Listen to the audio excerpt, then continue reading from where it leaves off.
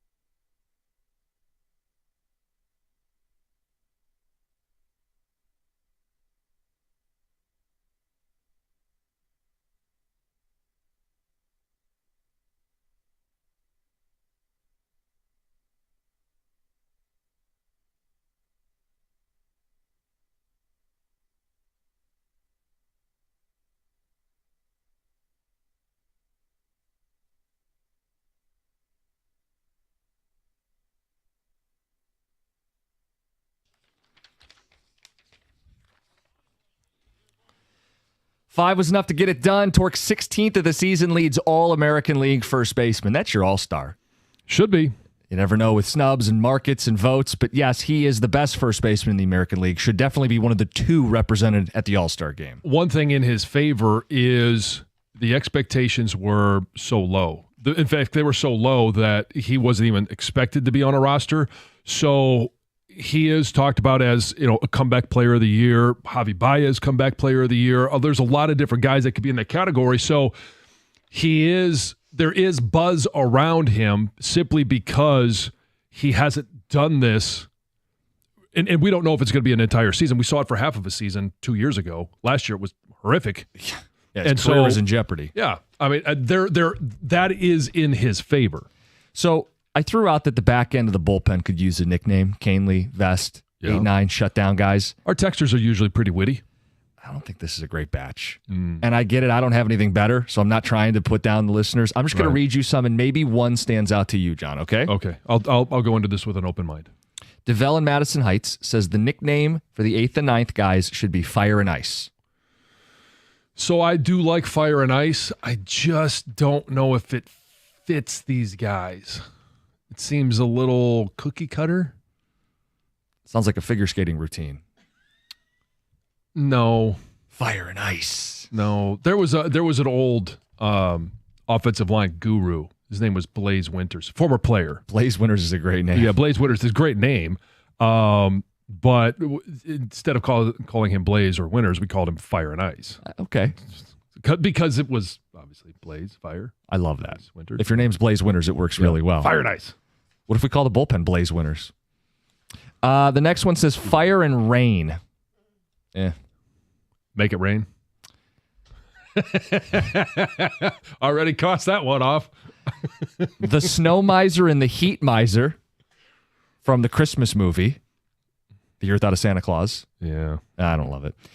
Canely is the master with his changeup, and Vest is the blaster bringing the heat. Oh, the Master Blaster? Sparky and Trenton. Ooh. You're intrigued. The Master Blaster. Gotta be careful with that one, but yeah. You do. Thunder and Lightning kind of played out. Yeah. That's Sergeant Ammo and Swartz Creek. And how about Smoke and Fire from Lee? Smoke and Fire. I don't know. Smoke. Yeah. I see what we're Where doing. there's smoke, there's fire. Yeah. I get what we're trying to do. I don't think any of them are going to stick. Yeah. But I appreciate the effort and the creativity. Yeah. Master Blaster would be the best one out of that bunch. Heather, did one jump out to you? No, none of them. Okay. No. She's meaner than I am. Say it like it is. What is this? Master Blaster? Yes, this is a song called Master Blaster by Stevie Wonder. Oh. News to me. I was actually looking for the theme from the Nintendo game Master Blaster. This doesn't really feel like your bullpen guys are coming out. Yeah. Yeah. Something more up-tempo. Yeah. I can't picture Vest coming out to this to close the game. No. Coming out with his eyes closed. A leisurely walk out to the A mound. stroll, if you will. Tigers 20 games above 500 right now with another win last night. We'll get to Zadarius Smith at 650 begging to be a Detroit Lion. Would you hold it against Holmes if they don't make it happen? Major League Baseball trade deadline decisions, the Tigers' biggest need. We'll get to that after we get to Heather's news. But first, I want to play some audio from OTAs yesterday. Oh, sure. Around the NFL, if you will, John. Some of the choice statements that were made. My favorite is probably that of Myles Garrett. He was asked about Aaron Rodgers signing with the Steelers. He kept it short, simple, and sweet.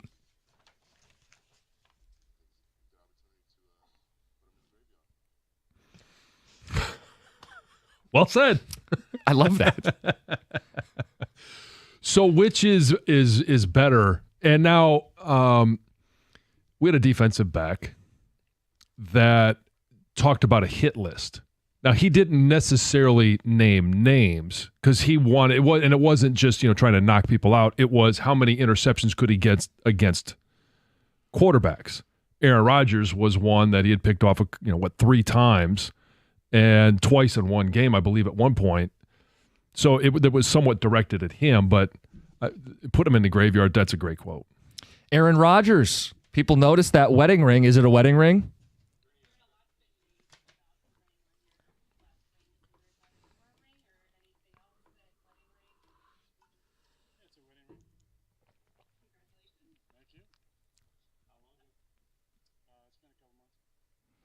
That answers that. Answers that question. I thought he was going to say he was matrimonialized. Oh. Come on, don't put it past him. Don't. And one of the biggest headlines on OTAs yesterday was Shamar Stewart. He's the rookie that the Bengals drafted. He's the other edge rusher they aren't practicing with right now. Everybody knows about Trey Hendrickson. Rookie Shamar Stewart talking about his situation.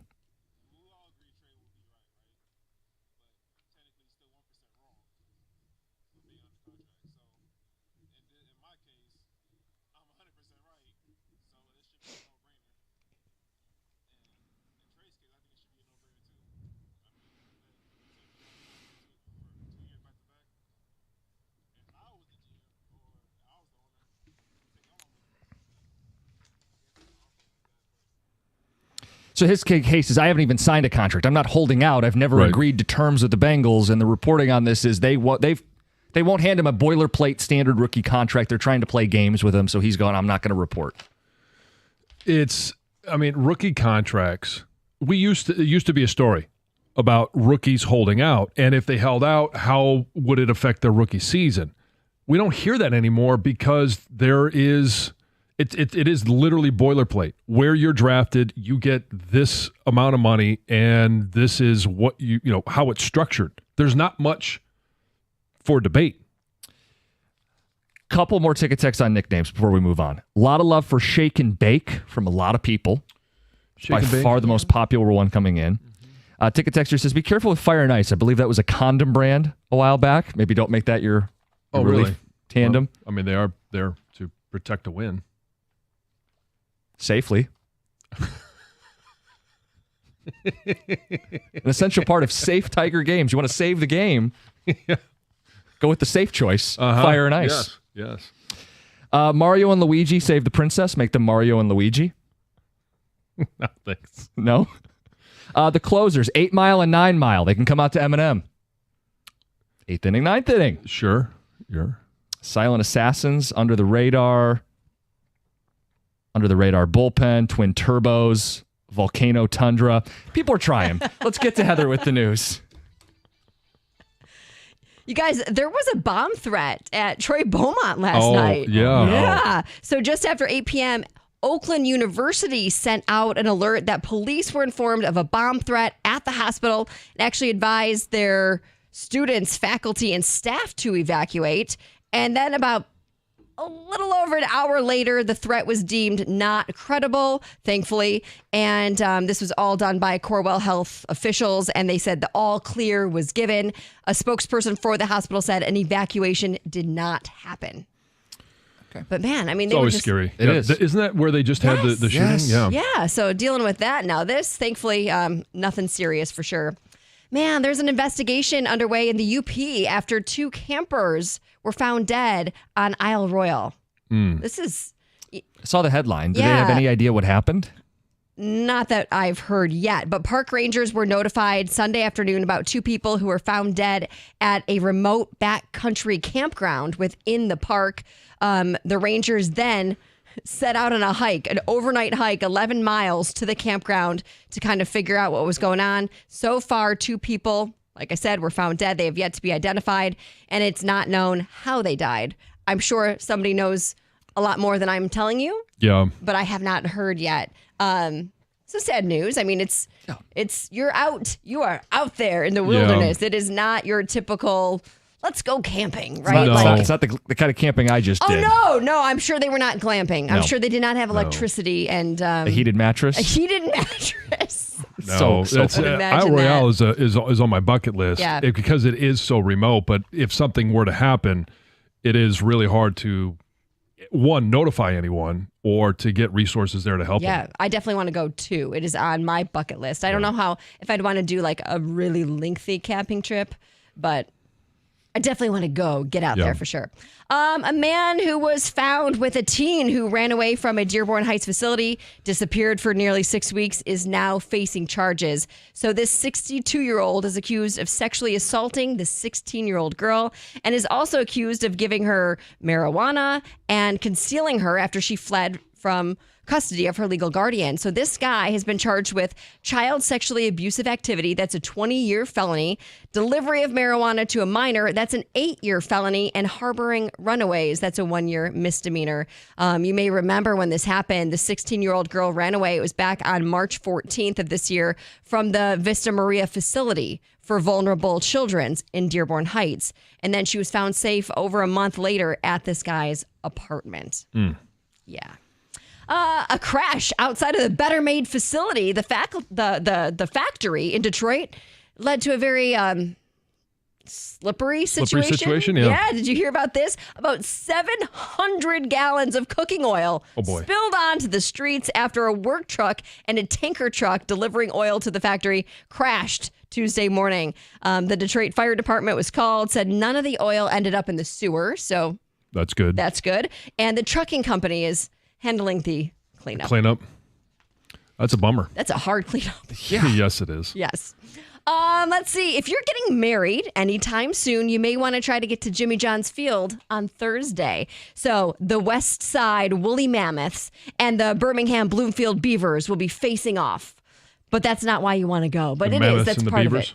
of it. Fern Hill Golf Club is giving away a $4,500 gift certificate to use towards a wedding, a shower, any special event that you may have at their venue. So during the game, they're actually going to launch a wedding bouquet from a T-shirt launcher. Oh, wow. And whoever catches the bouquet will get this big gift certificate. Oh, my goodness. That's smart. I like that. It's going to get aggressive. Ugly. Look out. Yes. Box out. It's yes. I mean, it's pretty cool. That's a lot of money to go towards a wedding or towards it's a lot of money to go towards a shower. So a pretty cool giveaway. So get out there if you're planning a wedding. It's Heather with the news. We keep being flooded with nickname ideas. Oh, okay. We can read some of those. And it actually does lead us into some deadline decisions for the Tigers. It's next, 97.1. If you're ready for a straighter smile without metal braces, it's time to check in with Brightside Dental, the perfect time for Invisalign. Comfortable and now more affordable than ever. Free Invisalign consultation. There's no pressure, just answers. And if it's right for you, get you into one of those flexible payment plans to make it easy to fit into any budget. Start your Invisalign journey for as low as $59 a month. Straight teeth, straightforward pricing. That's something to smile about. Mention Jim Costa and The Morning Show. Lock in that price. Call 1-800-PAINLESS. Go to brightsidedental.com. That's Brightside Dental. No judgment, just care.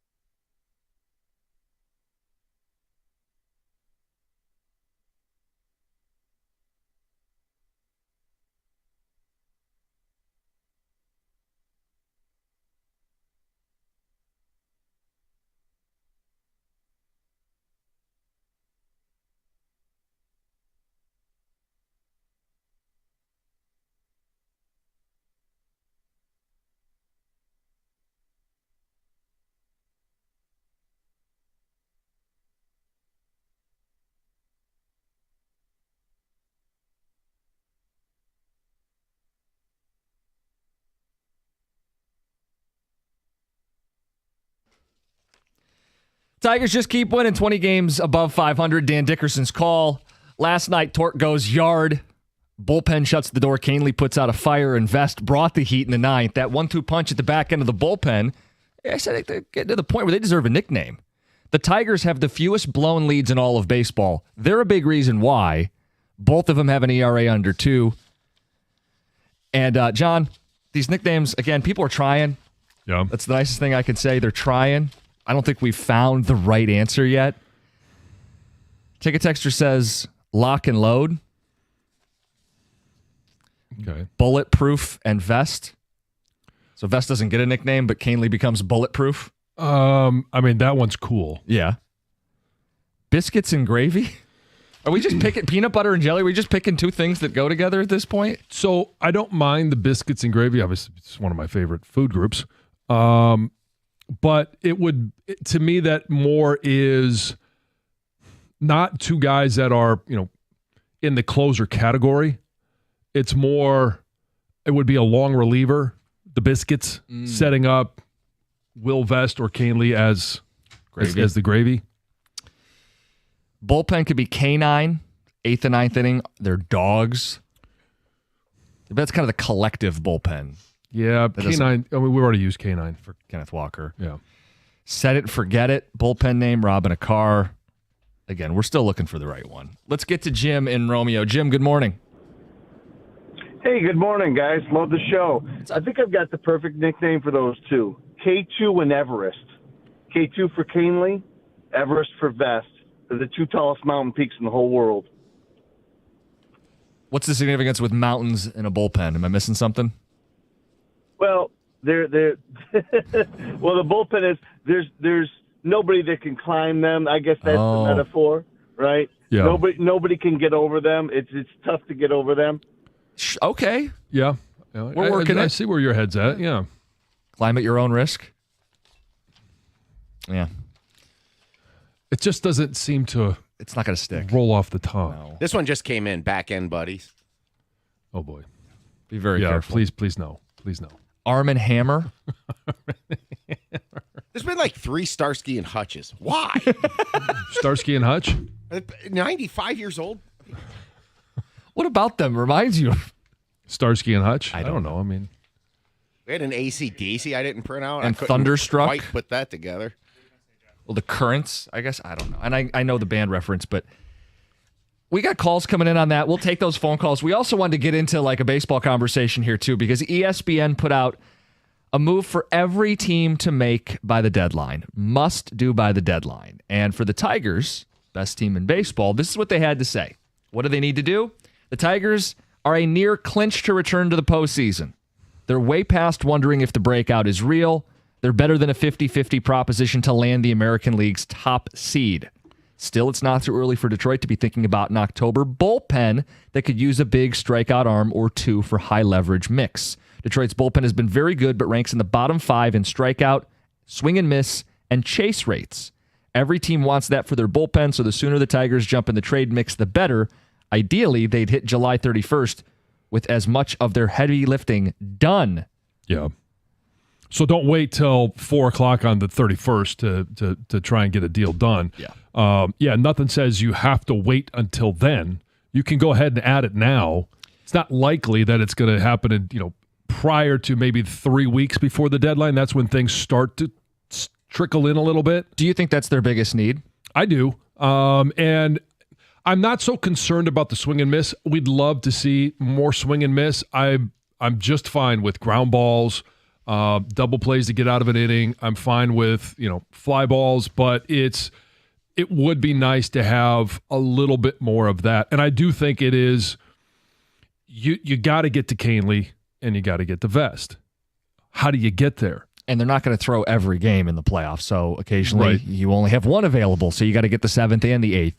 Right. So that's my point is whether you're getting to Canely to finish a game or you're getting to Vest, let's talk Skubal. If he goes 7 innings and it's a 1-run ball game, who are you going to bring in for the end of the 7th and the 8th? Somebody that can pitch an inning and a third Or even if somebody has to come in for Sawyer Gibson-Long, he goes 5, gives you 5 really good innings. How are you going to get through 6, 7, and 8 to get to Canely or Vest? That's where I think they need to add to the bullpen. You have said bullpen. Tom, you have gone starting pitching when we've had this conversation before. Do you feel that's the biggest need for this team? It lowers with Flaherty as long as he maintains some consistency here. Okay. And I'm going to say bat, but are we represented in 3 camps here? Well, you can do more than one. Right. I think they should add a bullpen piece and a bat. At this point, I think it's third base. Okay. I think it's glaring. So I know we keep putting a player at third base. I don't really care if it's third base. It just needs to be a right-handed bat. That was one of the concerns I had last night, and I'm glad that they were able to get a win. But when you have a left-handed pitcher and maybe Kerry Carpenter's not in there, or you're starting, Cole Keith is not in there.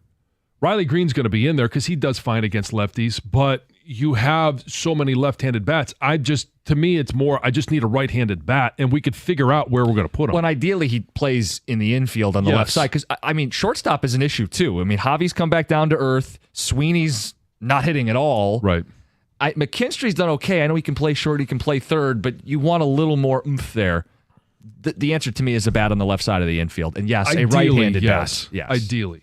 Yeah, and I mean, the big fish will be Bregman potentially, but Suarez is, I think, very attractive for them. Suarez, Bichette, we've brought up a couple of these guys. And there's probably guys we're not even thinking of yet. There's still 6 weeks until the deadline. Yeah, there are still teams that are trying to make the decision. Are we in it and trying to get a wild card, or are we throwing in the towel and we need to try and find a way to make ourselves better for next year? I just think Suarez fits the profile. He's expiring. You give up very little. He has right-handed power. You don't have to bring him back, but you could on a 1-year deal. I think he fits their timeline to a T. Ticket text 248-539-9797. Same with the phones. Let's get to Dave in Clinton Township. Hey, I hope this one doesn't get you emails and stuff, but how about Smith and Wesson? I'm all right with that. I mean, I don't know that it necessarily. I mean, you got the big guns. Yeah. Mm-hmm. Yeah. I mean, it kind of steals my joke with the kids, right? I mean, Mr. Smith and Mr. Wesson. I love that. All right. Hey, thanks, guys. Thanks, Dave. Dad, can you lift that? Yeah, sure. Haven't you seen Mr. Smith and Mr. Wesson lately? Ticket textures. Fast and the Furious. We live 1 inning at a time.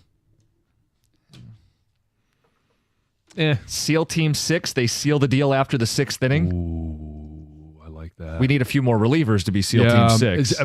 The problem is it's that you don't really want to see them in the 6th. You want to see 8th and 9th. Right. The janitors, they come in to clean it up and put it away. You guys said it, swing and miss. If they add a 3rd reliever, it could be Control, Alt, and Delete. I don't hate it. I know we can do better. It's just a little computer dorky. That's the challenge, is finding something that's fun, unique, creative, fits both of them. Yeah. Keep workshopping it. Well, we don't even have to do it by today, but just start thinking about it. Text it in randomly at some point in the next month. Maybe it'll stick. 248-539-9797. And we want to know what you think the biggest need is for this baseball team. Bullpen, bat, starting pitcher, something else. Let us know. I mean, those are kind of the only 3 things. Well, it is. And I mean, we're still trying to figure out starting pitching. I don't say we're trying to figure it out. We've got some good options. They just have to be healthy, and they need to be pitching their best, obviously, by the end of the season. And you believe that you have Skubal and Flaherty. Mm-hmm. Now, we're going to get a chance to see Casey Mize tonight. Yep. What type of control does he have? Is he going to be more like we saw at the beginning of the season? Or he had some control issues the last couple. When is Reese Olson going to be back? And it shouldn't be that much longer. I wouldn't think so. So finger inflammation. It wasn't like a ligament. It wasn't a lower body ailment. Yeah, and I know some of it is some of the grip with some of the pitches that he's throwing, and that's what created the inflammation. They want to make sure that they get that corrected, so it's not something that continues to reoccur. Of course. You certainly don't want it to happen in September. Right, they're playing the long game, and they've talked about that, gearing up to play more than 162.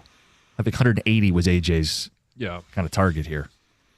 And, I mean, it's you start to get into and thinking about the 4 for rotation when you get into the postseason. Who are those 4 going to be? And if you've got half of it figured out, and you think you may have 3 or 4 with Olsen and Mize, it's not the top of the list for me. Texter, first one on the sheet. Mize will end up in the bullpen after they acquire a starter. He needs less work. So, okay, if they do acquire a starter, then maybe that's the other way that you work this is Mize becomes that guy that gets you from 5 to 7 or 8. 2 words, JD Martinez. Transparently, I don't know what he's doing this season. I know he's a big name a year ago for a bat. We talked about him briefly during the preseason. But I don't know that. We've spent a lot of time talking infielders. He's, at this point, just a DH. I know he could play a little outfield. Their outfield is pretty good. JD Martinez is a member of the Mets, who are a really good baseball team. Or no, sorry, he was a Met last year. He's not on a team. No, he's not on a team. He's a free agent. So wouldn't cost you any. Well, cost you a couple bucks, but you don't have to give up any prospects. How about slice and dice? Change up dices, fastball slices, the Avengers, Motown Muggers, and the Blues Brothers, because they give the batters the blues. So, if they went to Blues Brothers and that was their walk-up music, I'd be all for that. A slice and dice, I kind of like that. I don't hate slice and dice. Nicknames, biggest need. We'll get to Lions conversation as the hour wraps up. It's 97.1. Hey, you guys, it's Heather. And if you're like me, you like knowing what to expect, especially when it comes to your phone bill. Well, Verizon's got some big news for your peace of mind. For the first time ever, they're locking in low prices for 3 years. That's right, 3 years guaranteed with my plan. So if you're thinking about making the switch to Verizon, this is for you. You can get a single line for just $45 a month when you switch and bring your phone. That's Verizon's best price ever on unlimited welcome with autopay plus taxes and fees. And again, that price is locked in for 3 whole years. Because at Verizon, they've got your back now and in the future. So go ahead, take one thing off your worry list. Visit your local Verizon store in Detroit and ask about their 3-year price guarantee today.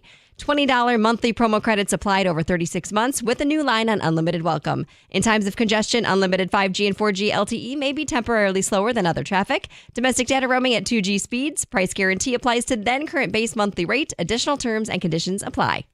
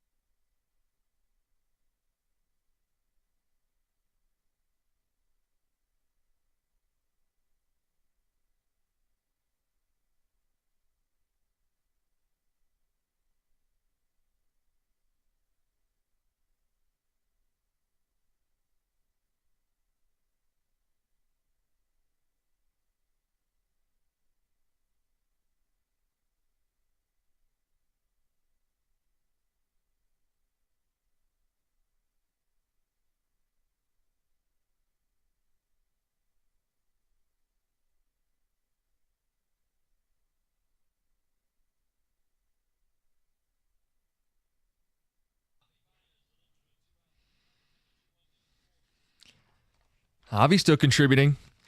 He drove in a run. Torque went deep. Bullpen did their thing. 8-9 shutdown with Canely and Vest. And the Tigers beat the Orioles last night. They are now 20 games above 500. And I just saw this, John. This is from Pat Caputo, who evidently is up early today. Oh. With some Tigers context. 8 games is the biggest lead the Tigers have had after 68 games in franchise history. Their 44-24 record is tied for the third best start with the 06 Tigers. The only two better, the 84 Tigers and the 1909 Tigers. Want some context? That's from the book. Yeah, I mean, it's always great to have that context in knowing what they're doing. I mean, the last time that they were above, 20 games above 500, we talked about that earlier, is the 2013 team. Which is maybe the most talented Tiger team of my life. They were loaded, absolutely loaded. So I would go as far as say they are the most talented team of my life. And this team's out here doing it.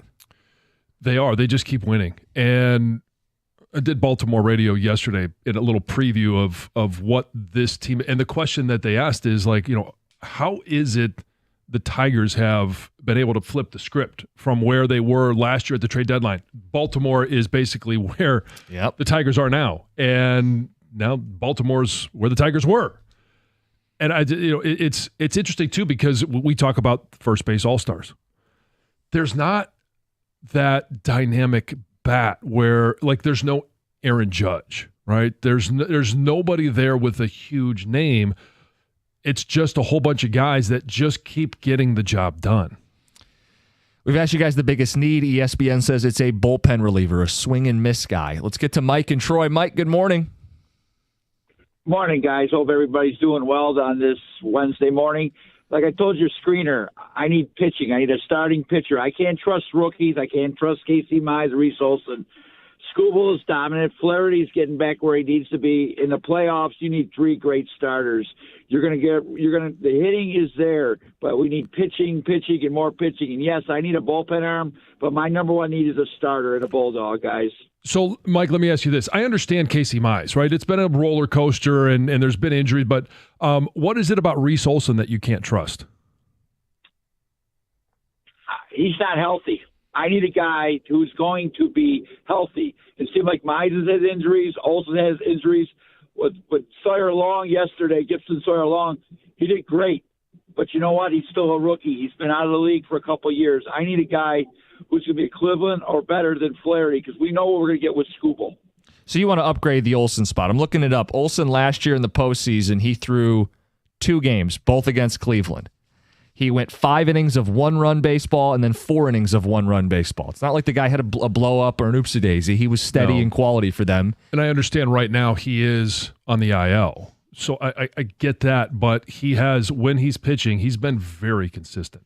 Yeah, but he got hurt last year too, and that's why chaos happened to a degree. Right. So a track record's being built here. That's why I still have my need is definitely the right-handed bat, third baseman, or right that side of the infield. But when you look at Mize, we're in this window right now. Okay, he pitched well the first 6 weeks. There is now scouting on him. He got hurt. He's come back. They're scouting, sure. Yeah. So now, how does he respond here? So, over the course of the next month, which the Casey Mize we get, and if you still have questions about Olson being healthy, all of a sudden this becomes a humongous need. Like I don't feel like they have a rock at number 3, and that's kind of usually what I want in my starting staff. It's just somebody can go out there and usually give me 5 or 6 innings and doesn't get torched. I think that's why tonight and these starts for Casey between now and the deadline are critical. I agree with that. All right, Zadarius Smith yesterday, talk of the town. I want to be in Detroit. Mm-hmm. Begging to be in Detroit, I would say, John. Oh, yeah. I mean, the quotes, and we read them all yesterday, but I think it's the first one that he had is probably the most telling. We both know where I want to be. Hopefully I can get back to Detroit. He keeps talking about the coaching staff and blah, and then he says, hopefully I get back where I want to be in Detroit. I don't know if it gets more obvious than that. He says, I've done the sacks, the All-Pros, the Pro Bowls. I want a ring and a championship. Begging to come back to Detroit. John, the question I have is this. Would you hold it against Brad Holmes if they don't bring Zadarius back? And I understand it's not going to happen immediately, and he might not want to go through some of training camp. Well, you're learning some patience. It doesn't have to happen right now. It doesn't have to be on the roster right now. But if it's okay if it still happens? My question is, what if it doesn't happen at all? He's not here when they're ramping up in late August, getting into September for football games. If he's not here, would you hold that against Brad Holmes? So it depends on the context. And it can be as simple as, is Zadarius Smith a better option? And I'll list off some guys. And you just tell me yes or no when I get to the end of the list. Is Zadarius Smith a better option than Josh Paschal, Al-Quadin Muhammad, Marcus Davenport, Ahmed Hassanin? The rookie out of Boise, yes. Yeah, Mitchell Agude. Who? Yeah. Yes. So that makes it seem obvious. So I want to give Where it's not obvious is when we see Zadarius Smith, because he's going to be in the NFL next year. We hope it's in Detroit. He said he hopes it's in Detroit. He's a better option than what we have. The context where I won't be upset is when you see whatever he signs for and the terms of the deal, how the deal is structured. That's going to be the issue. Is he just going to get more money than the Lions are willing to pay? So assuming it's a 1-year deal. Right, but okay, assuming. Yeah, I mean, I think if it's a 1-year deal, I mean, the Lions have some extra cap for this year and this year only. Correct. Does he at the point of his career where he wants 2 or 3? It's a fair question. He was incredibly productive with the Lions last year. And to the point where when he joined Detroit, he was a pressure machine. He produced sacks. He was their number one guy. There wasn't Aiden drawing double teams. And he more than delivered for this football team. In fact, if you start stacking him up around the league, he trailed only Micah Parsons and Myles Garrett in quarterback pressures from the day he showed up in Allen Park. So what does that mean in dollars and cents? Well, it means they're not going to get him for $1. But I think that he has shown you he's willing to compromise to be here. If you can get a highly productive player who you know fits in the culture, produces for your team, shares your goals and visions, has said, hey, I'll help Aiden and mentor. I've been that guy. I've been the double-digit sack guy. He's checking every box. He's all but on his knees pleading to come here. And if Brad Holmes says, nah, of course you'd think less of him for that. Sure. But it also, some of it, again, context. How much does he sign for? How many years? Does he get a 3-year deal from Buffalo? All right, if he ends up in Buffalo, yeah, we'll be mad. Because that's the other level of this. Yeah, right. He picks a different contender instead of us. But so he's already said he wants, it's about the championship ring. Yeah. And how much is he willing to take because he wants that championship ring? Not that the Lions or anybody else has to give him a discount, but that's one of the things that he has said. He sent a signal saying, yes, I do believe that the Lions are a Super Bowl contender. I want to wear a Super Bowl ring. I want to have that as part of my legacy in my career of the NFL. I want it to be in Detroit. That's all great. But there are other teams. Buffalo. Could Baltimore use an increase in their defensive and pressuring a quarterback? Sure. So there are other teams that are going to be in the market. How many years? How much money? And if because of the numbers that he had last year, he does deserve a decent contract. He does. So if he gets something that maybe is above market value, then I'm not going to be mad at Brad Holmes. The way it reads today is he'd take less to be a Detroit Lion. So if that changes, fine. But as we understand the current situation is he's saying, please, please, please, please make me a Detroit Lion. And if our response is we're good at edge, why would we need a second edge? The public comments we've heard, that's not good. I agree. So I need to see it play out. Okay, it's 97-1.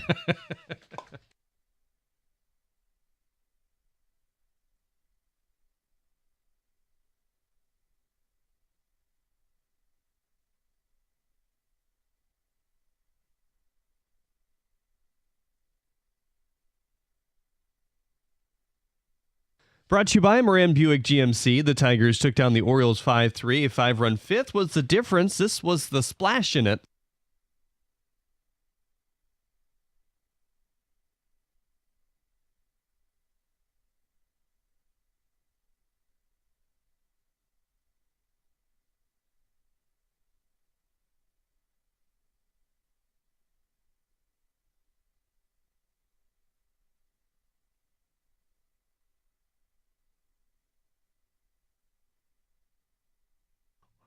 Audio via FanDuel Sports Network Detroit. That home were a part of a team cycle in the 5th inning and a stretch of just 4 consecutive batters. The NCAA adding a coach's challenge this upcoming season to college basketball. They'll have the chance to challenge at any point in the game.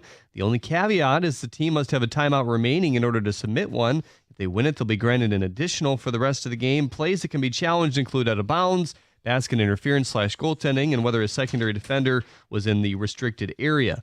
Pistons fans may just want to book a trip to Mexico this November. The team will face the Mavericks in Mexico City on November 1st. Tickets will be available next month. Ex-Michigan football coach Jim Harbaugh said yesterday that he had a successful cardiac ablation and hip replacement in the offseason. At the Cornhole House Sports Desk, I'm Jeremy Otto from Oregon at 97.1 The Ticket or Odyssey.com.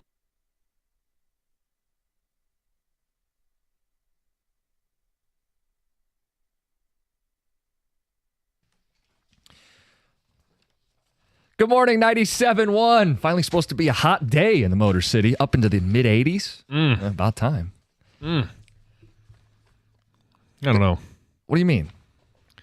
You don't know if it's going to be 80 or? No, I don't know. No, the weatherman has said, and it seems like more of a 50-50 proposition. The sun is up. It probably will be warm, so I have a tendency to trust him. I'm just not a big fan of really hot weather. I have a sweating issue.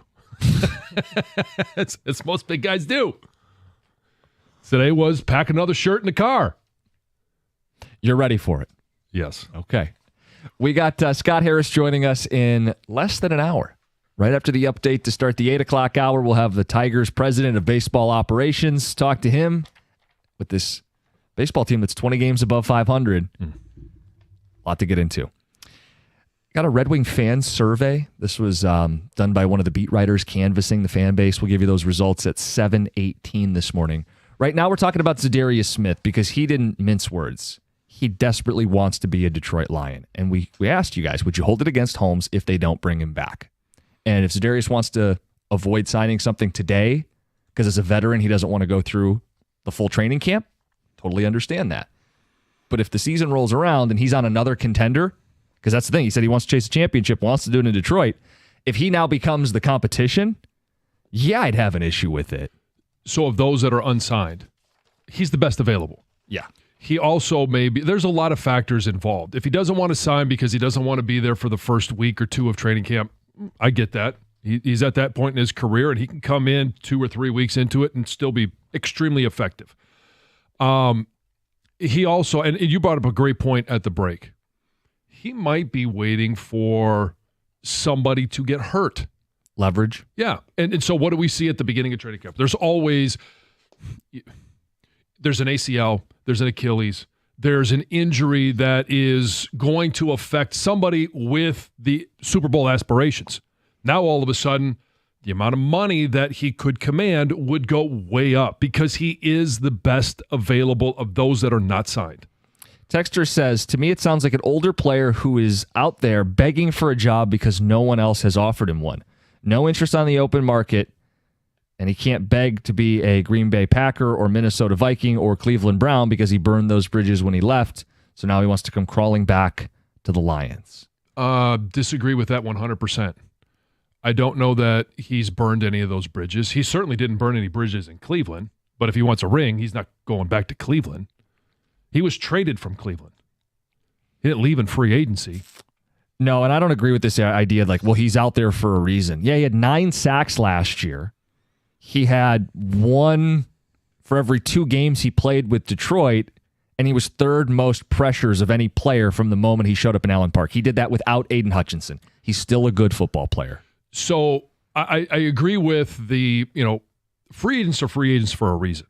Some of those reasons can be good. Some of those reasons can be bad. They don't have to be like he's not a great guy in the locker room, right? I don't believe that to be true. Because they vetted him. They did their homework. That's right. Important to them. And there's been nothing that has come out to say he was some type of cancer in the locker room. He has already said, I want to play with Aiden Hutchinson. And he doesn't care about the sacks. Aiden Hutchinson is going to get more sacks than him. Mm-hmm. He's going to get more play than him in terms of, hey, when Aiden Hutchinson does something great, the entire state and beyond those borders are going to celebrate every moment that Aiden Hutchinson has because he's coming back from an injury, because he's a local kid, because he's a dominant player. when Myles Garrett, I mean, sorry, not Myles Garrett, when Zadarius Smith does something, it's going to be applauded, but not at the same level. He's okay with that. He's already said he's okay with that. He's a free agent, and I believe he's a free agent not because nobody wants him, because he's in the position in his career where he can hold out for the situation that fits him best. How about this word choice? It would totally be negligent to not sign Zadarius Smith if he's willing to sign for less. And everything that we know publicly is he's a good locker room guy. That's Noel in a car. Yes, if he's willing to sign for less than his market value, whatever that is, then yes. That's where I would look at Brad Holmes and say, what the hell are you doing? Z would make Hutch better, as well as Hutch making Z better. Get it done. Texter says, did Brad not say he left an offer with Smith's agent? I.e., it's on Smith. I don't remember that. I'm not saying that wasn't said. I don't believe he said we offered him. I think they said we'll be in contact with his agent if something changes. That could be on their side or his side. Yeah. But I think it was left to where the door wasn't shut. Right. The door's open. There's got to be two-way conversation. And we've heard, one Dan side. Campbell. Yeah. I would imagine that Dan has probably had conversations regularly with Zadarius, as well as Brad Holmes, with him and his agent. Brad is waiting for Hendrickson. Once he's off the market, then we'll sign Zadarius. You buy that? I don't. I don't because, I mean, it's a long shot to think that Trey Henderson would ever be in Detroit. I just think it's a very long shot. And as much as we want it to happen. Yeah. Yeah. If Brad doesn't bring back Zadarius and Davenport gets hurt by week 3, everyone will be up in arms. Says, I hope they get asked about it every week. If Davenport makes it to week 3, I think that we should start applauding that. Because he didn't make it to week 3 last year. He made it through week 1, sat out 2, and then actually, I think, played 3 and then was done. Okay, this is a trolling text. Him saying he wants to be a contending team and then begging for Detroit, that's contradictory. If he wants to chase rings, he would go elsewhere. Yeah. Okay. That's just troll. This team, we've done the bit, hey, could they use another pass rusher? Is center and the interior a concern? Yes. Losing coordinators, tough schedule. They're still one of the best teams in football. I mean, they're in that group of probably 5 teams at the top of the NFL, however you want to rank them. You want to put the Eagles number 1 as the reigning champs. You want to say, hey, Mahomes and company are always there. They're ahead of the Lions. Okay. You want to say Buffalo came in here and made a statement until proven otherwise, Buffalo's ahead of them? Okay. But Detroit's probably 4, Baltimore 5. Couple teams that need to get over the hump, really loaded rosters, right in the mix. And they're one of the 5 best teams in the NFL. Again, I'll say this. It seems obvious. Is Zadarius Max Crosby? No. Is he Myles Garrett? No. Is he Trey Hendrickson? No. But if you put Zadarius Smith on this defense, along with a healthy Aiden Hutchinson, and then eventually a healthy Aleem McNeil, by the end of the season, instead of us talking about a top 10 or a top 5 offensive line, you could be talking about a top 10 or a top 5 defense. Which can counteract some slippage on the offensive line. That's the other reason to make this happen. 248-539-9797.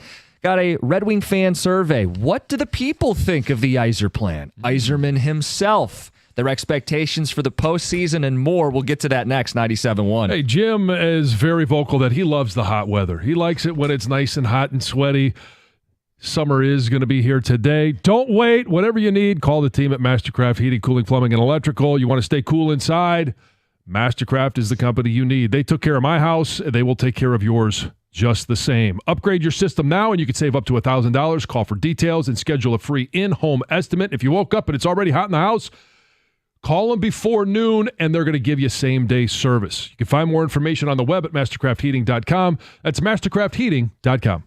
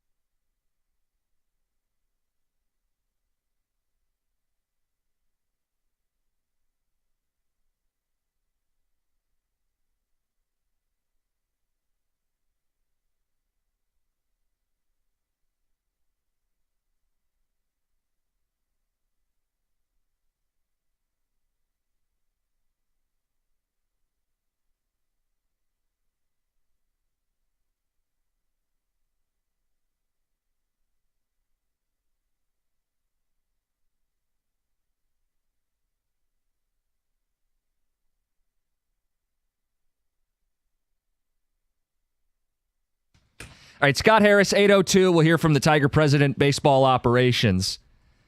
7:35. Heather's picked up on a dynamic with the show, and she doesn't like it. It'll lead to a broader conversation. Yeah. We'll get into it. I think so. I have in front of me a Red Wing fan survey. What do the people think of Yzerman and the Yzer plan? Okay. This is from Max Bultman of The Athletic. I think he does a great job, and he asked you guys to voice your opinions. How would you rate your confidence in the Red Wings? A lot of this is on a scale of 1 to 5. 1 being the lowest, 5 being the best. How would you rate your confidence in the direction of the Red Wings? The majority of people put it at a 3. Crossroads. For Steve Yzerman, same thing. The most popular answer was a 3 out of 5. Your performance of Steve Yzerman is rated a 3 out of 5. Crossroads. As you go a little lower and deeper into the survey, he asked people, what is your confidence level the Wings will make the playoffs next season? 49% of people were a 1 or a 2. 51% going the other way, but only 1% felt super great about this team making the playoffs as a 5. Kind of stuck. That's how I would read into that. Who's your preferred target for free agency, John? Yeah. You want to take a guess who it was? No. Okay, it's Mitch Marner. Okay. 38%, as unlikely as that may be. Gavrikov is this gritty defenseman for the Kings. He's number 2. Sam Bennett was number 3. This is before Bennett has had an even better Stanley Cup final. I'm sure that changes a little now. It might change a little bit, but it's not shocking to think that Mitch Marner would be the top of that list. The best player. The fans want the best player. Which area of the Wings hockey ops are you most confident in? By far, 71% said drafting and scouting. By far the worst was free agency and pro acquisitions. 4%. Some more thoughts. When do you realistically expect the Red Wings to next compete for a Stanley Cup? Within the next 2 years, 3 to 5 years, or 5+ years away? What do you think the most popular answer was? 5+ years. No, it was 3 to 5. Okay. 3 to 5. And I would think that's on the emphasis of 5 as opposed to 3. Well, that's why I erred on that side of things. 65% of people said 3 to 5 years from now they're competing for the Stanley Cup. 30% said 5+ years away. And only 4.7% said in the next 2 seasons. I'd love to know what they're seeing. Right. I mean, so in the next 2 seasons, if they're going to compete for a Stanley Cup, then you would have to then go back to your confidence in signing free agents and pro acquisitions. That would have to be completely different. They would have to be able to add in free agency both years. If in 2 years they're going to be competing for a Stanley Cup. It sure feels like most people think they're going to miss the playoffs. Most people are right in the middle on Steve Yzerman, fork in the road off season, and most people don't think they're going to do much in free agency. That's the area that they have the least confidence in. So what are we setting up for? A missed playoffs again next year? And a lot of those middle of the road are probably a lot of fans that just don't have the heart to give it a 1 or a 2. I know. And they're still holding out hope and faith that Steve Yzerman is going to do it. We all are. A year from now, if they're not in the playoffs, he will have a majority 1 and 2. Right? I would think. You would think the fans would turn on him if they missed. I kind of thought that they would have been there now. I know. Especially with the way that they've fallen apart at the end of seasons. They were much closer to making the playoffs. They tied last year, just lost a tiebreaker. This year, they went backwards. Yeah. And so if that's the path that you're taking, and there is a big name out there, it doesn't have to be Mitch Marner. It would be great if it was. I think it would make a huge difference for this team. But there needs to be solid pro experience, veteran players that are added in free agency. There are rumors that Dallas is going to have to shake things up, right? They've gone to 3 straight West Finals. They've already fired their coach. We threw the goalie under the bus. Some of their big scorers weren't performing later. Jason Robertson is 25 years old, and there are rumors that he could be dealt. 35 goals scored last season. He'd be a top-line guy. He's made deep postseason runs. He's if you can't get Marner, There are other options. This is not a Marner or bust. It's the only way to make the hockey team better. Right. It's not just free agency. It's you can make trades. Yes, which is something Yzerman did quite well in Tampa. He found some gems in the draft, but he also made a couple big impact trades down the line too. Yeah. You got to win a couple trades. And nobody's ever said Steve Yzerman can't draft. No. He's done a great job of drafting here. It's just the fact that in hockey, unless you have a generational talent and you win the lottery, which the Wings have not done, you don't have that instant impact. One last thing that I thought was interesting. I didn't love how this question was phrased. It's been 9 years since the Red Wings made the playoffs. Which describes your urgency and patience for Detroit to get back to the postseason? The most popular answer is, I'd love the playoffs, but I'm more concerned about long-term sustainability. That was 44%. The second most popular answer was, I want playoffs next year at all costs, 31%. Nearly a third of Red Wing fans are in the camp of, make it or else. So what was it about the question you didn't like? The other options are weird too. I'm eager for the playoffs, but missing another year would be okay, 20%. And I think the Red Wings should take a short-term step back, 4.6%. You could be in both camps.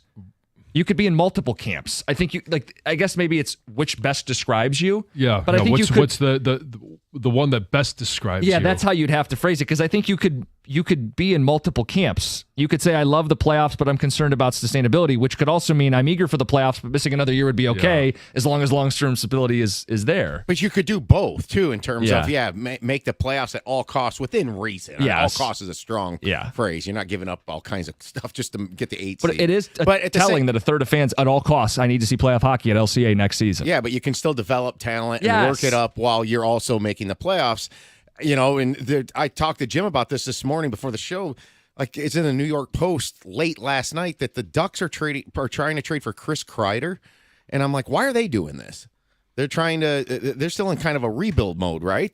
They were one of the lowest point totals in the league last year, right? Yeah, but they would have jumped the line. They do. They said that. They expect to make the playoffs next year. And Kreider's career's gone a little downhill, but he is a gritty playoff scorer. So that's a doing both. Yeah. Anyway, there's a little pit stop on the Wings, just a little bit on today's show. Most of the show has been about baseball and football, and we got to get to Heather's news. So, Heather, what's going on? Yeah, well, I got a story about poop, so this should be fun. Okay. So, employees at Foreman Mills on 8 Mile and Van Dyke want to know who pooped in the middle of the shoe aisle. Yes. So, this dump and dash, you could call it. Dump and dash. Yeah, it took place. That's There's not a nickname. I'm just going to say that. Please do not say that's a nickname. Took place Sunday morning, was caught on camera, and also caught in person by at least one employee. And this witness says this guy, actually, there was 2 guys, but this one in particular. Look out. Well, not necessarily. So they say at least this one guy who did the pooping came right into the store, didn't really speak to anyone, knew what he was doing, went straight to the shoe aisle, pulled down his pants, did his business, pulled up his pants, walked right out the door, got back in his car, and left. What's the motive? Well, they don't know. This other guy that was with him, I think, believed to have been doing the same thing, but I don't think actually was able to pull the trigger. Done. Yeah. Because also left the building at the same time as this other guy got in his car, took off. Now footage is shared online. They're hoping they can catch. I don't think they actually show the act online, but you can see the guy walking in. They want to know who it is. I mean, maybe he thought the bathroom was back there and noticed that it wasn't going to make it, so he just maybe. They did say they do have a restroom that's now locked, but if you ask and say, "Hey, I need to use your restroom," that they will allow you to go use it. So if you ask at a rest stop, I'm not a rest stop, but a gas station, sometimes they'll give you a key with the big hubcap or something. Like, what do they do in a shoe store? Do they have a big boot attached to the key? Probably. They said it was kind of a COVID thing that they locked down the bathrooms and now they just keep them locked until you ask. But he said this guy didn't even attempt to ask for the restroom or where is your restroom or where's the closest restroom. Just came in and right there in the aisle, shoe aisle. Interesting. Yeah. 2 campers were found dead last weekend at Isle Royale National Park, and now authorities admit a mystery around their deaths. So the investigation began on Sunday when rangers received 2 different reports of 2 dead bodies at this remote backcountry campground on the island. These rangers hiked overnight 11 miles to access this campground to kind of like assess the situation. The cause of the death, unknown.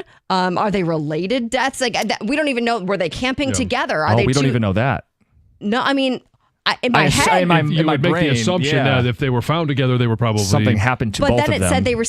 So that was my instant reaction. They were probably camping together. Something happened. But then the way it was stated was that these park rangers received 2 separate reports. Oh. So perhaps they were not related or together. I don't know. I don't know that. But the causes of both deaths are unknown at the time, and the campers have not yet been identified. So scary for sure. Officials at Cornwall Health Beaumont Troy Hospital were able to resume normal operations after a bomb threat prompted an evacuation advisory on Tuesday. Right around 8 p.m., the Oakland University Police Department advised students, faculty, and staff to evacuate the facility and other campus members to avoid the area. But it didn't take long, a little over an hour, and the department said that they had issued an all clear in regard to the threat. A spokesperson for the hospital said an evacuation did not happen, and the hospital did release a statement saying that the threat was deemed not credible and that law enforcement canine units were going to remain at the scene just out of an abundance of caution. So if you notice that going on, some commotion there, that's what it was all about. Kanye West changed his name again, apparently. So nearly 4 years after legally changing his name from Kanye West to simply Ye. Ye. Is it Ye or Ye? It'd be Ye. Pretty sure it's Ye. It's Ye. I think it's Ye. His name is Kanye West, not Kanye That's what I thought. West. I thought it was Ye. Okay. I thought it was Ye. He sells Yeezys. It's one of his shoes. I don't know. Yay. Tiebreaker. Tom, what do you know about Kanye West? Ye? Oh, boy. Yeah. I thought it was Ye. I've always heard it as Ye. Yeah. Okay. Whatever. He changed Ye. his name. I thought Ye, but to Ye, whatever. But it appears that he has changed it yet again. Oh, now what is it? So his chief financial officer recently referred to West as, okay, it's either Ye or Ye. Yee. Ye. Either way. Ye. Is it Y-E? Yes, Okay. it is, yes. Anyway, whatever it is, Yeah. somebody knows more than me. I always call him Kanye. Yeah, I don't most call people him do. Ye. Yeah, Ye. Yee. I know it's Yeezys, but it's also Kanye. I don't know. Whatever. It's double now, apparently, but he has yet to make it official on social media. Can And we that- do something like this with the Tigers bullpen nickname? Is it Yeah, Ye or Better than Ye? stuff that we got. You're not right. And that was white people reacting to the news. Coming up next, Heather's observation with the show. It's 97.1.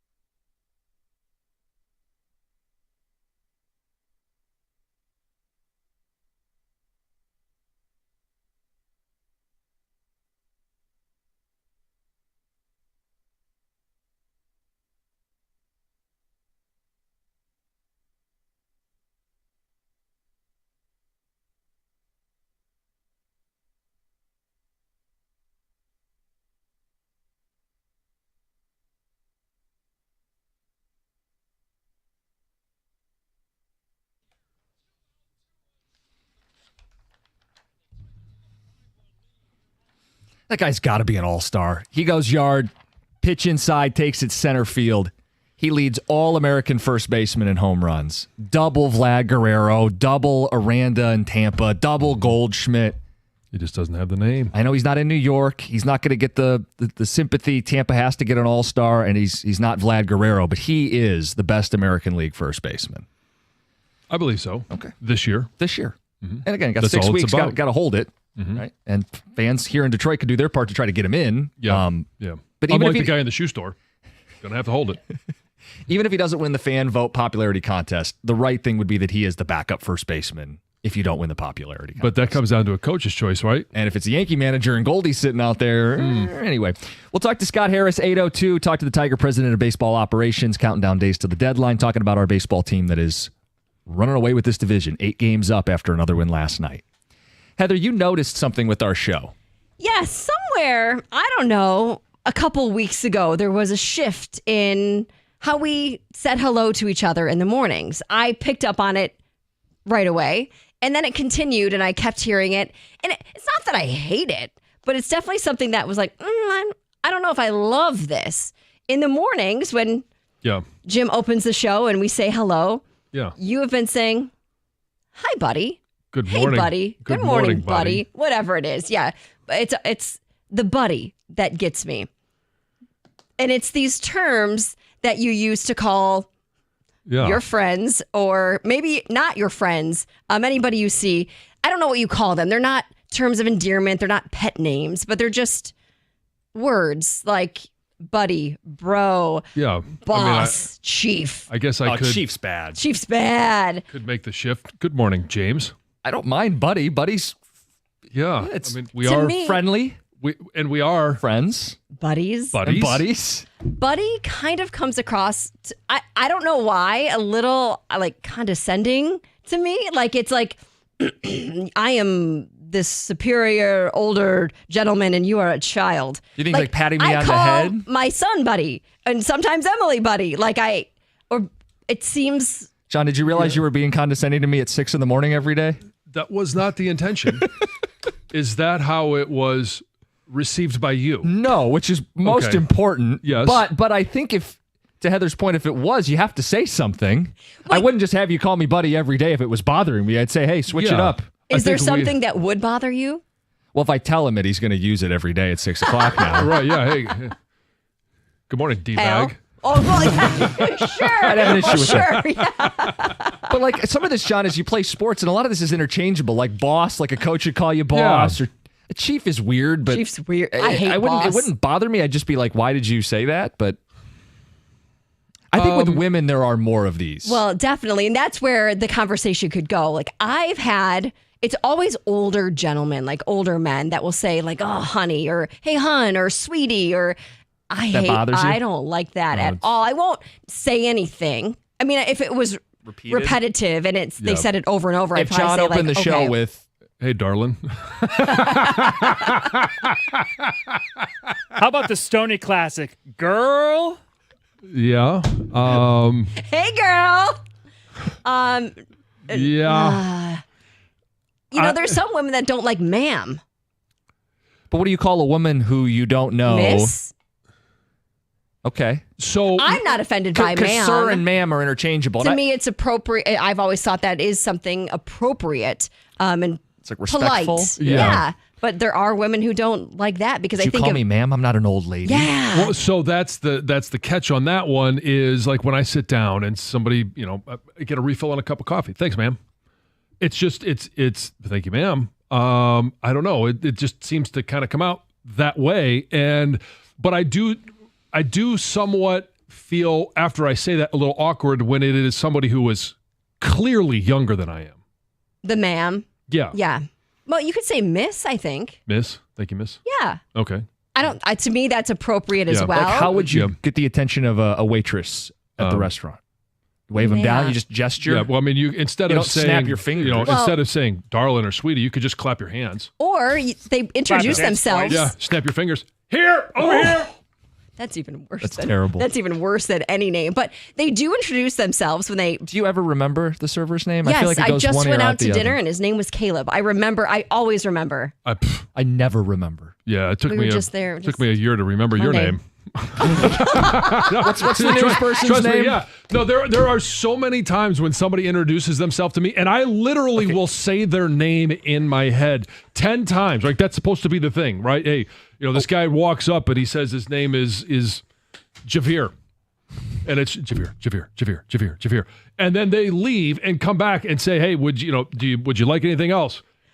I can't remember their They name. do wear name tags. Servers. Not all the time. I'm going to put everybody on the spot here. When the show ended yesterday, before we left, Lori walked around and introduced a new promo intern. Amelia. Intern. She's good.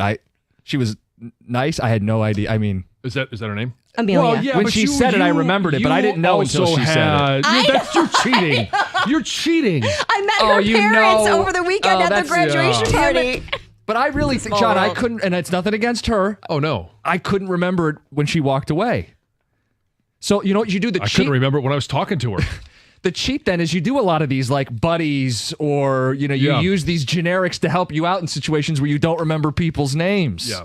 So for me, the cutoff is if you are, and now I know that you're clearly younger than me, but if you are, I don't know, appear to be college age or younger. I do this at Michigan football all the time because there's so many guys that are coming and going, especially, they may be here for a year, and sometimes it's hard for me to remember their names. And I'll just be like, hey, bud, as we're passing each other, they're clearly much younger than I am. Mm-hmm. And I'll just say, hey, good morning, bud. I don't want to not address them. I don't love it. Like, I don't even love when you just like mock said it. I don't know. I don't like the bud, a buddy. What words are acceptable besides their name? I'm not sure. Hello, Joe. I like bud and buddy more than boss or chief, pal, or guy. Yeah, so bro. Bruh. Good morning, bro. Well, that's the thing. Bro. The rage right now, yeah. Not even bro, With it's the just kids, bra. the teenagers. I get called that. My You kids do? call me that. That's kind of a different thing. That's a different thing. That's when you're doing something like cringy, they'll say, bruh. Yeah. Pal is the worst. I think bud is worse than buddy. Yeah, me too. Maybe that's it when you just said that. I don't like bud. Hey, bud. It just, I call my son that. Like, I feel like it's like you're looking down at them. Like they're these little children. Where do you stand on dude? Dude. What's up, dude? I would never use it, but I say I dude have. in like speech. Like, dude, that was crazy. But I never would address somebody as dude. Hey, dude. So, Jim, if somebody came up to a sales guy back there and said, hey, I got Yeah. this new client, and what do you think? And how would you exchange like your initial greeting with him? He goes, hey, Jim. What's going on? Nothing else? No, I mean, yeah. Very sly. Right way to do it. I'm proud of you. Thanks. I'm always using, bud is kind of my go-to. I wouldn't use that for a girl. No. What would you say? I guess I don't know what I would say in that. I just wouldn't use Neutral? one. I'd just be like, hey. I think that's the way to go. I used to, yeah, not the weird hi. Joe Bugle was our offensive line coach from, I was like 04 to my last year in Washington. And he would refer to everybody that he saw that was a dude. He would be like, what's up, stud? Oh, stud. Yeah, what's up, stud? How about He was, so to give you some context, Joe Bugle was, he was the original coach of the Hogs when they were the Hogs. So he was an older gentleman. I would probably say at that time, I don't know exactly how old 68 to 70 years old. So he would just refer to everybody that he would see as, hey, what's up, stud? Ticket Texter says, the worst thing you can call anyone is buddy. It's fighting words. Fighting words. Another says, I'm 100% with Heather. I hate when people call me buddy. Kenny in a car says buddy and bud. Hate both of them. Oh. Now, there are other people who want to know about words like champ or sport. I think sport's bad. That's like, I'm going to give you a noogie. Like, it's like I don't like that either. Yeah. What about this one? Hey, partner. What's up, partner? Like Old West. I can't stand that one. I mean, I don't mind. I guess I don't mind any of these because it's not like. I guess it depends on how you like say John it Wayne. too. Yeah.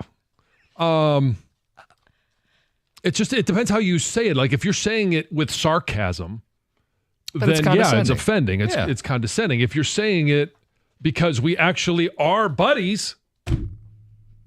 Well, the challenge with partner now is that is a very common gender-neutral, relationship-neutral reference to who they are with. Their boyfriend, girlfriend, married, spouse. Yes. My partner, people will say. Yeah. Okay. It doesn't work for women, but I always use big fella when talking to guys. Definitely Yeah, doesn't hey, big work fella. for women. Yeah. Hey, big lady. Yeah. Hey, big gal. Gal. Gal's not great. All right, we stumbled into something here. We'll take some phone calls. That's what you say behind their back. She's a big gal. Phones, texts, reaction, names you don't like being called, how you deal with it, and more. It's 97.1.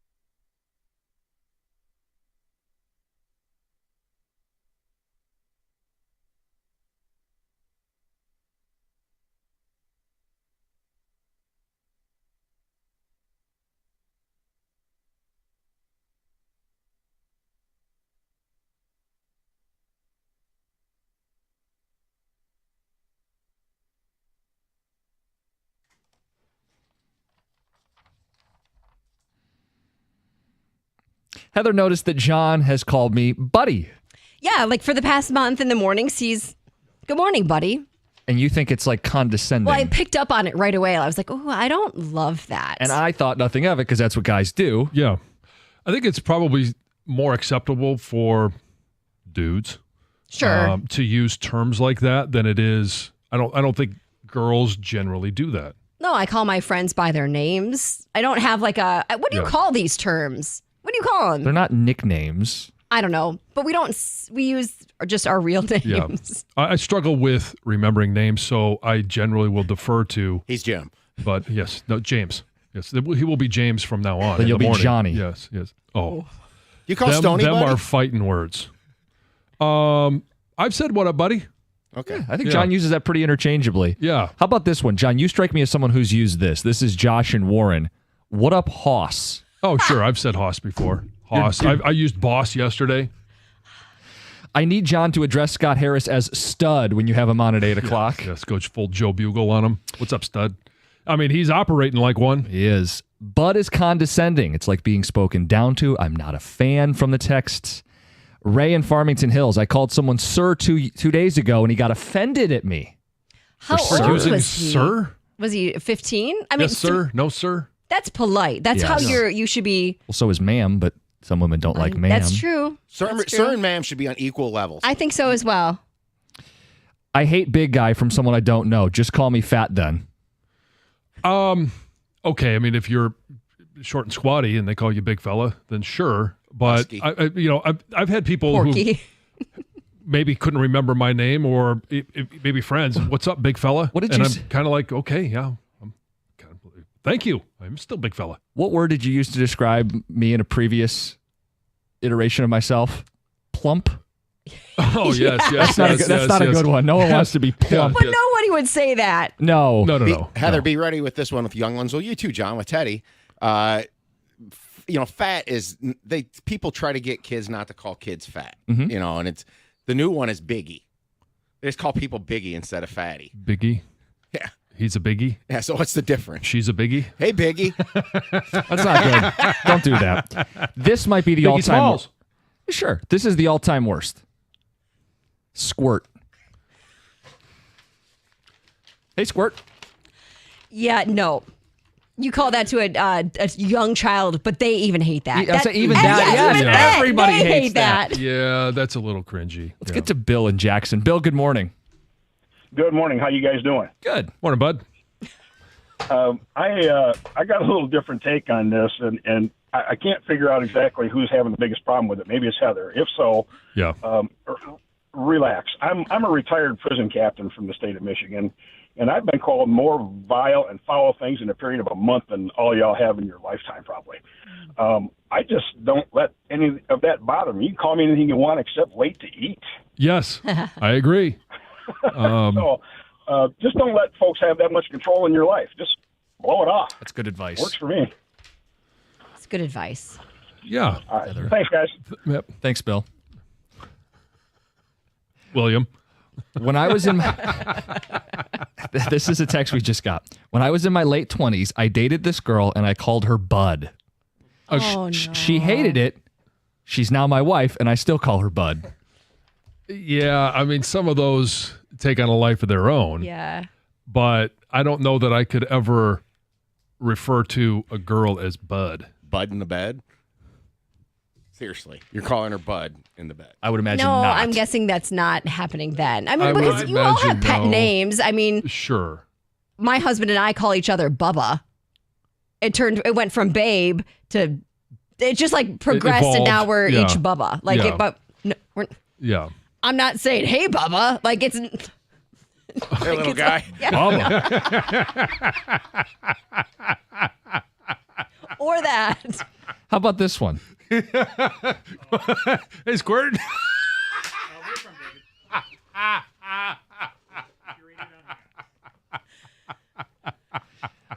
I call my I ain't going to the next place. No, I just had that in my mind, like not even in regards to that, but just Heather saying that. I had the visual of her saying that to to Colin. Move along, please. David in Roseville, good morning. How you doing? Good. How you doing today? Yeah, I was getting fitted for a suit one time. I got a little bit of a belly, and the suit salesman, the guy who was fitting me, called me portly. Oh, no. That's awful. Well, it's a little easier than just saying fat. Right. It's like, yeah, you need like a 48 portly. Okay, thank you. Yes, yes. You're in the Clydesdale category. Oh, no. Right. It's like such an old school term to me. It is. Portly? Yeah. Yes. Well, I mean, some people are portly. Sure. Yeah, they are, but. Mm-hmm. Yes. And the reason I've said this, the reason I use bud or buddy or some terms like that is because it's so hard to remember names. And so when I do, and I try and make an association, like if your name is John, I'll remember it. We got a new sales guy, sure. John. It's easy for me to remember. When I met a lot of the dads that were a part of the Marion basketball program, there literally were 4 Johns, and I'm like, this is right up my alley. John, how you doing? John, great, John. But I'll associate like what they do with their name, and so I'll have like a Builder Joe. Is that how you save them in your phone as well? Oh, 100%. Yeah. That's how my phone contacts are. Painter Dave, Mobile Dave. Yes. Guy works at Mobile. Got the guy's a painter. Baseball Scott is next. Yes. We'll get to that after the update, 97.1.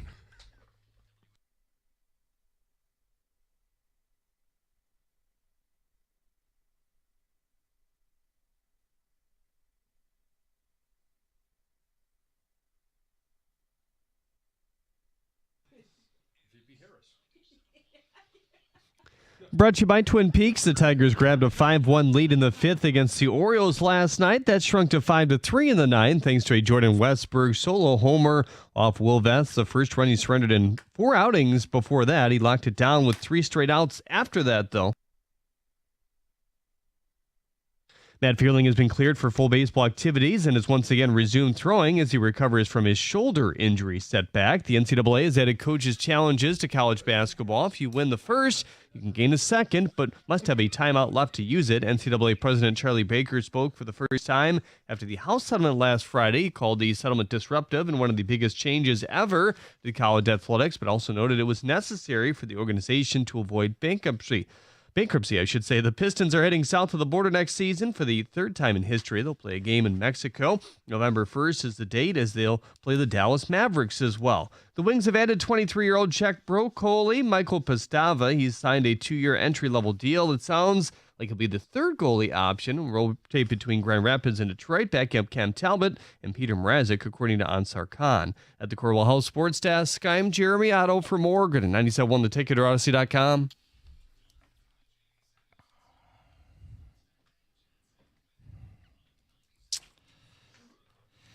So the last time we had Scott Harris on, we were talking about selling at the deadline. Mm-hmm. I'm asking him about wasting Tarek Skubal.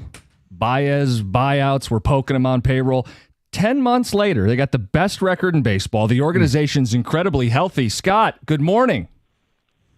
Good morning. And the best thing is my 1-year-old is still asleep at 8 a.m., so I'm going to try to do the whole interview without waking her up. Oh, wow. That's a huge... You're winning on all fronts.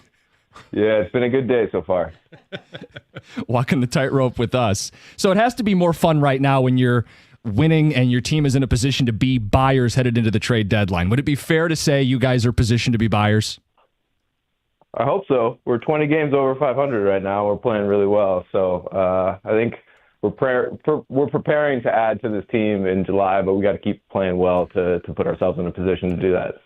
So I guess, and maybe this is, you already answered it, but as you approach the trade deadline, obviously it's a little bit different. Your team is in a much different position now than your first couple of years. How do you manage your philosophy? What is your philosophy as you approach a trade deadline where you can be buyers? Yeah, we're going to be pragmatic at the deadline. We're going to take a cold, hard look at our weaknesses and try to turn those weaknesses into strengths. You know, if we identify a specific weakness and the market has players available who we think can address, that weakness, we're going to chase those players aggressively. It's always been my approach in Chicago and San Francisco. You know, we don't really get caught up in the headlines or the momentum. we just hunt for players that we think can help us, just like we did this offseason, and we came away with Gleyber Torres, Jack Flaherty, and Tommy Kahnle. Those guys have been huge for us this year, and you don't really get to those guys without just staying focused on your exact weaknesses and how the players available can address those weaknesses. So I think we're going to take the same approach at the deadline. Team can change between now and the deadline. Right now, bigger need is an arm, a bat. How do you see it? I don't really know right now because we're still banged up. It's hard to believe that we're in the position that we are, and we still have had so many injuries. A player that I know the fans love and we love internally is Matt Vierling. He's kind of a glue guy for our roster. He allows us to position our other players in different situations because he can play the infield, he can play the outfield, he mauls left-handed pitching, he hits right-handed pitching as well. I'm looking forward to getting him back and seeing how the roster takes shape when he's back offensively. And then, pitching-wise, we're still down, 4 starters plus Jose Urquidy. And then in the bullpen, Alex Lang is down. We lost Jason Foley. So I think there's some time for us to get healthy and see what the roster looks like before we can identify the specific weaknesses that we set out to address through the trade deadline.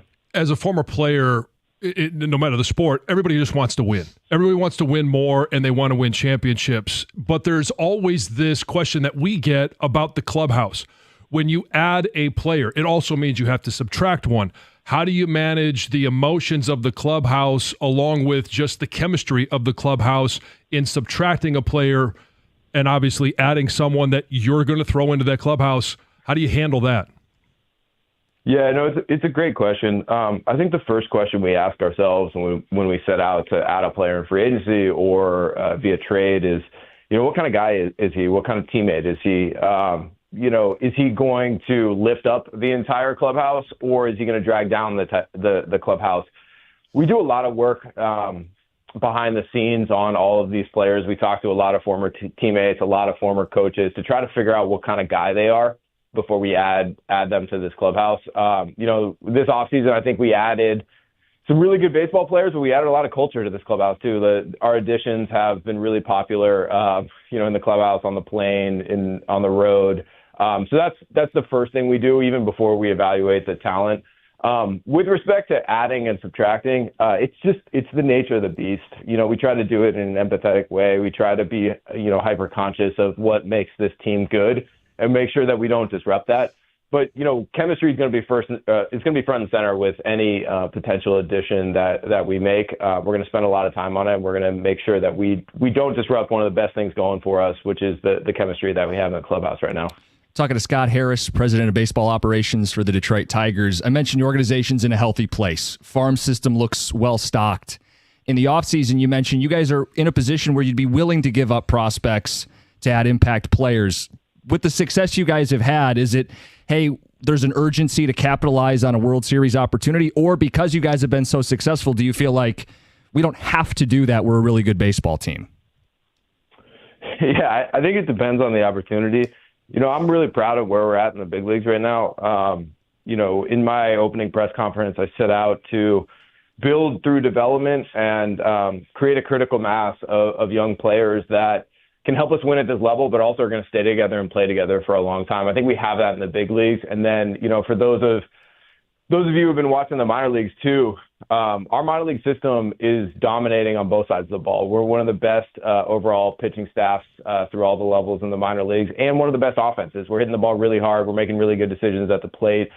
So this organization is about as healthy as it's been, and we have this feeling that, this team's going to continue to get better. We're going to continue to add impact talent through our farm system to this group of players that's already going to stay together and play together for a while. So it doesn't feel like a moment in time where, hey, we gotta maximize our chances of winning the World Series in this specific year. We're going to do everything we can to try to win the World Series this year, but there's a real feeling here that we're hopefully going to keep doing our jobs, keep playing at a really high level, and have multiple opportunities to try to win the World Series. Because anyone who's followed an organization for a long time knows that the best way to win the World Series is position yourself to to be in the mix in October every single year.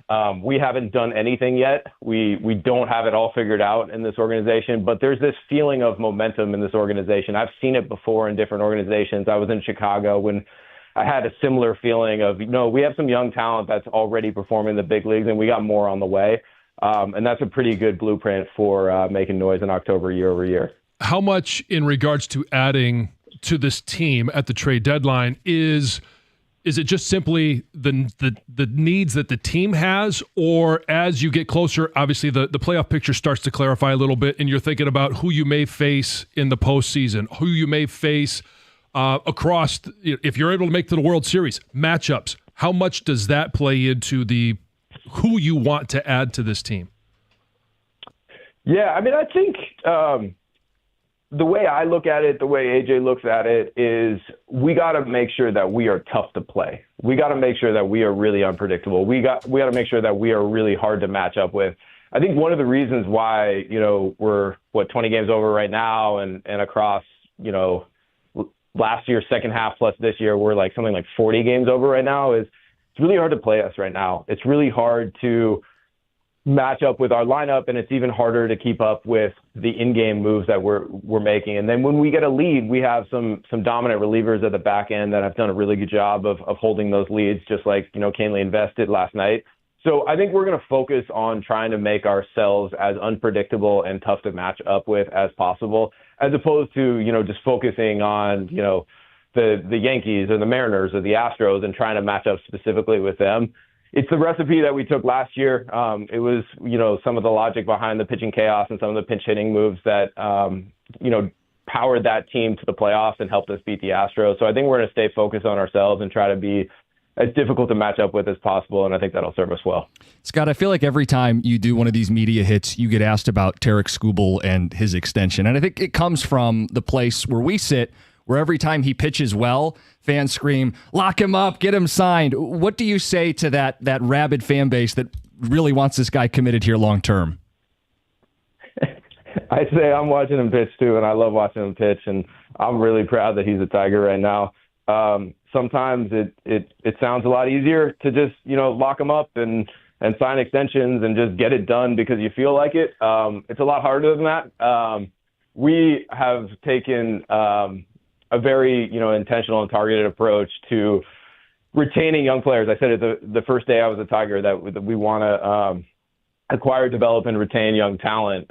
We've already done it once with one of our young players in Cole Keith. We're really proud of that deal. But the one thing that we're not going to do is we're not going to talk about negotiations before we've reached a deal. It's not fair to the player. It's not fair to the organization. And it's not fair to the entire industry to kind of float out offers or, counters or any of that stuff. Like, these things are really hard to get done. We're working as hard as we can to keep what we think is a really good group around as long as we can, because these guys have done special things at this level, and we think, they're still really young, they're still really talented, and they're going to keep getting better. So we're going to try to keep them around as long as we can. Yeah, I think it was the chat you had with the guys in New York Post, and you said it takes two to tango. Just a chance to clarify, are you getting any resistance from the Skubal camp? Because I think some took that comment that way. Yeah, listen, I'm just not going to talk about it. Okay. I totally understand the question. It's a fair question. It's really not fair in this case to Tarik or his representation to talk about any sort of resistance or offers and counters. It's both not fair to them, and it's also not going to help us reach a deal. Who's been maybe the best pleasant surprise? Because we've seen Spencer Torkelson. Not you guys even made the adjustment of putting Colt Keith at first base. Now he is your first baseman. In fact, we all believe that he should be an all-star this year. Colt Keith has done a tremendous job this year. Javi Baez, we know the struggles that he had for 3 years, what he's done. Who's been, I don't know if you can even pick, but who's been the pleasant surprise for you this season? Yeah, I mean, I'm really glad to say that that's a really tough question. There's some great stories up and down our roster. I think when you look at, for instance, our position playing group, the thing I'm most proud of is almost to a man, every player on our roster has faced some sort of adversity. There's always been a moment in time where, media was asking them tough questions or social media was, shouting at them because they're underperforming. But they've come through the other side and they're performing at a really high level. I think of, Zach McKinstry, who hit 2 triples last night. Like, that's development. What he's doing right now is development because he worked really hard behind the scenes to address his own shortcomings and turn them into strengths, and now he's a really big part of our team right now. Dylan Dingler came up last year, and he really struggled down the stretch. I think there were a lot of questions about our catching situation. Now he's performing like one of the best catchers in all of baseball on both sides of the ball. Torkelson, couldn't be prouder of him, not only for the performance that he is putting together right now, but for the concrete adjustments that he made this offseason. These guys have all had a ton of success in amateur baseball and in the minor leagues, and sometimes it's hard to embrace an adjustment at this level against the best pitching they've ever seen. But a guy like Tork, he worked really hard this offseason, and he was open-minded enough to make real adjustments, and now he's being rewarded for that. There are just great stories up and down our roster, and we're really proud of not only the individual for putting in the hard work, but the environment that we've created in Detroit, whereby development can happen even at the highest level, and it can translate into wins like you're seeing right now. Yeah, there's a ton of really good stories. Want to get you out of here on this. The idea of untouchables at a trade deadline. We can list all the really talented minor league players you guys have collected. Do you consider anyone untouchable when you go into trade negotiations? No, I think philosophically I don't consider anyone untouchable, but my job is to position this organization to win as much as we can. And so I don't think, trading some players that have a chance to be impact big leaguers for a long time in Detroit is the smartest thing to do. So, again, we're going to try to be pragmatic. We're going to look at both sides of a potential deal, and we're going to try to make the ones that we think are going to help us, get to the next level both this year and in the future. Scott, we appreciate the time. We realize the deadline's not tomorrow, and we also understand you can't give us the entire blueprint. So we appreciate the insights this morning. Thank you. Thanks, guys. Great talking with you. All right, that's Scott Harris, President of Baseball Operations, Detroit Tigers, 97.1.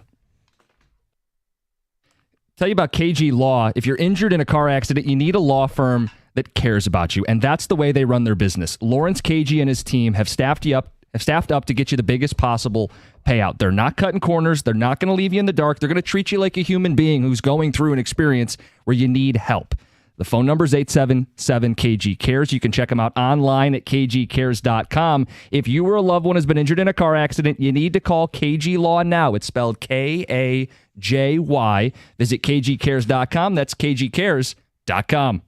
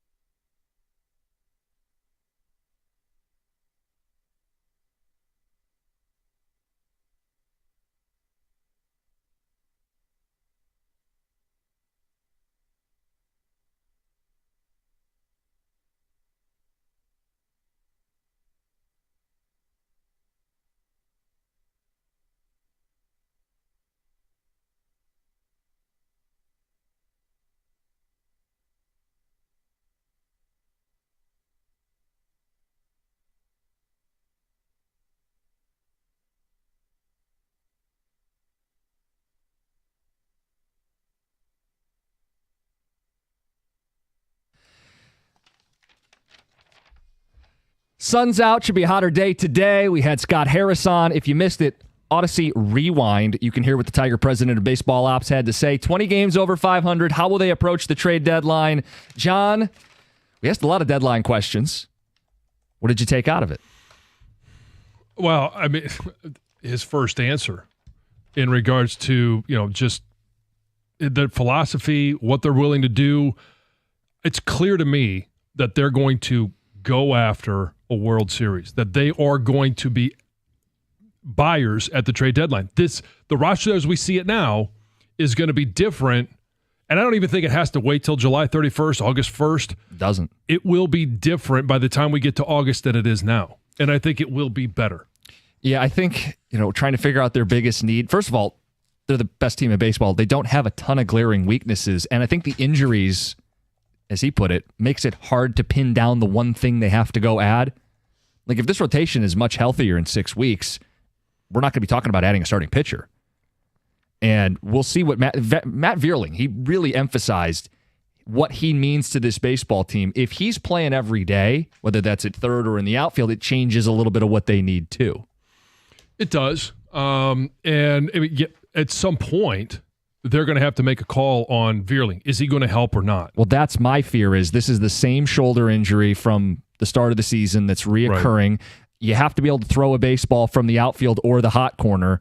If he's not a lock, I have to operate as though I don't have Matt Vierling for a postseason run, and that's why my biggest need for this team is a right-handed bat, infielder preferably. Sure, and you got to wait and see. It's Reese Olson, is he going to be back? When's he going to be back? What type of shape will he be in when he comes back? Same thing with Job. Is he going to be around?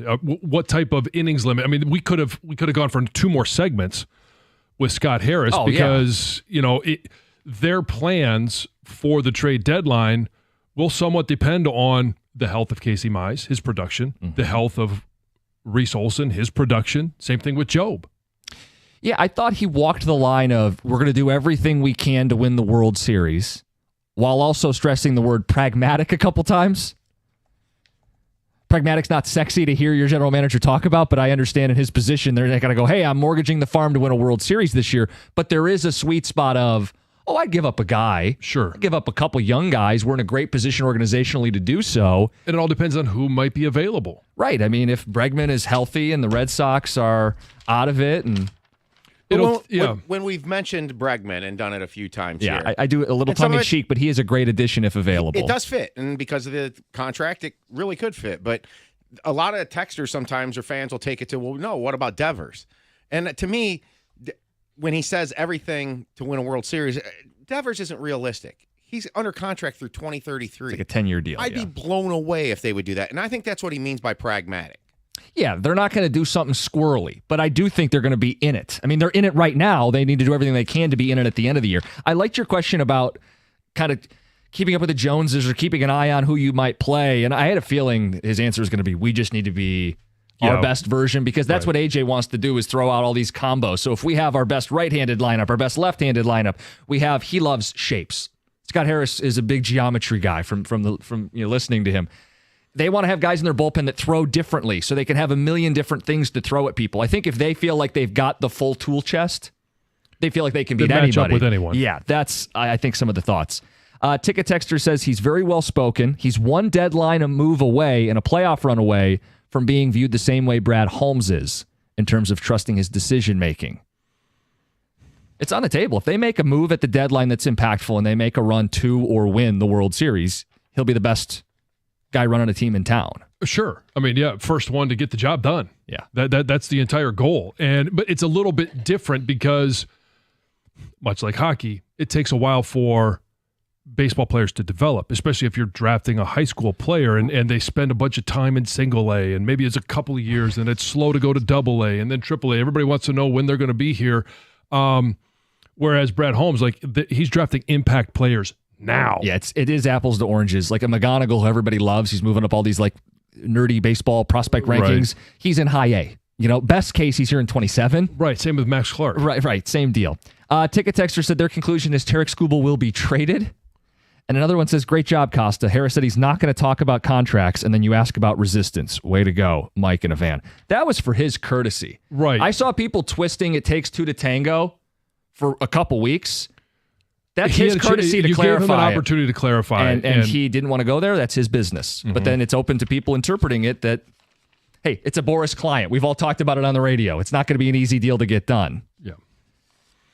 But here's the other thing is when he does say, basically, draft, develop, and re-sign. I mean, have we heard that before? I think they're going to want to re-sign Tarek Skubal. The question is, if his camp wants to play this out to true free agency, are the Tigers going to be put over a barrel where you want to trade him to get something for him in the offseason? Right. It's a conversation nobody wants to have. Sure, they don't want to have it either. And that's why, I think this offseason is a huge offseason for that next step with Tarek Skubal.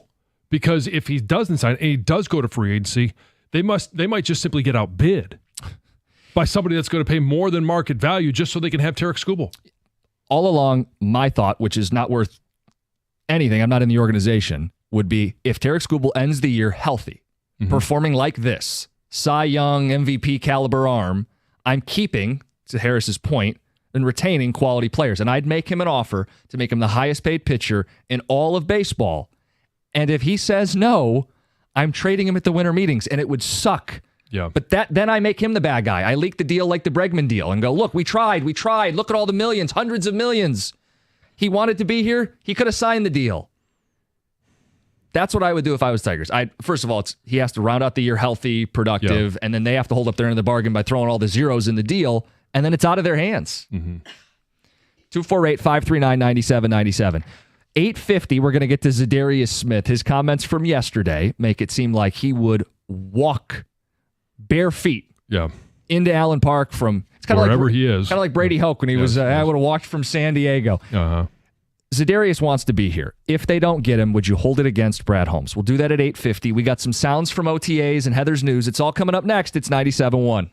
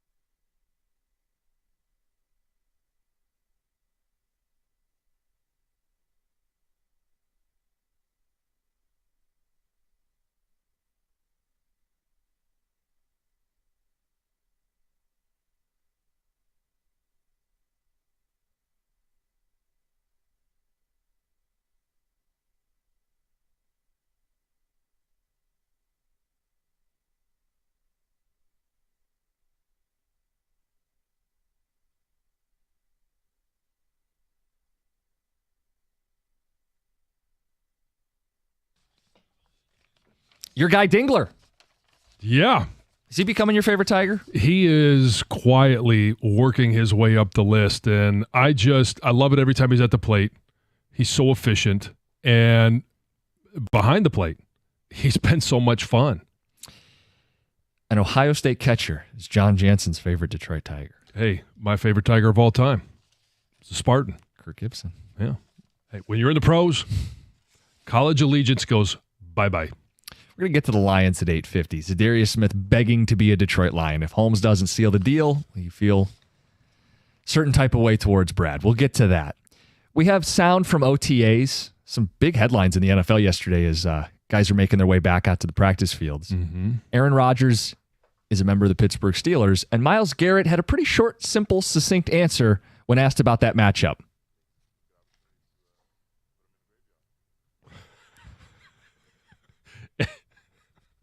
I love it. I love it. He's not shying away from it. No.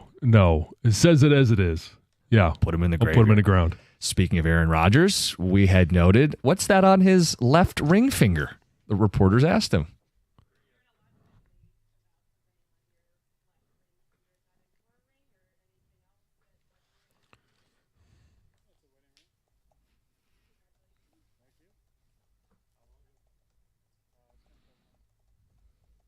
So that solves that. Yep.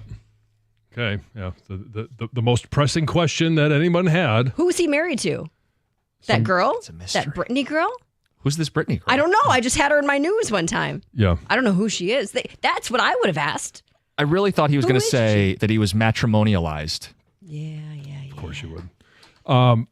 Here's what I hope. Okay, he's weird. We all know that.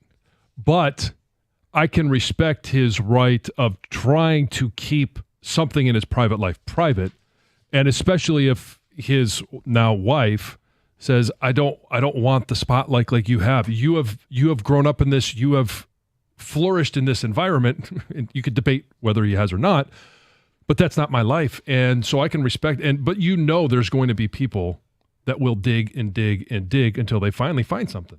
Now, I'm inclined to believe Aaron Rodgers, what he means by what he's saying this, but he said it's a wedding ring. He didn't say he was married. But he was asked if how long he had been married, or how long has it been? How long has it been since he put the ring on? So he could be wearing someone else's wedding ring? Wait. I'm going to hide from John now. Yeah. This is a guy who plays with words. Is there more sound? There is more sound. Shamar Stewart, you know his situation, John. Yeah. For people who don't know, he was the Bengals' first-round pick. Everybody knows the Bengals haven't taken care of Trey Hendrickson. They also haven't taken care of their rookie, and reporting is they won't give him the boilerplate standard rookie contract. This is what Shamar Stewart had to say while he sits out.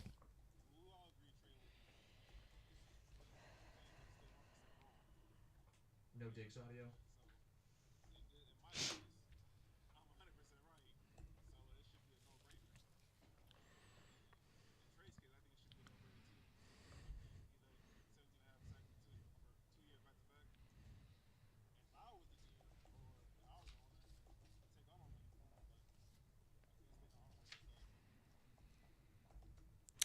I imagine you're on his side. Everybody's on his side. Yeah, I mean, when you're drafted in the current CBA as a rookie, there's a certain slot that you fall into. Your draft, whether you're first, you're 15th, you're 32nd, you get a certain draft slot, and it's a boilerplate contract. Now, you can maneuver some of that guaranteed money into years and all that stuff, but there's not much debate.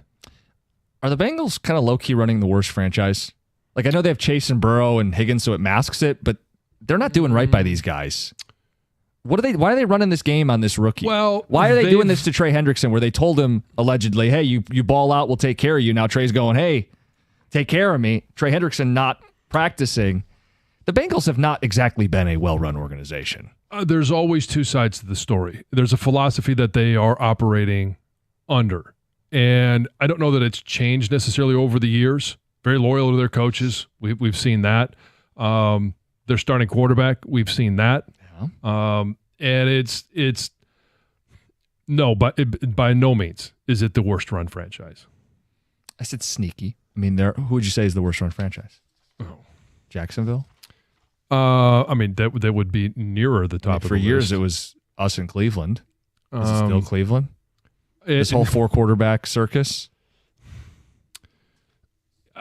Cleveland, yes, because they're still living with the Deshaun Watson debacle. Probably the worst contract in NFL history. Yes. A couple notes. Trey Hendrickson not expected to report to mandatory minicamp. Same with TJ Watt. Anything there? No, I mean, TJ Watt wants a new deal, wants more guaranteed money, wants to know that his, the next few years are taken care of. So, and he's been very productive. So these guys can have all these conversations now. They can sit out as long as they want. It really doesn't impact the team when you're talking about veterans missing minicamp until it bleeds into training camp. And even then, it's not a big deal until it gets to week 3 or 4. Let me lump the 3 together. Parsons, who is present at mandatory minicamp. Parsons, Watt, and Trey Hendrickson. Do they all get deals done with their current teams before the season starts? Watt does. Parsons does. And I don't think Hendrickson does. And he will play where? Well, probably not in Cincinnati. Probably not in Detroit. Oh. So it leaves you 30 other teams. Okay. We'll get to the edge options. Does that narrow it down for you? The more realistic option in Detroit, Zadarius Smith begging to come back here. We'll get to that at 8:50. First, Heather with the news. Well, brace yourself because mayflies are about to hatch by the billions. These bugs What are mayflies?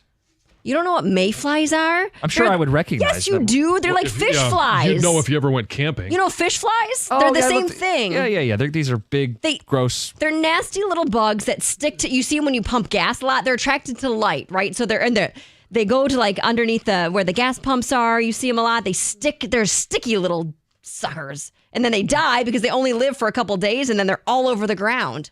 They're disgusting. They do nothing, but they're gross. They fill a very important role in our ecosystem. Yes, they do. They do something. Yes. And if you squeeze their tails, they pop.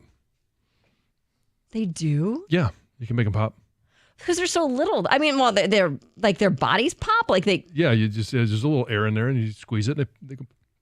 So they're going to be everywhere. They're going to be everywhere, basically. So, in fact, they say the annual ruined fishing for a little while. Gross. Mayfly hatch will create swarms so large that they'll show up on weather radar. Oh, sure. Yeah. There are times when gross. cities have to pull out the snowplows to get them off the roads. I was reading about that. I thankfully don't live in an area where you get many of these. I mean, you're going to see them around lakes, right? Like they say the biggest swarms will be around Lake Erie, Lake St. Clair. Yeah. All your inland lakes will have them as well. Yeah. Oh, for sure. But like where I live, you don't see them as much. But when I head towards, like into like Grosse Pointe, those areas, I remember playing a baseball game. I think we them. were somewhere near St. Clair Shores, and the hatch had happened while we were playing the game. It was a night game. And they literally were like, you would run to first base and you were like breathing them in. They would fly in your, the ear hole of your helmet and they'd get in your ear. Well, they're sticky, like they like stick to you. Yeah, but they don't do anything. I know they don't. Yeah. They don't They're even harmless. have mouths. They can't eat. That's why they die so fast. Their lifespan is so short. They do nothing to humans, but they're just gross. I just don't like them.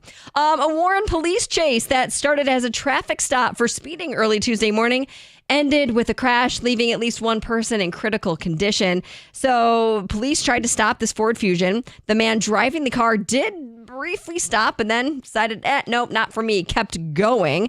Officers say in their brief interaction with this guy, they noticed signs of intoxication. So they pursued the vehicle. Stop sticks were deployed, but that didn't stop the chase either. Eventually, the car crashed in an alley. A passenger who tried to flee the car before suffered critical injuries. And then the driver and another passenger tried to run away after the crash. They were caught. Yeah. Speaking of another crash, this is crazy. About 700 gallons of cooking oil was spilled after a crash outside the Better Made factory in Detroit. The accident involved a work truck and a tanker truck delivering oil to the factory. Happened Tuesday morning. Big mess for sure. The Detroit Fire Department says that even though hundreds of gallons spilled, none of the oil ended up in the sewer. The trucking company is handling the cleanup. Sounds like a slippery situation. A very slippery situation. Even though Dan Orlovsky has dropped a few vague hints that he's possibly leaving ESPN, it sounds like he isn't. So sources say that he will be re-signing with the network. While the deal hasn't yet happened, no signing has occurred, the agreement is in place. So it says he will continue to appear on NFL Live and other shows, and he'll also serve as a booth member on the NFL game broadcast B team. Okay. Yeah. A woman in California is suing Costco for more than $14 million. I saw this. It's a lot of money after a display cabinet fell on her, causing severe injuries. So this lawsuit claims Costco acted negligently by failing to properly manage its store merchandise. It sounds like she and her husband were looking at this item, this like liquor cabinet, but how it was displayed on a pallet, very wobbly. It fell on her while they were shopping on March 22nd. She fell on her without warning. She claims she suffered multiple permanent and catastrophic injuries, including a head and traumatic brain injury, which sounds awful. In addition to general negligence, the woman is also suing for premises liability and products liability. And she listed out, $14 million for emotional distress, but $5 million for that. She it's listed out. Yes, itemized.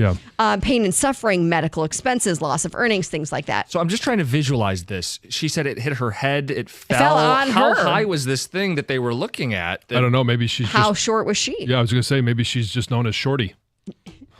Is that sure what she loves that one? Sure she loves that. I had a woman in high school when my jobs always called me Shorty, but really? It was supposed to be funny because I was way taller than her. She was, yes. She was a petite it's like, little thing. Tiny. It's like calling Tiny. Yes. The big guy Tiny, Hey, Shorty, go get that for me. Yeah. Hey, Shorty, can you reach that? People ever call you Tiny? No, it was never a thing, yeah. Okay. That's Heather with the news. Coming up next, Zadarius Smith wants to be here. Would you hold it against Holmes if it doesn't happen? It's 97.1. All right, guys, Verizon thought of a lot of different ways they could show their appreciation to active military members and veterans, like rolling out the red carpet, providing a personal marching band, or throwing a bumping shindig. Well, at Verizon, they're doing all of that in the form of special military discounts. That's why they're giving military and veteran families mobile plans with the military discount starting at just $25 per line per month for 4 lines on unlimited welcome with auto pay plus taxes and fees, plus a 3-year price lock guarantee excluding taxes and fees. Think of it as their way of flying a squadron of jets overhead while launching fireworks. Now that's what I call a celebration. Visit your local Detroit Verizon store to learn more.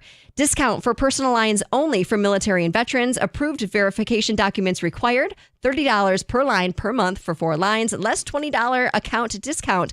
Auto pay and paper-free billing required. For unlimited welcome plan, in times of congestion, your data may be temporarily slower than other traffic. Domestic data roaming at 2G speeds. Price guarantee applies to then current base monthly rate. Additional terms apply.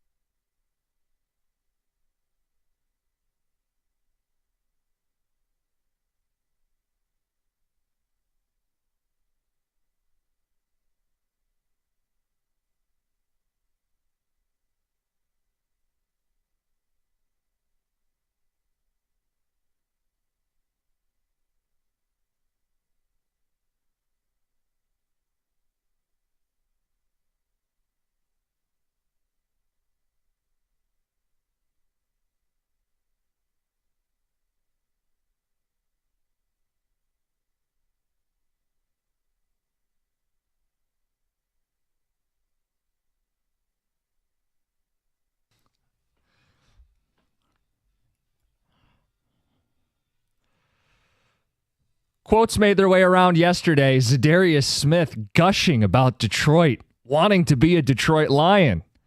So what's the holdup?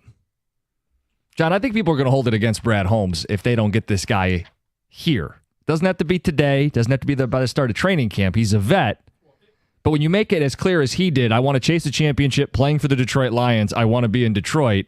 The only reason he wouldn't be here then is if Brad doesn't see it that way. That's a possibility. And I think there are just a lot of fans that if Brad Holmes doesn't do what they think is best, they're going to hold it against him. And it's the That's fan. human It's the nature. right of the fan. Yeah. But I do think there will need to be some analysis of the context of why he wouldn't be here. He has said, and in very bold and plain English, we both know where I want to be. Hopefully I can get back to Detroit because the coaching staff, blah, blah, blah. And then he ends that sentence. There's more that he says, but he says, hopefully I can get back to where I want to be in Detroit. Yep. So it's very clear he wants to be in Detroit. Then he goes on to talk about, I've had the sacks, I've had all of these different accolades, all pro, Pro Bowl, but what I don't have is a championship. And in saying that, he believes Detroit can win a championship, which I think we all believe that they can win a championship. Yes. There's obstacles. One of those is an edge opposite Aiden Hutchinson. He talks about that as well. Look, if you're going to go from a top 5, maybe top 2 offensive line to maybe not even a top 10 offensive line, you could make up for it by trying to have a top 10 D-line, right? That's one way to do this. Fingers crossed Hank Fraley gets the O-line in order by the postseason, young players and all that.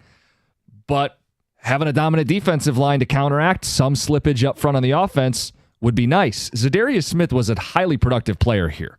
He played 8 games, had 4 sacks, and from the moment he arrived in Allen Park, only 2 players had more pressures in the NFL. So, yeah. And by the way, we're talking Myles Garrett, Micah Parsons. His impact was noticeable without Aiden.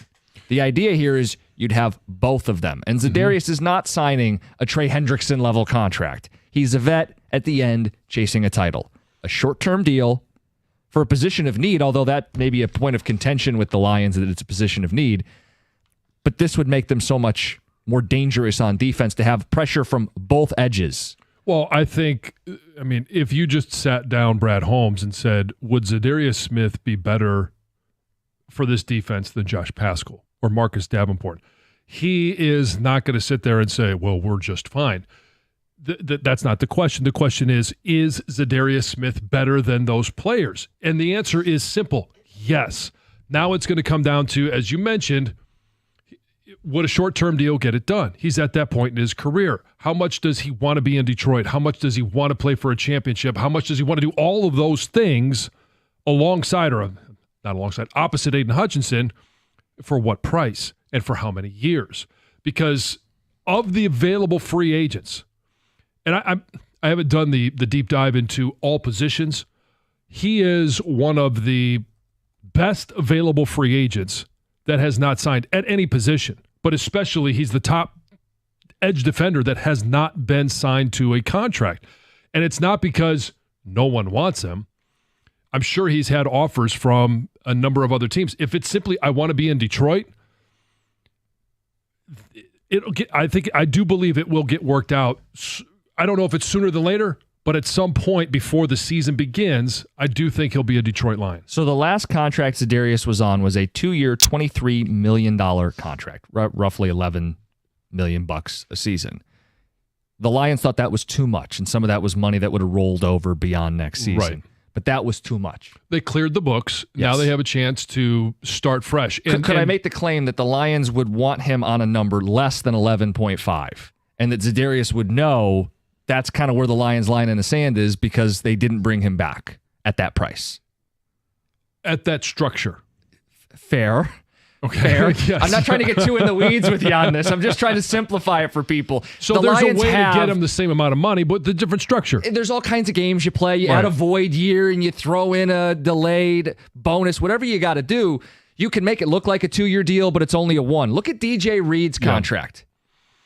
It's DJ Reader, the big guy up front of the D-line. Yeah. He's got like a deal that's a 5-year deal that's really only a 2-year deal. Like you can play all kinds of games. My point is, in terms of cash going to Zadarius Smith, I'm imagining it's going to be less than the deal they cut him on. So this is not a break the bank situation. He has to know it. He verbalized, I want to be here, knowing he harpooned his leverage. I just want to be here. I'll walk barefoot uphill both ways. My girl's here. I love it here. I want to win here. If he's playing for the Buffalo Bills, yeah, I'm going to be upset. I think Lions fans will be upset. I'll be upset if it's something that we feel that the Lions could have handled in terms of the contract structure.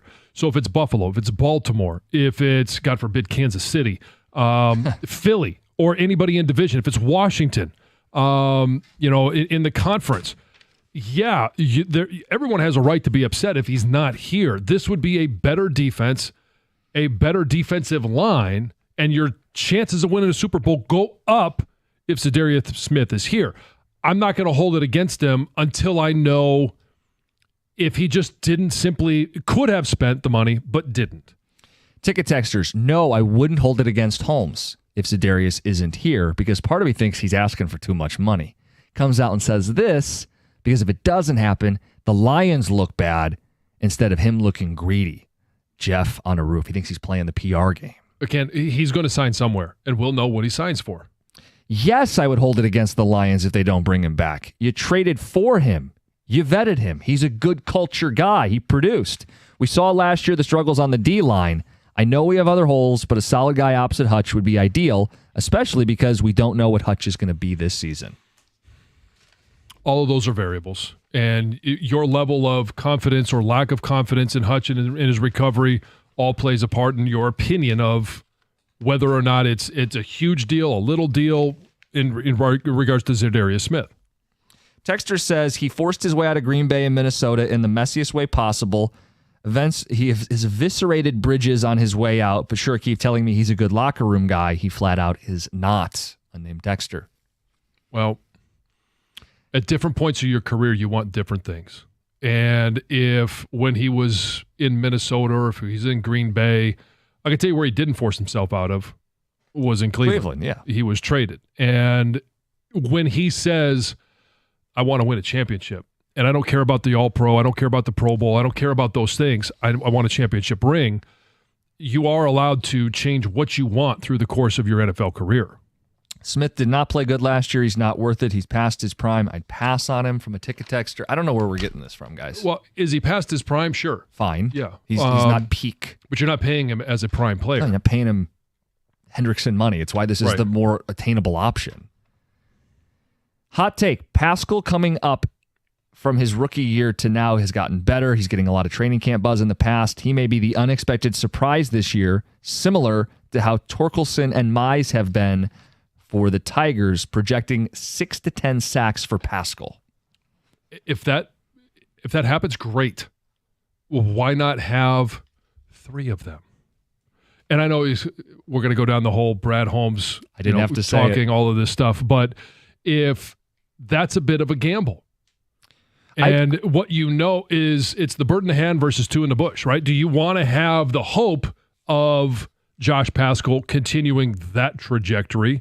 I don't even know if that's not what I expect of him. No, I don't expect that either. I'd be pleasantly surprised.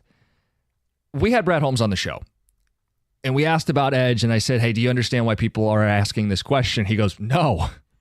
He's pretty blunt about it. He's like, no, I don't know why everybody keeps asking me about edge. And then he turned into, we don't need 2 elite guys. And I tried to clarify, like, it doesn't have to be 2 elite guys. Fans just want a little more than they have, and we were almost having 2 different conversations, but he made the point, and he's made the point repeatedly. I don't get why the reporters are asking. The reporters are asking because the fans want an edge. He doesn't get why the fans want a second edge, and he even said it's almost like having Aiden has made people mad. I mean, he said these things. So I view it as he's the obstacle here to adding Zadarius. Zadarius has publicly taken away the obstacles. So it does put the ball back on Brad Holmes. And if he doesn't make the move, you guys tell us. I mean, guy's still a damn good general manager. No one's going to put pitchforks and run him out of town, but would you view him differently? Would it make you upset if he passed on Zadarius? It's 97-1.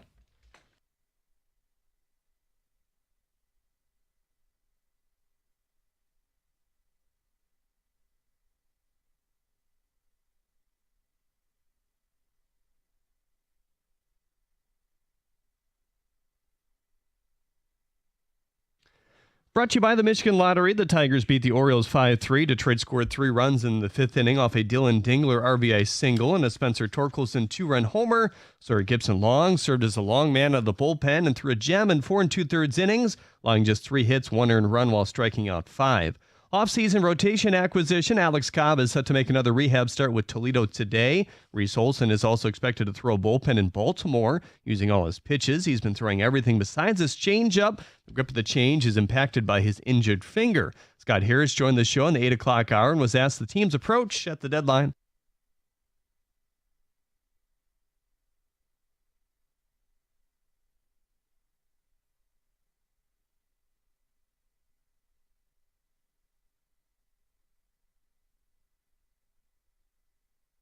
The Pistons are heading to Mexico for the 3rd time in history. It'll be an early season tilt against the Dallas Mavericks on November 1st in Mexico City. It'll have a Day of the Dead theme as well. Tickets go on sale to the public July 11th. The Red Wings have inked Pro Czech goalie Malko Pastava to a 2-year entry-level deal. The 23-year-old has had an impressive couple years in the Czech League, logging a .921 goals against average. At the Cornhole House Sports Desk, I'm Jeremy Otto for more. Go to 97.1 The Ticket or Odyssey.com.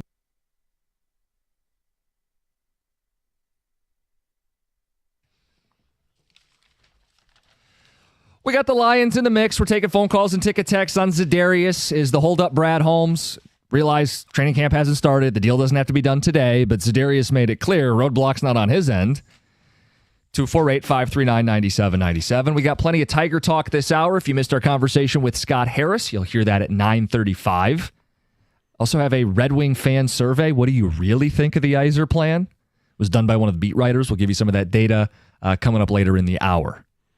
Also, a fun thing that's gone on in the background of the show, John, is we didn't plan this, and it's just we still get texts on it. I brought up last night's Tigers game.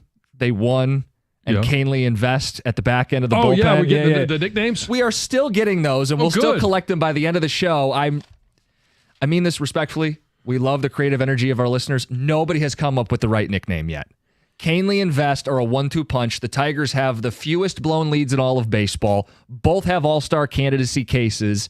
And there's a little bit of a dynamic. So if you can come up with the nickname for Canely and Vest, let us know. And that's kind of gone on in the background. I mean, we did it hours ago. We keep getting a steady stream of these. So we'll keep collecting them, and we'll have those at the end of the hour. Any you want to share now?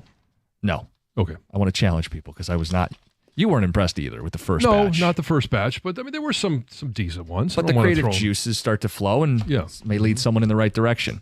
Let's get to Alan in Bloomfield. Alan, good morning. Hey, good morning, guys. Great topic. Brad Holmes is sitting back looking at, I think statistically, last year the Philadelphia Eagles were 14th in sacks.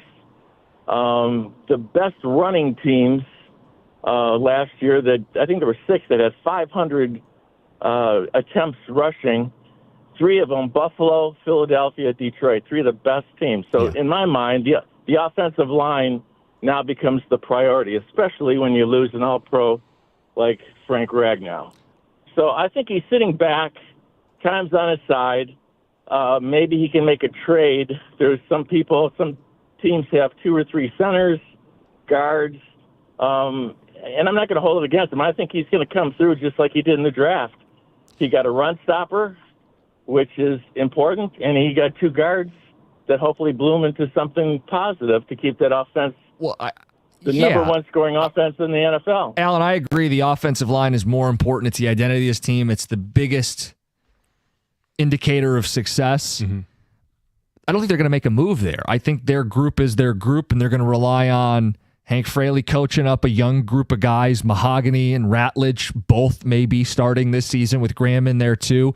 They've got their interior 3, and they're going to try to make sure that those young guys are playing their best ball late in the season. The move they could make, additions to this roster, are more likely to come, I would assume, on the edge. Well, you would think. And, I mean, Brandon Scherff is still out there. I brought up that name originally. There are some guys that they could sign to solidify the middle of this offensive line, and everybody would ask, well, why hasn't Brandon Scherff signed? Why hasn't Za'Darius Smith signed? Well, these are veteran guys, and they could be waiting for a number of different reasons.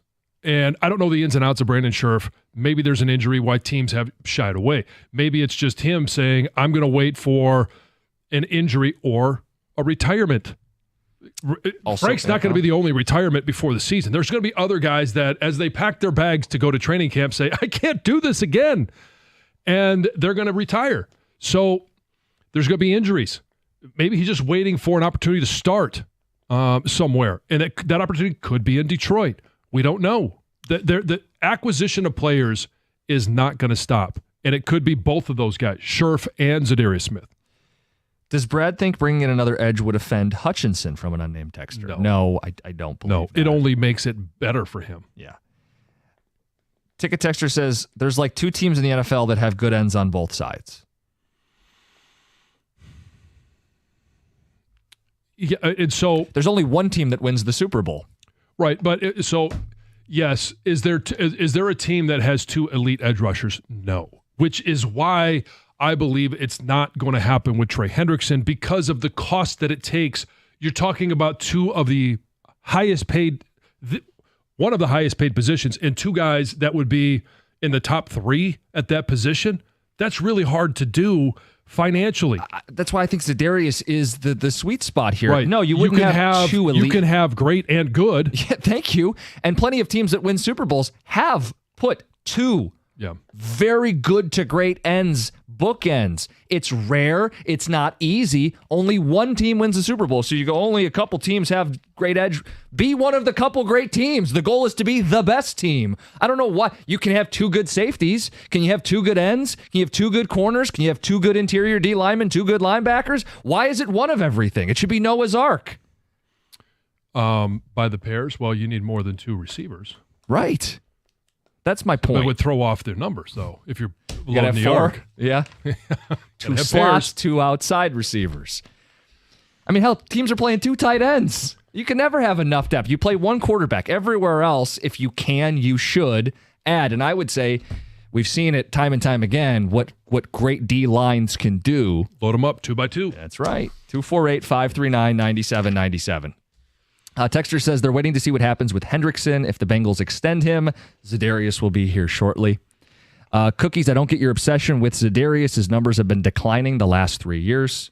That's why he becomes affordable. As I say, this is the compromise. Right. I'd rather have Micah Parsons. That's not happening. This is the affordable option for a guy who's still productive and played here. Right. You're not getting peak Zadarius Smith, so you're not paying for peak Zadarius Smith.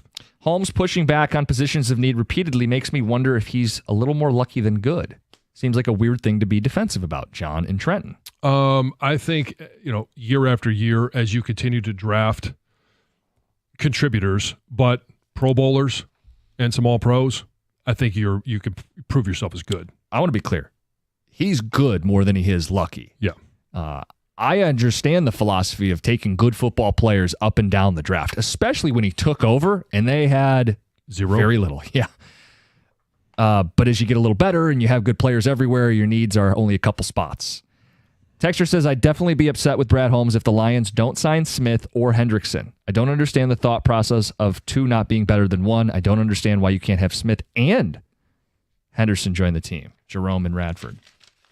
Well, the issue is... So salary cap? Yeah. and I know everybody points to the Eagles adding Saquon Barkley. Well, you add Saquon Barkley, you're not paying a running back, even though he's an elite running back. You're paying him half the cost of what you're paying an elite edge rusher. So if you have 2 elite edge rushers, now you're wrapping up a ton of money in essence, 1 position. And yes, you can do it, but at the cost of what else? Some ticket text on the nicknames, John, the latest batch. Oh, okay. Must see KV. No, it's kind of ripping off a different thing. Canely is blade. He cuts you up. Vest is laser. He throws laser beams. Together they are blade and laser. Blazer. Close. You were right there. Blazer. Yeah, Blazer. I guess I just didn't put them together. Silky smooth and the flamethrower. Guys, this is why we asked you guys to do better. Candy Canely and Bulletproof Vest. No, these are 2 separate nicknames. Smoke and Mirrors for Vest. Now, that'd be more Canely. It says Heat and Deceit. Guys, I don't think these are going to work. No, but keep trying. Keep trying. If at first you don't succeed, Try and try again. We did get Smith and Weston earlier, the big guns at the back end of the bullpen. Wesson. Yeah, not Weston. You can tell this is not my. Yes. This is your area of expertise. Weston is the hotel brand. How about slow and fast? Yeah, that's more of what we've been getting. One throws heat and one doesn't. The have and have not. We had a fire and ice earlier, which people pointed out is also like a condom thing. Now we're talking about saves and safety and who's the Magnum? Icy hot? Sure. This is the point, guys. We're going to harness the creative energy one way or another. Maybe there's not a great nickname, but Canely and Vest deserve a nickname. The Tigers bullpen at the back end has been great. We'll collect those responses. What are you laughing at? Is it a Twitch comment we can't read on the radio? No, it's the voices in my head that I can't share. Okay. We'll do this. Filter. Bullpen nickname, Red Wing survey, Scott Harris, open lines. It's 97.1. Hey, in sports, when you're sidelined by an injury, it sure feels personal, and it is. The same goes for life. That's where personal injury attorney David Feminino steps in. And trust me, after an accident, you need an attorney who's going to make it personal. That someone is David Feminino. He uses the slogan, "Get David, get paid." I say it all the time as well. It's not just a slogan. It is a promise to take care of you. And if you or someone you know has been injured, you need to tell him to call David Feminino at 855-65-CRASH, or you can always go to his website, getdavidgetpaid.com. That number again, 855-65-CRASH, or on the web at getdavidgetpaid.com.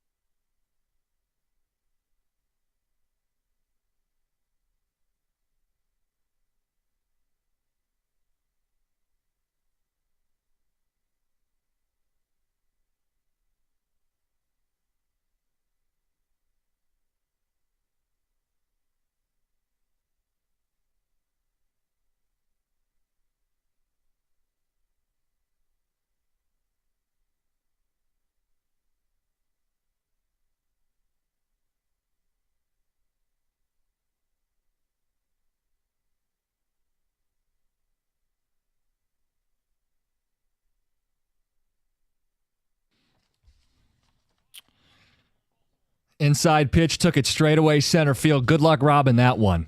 Exclamation mark last night. Mm-hmm. Spencer Torkelson, 16 home runs. That is the most of any American League first baseman. It's double Vlad Guerrero, double Aranda in Tampa, and double that of Paul Goldschmidt with the New York Yankees.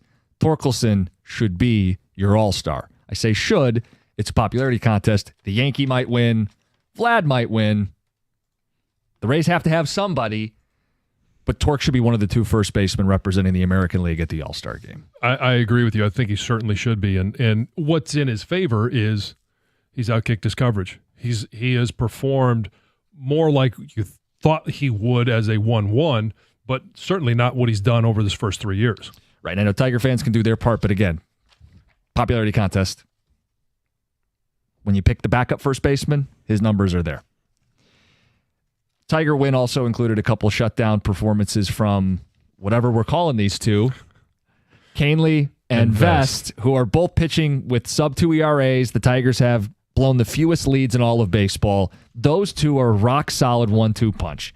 We do not have a nickname for them, and I'm sorry to report we still don't have a nickname for them. We don't need one right now. We just need one by the World Series.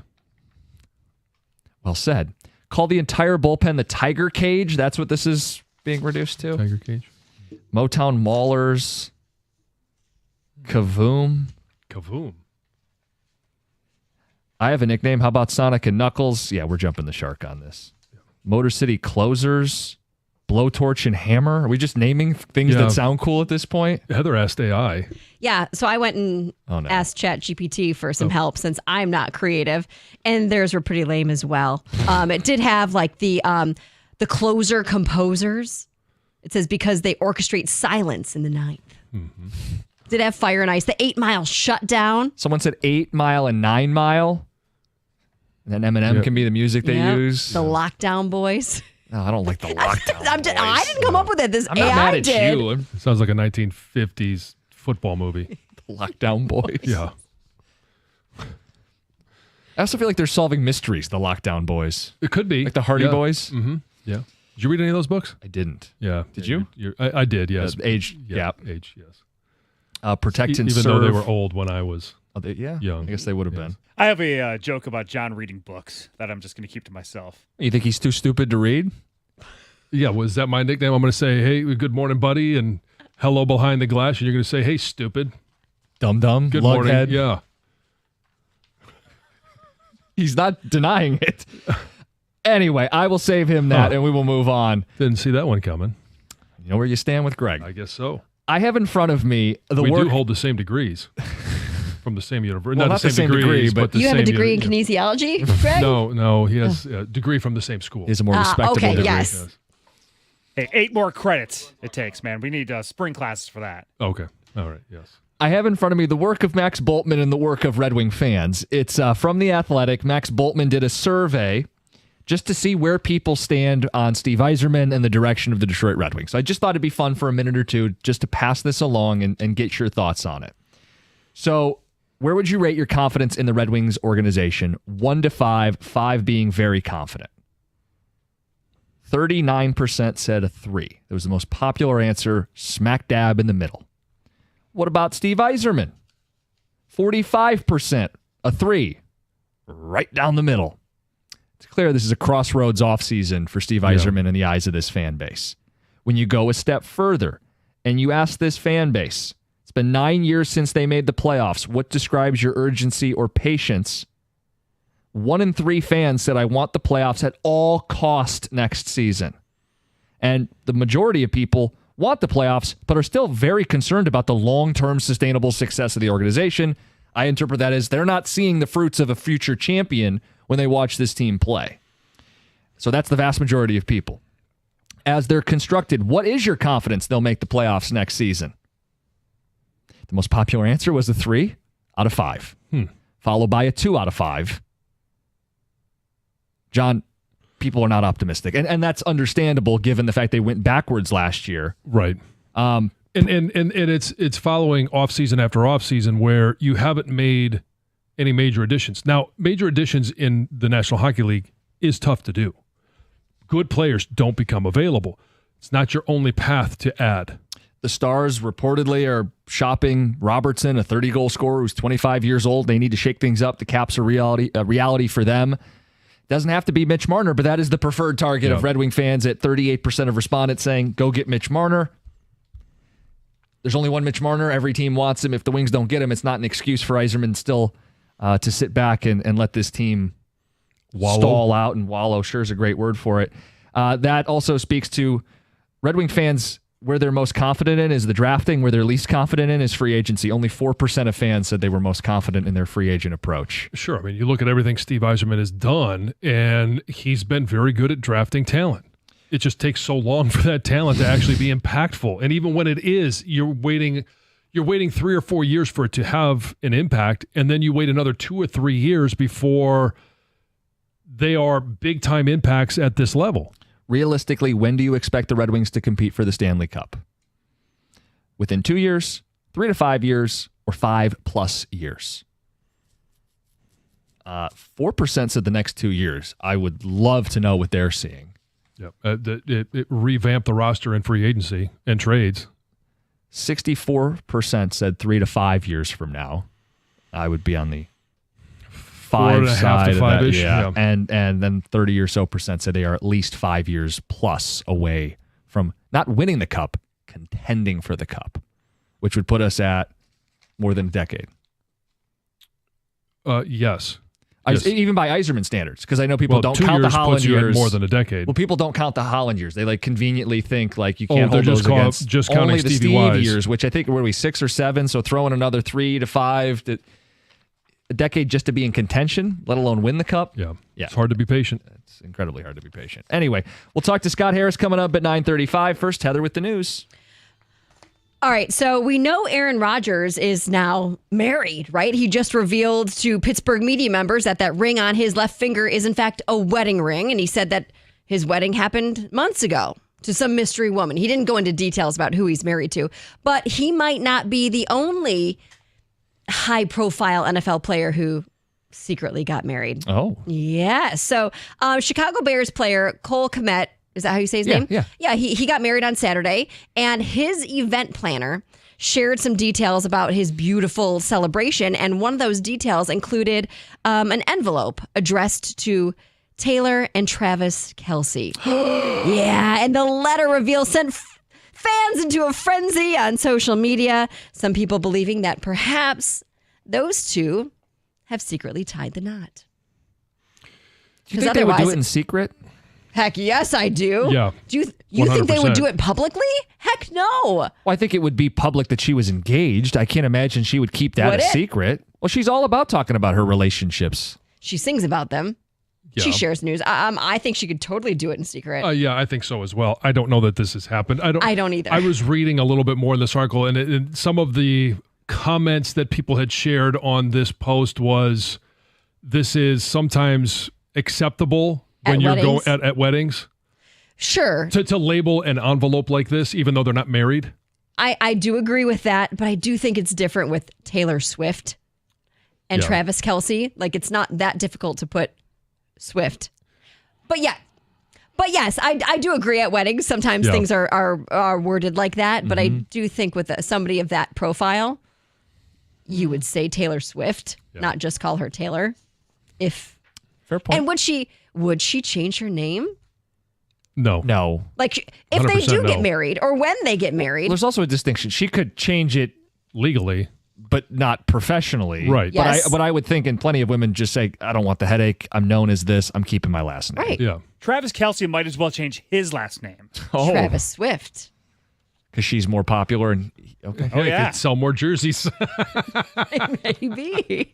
Deion Sanders is dealing with some sort of health situation, and he stepped away from Colorado, is currently staying at his home in Texas, and he's taken Colorado's athletic trainer with him to Texas, but the school has not indicated whether he's going to return to campus in time for any upcoming football events. Nobody really knows what's happening outside of his family, right? His son did say that his dad is feeling well, but is doing some resting. Did also say that he's going to share what he went through soon. Those details would be coming out shortly. Of course, wish him the best. Yes. That's, he doesn't want to be away from all this stuff. Right. So take the time to get well. Yep. A northern Michigan city has been named one of the 15 best lake towns in all of America. Travel and Leisure is out with its 2025 list, and it's named Charlevoix among gems also like South Lake Tahoe, Big Bear Lake, Lake Geneva. They say, Travel and Leisure says, Charlevoix is on the shores of Lake Michigan and offers both waterfront attractions and inland charms. It goes on to list a bunch of different things you should go check out if you visit Charlevoix. So it's pretty cool. You guys have been there, right? Yes. Oh, yeah. Yeah. I'm just checking with you, Jim. I don't know. The side eye she gave me. Do you know how, if you saw the word Charlevoix written, would you say it properly? Yes. Oh. I'm more insulted by that. Oh, no, I think that's a legitimate question. Right? Like, There's just certain things in Michigan that look one way that we pronounce another way. And there's certain things in Michigan that everyone has seen. Yeah, he just hasn't been to Mackinac Island yet. It's Heather with the news. Scott Harris is next, 97.1.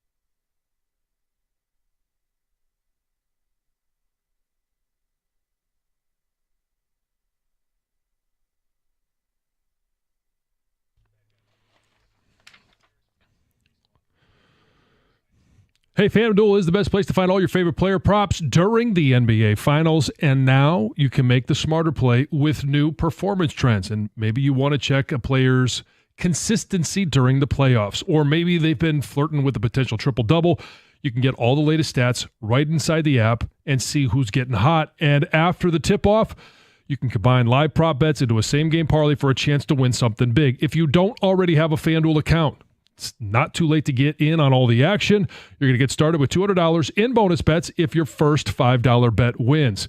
So all you have to do is visit FanDuel.com/971 Detroit. That's FanDuel.com/971 Detroit to join today and make every moment more with FanDuel, the official sports betting partner of the NBA.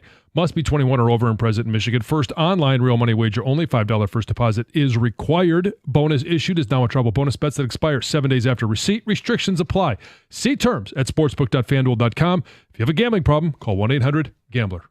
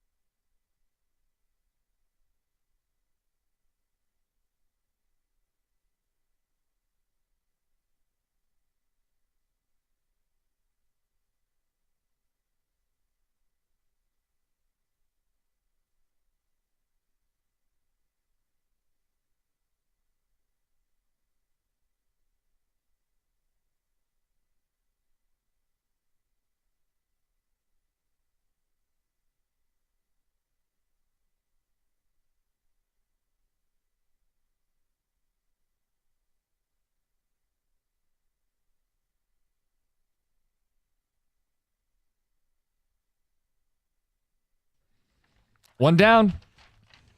Another on deck later today. Casey Mize on the mound. Casey Mize on the mound. Hopefully he's got a little bit more control, a little bit more like he was in his first 5 or 6 starts. Because we brought this up both with Scott and early on, this idea of their biggest need at the deadline. Mm-hmm. ESPN.com said it's the bullpen arm. I know Gov has been saying, hey, I need some more stability out of the starting staff, and I've highlighted a bat. Like, it's going to settle itself in the next 5 to 6 weeks here. But Mize is a big part of that. If Casey Mize can get back to how he pitched the first 6 weeks of the season for the next 6 weeks, you'll have a 1, 2, and 3 because Flaherty's stabilized. And then you get Olsen back and you got a 4. Mm-hmm. And you can never have enough arms, so I'm not going to be telling him, well, you can't add a starter at the deadline. But I think it's more about getting it back because I don't know that Vierling's going to give them anything at this point this season. Yeah, so that's the timeline that everybody's trying to figure out. Scott Harris himself, he's trying to figure out, okay, who's going to be healthy and ready for a playoff possible World Series run. And if they're not going to be healthy, then we need to add that right-handed bat because it's not going to be Vierling. We need to add a third baseman who's also a right-handed bat because it's not going to be Vierling. Pitching staff, middle reliever, all of those different things. You just got to try and what you don't want is, I'm sure there are a handful of guys at all the different positions that we've talked about that they've identified, and they probably have them ranked 1 through 5. They would love to have one, but you got to be ready to pull the trigger if one becomes available. And you might not be able to wait on news of Matt Vierling, and you got to, and it's okay to add a bat, and then all of a sudden, hey, you get a nice surprise. Matt Vierling is back. Good problem to have. Too many good bats. I mean, that was what we were hoping for when the season started. Hey, get all these guys back and have too many good bats. Well, Vierling just hasn't been able to get healthy and play at all, really. I mean, he played a couple days, and then that shoulder was re-aggravated. You need a good throwing shoulder if you're going to play third base or the corner outfield. I just don't know what to expect from him at this point. And I think it would be, it's a conversation to have closer to the deadline. But if you don't have any good news, you have to assume you're not going to have them. And you have to act accordingly and do something about it. And Harris did say they're going to do everything they can to win a World Series. But he also said they're going to be pragmatic, which that is the dance. Everything would be, I'm going to gut my farm system for 1-year rentals. Well, I don't know if they're doing that. I mean, he basically said they're not doing that. But clarifying, nobody's untouchable. They previously said they would trade prospects.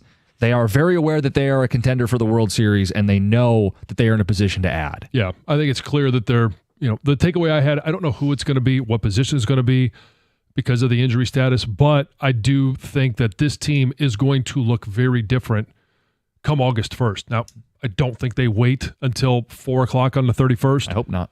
But, I think by August 1st, we're talking about a different lineup. And maybe it's a bat, maybe it's a couple of bats, maybe it's a middle reliever, maybe it's a closer, a starter. Like I just think there's a lot of options for this team to get better. Like, think about what's in front of the Tigers, but also Scott Harris. This is his 3rd year. Mm-hmm. Things have gone so well in just the 3-year time. I mean, the run at the end of last year, this team that he's put out on the field this year, if they make the right move at the deadline and they make the deep run, he's the best guy running a team in the city of Detroit, a city that has Brad Holmes. I mean, that's what's in front of Scott Harris here. Sure. I mean, sky's the limit. If they win it all, he catapults himself to the top of the list. It's him. It'd be the first World Series the Tigers have won in my life. Mm-hmm. I mean, that's a generation of people. I mean, that's the 35 and under crowd. They've never seen the team actually win the whole thing. And he's got them in a great position right now. Can they finish this? Because that was the issue. Dombrowski was seen as a great general manager. They could not finish. Well, and the thing now is, yes, it's about winning a World Series right now.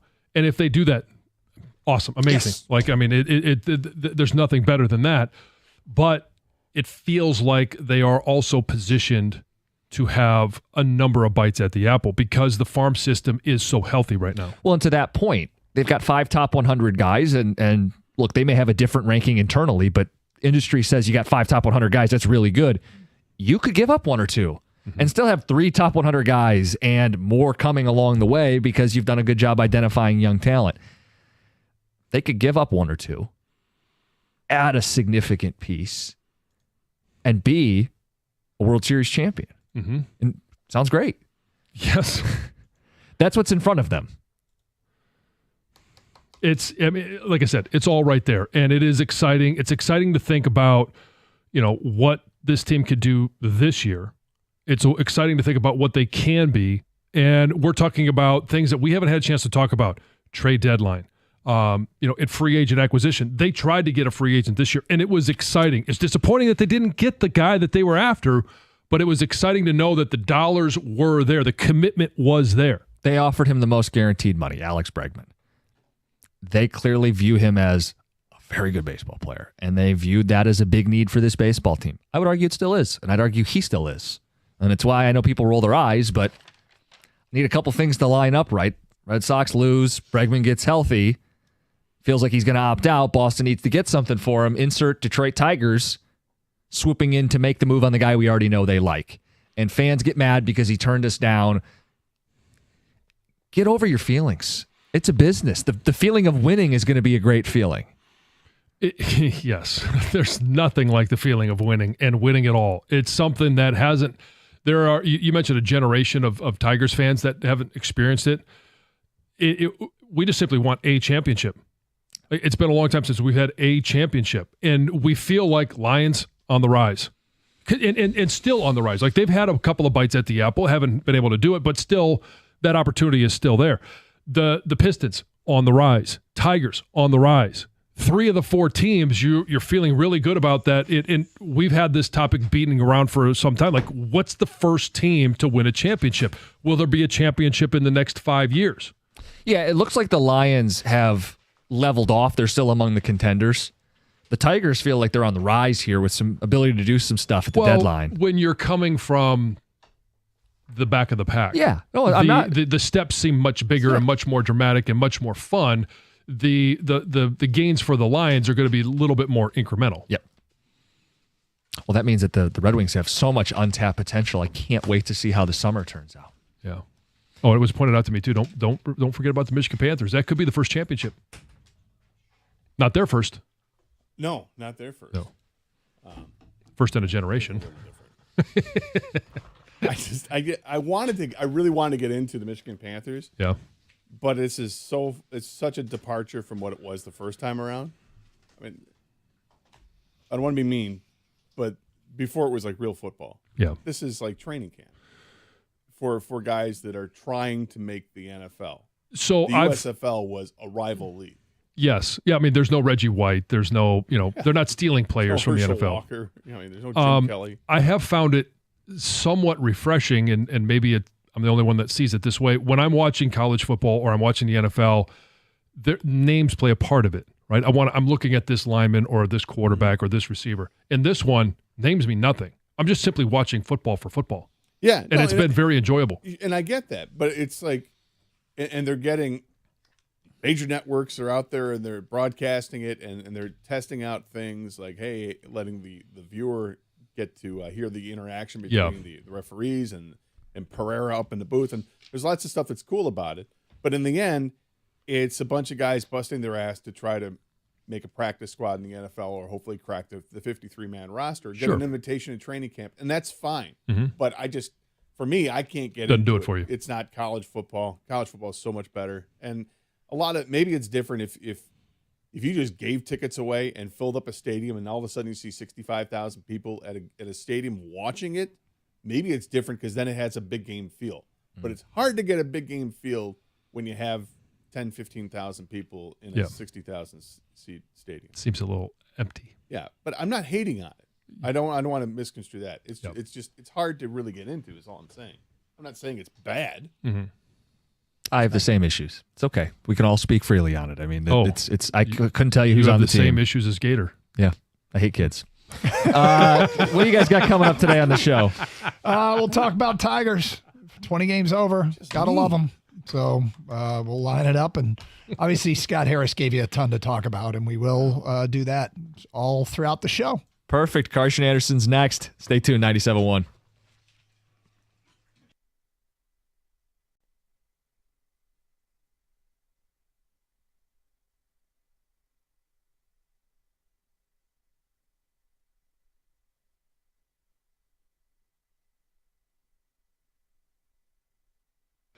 Brought to you by National Benefit Plans. Tigers president Scott Harris joined Costin Jansen this morning. It was asked if there are any prospects that were untouchable.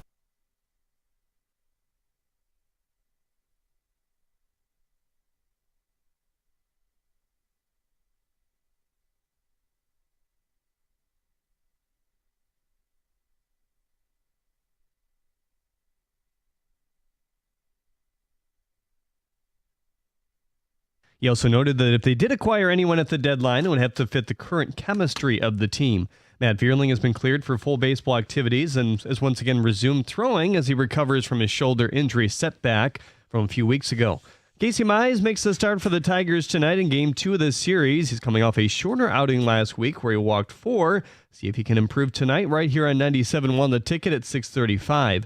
The Rocket Classic announced their latest round of commitments. MSU product Ryan Bram was one of them. He's also from Traverse City. The NCAA is adding a coach's challenge this upcoming season to college basketball. We'll have the chance to challenge at any point in the game. The only caveat is the team must have a timeout remaining in order to submit one. If they win, it will be granted an additional for the rest of the game. Plays that can be challenged include out of bounds, basket interference, goaltending, and whether a secondary defender was in the restricted area. The Pistons are heading south of the border next season. For the third time in history, they'll play a game in Mexico. November 1st is the date, as they will play the Dallas Mavericks as well. The Wings have added 23-year-old Czech goalie Michael Pastava. He signed a 2-year entry-level deal. It sounds like he'll be the third goalie that will rotate between Grand Rapids and Detroit, backing up Cam Talbot and Peter Mrazek, according to Ansar Khan.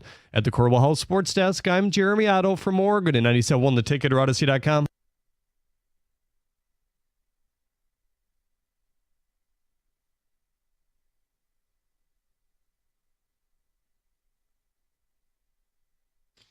"20 games over. Tigers are 20 games over 500. Good morning and welcome to the Karsch & Anderson program. I am Doug Karsch. That is Scott the Gator Anderson. Hello, Scott the Gator Anderson. Hello, Doug Karsch. Did you hear the little flex that Scott Harris had in an interview? There it is. He's like, I don't know, what do we got? 20 games above 500 right now. And if you go back to last year, I think it's, 40 games above 500 after our run. It was great.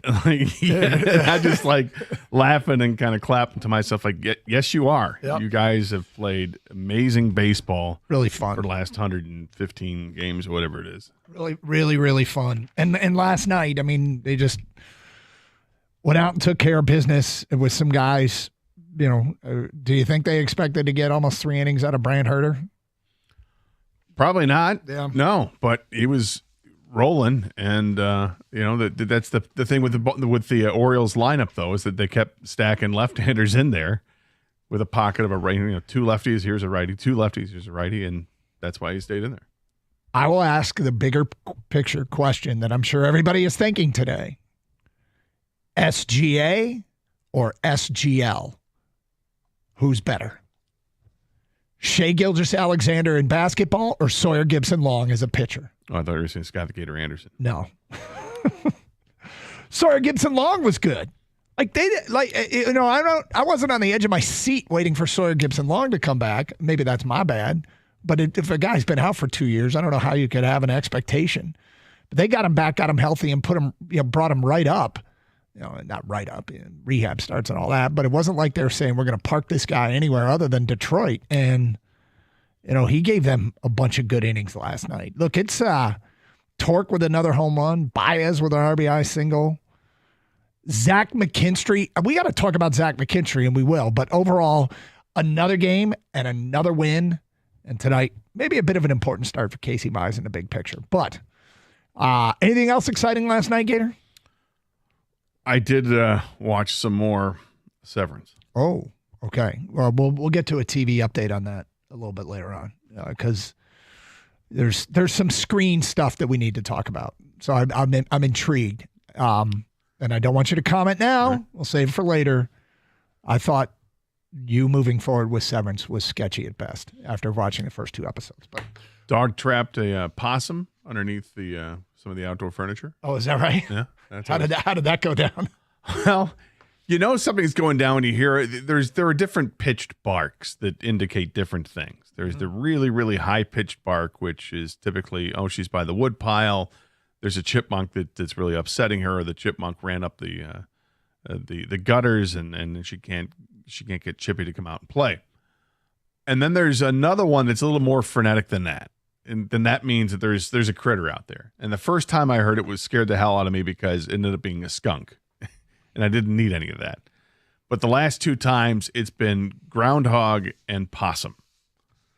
So I got to get out there and do something about it. Right. Because the possum, fortunately, was underneath some furniture. So it's trapped itself there. But it's happened. Actually, there's one other encounter with a possum where I happened to see it happening, and it was in the middle of the yard, and possum play dead. So if the dog wants to go over and pick it up, it can, and that's the last thing I want. I don't need, to deal with any sort of possum dog, aftermath, because it's not going to go well for the possum. Now, will the dog, if she decides that she wants to shred it, I don't know what she would do with it. Would she bring it in the house? Without question, she would bring it to the back door and say, hey, what do you think? You don't have a skunk issue in your neighborhood, do you? I've seen skunks. I don't know if I'd say it's an issue. I mean, it's been one time that got sprayed in my backyard mildly, but it was bad enough. It was just mildly. But we've definitely seen skunks in the yard. You know our buddy Vigo? Mm-hmm. He, the good friend of ours, lives near me. He walks his dogs, and there are skunk issues. And it feels like he's always talking about the dogs and skunks and interactions. And he's got a fenced-in backyard, too. So for some people, I think the skunks can be worse than others. We had one cat get sprayed by a skunk once, and I believe it was Punt. Oh, no. And we had to, it took a while to clean Punt off. The cat. Well, first of all, you got to catch Punt. Yeah. Which was not easy to do. No. But Punt, we got Punt cleaned up, but it wasn't easy. No. So, I worry about the critter encounters. I've seen different critters. There was a Lois squirrel encounter where she brought a squirrel to the back door, but I think the squirrel died from falling from the tree, and it was just lying dead in the yard, and she came and brought it. There was a mouse thing where Lois came to the door with a mouse in its mouth. Yeah. And I'm like, oh no. And she let it loose, and the mouse took off running the other direction. There was a Lois toad encounter. Oh God. Yeah, there was a toad in her mouth too. She just brings it back. So I'm not sure if she would destroy these things. I think she just wants to let me know that, hey, I got something for you. Yeah. Oh, well, thanks. Well, but the is that what they're doing though? They think of animals think I'm bringing you a gift. Yes. Yeah. Okay. Yeah. That's their cats definitely. That's their mentality. Yeah. Hey, I got something for you. Yeah. They're what there is it? It's a shredded squirrel. Yeah. It's what I've always wanted. It's the head of a raccoon. Aren't you happy?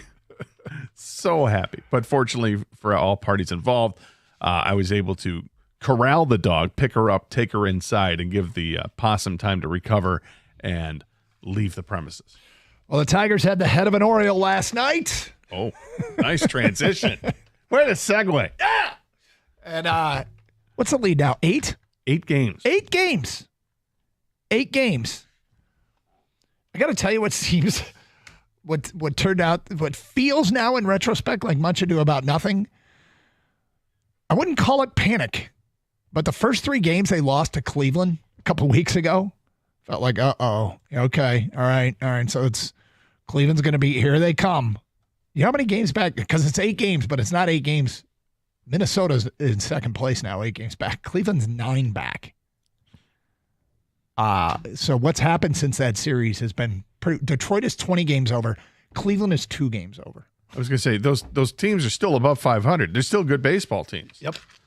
But the Tigers have just put some distance there, which is awesome to see. Yep. They're playing great, just great baseball all around. Great defense, great offense, great pitching, or at least the offense has been timely when they need to.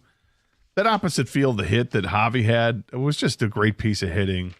Wenzel Perez has just been this kind of revelation with this team, this short sample size. He's just making a difference in games that he plays. And Torque hit a home run on Dinger Tuesday. You don't say. 248-539-9797. It's Carson Anderson. There are a couple Tigers and a couple moments in last night's game we want to get into. I'm finding myself, I'm getting more and more fascinated with one Detroit Tiger in particular. And we'll get to that today at 10:20 here on Carson Anderson. On 97.1, the ticket. Hey, it's Doug for the University of Michigan Credit Union. I've talked about them before, and right now they got a great deal if you're looking for your dream car, 4.5 APR. So we got a son out in the real world, and he's thinking about buying, with his own money, his first new car. And new, used, his first car, new to him. Right now, what I'm going to tell him, if he pulls the trigger on this, 4.5 APR and 0 payments for the first 6 months, drive now, pay later. Applying is easy, online or at a branch. Visit umcu.org. Don't wait. This is a limited time offer. Become a member by visiting umcu.org to get started. Insured by NCUA.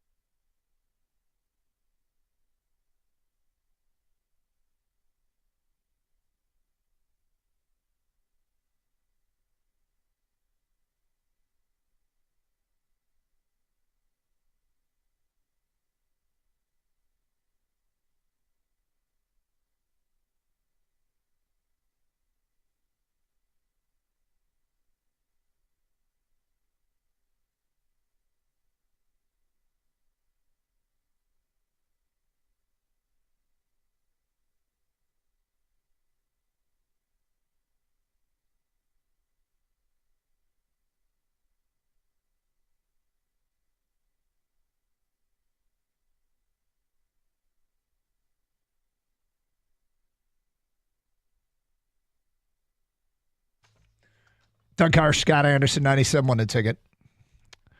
All right, Gator. Look, this is first the observation of a big moment in that game. A game that felt like Detroit was kind of in command the whole way.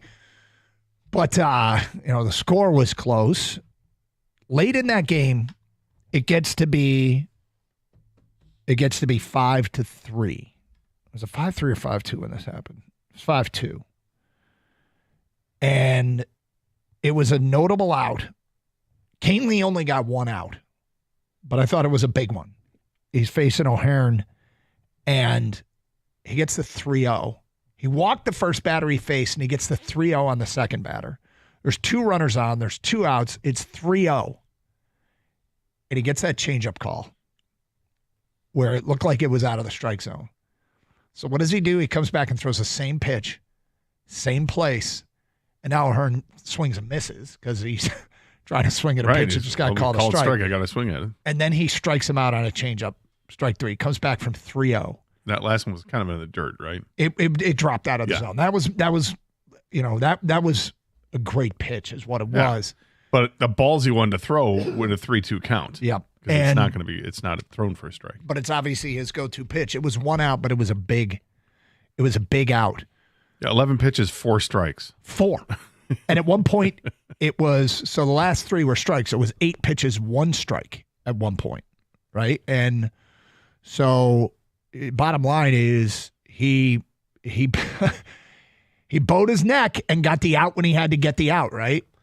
Yeah, I mean, so I had the box score pulled up, and this is what's interesting with the Tigers, and who do you trust and who do you not trust? And when bullpen arms have earned run averages below 2, you feel pretty good about those guys.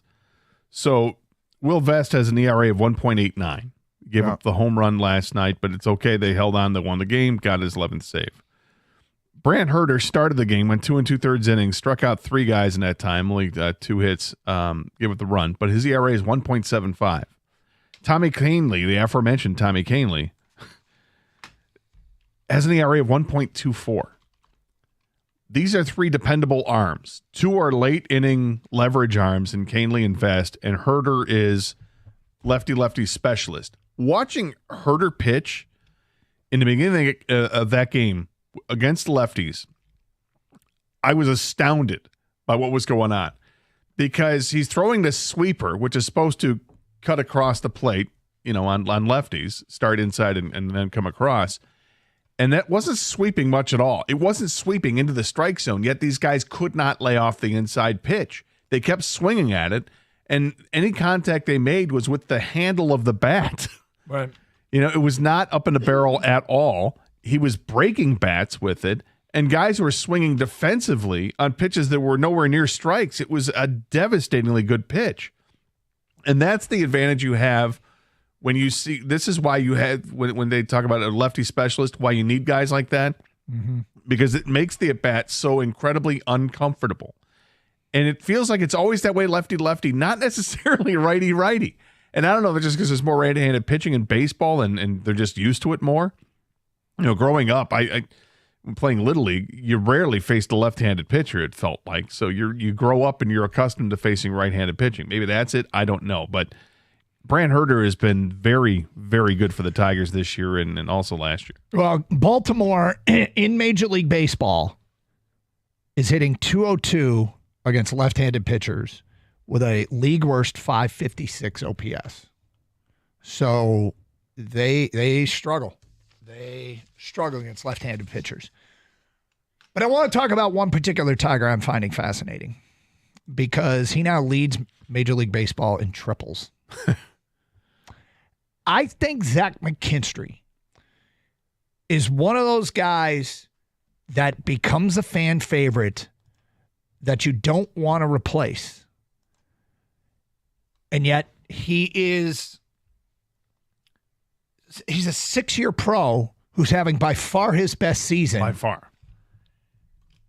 And I find him fascinating because if he's going to keep this up, you really don't need to replace him. He's got positional versatility. He's come through with some big hits. He runs well. I'm not sure what to make of Zach McKinstry. Like, and I'm not even talking about long term. I'm just talking about now term. Like, now term. He's, it's not that he's irreplaceable.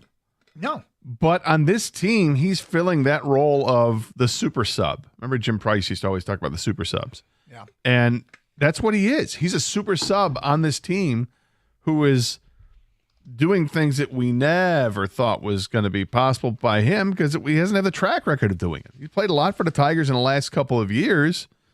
148 games in 2023. He played 118 games last year. And between the two, basically hit like 225. Mm-hmm. Nothing special. An OPS that was like 640. In the 61 games he's played this year, he's hitting 276 and he's got a 799 OPS. So this is kind of out of nowhere, and you ride it until it doesn't. Now, is water going to find its level, or is this what he is? I doubt this is what he is. But he might be a piece on the team that absolutely needs to be here because of the versatility and because you can rely on him to be good, maybe not great, but not bad. Good. He's an easy guy to root for. He's a very easy guy to root for. You're talking about sort of an undersized, he's not tiny, but local, Toledo native, played at Central Michigan. Even in spite of being local, I feel like local baseball players are less household names than local, probably any other sport. I mean, they just don't get high school baseball players don't get the attention. It feels like you make your name for yourself in the travel season anyway when it comes to recruiting and all that. But I guess long story short, it's this out of nowhere story, and it's fun to watch, and I just don't know what to make of him. Like, okay, trust him. Right? Trust him the rest of the way, right? Because Zach McKinstry has been such an asset. He's been such an asset. And I always try and look at things from another team's perspective. When Zach McKinstry comes to the plate, are other teams starting to worry about him yet? Or is he the guy that teams are like, all right, let's just get this out. I don't want to throw a ton of pitches to this guy. And he's seeing a lot of pitches to hit. I don't know. I think, I was trying to think of a comp of who he is. Mm-hmm. I think he's kind of like what Tony Phillips was for the Tigers back in the early 90s. Tony Phillips played from 1990 to 1994 with the Tigers. And here's Zach McKinstry at age 30. When Tony Phillips came to the Tigers, he was already a major leaguer for a number of years with Oakland, but never really broke through. Like, he was this good player, not great player, but had versatility, being able to play middle infield and play the outfield. It's basically what Zach McKinstry's doing. Once Tony Phillips got into his 30s, he became a much better player and had like a solid 6 or 7 years in a row where he had an OPS well above 750 and got into the 800s and was a really good player for teams, whether it was the Tigers or the Angels later. I mean, he hit 27 home runs one year, which was abnormal because his other career high was 19 prior to that. But can he be that guy and Tony Phillips was a catalyst for the Tigers. Those are bad Tiger teams, but he was a good player on a bad team.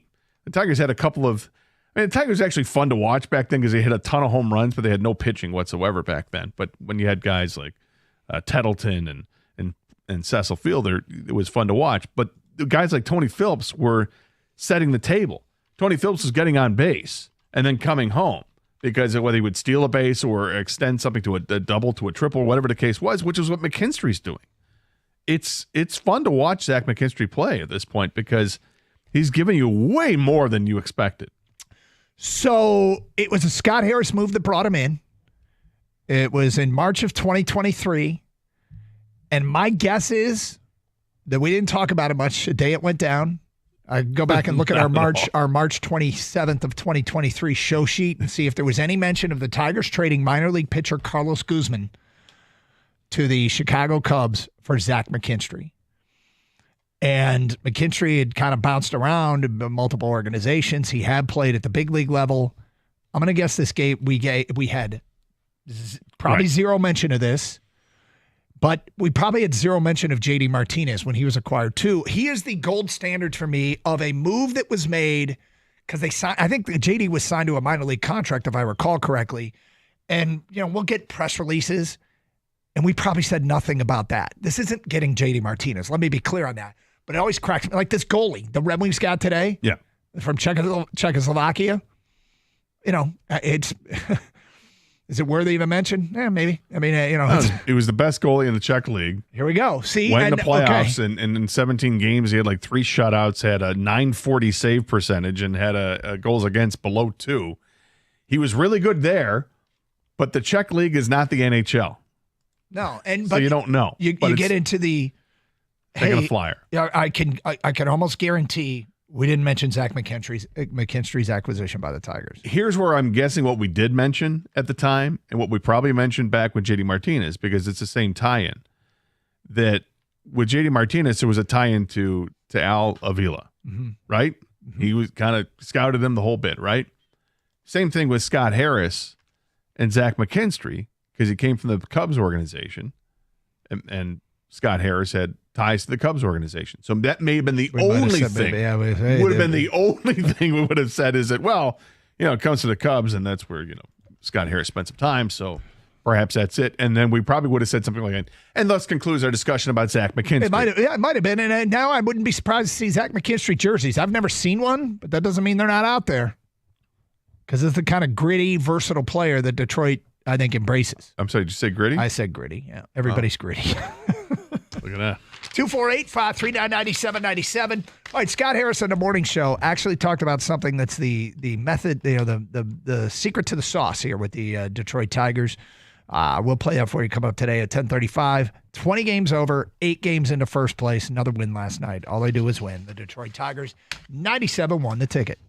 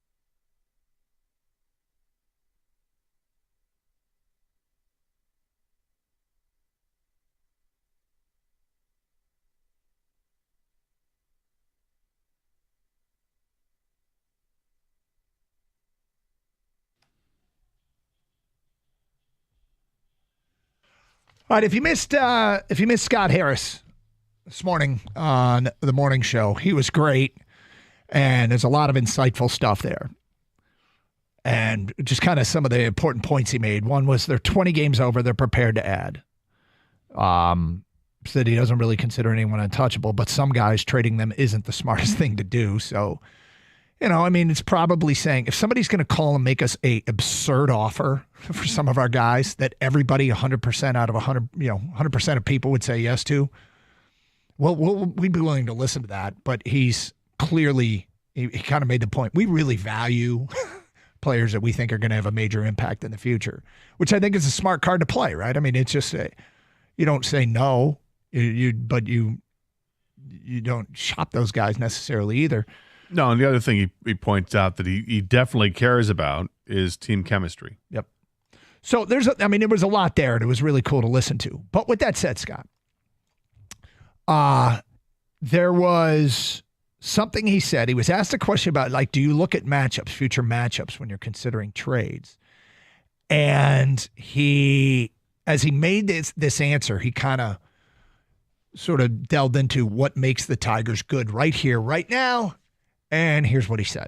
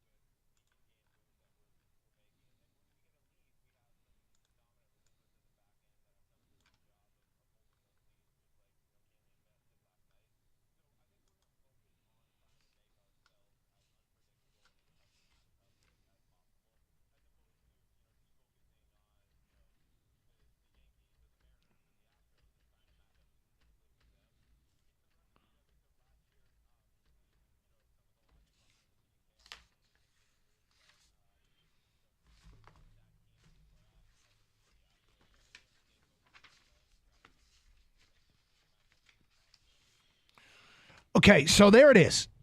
We're unpredictable. We're hard to match up against.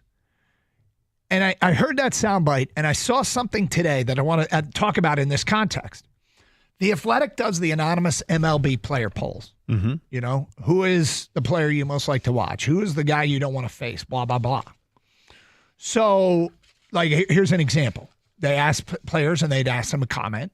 What pitcher would you least want to face at the plate in Game 7 of the World Series? Do you think any Tiger got some love? Derek Skubal. Yep. He finished second to Chris Sale, which is interesting. Skubal got 5 votes out of 50 respondents. All right. So, and we'll get to what was said about him. And there's some quotes that are interesting. What hitter would you least want to pitch against in Game 7 of the World Series? You think any Tiger got mentioned? No. 26 players got mentioned, not one Tiger. Which player do you most like to watch play? Skubal got some votes, but out of 46 players mentioned, not one Detroit Tiger. Which goes back to what we say. They have one superstar in his team and a bunch of good players. And yet, to charge out to the best record in baseball, something right is going on, and he just talked about unpredictability and matchup issues. And they create it for opponents every single night. And it might be why it's hard for some people to buy in. It's because they don't see the obvious. It's like they're killing it on the margins. And we talk about how the Pistons, it seems like every Piston championship team was a party crasher. That's what this Tiger team really is. It's party crashing. And in a lot of ways, it's more gratifying. Now, I don't want to get wrapped up in, hey, what they're doing, this formula that they have works so well. I don't want to break anything up. No, if you can get a superstar, get a superstar. Yeah. If there's a trade that makes sense to add that bat, that would be getting votes in the anonymous player poll in the Athletic. Who's the player you don't want to face in Game 7 of the World Series? And pitchers go, I don't want to face that Detroit Tiger. I'm okay with that because it's not like you have to be right that this philosophy means more. Well, I don't want to be so committed to the philosophy you don't do something smart. Yeah, and I don't think that I think he's pretty open to doing anything, quite honestly, as long as it's going to improve the team. But I look at this team and it's, you go back to the Moneyball stuff that Billy Beane was doing with the A's. Of course, they make the movie about it. And if you watch the movie, if you never paid attention to it, you might think that team was just devoid of talent, and they just did it by finding guys that could get on base and doing other little things, right? Yep. And the reality was the team had a lot of all-star players on it. Eric Chavez, Miguel Tejada, Jermaine Dye, not to mention the triumvirate of starting pitchers with, Mulder, Hudson, and Zito, which were outstanding. So it was actually a very good baseball team throughout. The Tigers, to me, are like, it's kind of untapped just yet. They're just getting started with their careers. Guys could end up being multiple-time All-Stars. Like Riley Green is probably going to be an All-Star this year, or I hope he's going to be an All-Star this year. That would make him a multi-time All-Star. Torkelson, likely to be an All-Star this year. His ranks among AL first basemen are tops in baseball, except for one category, I think. He's doing great. And they've got other guys that are kind of emerging. What Scott Harris has done, I think, is gotten enough of the right people in place in the minor leagues, the coaching staffs there, to help develop these players to the point where now when they get to this level, they're ready to hit the ground running, and maybe they get developed even more. I don't know how many of these guys are going to end up being superstars. I don't know if any of them are going to end up being superstars. But they're better than average players, and if they have a roster chock full of it. When you have that, you have the opportunity to win more games than you lose. That's what they've done. Yeah. Brad Pitt's done a hell of a job. Brad Pitt's done a hell of a job. Sorry, Scott Harris has done a hell of a job. But Scott Harris watches the games, though. Yeah, right. And he also... that was the soundbite where you were cracking up about the subtle flex. Yeah, that's such a flex. We're, I think, 20 games above 500. What's helped us get to 20 games above 500 this year? And what is it, 40? Yeah, the other thing I liked that he said is that, I don't know if he coined it or if he's acknowledging it, calling it pitching chaos. Yeah. Because we love that term. It's a great term. And, they had a little pitching chaos last night, and it actually worked. And it goes to the unpredictability. That's pitching chaos. And then the unpredictability is, look who's the leadoff hitter last night. Yeah, Jahmai Jones. It's Jahmai Jones. It's not Parker Meadows. Parker Meadows was hitting ninth.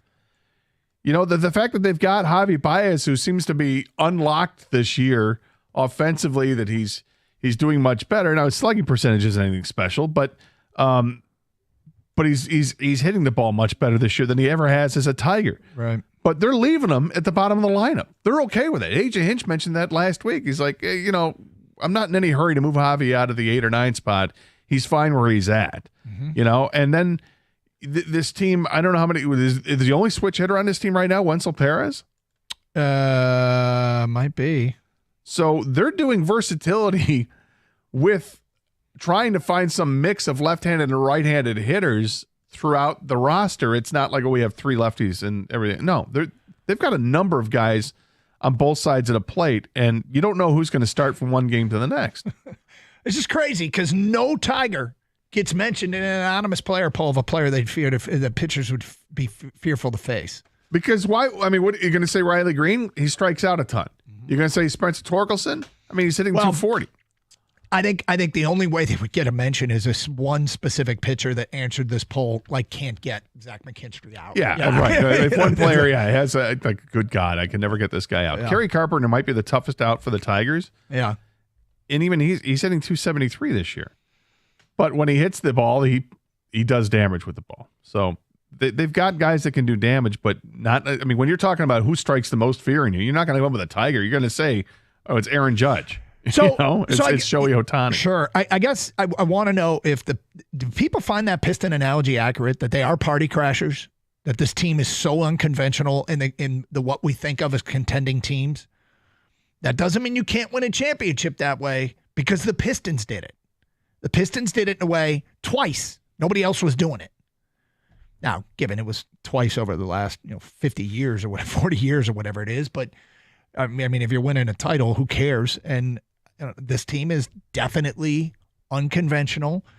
They don't get the anonymous player love. At least their lineup doesn't. Scooble did.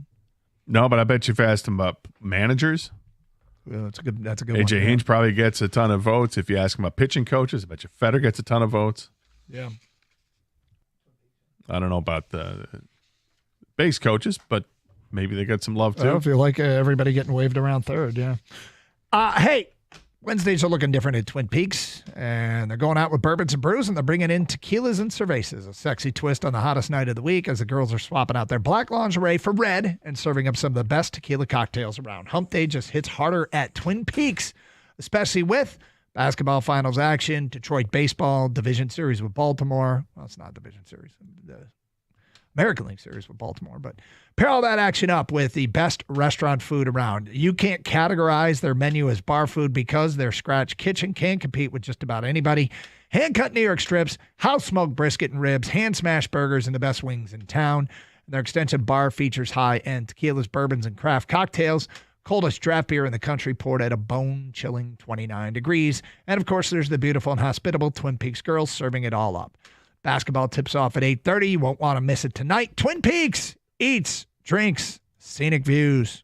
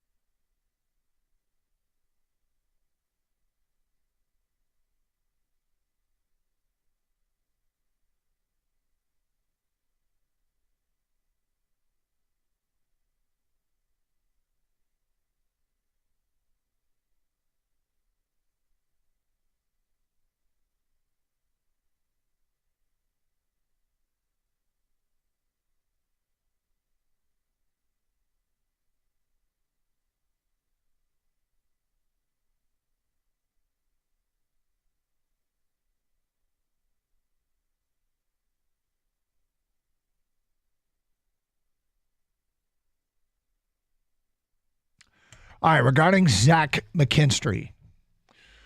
Alan Liggett in Nashville, Tennessee. Thank you for listening, Alan, and Odyssey App's great. Says Zach McKinstry, he's a Chippewa. Fire up Chips. Yep.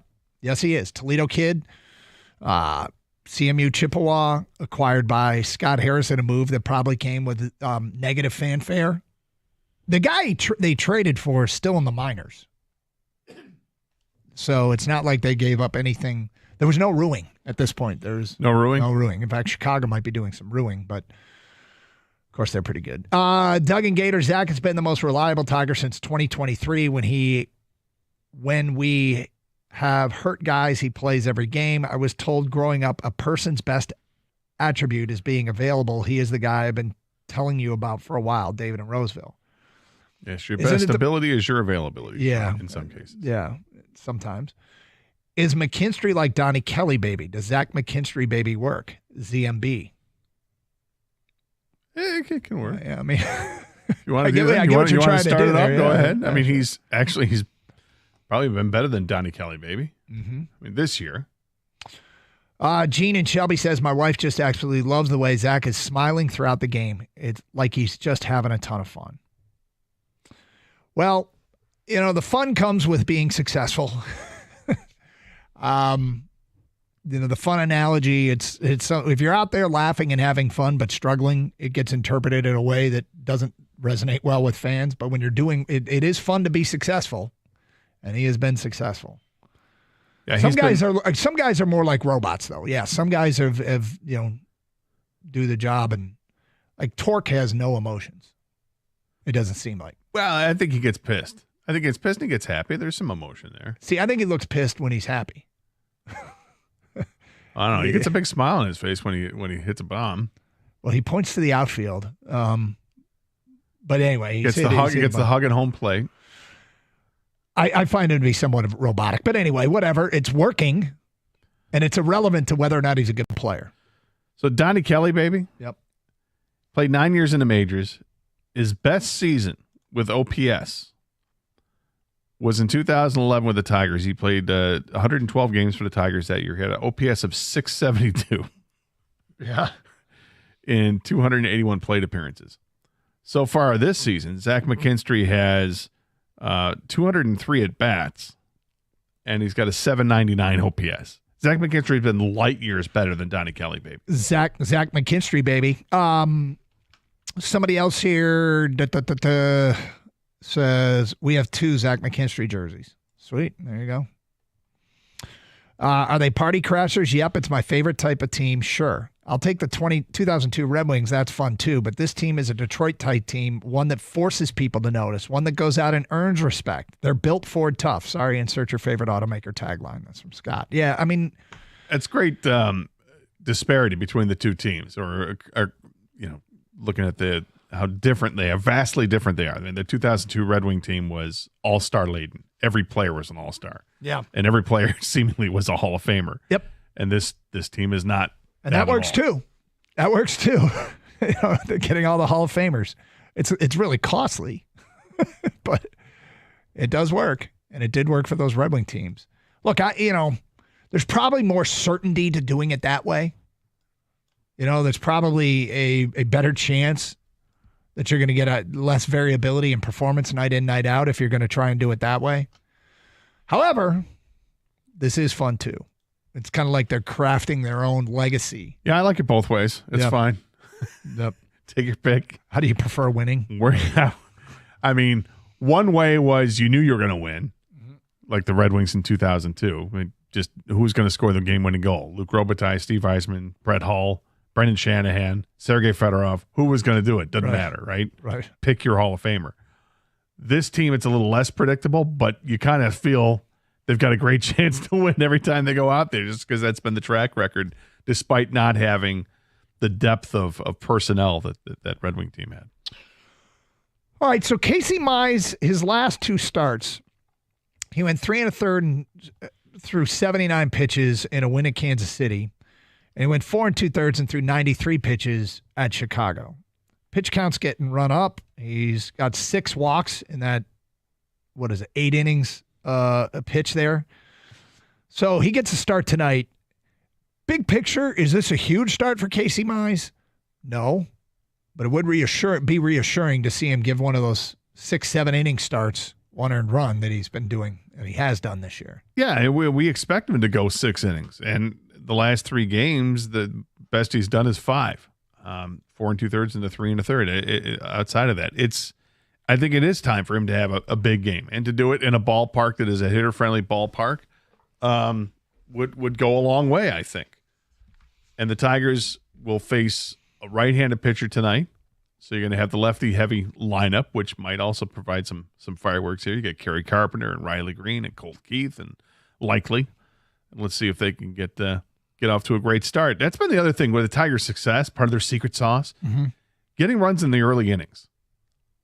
You know, it hurts if you're the opposing team. Like, what just happened? We just gave up 4 runs in the first inning. What the hell, man? It's demoralizing. And you can ride that out for the rest of the game. But Casey Mize, I think he needs to have a good performance tonight. If it's demoralizing for the opponent, is it moralizing for the Tigers? I think, I like that. Moralizing starts? Yes, it's moralizing, yeah. Get off to a moralizing start. They took the lead last night early, and so... look, I mean, Casey Mize has been really, really good. There's been an injury mixed in there, and not a serious one. He missed a couple starts, but that's always kind of been one of the big roadblocks in his career. So, a reassuring start tonight would be nice. You get to the postseason and you start playing postseason baseball. I think what we're pretty sure of, big picture thinking, this is okay, zooming out, big picture thinking, and I don't know if it's a safe assumption or not that this team's going to be playing some pretty damn important baseball games down the stretch and maybe into October. And when you get into October, you got Skubal, you got Flaherty. I think that third spot's still up for grabs. Again, if they're playing postseason baseball, Mize is a candidate, and there's a lot to be done between here and there. But that third starter's a big position, and when you get into postseason baseball, yeah, absolutely. Reese Olson in the mix too, and who knows what's going to happen with the. Sergey Gibson-Long or Alex Cobb or whatever comes down the pike. If Jackson Jobe comes back, is he going to be in the mix? And there's lots to look at there. But, I mean, so far through this season, Casey Mize has been very good on the year. Despite his troubles in the last couple starts, he still has an ERA of below 3. Yeah. So, I mean, that's formidable. And this is a guy who looks way more mature on the mound than he has in years past. I don't know if it's the beard. He's got a permanent scowl on his face. He's not afraid to throw inside. I mean, he's pitching with a chip on the shoulder at times, and that can be really good. 248-539-9797. If you want to keep talking Tigers, we've thrown it out there. Do you buy into this just being a team that can do it the way the Pistons did it? Unconventional. Party crashers. Not the same way everybody else does it. Can you win a World Series this way? 248-539-9797. Just a reminder, you can stream the show using the Odyssey app. We read a text earlier today from somebody in Nashville, Tennessee. There's going to come that time. You're on summer vacation, and the Tigers are going to make the trade, and you're going to be in the car for a while. You're going to be sitting at an airport. You're going to wish you had it. It's the Odyssey app. You can listen to what's being said in Detroit from anywhere in the United States. What if I'm driving from Oil Trough, Texas to Waxahachie, Texas? If you can get an internet signal, yeah. All the way to Waxahachie, you can listen to. Good to know. Yeah, you can listen to what's being said in Detroit.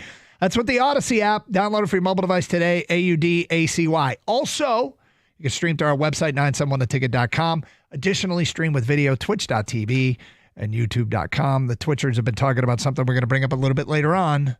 Actually, we're going to do it today at 11:02. We're going to do it next. Some screen time observation. TVs and movies. We'll get to that at 11:02. Here on Carson Anderson, youtube.com as well. Search up 971theticket.com. You can watch the show. It's Carson Anderson here on The Ticket.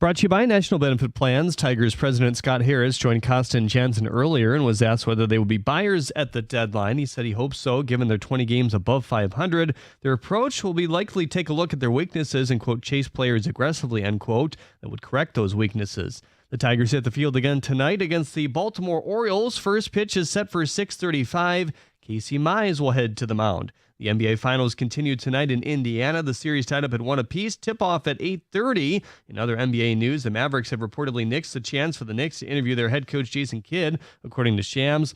The Timberwolves and Rockets have also denied permission to this point. At the Cornhole Health Sports Desk, I'm Jeremy Otto. For more, go to 97.1 The Ticket or Odyssey.com.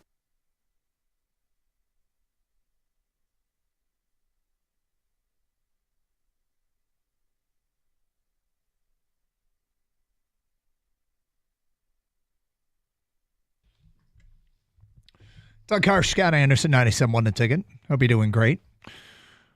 On a Wednesday in Detroit, sun's out and shining. Baseball team's in first place. 20 games over 500, biggest lead of any team in Major League Baseball. And now going for Game 2 over the Orioles tonight at Camden Yards. Winning last night 5-3 in Tiger fashion. Just doing what they do. There was a pitching chaos. If doing what they do, I guess, is one player with 2 triples.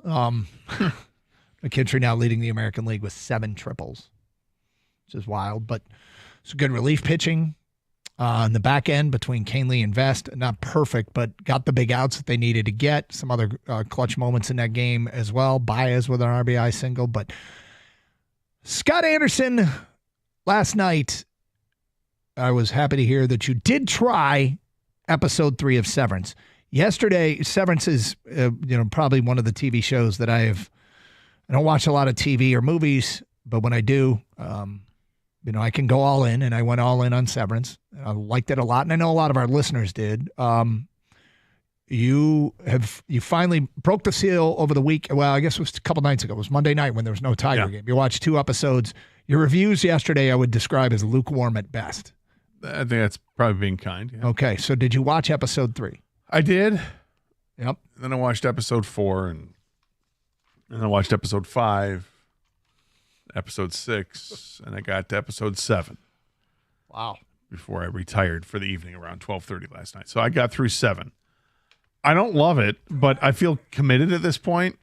It's one of the things. I got 3 more to go for the first season, I guess, and then I can determine if I want to watch a second season of it or not. It has picked up a little bit. There are reasons why I had more interest going on. There was more walking. So if you get more Christopher Walken, I'm going to be interested. However, the last episode I just saw was indicates that he's not going to be coming back, but I suspect that's not the case. Be my guess. But nonetheless, it's just really a prognostication on my part. I know you're not going to tell me, and I'm not asking you to tell me. Nope. But the show got a little interesting as... And this is going to be a sad state of affairs. It got more interesting as a little more violence was introduced into it. When you have people that are starting to fight back against it and want to reclaim their lives, and it's interesting now, and it's more interesting now. I don't know if it's interesting. It's more interesting. There's still a lot about the show that I do not like. But I'll give it a chance. I'll probably power through the whole first season. Okay. All right. Well, I want to ask you a generic question. Okay, sure. Did you enjoy season 2 more than season 1? Yes. Okay. Yep. I enjoyed it all the way up to the end of as far as they made it. So, Kane, have you watched both seasons or just? I've not watched. Oh, you haven't watched it no. all. Okay. And by the way, Doug, he's all in. You think? Yeah, because this is how Gator is. He's committed now. I mean, 7 episodes in 2 days, you're pot committed. Even if you start to not like the show again, I think you're the type of guy who's like, I got to see this through. It's kind of true of him. Yeah, I mean, how long in some ways, stick? This one's pushing the boundaries of this kind of commitment. I mean, you've watched the show, Doug. Do you think there's a point that coming up that where Gator could bail? Gator, not you, obviously. You loved it. I couldn't. I'll tell you that. Like what? I just went back and looked at a recap of episode 7 because I can't remember. But as reveals are coming out and things are becoming clear, at that point I was hooked. By the time you got there, I was completely hooked and all in. Yeah. And I feel like he still could. I think he's the kind of guy, though, that commits and wants to finish That's the job what I'm saying. more than me. But oh yeah, you would leave and just I'd bail quickly. But I think Gator, because I don't think you even have to love it to just continue watching it. You're right. I don't. But to get to a season 2, I'm going to have to. I'm going to have to really sell me on the story continuing where it makes sense. Like, I assume there's going to be a cliffhanger at the end of season 1. It's going to have to be the hook to get you to, you can't wait for season 2, right? Because I remember Doug was like, I can't wait for season 2. Can't wait for season 2. Gator, that's how they do it, man. Yeah, but I'm not, like right now, maybe it's going to hit me like a truck. It's going to have to hit me like a truck that there's like, oh my God, I did not see that coming. What? And it's going to have to be something like that to get me to go on to season 2. I'm committed to watching the last 3 episodes. That's not a problem. Well, he said something today. He said something. You can knock him out today. He said something to me today that cracked me up and is one of my favorite lines from the entire series. Gator asked me later to help him with the hanging of the kelp, and I burst out laughing. And then later he looked at me and said, the kelp worked. The kelp worked. Was a funny line. It's not a spoiler alert for anything. No, it's not. It's just something stupid in the series. Yeah. It's funny. Okay, the other thing is yesterday it's also, I will say this. I always forget what her name. Mrs. Zellwig. What's her name? Mrs. Selvig. Selvig. Yes. Yeah. She looks because now it's Patricia Arquette is the actress who's not terribly old. She's a couple years older than I am. And that's not terribly old, Doug. No. But she's got long, now gray hair. She used to be a blonde back in the 80s. Those don't know, she was in the movie True Romance with Christian Slater and a bunch of other stuff. But anyway, she looks a lot like my cousin. I had the same thought. Right? Well, we all thought it, Gator. But I'm like, no, right. But I'm watching this now. I can't stop thinking that's my cousin Andrea. Really? I mean, the long gray hair, that's a similar face. That's my cousin. This is kind of strange. I don't know if I feel comfortable about this. Well, sorry, I don't know if we can do anything about that. But the other thing I want to bring up from TV is yesterday was the anniversary. Is this the anniversary of the last episode of Sopranos? Oh. Which is one of your all-time favorites. Yeah, it was a great series on HBO in the middle 2000s, early 2000s it started. Ran for, I don't know how many seasons they had, like 7 seasons maybe. Mm-hmm. It was a really good series. It HBO had just done an amazing job all throughout the years of creating great television, and that at that time was the continuation of that. Yeah. Of great episodic TV. And it made careers for people without question. And it was a very, very good series. That was one that you wanted to watch one episode to the next. Stuff was happening. It was way more fast-paced. There might be a slow storyline here and there, but by and large, that show delivered week in and week out. It was really good. Yeah, it was 6 seasons, Gator. 6 seasons. And it was 18 years ago yesterday. It was the last episode. It was 18 years ago? Yeah. Wow. So when we started doing the show, that's when it was finishing up. Wow. So, Kang, you said something off the air today that is weird. You haven't watched it. I have not watched an episode of The Sopranos. But you have watched the last scene. The 5-minute last scene where it's controversial to a lot of people and they interpreted many different ways. And I'm not going to spoil it, even though it's been 18 years. But it's a I had people talking, right, Gator? A lot. Oh, yeah. And people arguing even. Yes. Debating, all this stuff. But some people upset, some people not. Some people thought it was the perfect ending. Other people thought, what the hell was that? What a crock. Mm-hmm. Yeah. So I've watched that scene, Doug, many times over the last 18 years. You're a big Journey fan. What do you want me to do? What are you going to do? I do like Journey. But I've never watched an episode, and I'm going to. This is one of those series that I do want to take the time and effort out to watch. Like other shows you guys have mentioned up to me, like Yellowstone or Severance, whatever. I'm like, we'll see. This is one I really do want to take the time out eventually one day and watch the entire thing. But I've already seen the ending. I've literally seen the ending many, many times, and I don't think it's going to affect. It won't affect anything. My journey and the roller coaster, enjoy the ride of the show. So it shouldn't, because it's the stuff that leads up to that makes it impactful. If you just watch the last, like you saw, and I know exactly what you're talking about. When music starts, everybody gathering around. A lot of stuff going on in the diner. Yeah, exactly. It's just, hey, the family comes and sits down at the diner and waiting for Meadow to come in the whole bit. Right. And That's all you've seen. Yeah. It means nothing. No, yeah, of course. I don't Absolutely know anything. nothing unless you've watched the 6 seasons of The Sopranos. Doug, have you seen the last 4 or 5 minutes? Yeah, I actually have, and I don't have HBO. But I am about to enter a new phase of life. Because come September, we're going to be empty nesters. I'm not quite sure what's going to happen with all the time. Like, it's going to be weird. So maybe I'll give, of all the shows that people talk about, I made it a season and a half through Breaking Bad, and I've kind of stalled. And it's been probably like 3-4 months since I watched an episode. I made it an episode and a half, and I bailed. Yeah. But I like the Godfather series, and I like Casino, and I like Goodfellas. I like a lot of these mob movies, so it sounds like Sopranos might be something I could get into. Yeah, Sopranos would be, or Mobland would be the other one. I keep telling you. God, yeah. It's only just one season's worth. Yeah, it's British mob though, right? Yeah. I like more domestic gangsters, but USA, USA, USA. Well, here's the thing. This one goes international though. Oh, hey, don't spoil it. I'm just saying it's not, First of all, just to go back Breaking Bad real quick, my favorite top 2 or top 3 series of all time. But I understand it's a time thing, Doug. If you have the time to consistently do it, then you're going to do it. Yep. Sopranos, whether you're into mob stuff or not, great writing is great writing. Yeah. Okay, so Game of Thrones, I didn't get on right away. People told me all the time to get on. I'm like, I'm not into dragons. I don't care about medieval crap. That it doesn't. I'm not drawn to it. I watched the first episode. I'm like, holy crap! I got to continue watching this because good writing is good writing. And that's what I feel The Sopranos is. And so I want to get on that. It is, and The Wire is the same thing. You're 100% right. If the dialogue between the characters and the character development, that's going to bring in the whole bit. Because if it's not there, I mean, you can have great actors and a terrible script, and you're going to like, this is the worst thing I've ever seen. There's a movie that came out years ago called Appaloosa, and it was a Western, and I was dying to see it because it had Ed Harris, Viggo Mortensen, and some other very well-known actors. I'm like, I really like Ed Harris, and I really like Viggo Mortensen. This is going to be great, man, right? Yeah. It's going to be awesome. Uh-huh. It sucked. It sucked beyond belief. I'm like, what the hell is this awful crap?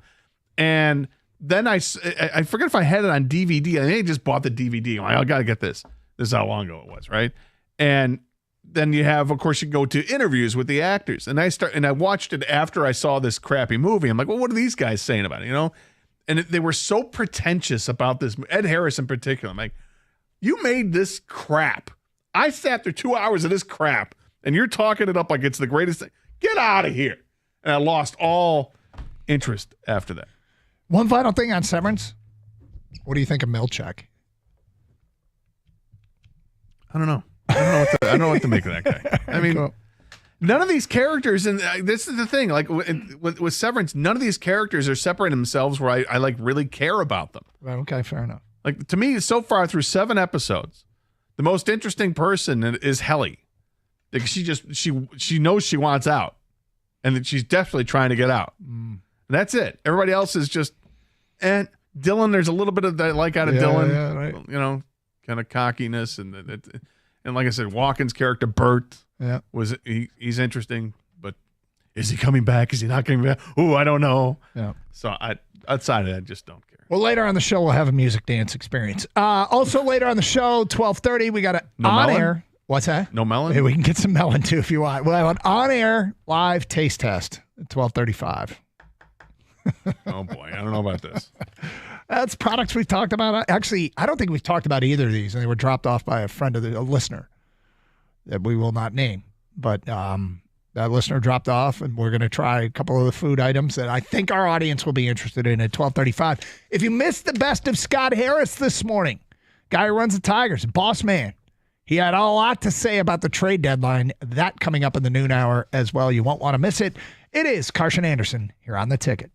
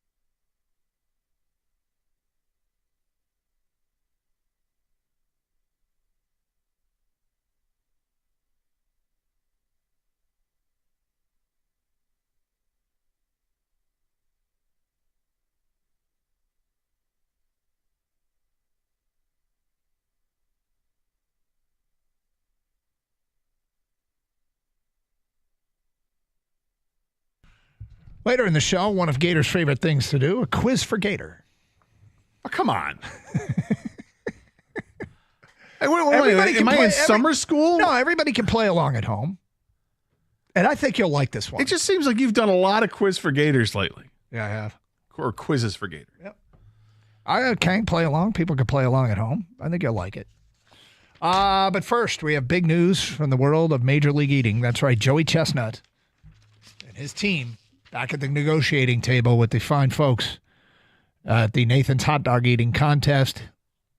Negotiations are ongoing to bring the GOAT back to Major League Eating's premier event, the Nathan's Hot Dog Eating Contest, held the 4th of July of every year. Let's face it, this is the Super Bowl. This is the Daytona 500. This is the Roland Garros of all Major League Eating. This is all wrapped up into one. Scott Anderson, how do you feel about it? I think it's great. I think they need to do it. Bring the best.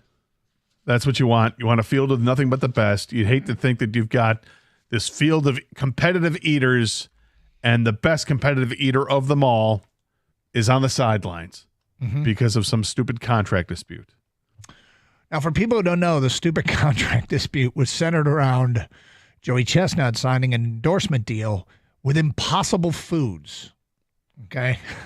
So for those that are into the meat substitutes, Joey Chestnut has a deal with them, and Nathan's, they were in conflict, and it meant that there was no Joey Chestnut in last year's Nathan's Hot Dog Eating Contest. Now, whose decision was it? Was it Nathan's that said we can't have you because you do that, or was it the Impossible Meat that said you can't do it? Because I thought it was Nathan's that said no. It was Nathan's. Which is just dumb. Yep. Because the fact that you would have somebody who endorses another product that is going to be throwing down 50-plus hot dogs of your product, and you think there's definitely a conflict, but the conflict's on the other side. It's not on your side. You should embrace it. Mm-hmm. Well, it's stupid. Look, it's good to get him back, and it's not final. They seem to be trending in that direction, and they're at the negotiating table. I'll just say this as someone who very much enjoys. Probably my most common fast food order is the Burger King Impossible Whopper. But I have not found a hot dog substitute. I do not miss the hot dog. Most of the meat substitute products I find to be, well, not great. And I understand that most of people out there find none of them to be great. But for those that don't eat red meat, the one I would recommend is the Impossible Whopper from Burger King.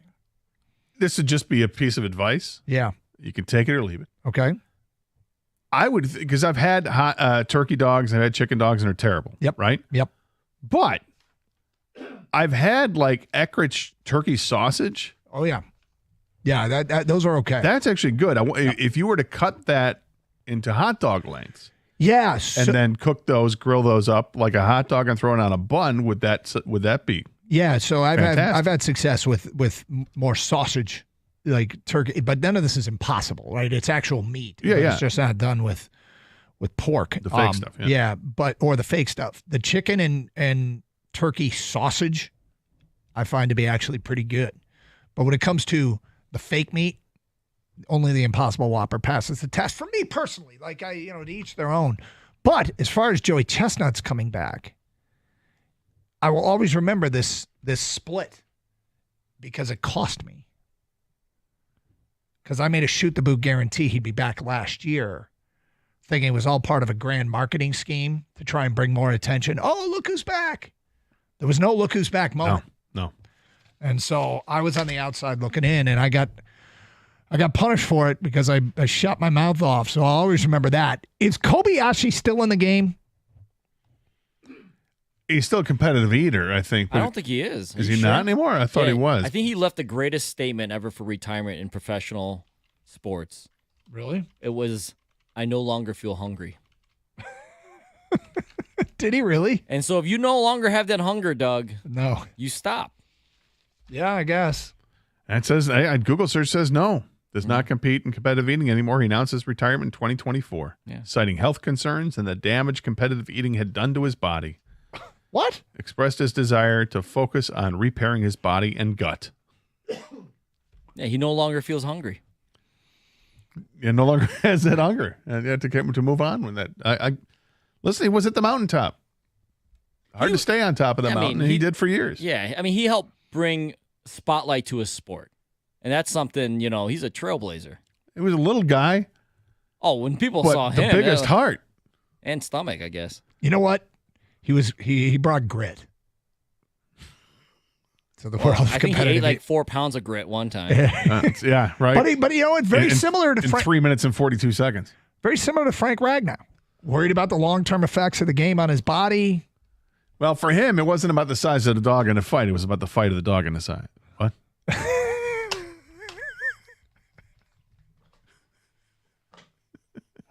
What the hell did you just say?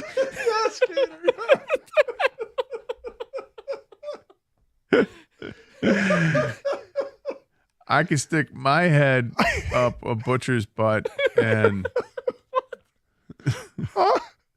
I'd rather take his word for it. Fool me once. You're not going to fool me again. And it's hammer time. Oh, I'm so glad we brought this up. There was a payoff. So July 4th, tune in. At this point, it looks like Joey Chestnut trending to be back at Nathan's. 248-539-9797. It's Carson Anderson, open lines. Let's get back to the Tigers here a little bit. If you want more Tiger talk, we opened the show, did the whole first hour about team with the best record in baseball. How about them Tigers? Next hour, you hear the best of what Scott Harris told our morning show. It's almost all trade deadline related, and it is I thought, very insightful. That at 12:05 here on 97.1 The Ticket.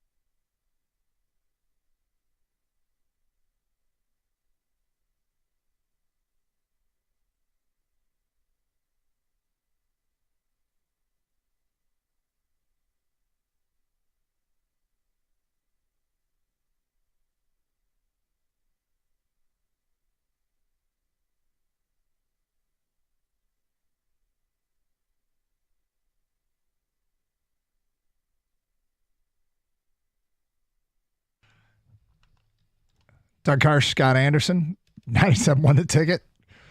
Open lines, 248-539-9797. Talking a lot about the Tigers. And look, I don't know who Detroit is necessarily like fascinated with. I'm going more and more fascinated with Zach McKinstry. He leads the American League in triples. He's an ultimate utility guy, local guy, Toledo ties, Central Michigan ties. Scott, he's the kind of player that Detroit embraces. And you kind of go through this period where you're winning with Zach McKinstry. You're winning with Zach McKinstry, and you look at a trade deadline. He seems like a guy that you could trade above. And then you wonder, are they winning because of Zach McKinstry? Like, it's not they're winning with him. They're winning in part because of him, and more because of him than maybe we personally, and I don't mean, maybe it's not you individually out there, but Detroit in general is recognizing that Zach McKinstry is a bigger part of why this team is winning than is necessarily acknowledged. And then we're looking for kind of, somebody said, is he Donnie Kelly? Is he Zach McKinstry, baby? And we started getting into nicknames. Some ideas are coming in for nicknames. Okay, I like the nickname. From an unnamed texter, Zach McKinstry will forever go by Zach McNasty in my book. I don't mind that. Zach McNasty? I like McNasty. Just call him McNasty. Gang, what do you think of McNasty? McNasty. Yep. McNasty. Zach McNasty. You know what? He needs a nickname, so we'll go with it for now. For now, well, it's a start. Leader in the clubhouse. Yeah.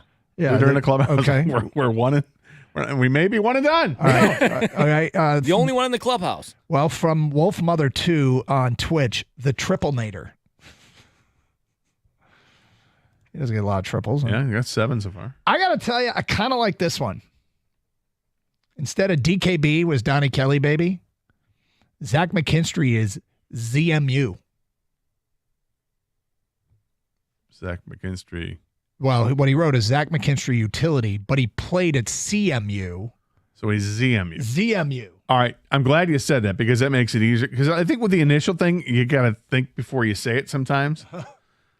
And that would be easier to just get to ZMU because you went to Central Michigan. But it's also convoluted a little bit to throw the U at the end. It's unnecessary. I know, right? Yeah, but I'm still going with McNasty. You like McNasty better? I don't mind ZMU either. I think that's pretty good. More just observation. Zach M is a stud. The boy can hit, and his arms need to be mentioned as well. His arm needs to be mentioned as well. It's a rocket. He actually has a really good arm. I mean, he could steal a base for you. He's a first to third guy. He's just a hustle guy, man. He plays he's here, one of those he guys plays we'd there. probably make fun of if he were on the other team. Yeah, but he's not a spaz. He's not a spaz like Eckstein was a spaz, and some of those other guys were just spazzes. But he is a glue guy. You don't disagree. You know what I'm saying. Yeah, I do. And I'm not quite sure why we zeroed in on Eckstein being a spaz back in 2006, but it totally seemed appropriate. He was a spaz. Yep. This is an interesting observation. An unnamed texter says, not sure if it's being mentioned, but so glad the Tigers aren't doing any home run gimmick celebrations this year. Yeah, I noticed that a while back. I'm like, where's the Little Caesars spear with the pizzas? But I don't miss it anymore. I'm okay with it. But I was wondering if they were going to come up with something else.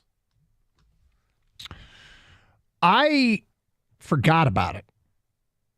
The home run celebration thing. And then I saw last night Baltimore had like a beer bong, although they were using, did you see that? The They had a what? home run. They had like a beer bong. Who? Baltimore did. And they were pouring water into it. Oh, but no, I saw him wearing some kind of cowboy hat. there was that too. Maybe somebody can tell the whole story. I don't know the whole story behind what they're trying to accomplish over there. But yeah, it was like a beer bong.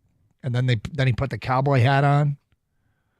I don't know what that was all about, but I mean, it doesn't seem to be a requirement to be a winning team. No. No. It was cool last year, and it was just a one and done thing. Okay. Here's What about an interesting McTriple? McTriple? Yeah. I don't mind McTriple. McTriple's good. I think McNasty's better, but I like McTriple. I like ZM. Like, there's some good ones.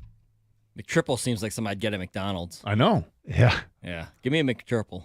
Well, here's the thing. If they could, that could be an endorsement deal. It really could be. Yep, Yeah. the McTriple. If McDonald's wants to up their game, you're welcome. To both parties, by the way. Send some this way. Yeah. Give me a piece. From an unnamed texter, and I want you to focus on the last part because the first part you're kind of sick of it. But this person writes, Avila really set us up for long-term success. Thanks, Al. Just hope Mr. Harris doesn't mess it up.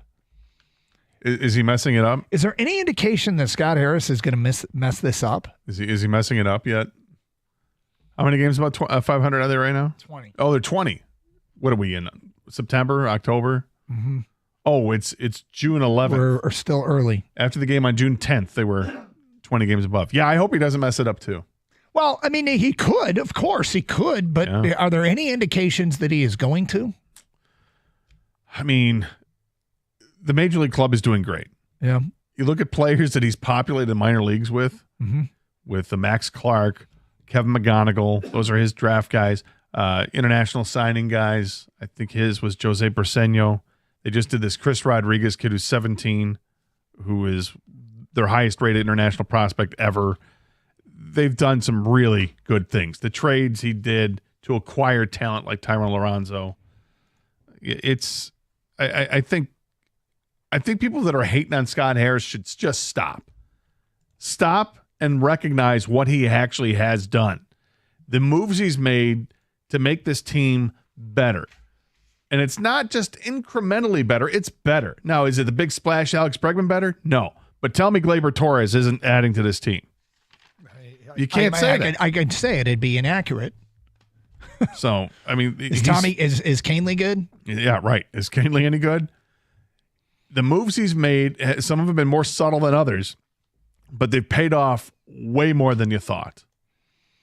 And in the meantime, somehow, by hook or by crook, they've gotten Javi to come back and play very good baseball again. Mm-hmm. Now, Javi still isn't hitting the ball over the fence like crazy. He did it for like 10 days. He hit, I think, most of his home runs in that 10-day period.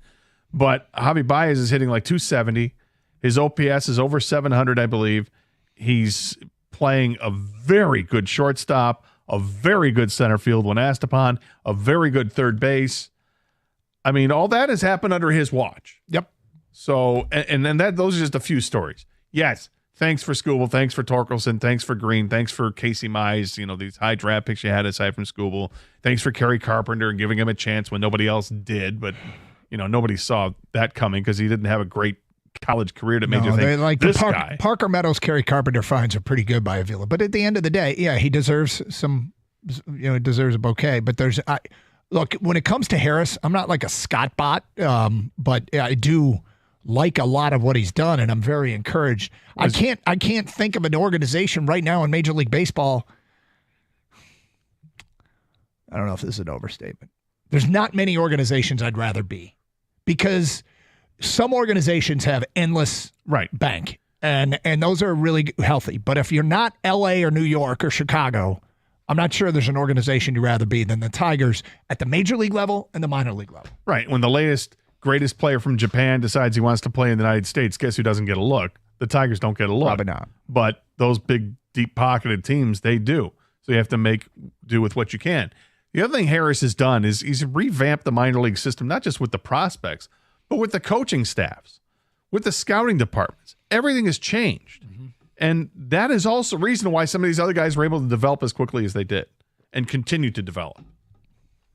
So, yes, I like to give Scott Harris a ton of credit because a lot of people don't want to do it. Are you a Scott bot? I'm not a Scott bot because he's had his misses. Lord knows he's had his misses. Yeah, but everybody does. Yeah, but he's trending in a great direction. I mean, is he Brad Holmes territory? Not yet. No. But he's accomplished a lot like Brad Holmes in a short amount of time. This Tiger team did make the playoffs last year. They did win a series. They almost won a second series. We probably give him a little too much credit for that, although he deserves credit.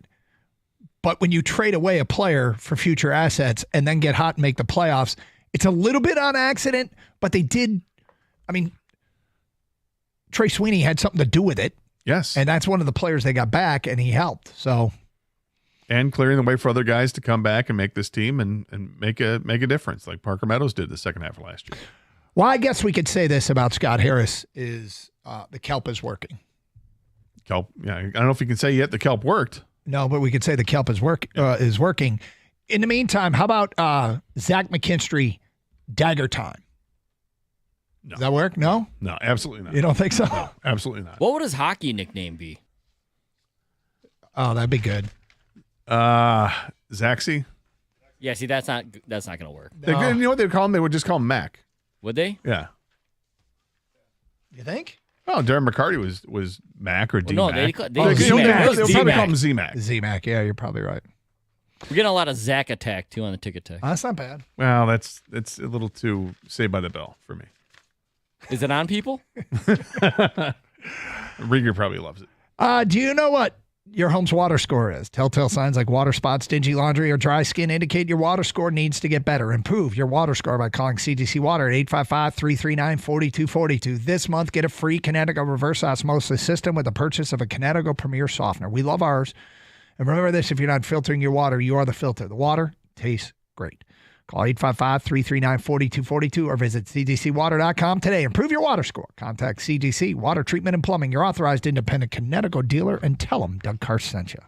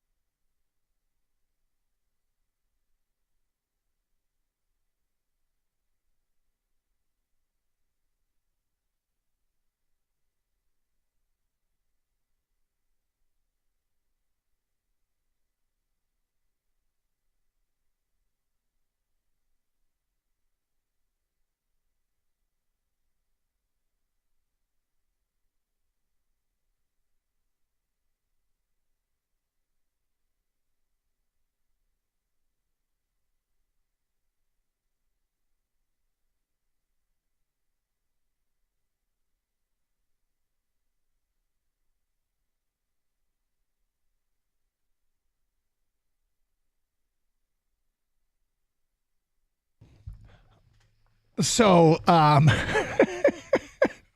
just looked over at Twitch, and Mr. Fun, make sure he's regulating everybody's fun. Jimbo84 says, "Can we glaze any harder, boys?" I'm not surprised. These two are the biggest homers on the station.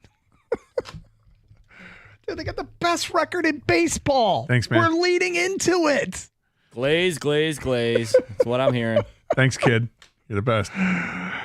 I'm going to guess that that's one of those people that wants to prove he has higher standards. Yeah. I'm having so much fun with this team. Yeah, I'm sorry you're not. I hope everybody is. I'm sorry I'm getting excited about a team that is literally 20 games above 500, that they're 8 games ahead of second place in the division, that they literally have the best record in all of baseball, all while doing it with one lone superstar. Sorry, not sorry. Yeah. Actually, that's how that goes. I mean, That sounds like Scott the Glazer Anderson. Jeez. Wow. Kenny liked it. Yeah. I like glazed donuts. You know? Who doesn't? Right? Who doesn't? Right? Get a good dozen Krispy Kremes. Yeah, I'm down with it. Oh, Doug doesn't. Oh, whatever. But I'm a bad example. We know that. But I love this Tiger team. Love this Tiger team. So what do you call Doug then?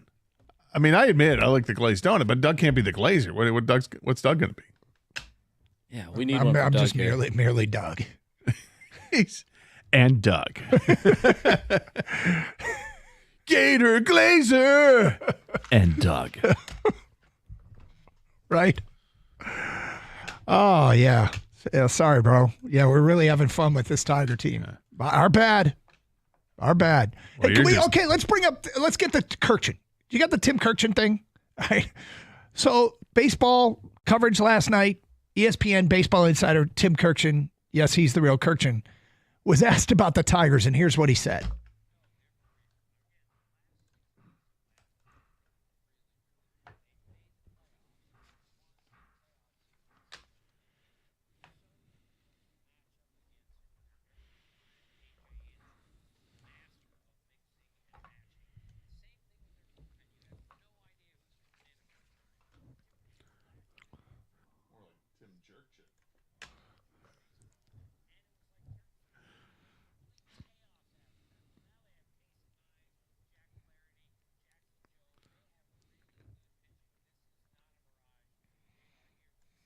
Boy, he's really glazing there. Yeah, Tim Kirchen, what a glazer. Man. That guy. I'm not surprised he's the biggest Detroit homer on ESPN. We know where we are in the calendar. We know they've done nothing yet. That's what makes it special, is because they're actually, now we're into June. This isn't like we're reacting to hey, they got off to a 10-4 start. Right. No. What are they, 44-24? Yeah, they're 20 games over. And it's June 11th. Biggest lead of any team in baseball. I can understand it to a degree because this team hasn't been to the Major League Baseball postseason since 2014, right? Oh, wrong. They went to the postseason last year. Sorry, we apologize. We like this team.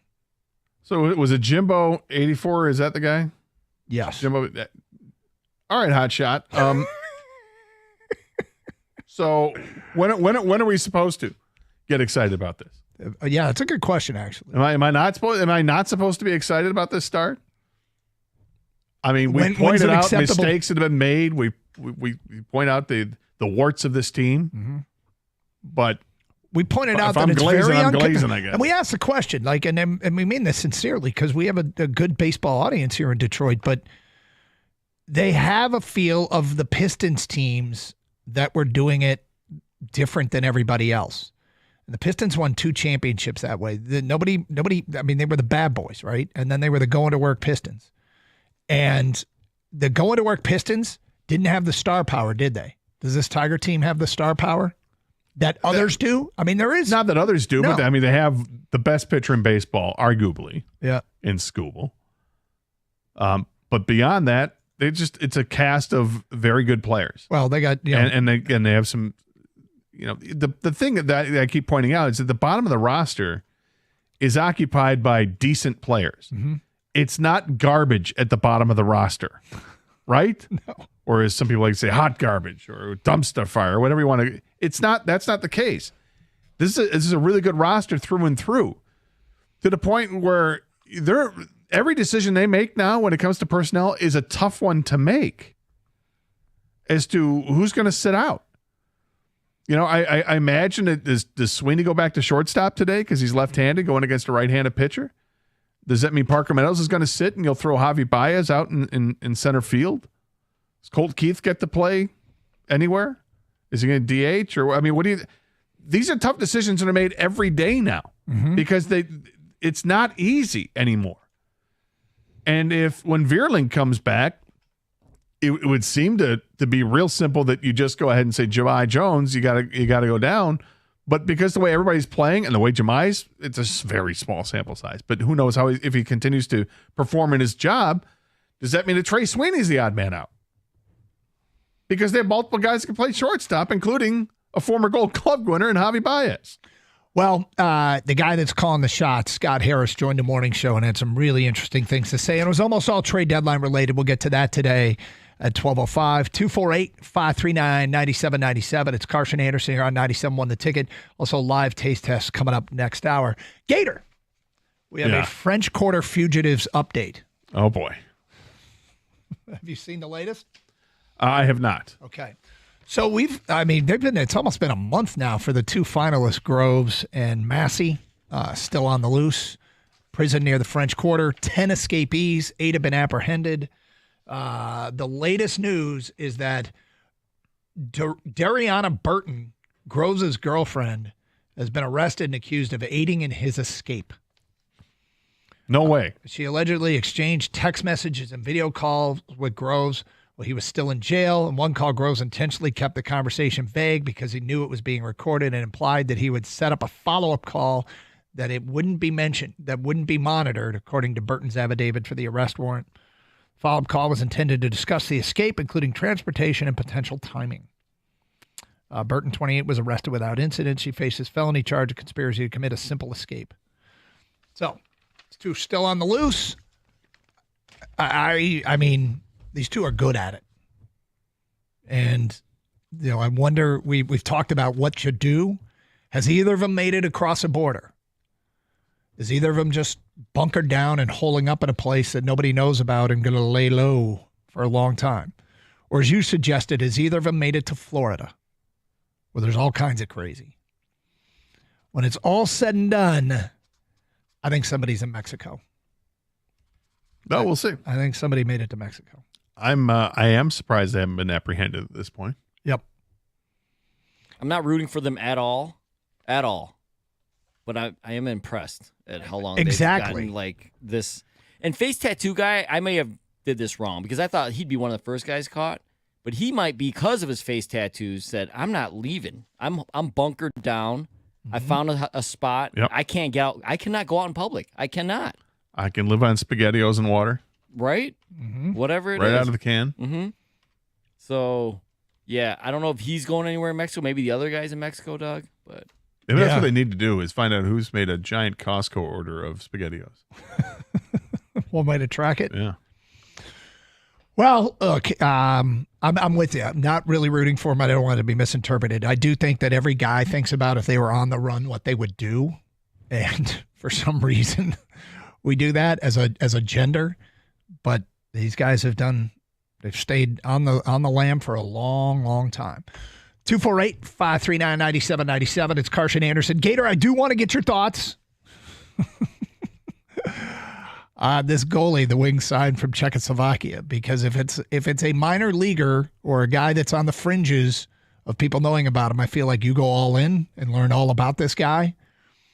Could he be some sort of real find as a goalie?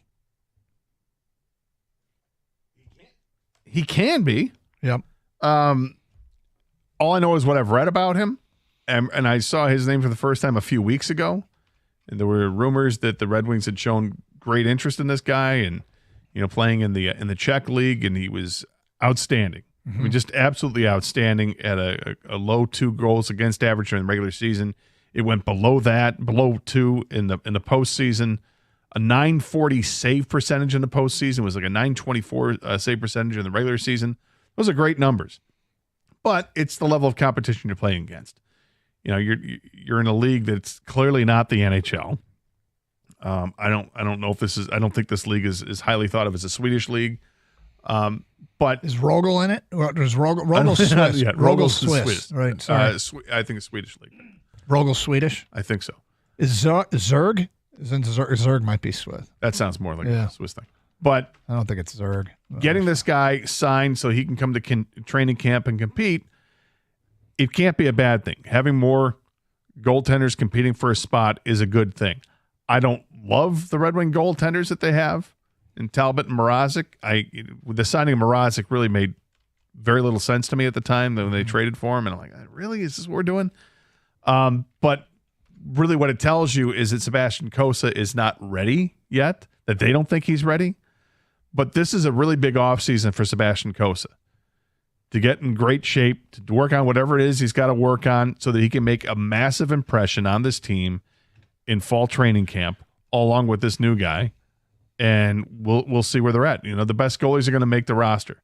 I suspect that Cossa is not going to make the roster out of training camp, but that if he performs well enough at Grand Rapids early on, he'll get a look, because it's time to start getting a look at the guy. Was he 22, 23 years old, whatever he is? It's time to start to make that jump and get his NHL career started. But this new guy, don't know too much other than statistics, and the statistics look great. Evie Zug is Switzerland and Rogel is Sweden. So, sorry. My apologies. I'll get it right next time. All right, coming up next, Scott Harris talks about the trade deadline. Hear what he told our morning show at 12:05 here on 97.1 The Ticket.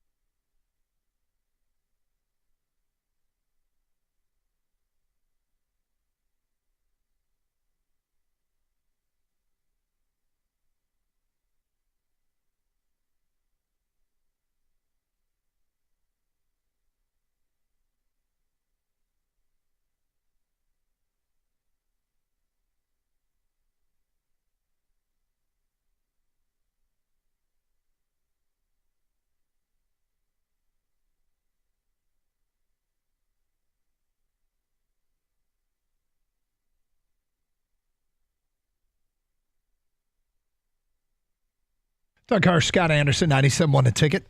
Coming up a little bit later on, a quiz for Gator. We're going to have a live on-air taste test that I'm excited about. Thanks to a listener that wanted us to sample some things.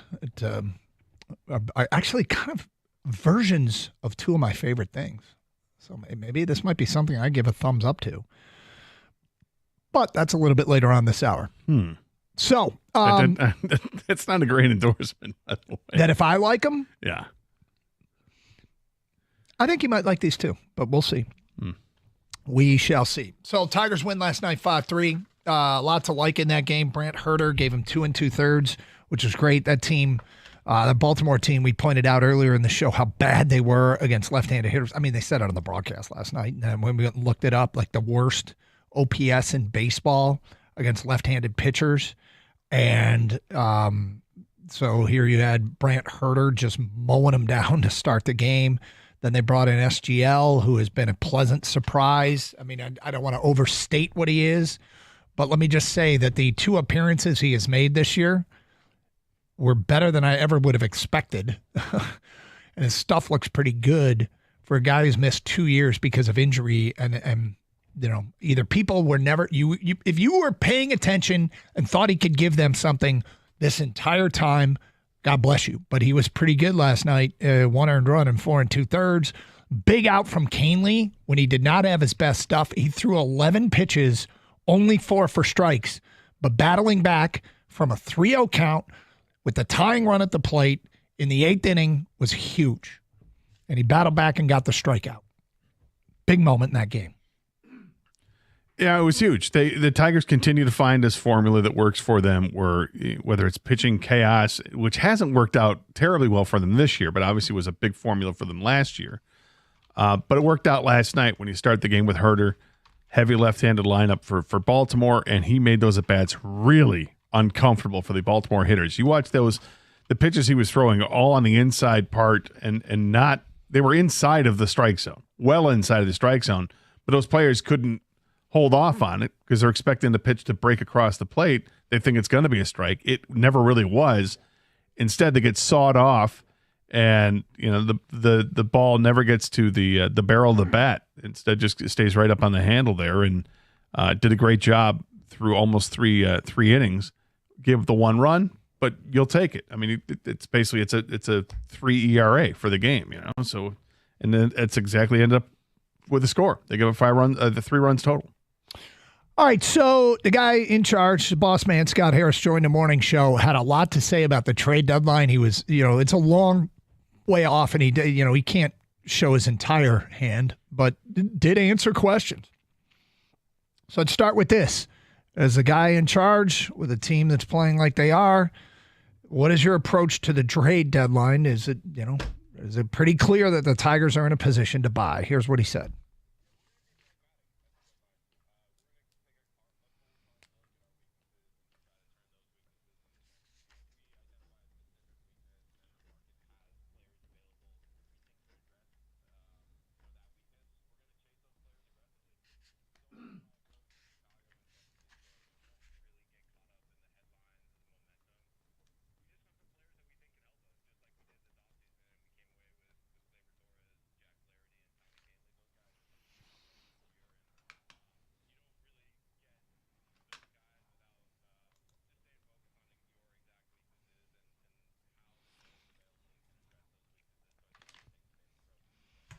So a couple things out of that comment. First, when he says we're going to take a cold, hard look at that is an interesting way to put it, okay? Because I hear that, and when I say, and I'm just interpreting this how I interpret it. I'm not sure that this is actually what he means, but that says we're not going to fall in love with our own guys. We're going to make difficult decisions. A cold, hard look, right? If we can find somebody that can upgrade over a player that has helped us, that's a fan favorite, we'll make that move. Isn't that what a cold, hard look is? Sometimes, yeah, tough decisions need to be made. Every decision from here on out is going to be a tough decision because this team is playing so well. It's hard to rock the boat with what's worked, and yet at the same time, his job as president of baseball operations and the effective general manager of this team, because he's the guy who's making the deals, is to always look to improve the team. And if you can, you do. And they've got the prospects, they've got the assets to do it. They've got guys on the roster now that they could probably flip for other players without having to give up a major prospect. So there's Scott Harris talking about the approach toward the trade deadline. What's a bigger need, an arm or a bat? Good question. Here's what Scott Harris said.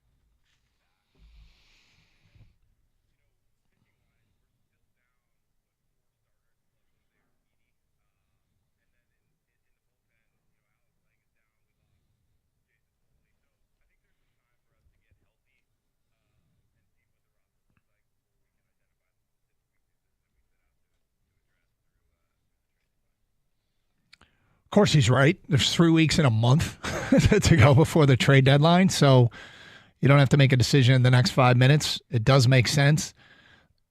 And you know, when he talks about the players that they are down, the players that they don't have, Vierling is one of those guys that helps them win.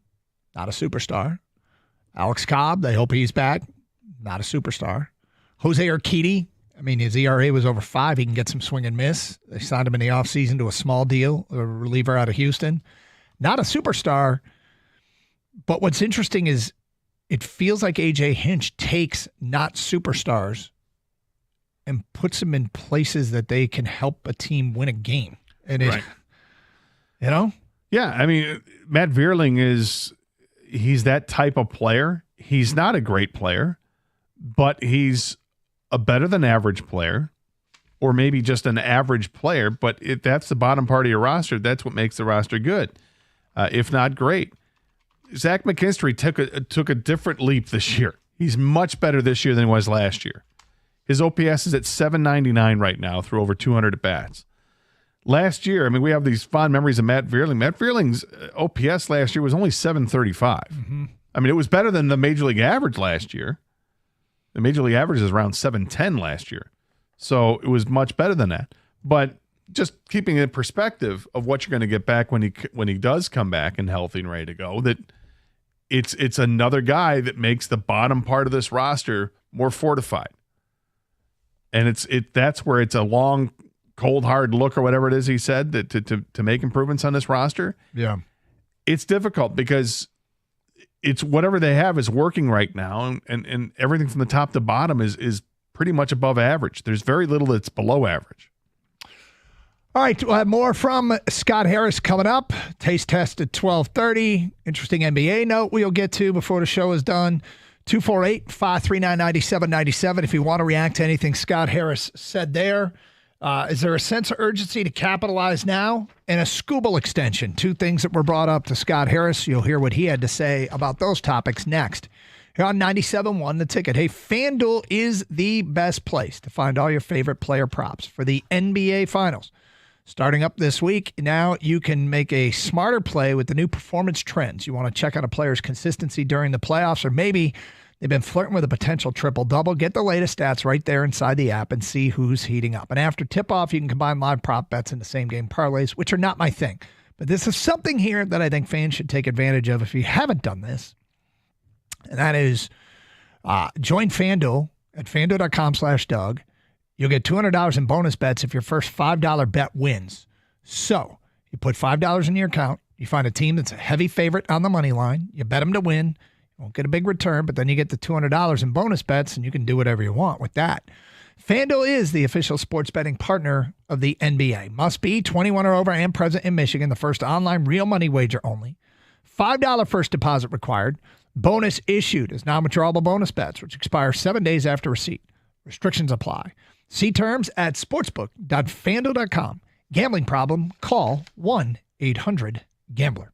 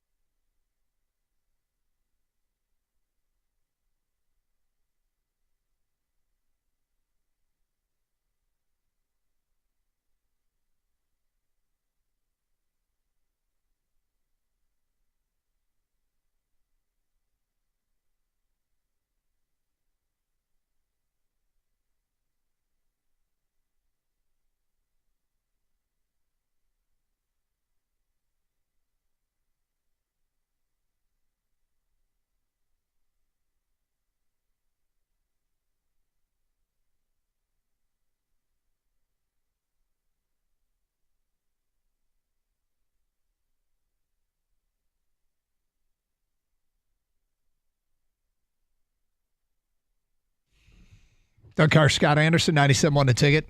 Tiger Talk, man, it's fun. 5-3 winners over the Orioles last night. Biggest lead of any team in Major League Baseball, and still the best record in Major League Baseball. And a lot went right last night. Important start for Casey Mize tonight. Yeah, I kind of think it is. It's not do or die for him by any stretch of the imagination, but it would be reassuring to see him go out and have a good game against an Oriole team that in a hitter's park can give a right-handed pitcher problems, but we shall see. All right, Scott Harris, if you missed it earlier in the day on the morning show, had some really interesting things to say, and there was a lot of talk about the trade deadline.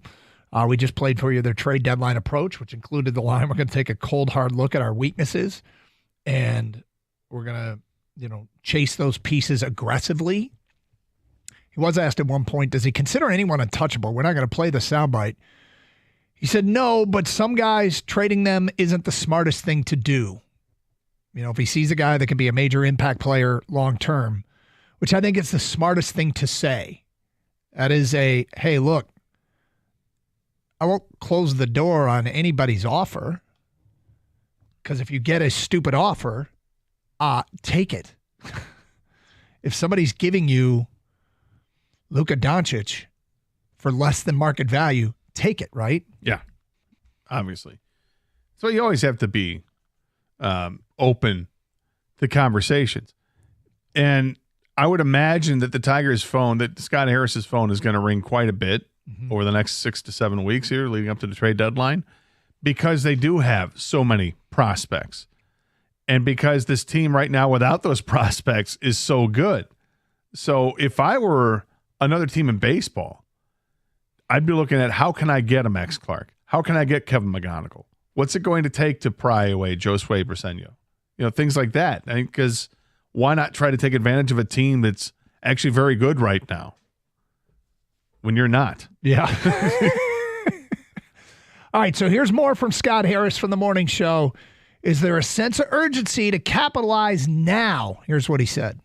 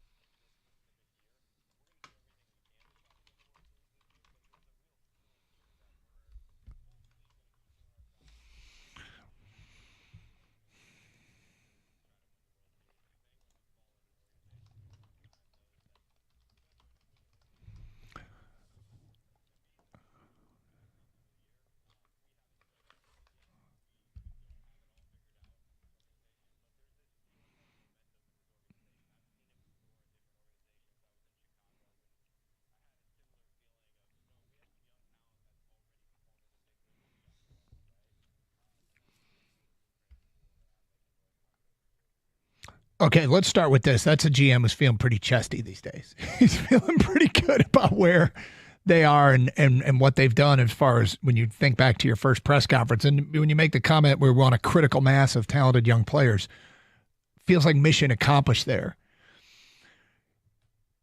They shouldn't be desperate at the trade deadline.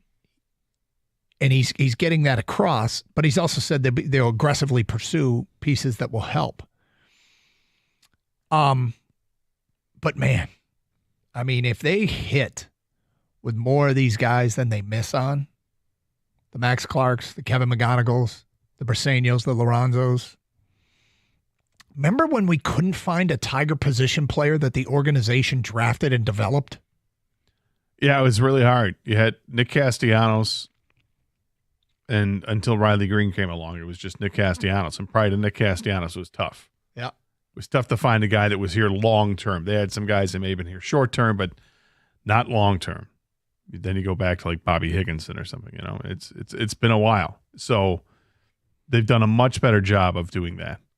Yeah, and hopefully some of that's just a product of drafting high. Yep. And having that opportunity to take Riley Green or Spencer Torkelson, but some of that other stuff is just finding those diamonds in the rough, getting lucky. I think they got really lucky with Kerry Carpenter. I want to give Al Avila some credit there, but if you look at Kerry Carpenter's stats in college, was nothing special, nothing that said this guy is got to have draft prospect, right?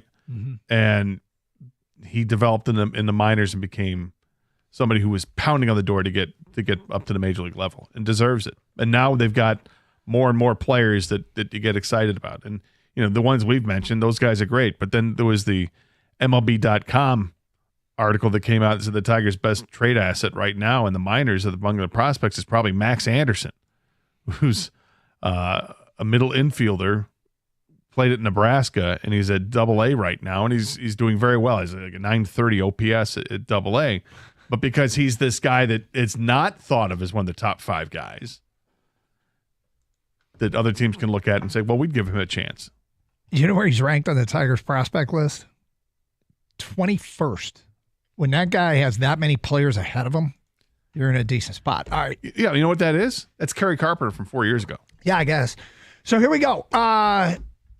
Final question, Scooble extension. What do you say to fans? And they say, we love watching him pitch. And every time we want to pitch, every time he pitches, we want to lock him up. Here's what Scott Harris said.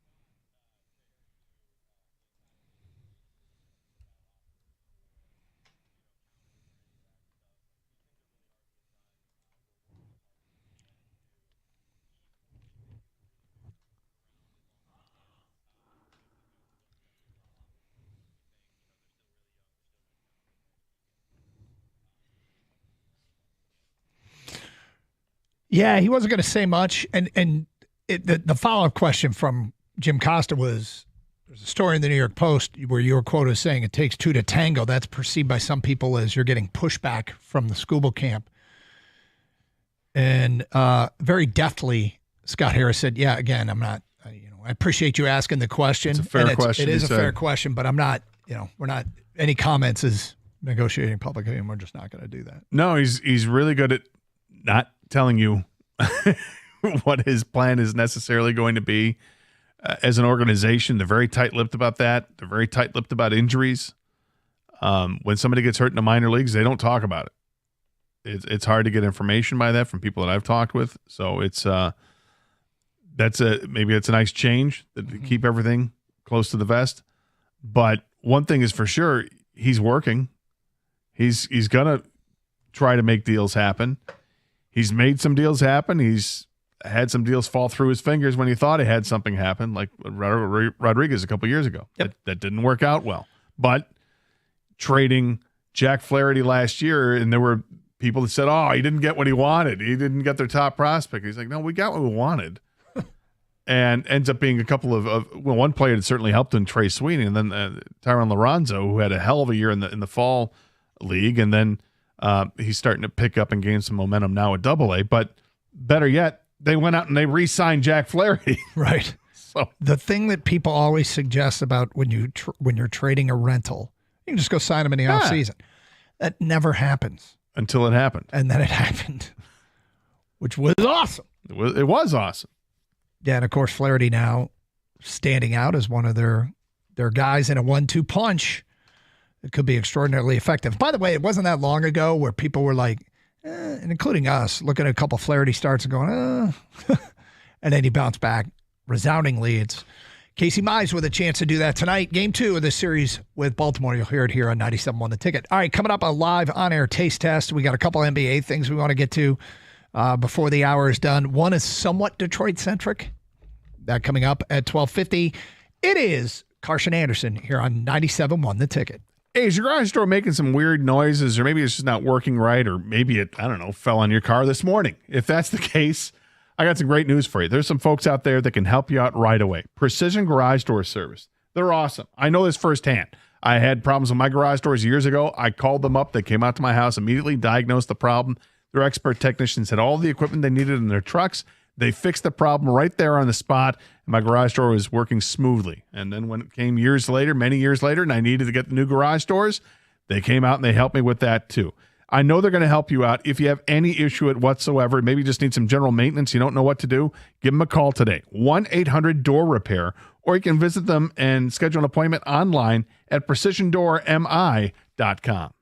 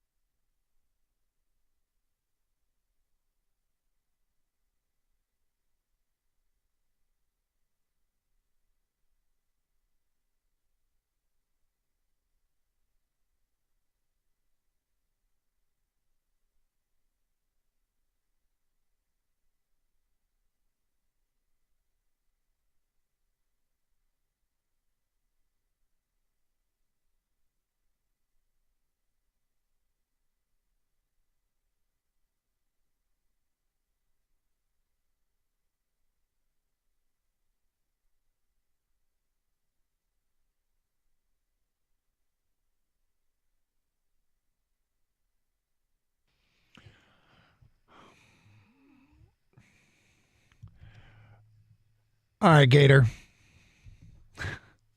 So yesterday, it was on the crawl on ESPN that TJ Watt and Trey Hendrickson weren't at minicamp. So, of course, our friends at betonline.ag put out odds on who their next team would be, if for TJ Watt, who his next team would be, if not Pittsburgh, and Trey Hendrickson for who his next team would be, if not Cincinnati. TJ Watt, Philadelphia, 3-1. That would suck. Yeah. San Francisco, 4-1. Also could suck. Detroit, 6-1. Right there. Yeah, that would not suck. That would be pretty good. No, that would not suck. I mean, I can't imagine. At this point, I think both these guys are playing under their current situations. But Trey Hendrickson, next team, if not Cincinnati. New England, 7-2. They've got cap space. Philadelphia, 9-2. Detroit, 5-1. They are the third favorite for both TJ Watt and Trey Hendrickson. The news cycle of TJ Watt, well, mostly Trey Hendrickson. I don't think there's any reason to get that excited about TJ Watt maybe being a Detroit Lion. The Hendrickson thing's been going on for months, and when the news cycle kicks up, it really does get people fired up. So it's interesting. I just did a quick Google search on cap space for the Eagles. Now, yesterday did it for the Lions, and they have roughly $40 million in cap space. Mm-hmm. Once Ragnow's retirement becomes official, it jumps up to like $45 million in cap space. Okay. The Eagles have approximately $32 million in cap space, so far less than the Lions. But yet they're the odds-on favorite if TJ Watt doesn't re-sign with the Steelers. Yeah. Interesting. Well, because would you rather have TJ Watt or Trey Hendrickson? I'd probably rather have TJ Watt. I think most people would say that. Okay. So, interesting, the team with less cap space was listed as over that. But Lions are going to, that cap space is going to go quickly. And I mean, you're talking about motivation. Like, which team do you think would be more likely to pull a trigger? The other thing, it's cap space for this upcoming season. It's not cap space in the future years where there's no cap space in future years. No, that's very valid. So we'll see what ends up happening. It doesn't seem likely that the Lions are going to get in any kind of bidding war. I mean, they've had the opportunity for Trey Hendrickson for a while here. Dave Burkett of the Free Press, he had a column today that talked about different options the Lions have, what to do with their cap space, and he seemed to think that half of that $40 million goes towards leaving it open in case there's a late free agent that they want to sign or for injury purposes, stuff like that. And he also addressed the Trey Hendrickson, thought we got to have him on the list of what they could do with it, but it's still very unlikely given how much money he would still command. All right, feedback coming into the Carson Anderson inbox, mostly what Scott Harris had to say from Pete and Manistee. Torque's one-year contract this year is for $785,700. When he hits 35 to 40 home runs with 90 to 100 RBIs, they need to sign him. How many more years is he under club control? I think a lot, but let me just check that. Did you say you don't think a lot? No, I think he's still under control for quite a bit. He's arbitration eligible next year. He's not a free agent until 2029. So they could try and pull off the Colt Keith thing. You could. Here's a contract extension. We'll pay you more right now, and we think we're getting you for less in the long run. Well, you could try that, but something tells me that doesn't work with Torque. It doesn't work with Riley Green. It doesn't work with Tarek School. You're going to have to sign like a real legitimate long-term giant contract. Colt Keith they were able to do because it was before he'd ever played a single game in the majors. Mm-hmm. You know, and it ends up being a good contract for Colt Keith, but very modest in terms of what the Tigers are having to pay out for the next 5 years. Here's something interesting from an unnamed texter. I think Harris is a lot like Brad Holmes. They play smartest guy in the room, won't go too far to make the team better, and will be content just staying put. They cannot win a championship without another bat or two and probably a little bullpen help. Championships don't happen because the season started good. All right, so again, I go back to the offseason. After they had signed Gleyber Torres and Tommy Kahnle and Alex Cobb and Jack Flaherty and made those improvements to the roster, after those were done, the next move the Tigers tried to do after that was already done was sign Alex Bregman. Yep. They thought they had a deal done with Alex Bregman. Alex Bregman thought that they had a deal done, that he was going to be a Tiger. And then 30 minutes later, things changed because the Cubs upped the ante and made it a shorter-term contract and gave him $40 million a year. The Red Sox. Sorry, the Red Sox. It's okay. And the Tigers had this $170-something million offer on the table that would have paid him just under $30 million a year, but long-term. Yep. You end up going to the Red Sox. It was a bigger deal short-term. May not be a better deal, but it was a bigger deal at the time. He went that way. I don't fault the Tigers at all. I mean, you can if they had lowballed him, I'd say, well, why would he sign that? He's going to hold out for a better offer. They made a legitimate offer, like a really good offer, the best offer he had gotten. And then 30 minutes later, the game changed because we were led to believe the whole time Scott Boras said he's not going to sign a short-term deal. He's not going to sign a short-term deal. Not going to sign a short-term deal. And then all of a sudden, oh, well, you're going to give me $40 million guaranteed. Sure. Okay, we'll do that. And it'll be a 4-year deal, and he can opt out after each year. We'll see if Bregman opts out or not. But the Tigers made a tremendous offer. They made a really strong effort to get Alex Bregman here, and it broke down at the last minute. All right, Gator. What? We had a friend of the show drop off some treats. We do a segment on the show called Are You Going to Eat That? It turns out Are You Going to Eat That is rather popular. And we find new menu items and things that might appeal to the masses out there, and certainly Gator. And since I've held the box up of what I'm holding up here, you're like a dog that is like I went and got the bag of food or something. If I had a tail, it would be wagging. I'm holding up a box of Girl Scout Frosted Thin Mint Pop-Tarts. Well, that can't be good. I love Girl Scout Thin Mints. What were the treats, the little Girl Scout Thin Mint? I don't know. What were those things you got from Costco? Like BB balls type thing? So good. Yeah, I still have some in the refrigerator. So this listener brought in a box of those and a whole bunch of these. What? These are... The second thing I'm holding up is the peanut butter and jelly Reese's Peanut Butter Cup. These two things are pushing the envelope of two of my... And I don't have a lot of favorite treats, but Reese's and Girl Scout Thin Mints are where Doug goes out of character every once in a while. More so than you do for egg rolls. Yes. Which, by the way, there were some out there in the office earlier. Were there? Yeah. Which do you think you're going to like better? The Thin Mint or the peanut butter and jelly? I'm going to guess the peanut butter and jelly. I think you're going to like them both just fine. Yeah. Kenny, you guys want some? You want to sample these? Oh, Kenny's all in. We'll share. Okay. Well, come grab them. Kenny put the headset on him. Like, you can't eat them through the glass, buddy. Come grab them. And we'll all give these a shot. We'll get those that are really experienced in eating the treats. We'll get their reviews, and then we'll get me. We'll get my review. Not a big sweets guy, but thank you to the listener that brought these in. Which are we starting with? Are we starting with the Pop-Tart? Reese's Peanut Butter Cup. Okay. I'm just going to predict I like the Reese's peanut butter and jelly peanut butter cup better than the Thin Mint, but I have high hopes for both. That's a big cup. Yeah, it is the big cup. All right. Here we go, Gator. You ready? Yep. Guys behind the glass. This is thick. Yeah. It is. I know. The first taste of the Reese's peanut butter and jelly peanut butter cup. Okay, looking at it. Looks like a regular jumbo cup with a... It's grape jelly, by the way. With a thin layer of grape jelly on the bottom. Not getting a whole lot of jelly. Well, the ratio is more peanut butter for sure, but taste-wise, you're not getting a lot taste-wise? No, really not.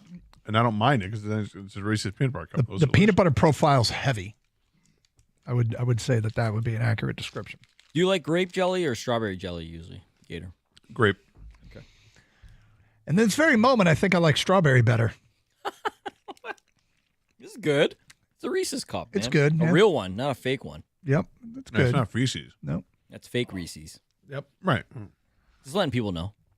All right, so Gator, what are you thinking, man? If I had a choice of this or regular Reese's peanut butter cup, I go regular because I don't really taste it. yeah, I think I go regular as well, but I'm good. Yeah, it's fine.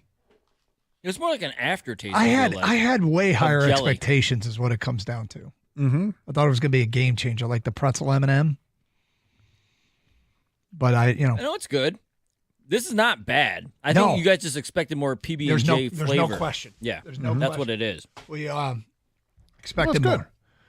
All right, break out the Girl Scout Thin Mint Pop-Tart. And there's 2 in a package. Are you going to eat them both? You want one? Here. Well, I would take one, or I can open up one? I mean, I can. No, I don't want to have both There's in 2 one more sitting full here. packages. Here. Yeah. All right, I'll just grab this one. Thank you. Boys behind the glass. Kenny, we'll get your review on this too in a minute. But the Girl Scout Thin Mint Pop-Tart. Okay. Yeah, and It doesn't smell minty, right? I don't. No, smell it does Yeah, not. If anything, it smells chocolatey. Yeah. all right, let's give it a shot. Here we go.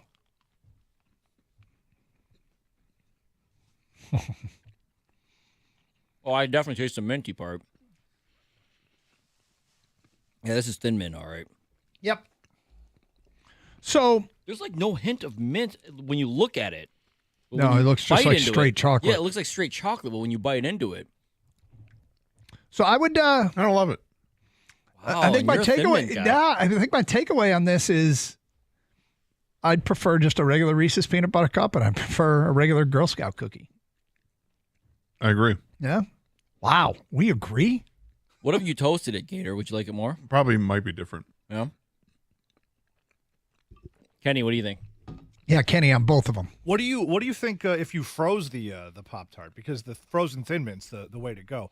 But I think I think our expectations for these were way higher than what we actually got. They're both good. They're fine. both fine, yeah. Yeah. I mean, like I go back to it's the thing with Pop-Tarts is that most Pop-Tarts are better when they're heated through a toaster than just eating them right out of the package. Most are. But all of them are edible just eating them out of the package. Right. Like the banana bread one, I found to be pretty tasty by itself. But when I heated it up, it was infinitely better. This one, I don't think I like it that much. Really? I mean, I'm going to finish it, but I don't. And I'll keep eating them, but I mean, don't let it go to waste here. Yeah, but it's not really doing it for me. I'm not giving either of these a level 5 endorsement, but neither of them are bad. They're just kind of play off of the peanut butter and jelly. Kind of a weird mint flavor, right? It's like not a normal. Doesn't taste like a Girl Scout cookie Thin Mint. Yeah. Well, there it is. Does it to you? No, it's very, very, very chocolatey. But Kang thought the mint profile was overpowering. Well, because you guys know I don't really like mint, so I think it hits me harder probably than you guys when I taste some mint in my chocolate. Yep. And you guys love the thin mint, so you might want more of the mint. Yeah, my takeaway, regular Thin Mint, regular peanut butter cup. It's good with me. So, Gator, you and I don't have there's not a lot of place where there's crossover and we agree. Yeah, this is odd. It's like it's I don't even know if it matches the thumb. Oh, wow. Less than a thumb. Yeah. Wow, it's less a than thumb. okay, huh? It's like the ring finger. All right, couple NBA things I want to get to. We will do that at 12:50. It is Carson Anderson here on 97.1 The Ticket. Hey, Michigan Auto Law, auto accident attorneys. They are what the name says they are. The attorney that you want to call if you've been in an auto or truck accident. The evidence is they have the largest auto accident settlement, largest truck accident settlement of any lawyer or law firm in Michigan. Why is that? Well, they take on fewer cases. They do this intentionally because it means they have more time for your case, and that formula leads to faster and larger settlements. Many people call Michigan Auto Law because they can't get a call back from their current law firm. Proactive communication is super important to them. Michigan Auto Law returns all phone calls within 24 hours. You will get a call back from them. Michigan Auto Law, the law firm that puts people over everything. Visit autolaw.com. That's autolaw.com.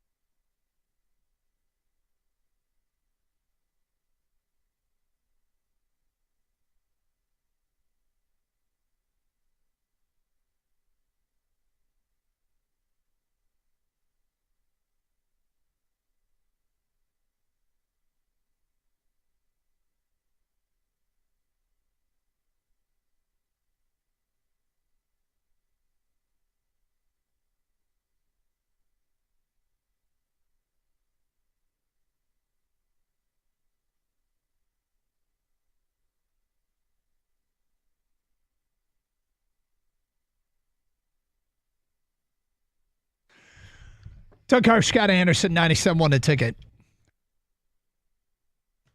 Okay, so a couple things. NBA communications, the first 2 games of the NBA Finals were some of the lowest rated games in NBA Finals history. And you know, these stories when they come out, it tells you a little bit about, you know, does it have mass appeal? I hate the stories before something happens when they're like, this is going to have terrible ratings.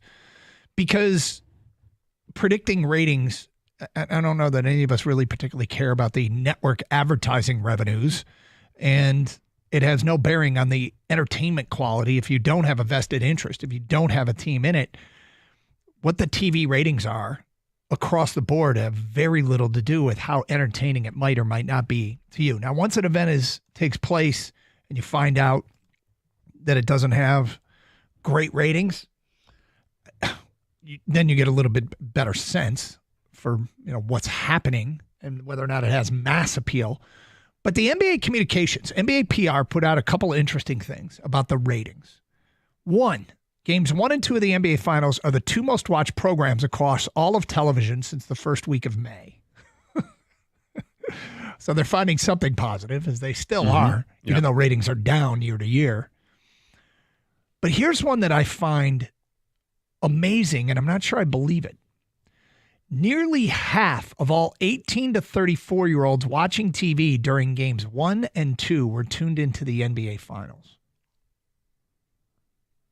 Between what ages? 18 and 34. That half of the people that were watching Half TV the were people watching that were it. watching TV were watching the NBA Finals. They're doing something right. Okay, so here is the question. If they are capturing the 18 to 34-year-old audience with 50 shares, which is a massive number, do they have any problem at all? Because what Major League Baseball's problem is, and people say, and I don't have the numbers in front of me, but have seen plenty of evidence that Major League Baseball's audience is like 55 plus. Yeah, the demographics are the absolute opposite of what they have for basketball. And so when you have the 18 to 34-year-olds, the question is, do you have a future? Because, I mean, the dark reality, the truth is the 18 to 34-year-old is going to populate the earth for a lot longer time than the 55-plus-year-old. I'm also curious. I don't know how this works, if they have the capability. I mean, if these ratings, are they included by, because the younger crowd watches everything through a device. Well, then that brings us to bullet point 3. The NBA Finals have generated more than 1 billion views and counting across social media, a record through 2 games per Video Cities. Wow. Now, I don't know if that's that sounds like a strong number. Yep. Now, again, the headline is ratings down. And the NBA is like, we'll dig a little deeper and tell you why we actually like what we're seeing. Yeah, because that does make sense. And again, if you're not watching it on cable, if you're watching it through some app, does that count for the Nielsen ratings? I don't know. I think they had streaming numbers too they put out, Doug. I'm not sure, but I mean... Well, yeah, those were sort of social media. Yeah, like engagements and things like that. I think ratings are down in general for other than football and everything, just because everyone knows there's so much more things you can watch now in different ways, things to do, right? I mean, we just have so many other outlets. That's one. 2 is, I think Cubans always said this, and other owners are happy. They're hitting the demo they want. That's where advertising dollars come in, whether it's, you know, energy drinks or whatever. You know what I mean? That gears towards the younger audience. You mentioned that 18 to 34. I guess if that number's correct, then they're killing it. Look at what, you know, NBC just shilled out for basketball, you know, and then now they're bringing over the same crew to you know, do pregame and postgame. That's a lot of money. Look at the NBA contracts. My God, we're talking about Kevin Durant yesterday. Right. He makes $50+ million a year. And I know he's the higher end, but the lower end guys make $12+ million a year too, more than Connor McDavid, you know? So the ratings, I think, overall are definitely down. But as far as money, they seem to be very healthy, the NBA. And I'm a guy who, by the way, doesn't really love where the game's headed, but, you know, I think that's every older generation. And you know, I'm not older, but this is not my, you know, my peak basketball interest. Right. Well, look, if you're hitting with the younger demographic, that's generally considered a win. Number across the board are down. The question is, because I think all of our lifetimes we could say we were bigger NBA fans than we are now. Kang, you're probably the most recent person that was really, really fired up about the NBA. Does this just happen over time for some reason? And baseball starts to appeal to you more when you get older? Or does is it significant of a game change? Like that somehow the game you grow up with it invariably evolves into something you don't like as much? There's lots of factors I think that go into it. Like I would imagine that Kang, who was diehard NBA guy, probably watch less because you've got kids now. You got more going on in your life as you get older. But when you're in your 20s, everything's in front of you. You're not tied down just yet with other responsibilities. So you're like, yeah, I'll go out to the. And plus, it was different then too. Like for us, when we were in our 20s, we wanted to go out to the bar and watch the game. Now, because of the advancements in televisions and everything else, you're more than happy to sit at home and watch the game. Yeah. But you're still watching it. I guess that'd be the difference. But today, I have less interest in it as I've gotten older, and I don't. A lot of it has to do with how good your own team is. I had much more interest this year than I've had in the last 10 years. Well, certainly that helped. So that's a big factor too. But overall, I think it's definitely a young man's sport. All right, and this is somewhat Pistons related. We're going to take 10 texts on this right now. Pistons are playing Dallas in Mexico City November 1st. They've gone to Mexico City before, but they're going to Mexico. That's the third time, I think. Yeah, the schedule, Pistons are going to Mexico City. Regular season game. Here's our question. Mexico City, yes or no? See or no? Would you visit and vacation Mexico City?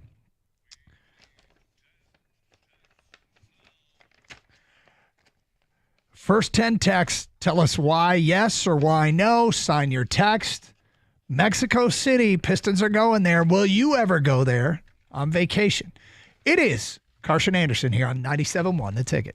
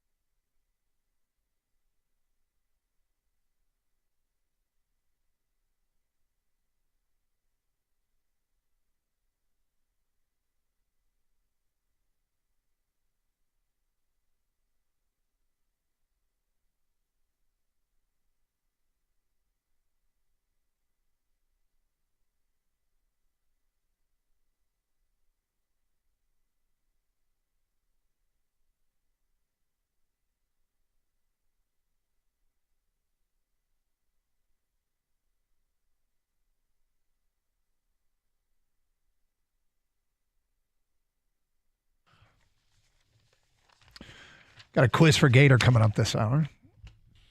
I think you'll have fun with this one. Like, these things, they're not all the same. They're not all meant to torture and humiliate you.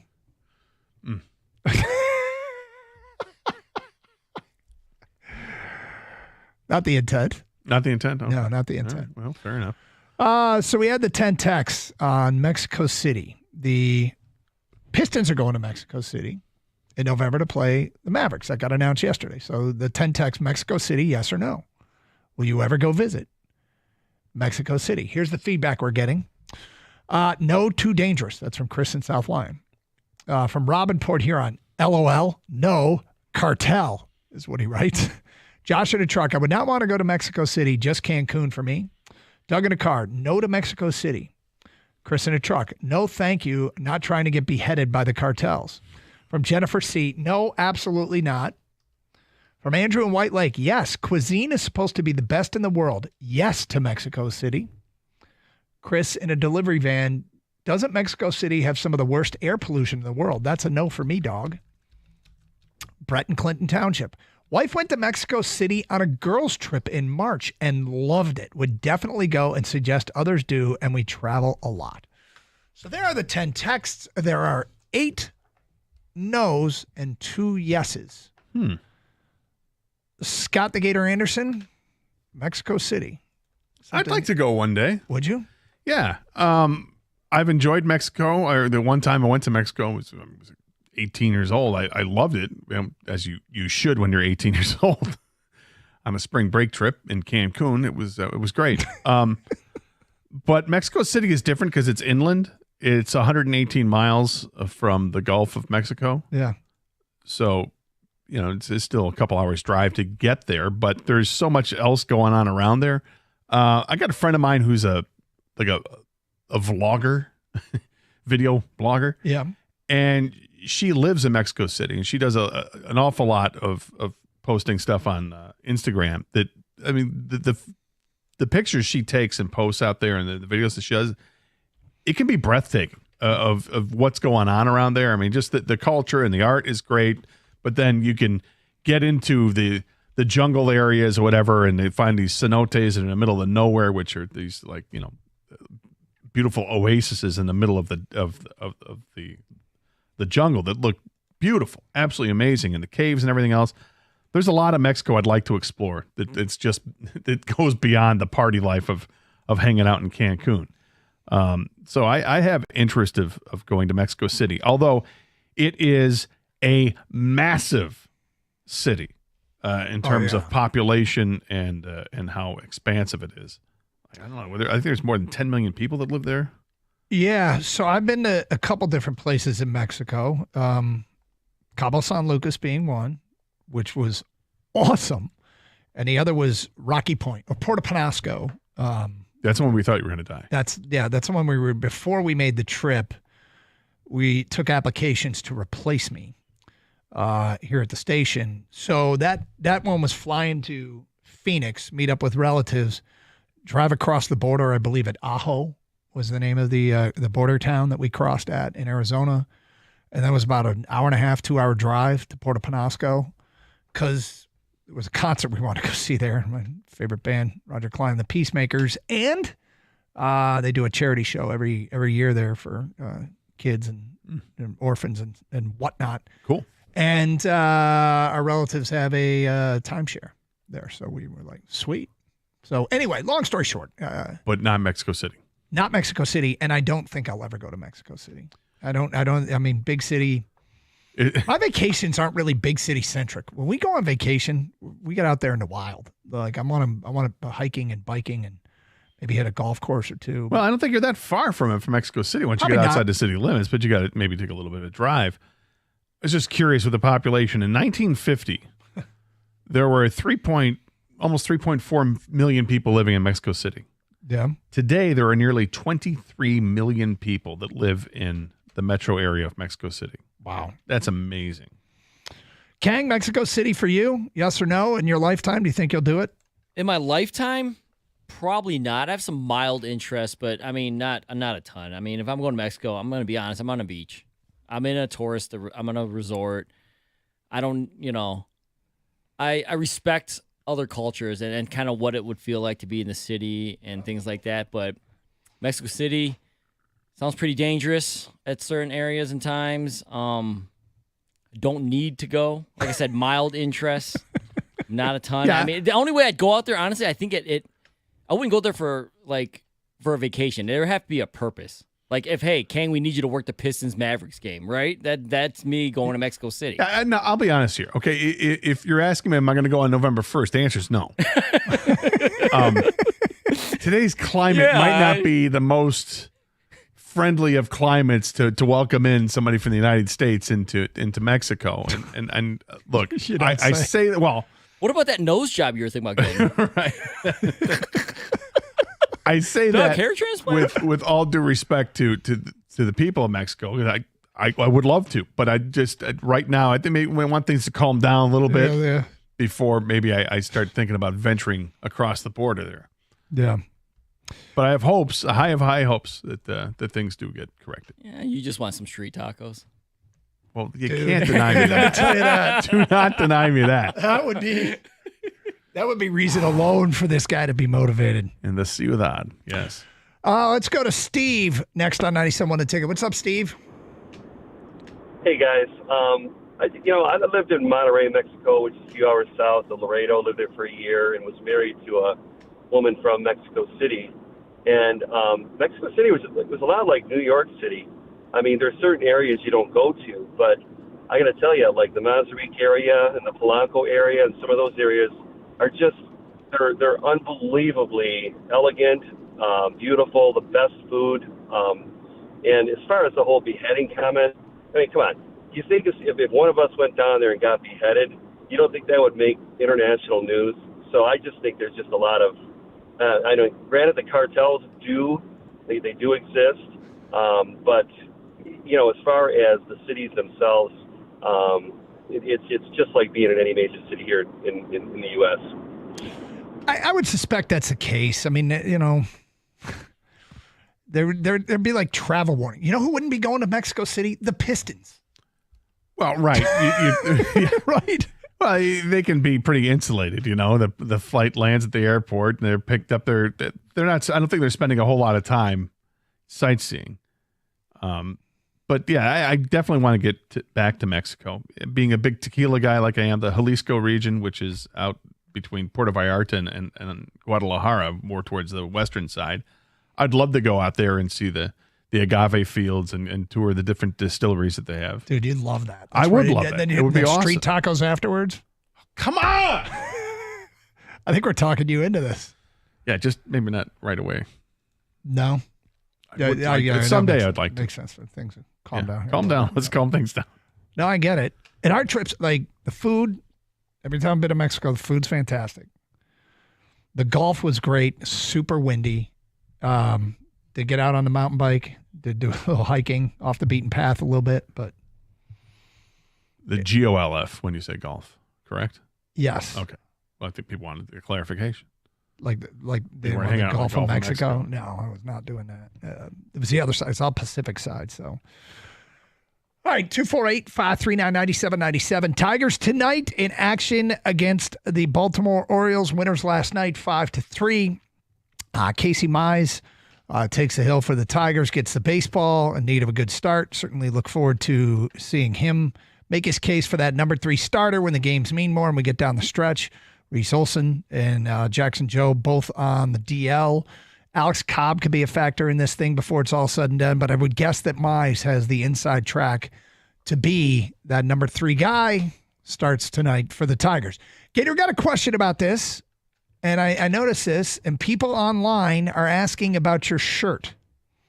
Gator is wearing a shirt today. The stream is up, and people have asked a question about what exactly are they looking at. If you haven't seen it yet, you could tune in on youtube.com or twitch.tv, search up 971 The Ticket, and check out our guy's shirt. We'll explain coming up today at 1:16, and then a little bit later on, a Tiger quiz for Gator. It is Carson Anderson here on 97.1 The Ticket. Hey, it's Doug Karsh. Summer savings. They're in full swing at Sarah Chevrolet in Sterling Heights. Right now, you can lease a new 2026 model year Equinox 2LT for just $349 a month with zero money down. Go now to 17.5 in Van Dyke in Sterling Heights, 87-SAY-SARAH, or saysarah.com. Together, let's drive with GM employee discount, financed through Ally Financial or DORT, 10,000 miles per year, plus taxes and fees with approved credit. Offer ends at the end of the month.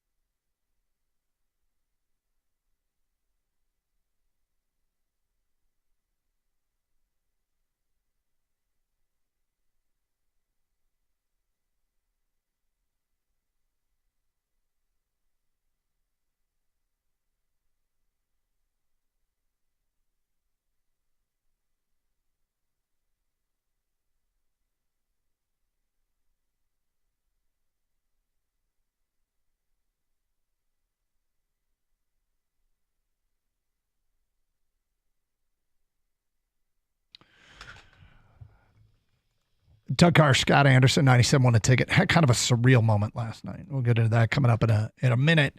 In the meantime, so I've noticed on Twitch and YouTube, and now I got some email, people wondering what's up with Gator's shirt. What do you mean, what's up? There is, Gator is wearing an interesting shirt. Kang, you have something to do with this. And it is a Pistons shirt. except the eye in Pistons is replaced by the silhouette of someone playing cornhole. Doesn't everybody have this? They should. What's the story behind the shirt? Well, King knows more than I do because he's. I think it's King's buddy, right? Well, my brother. Oh, My brother belongs to a cornhole league here in Michigan, and he doesn't run or anything, but he's very close friends with the guy who runs the league. I think they do a bunch of them throughout Michigan. They do them up north. They run tournaments, at local bars. And one of the events was at a Pistons game. I think they do it yearly. I don't know if this is the second or third time they've done it, but they do it in the concourse before a game, well before the game. And then you get tickets to the game that night. And this is the shirt they gave out this year, I believe. And he had a bunch of extra ones left over and said, hey, anyone you know might want one, you could take it to the station, your friends, whoever. And so my brother, brought me these Cornhole Pistons shirts, and I think they look fantastic. I think it's an awesome shirt. It's a great logo. The eye is, instead of the eye for the Pistons, it's a guy throwing a bag, as they call them, right? Yes. Yeah. Yes. I feature my right breast. Yes. Gators, please. Orienting towards the camera, yes. But, Doug, do you play? Do you toss bags at all? I mean, just like anybody else. Rewind app. Hold on. Edit. I play cornhole just like everybody else, but I don't, not competitively. Well, you strive for something. I can set my goals high. Aspire. I can aspire. I'm just a regular dude that tosses bags on occasion. Yes. Gator? When he's not beating the snake. Yeah, right. Gator, you like Yeah, I like cornhole. I like to play cornhole. Dude, everyone that's been to a tailgate or anything like that, right? Yeah, I'll tell you this. Like, when I used to do my golf trip with the guys, part of the golf trip was hanging out and throwing horseshoes. I didn't like horseshoes. Wasn't very good at, which is probably the number one reason I didn't like it. I couldn't figure out the right way to flip it, no matter how many times people are telling me, oh, you just do it like this and, let it roll over, like whatever. I could never get it to roll the way I wanted it to, and it wasn't good enough, and I didn't like it. And I kept thinking to myself, why can't we just play cornhole? Can't we just do that instead? Or the hillbilly horseshoes, which is those two golf balls attached to a rope, and you kind of throw that, and it goes along the, the rungs of a ladder, if you will. Like, I'd rather do that than to play this damn game that I can't figure out. But I've always enjoyed playing, beanbag toss or cornhole or bags or whatever people want to call it. It's easy enough. The game's simple. It's self-explanatory. Just throw this beanbag in a hole and from the distance and see if you got it, right? Very simple. It's Gator, very yes. simple. Yeah. But what's interesting is the different techniques people use to throw the beanbags. Oh, yeah. I mean, generally speaking, I was always taught, it's just you throw it underhand and try to, and then the different trajectories to try to get it. Once you gauge the distance and you start to dial it in, then you start to get competitive with it. But then you have other guys that'll throw it overhand. Like, what the Is hell that did legal? I just see? I don't even know if it's I don't know if legal. it is or isn't, but you see it and you're like, what did I just see? This is crazy. Is that where you go? What a just new see? technology. Well, there's spin rate, too, I think, which way you want to throw this. Like it's How the way tight it is the spins- bag? Yeah, huh? How loose is the bag? People bring their own bags. Yeah. BYOB. There you go. So that's what Gator's shirt is. It was a event for a cornhole league. They did something with the Pistons. Bunch of extra shirts. I offered Doug one, people, and he turned me down. Well, why did I turn it down, Kang? Because you don't like me? No. Too small? Didn't fit right? Yeah. You didn't. Well, one of those is right. It wasn't because it was too small. It was because the only sizes you had were 2XLs. Beggars can't be choosers. Wear it tonight. yeah. Wear it when you mow It'll the lawn. shrink. Yeah. Let's get Thursday mow, man. Cut the sleeves off. I got plenty of those kinds of shirts. Sun's out, guns out. Let's go to John on the phone here on 97.1 A Ticket. Hi, John. Got it flooded. Dyson Anderson, how we done? Good, John. Hey, guys, first off, I just want to let you guys know you are by far the best program on 97.1. It's the only group I listen to, so you guys are the best. But one trade piece I'm looking at is actually on the Orioles that we're playing tonight, and that's Felix Bautista. Mm-hmm. Now, I know the Orioles aren't having a good season right now, and maybe they'd be clearing house, and we could just give them a call and see what they're looking at right now for them, Well, he's not a young player. He's got decent numbers out of the pen. I think there might be accessibility to him, and I got to look up his swing and miss. mean, not bad. 21 2/3, 28 strikeouts. I don't hate the idea. Yeah, either him or Chapman. You know, I love both of them. So I think we should make some calls and see if either team would be willing to make a trade. But that's really all I had to say. No, that's good. I mean, look, it's that time of year to be identifying players that might be available. You know what's wild about this guy, Felix Bautista? What? He's 29. He's going to be 30 in 9 days. He'll be 30. He's only played 3 years in the majors. Really? This is only his third year in the majors. Felix Bautista's whiff rate for the 2023 season was 47.6%, which was the fourth highest since 2008. So he has, but that was a couple years ago. Interesting. Chad and Novi, you're next on 97.1 The Ticket. Hi, Chad. Hey, guys. How you doing? Love the show. Thank you. Hey, guys. I don't want to toot my own horn or anything, but I am a professional cornhole player. Here we go. Whoa. Toot away. Yeah. Seriously, though, the game has really evolved over the past 6 years. You can throw what's called a cut bag, a reverse cut, a roll bag, a penguin bag. That's when you get underneath another person's bag and flop it. All right. There's air mails. Slow down. So the game is big now. There's a lot. It's intricate. There's intricacies to the game that people just don't understand. Exactly, and there's the state championships are later this month.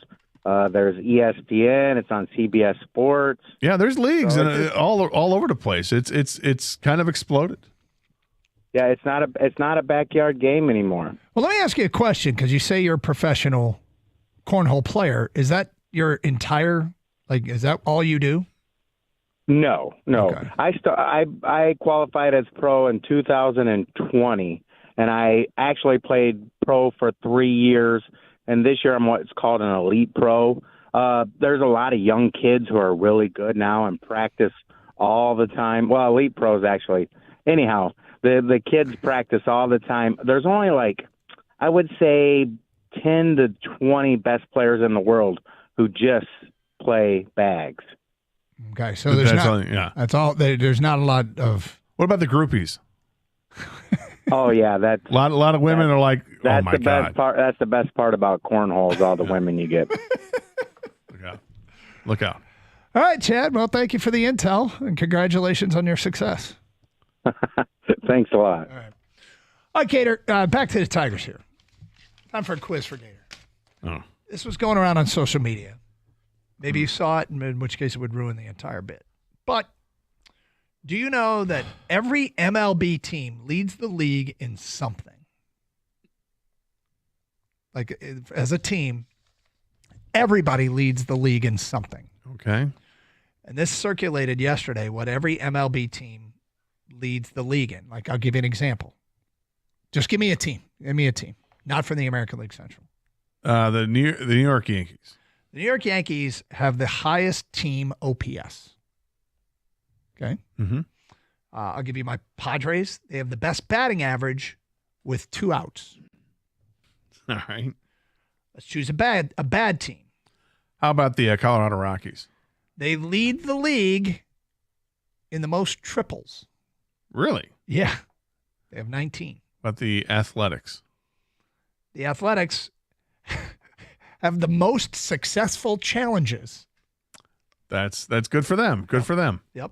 What about the Baltimore Orioles, who the Tigers play? They have the heaviest team by average weight at 219 pounds.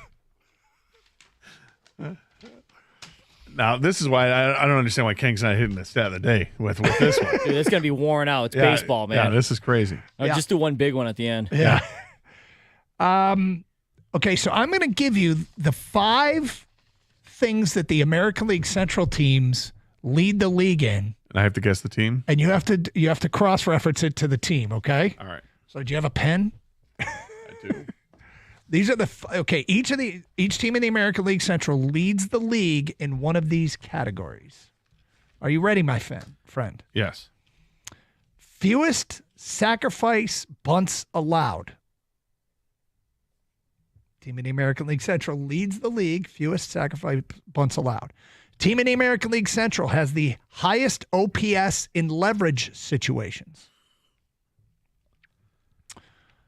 A team in the American League Central has the fewest walks allowed.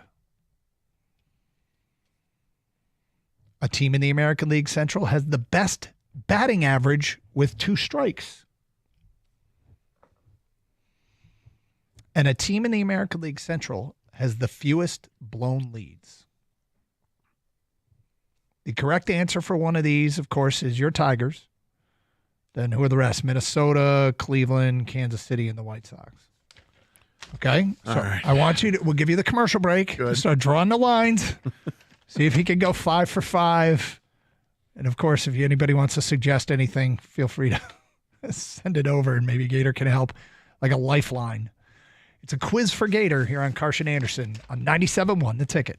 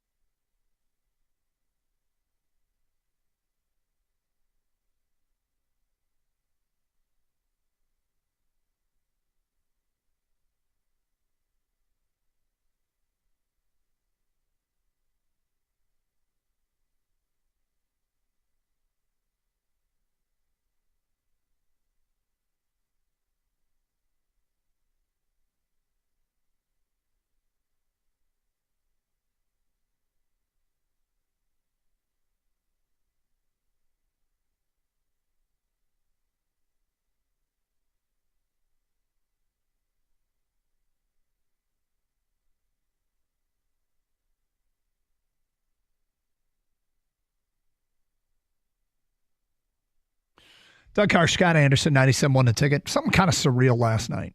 My worlds collided in a very odd way. But are you ready to answer the question, the quiz for Gator? Yes. Okay, so I give credit to Evan who found this online, and it was a listing that every major league team has a Twitter account. I have to look up who it was and give them their just due. But every major league team leads the league in something. So we took the 5 teams from the American League Central. They were the Tigers, Minnesota, Cleveland, Kansas City, and the White Sox. The 5 topics or categories were: one team leads the league in fewest sack bunts allowed, another highest OPS in leverage situations, another fewest walks allowed, another best batting average with 2 strikes, and another fewest blown leads. So we asked Gator to sort of cross-reference and come up with which each team leads the league in. All right, so I'll start with the Tigers because best record in baseball. They've only got 24 losses. So, blown leads, I'm not sure what the stat means. Blown leads end up losing the game or blown leads during the game and they end up coming back and winning it. I'm not sure what that. I took it to mean games that you had the lead, lost it, and lost the game. So that's where I think the Tigers would be, the fewest blown leads. Okay. That's the logic I had behind it, but I recognize it could be interpreted another way, and I could lose out on that. The next toughest thing for me, this is a really tough question because they're obscure categories, which is fun. Yep. The White Sox are not good. So where would the White Sox fit in? Now, I knew the White Sox weren't good. I didn't think they were in the fewest blown leads because I think that's been a problem with them, that they've had leads in games. They've blown them all. So where would they fit in here? I have them with the highest OPS in leverage situations because they're probably not in many leverage situations. And when they are, they produce. Much like Javi Baez last year with runners in scoring position. He was a stud, but otherwise he was not very good last year. Things have changed. The Guardians. I started thinking about the fewest sack bunt allowed. Fewest sacrifice bunts allowed. Who's got the best third baseman? I think it's Jose Ramirez. Teams aren't going to try to lay one down to third base because he's great. I thought Cleveland would be fewest sacrifice bunts allowed. Fewest walks allowed.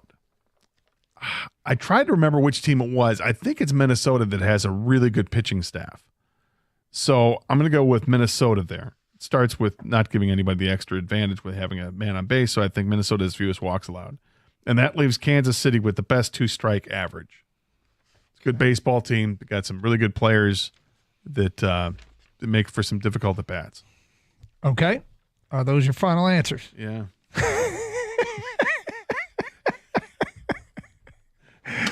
Here we go. I mean, I had logic. I tried to apply logic to all of this. You did it. You did. Well, let's see how you did. The team with the fewest blown leads in Major League Baseball is, you said the Detroit Tigers. The correct answer is the Detroit Tigers. Oh, boy. All right. So I got that. Yep. I got one. Yep. Yay. It's one. The best batting average with 2 strikes. Yeah.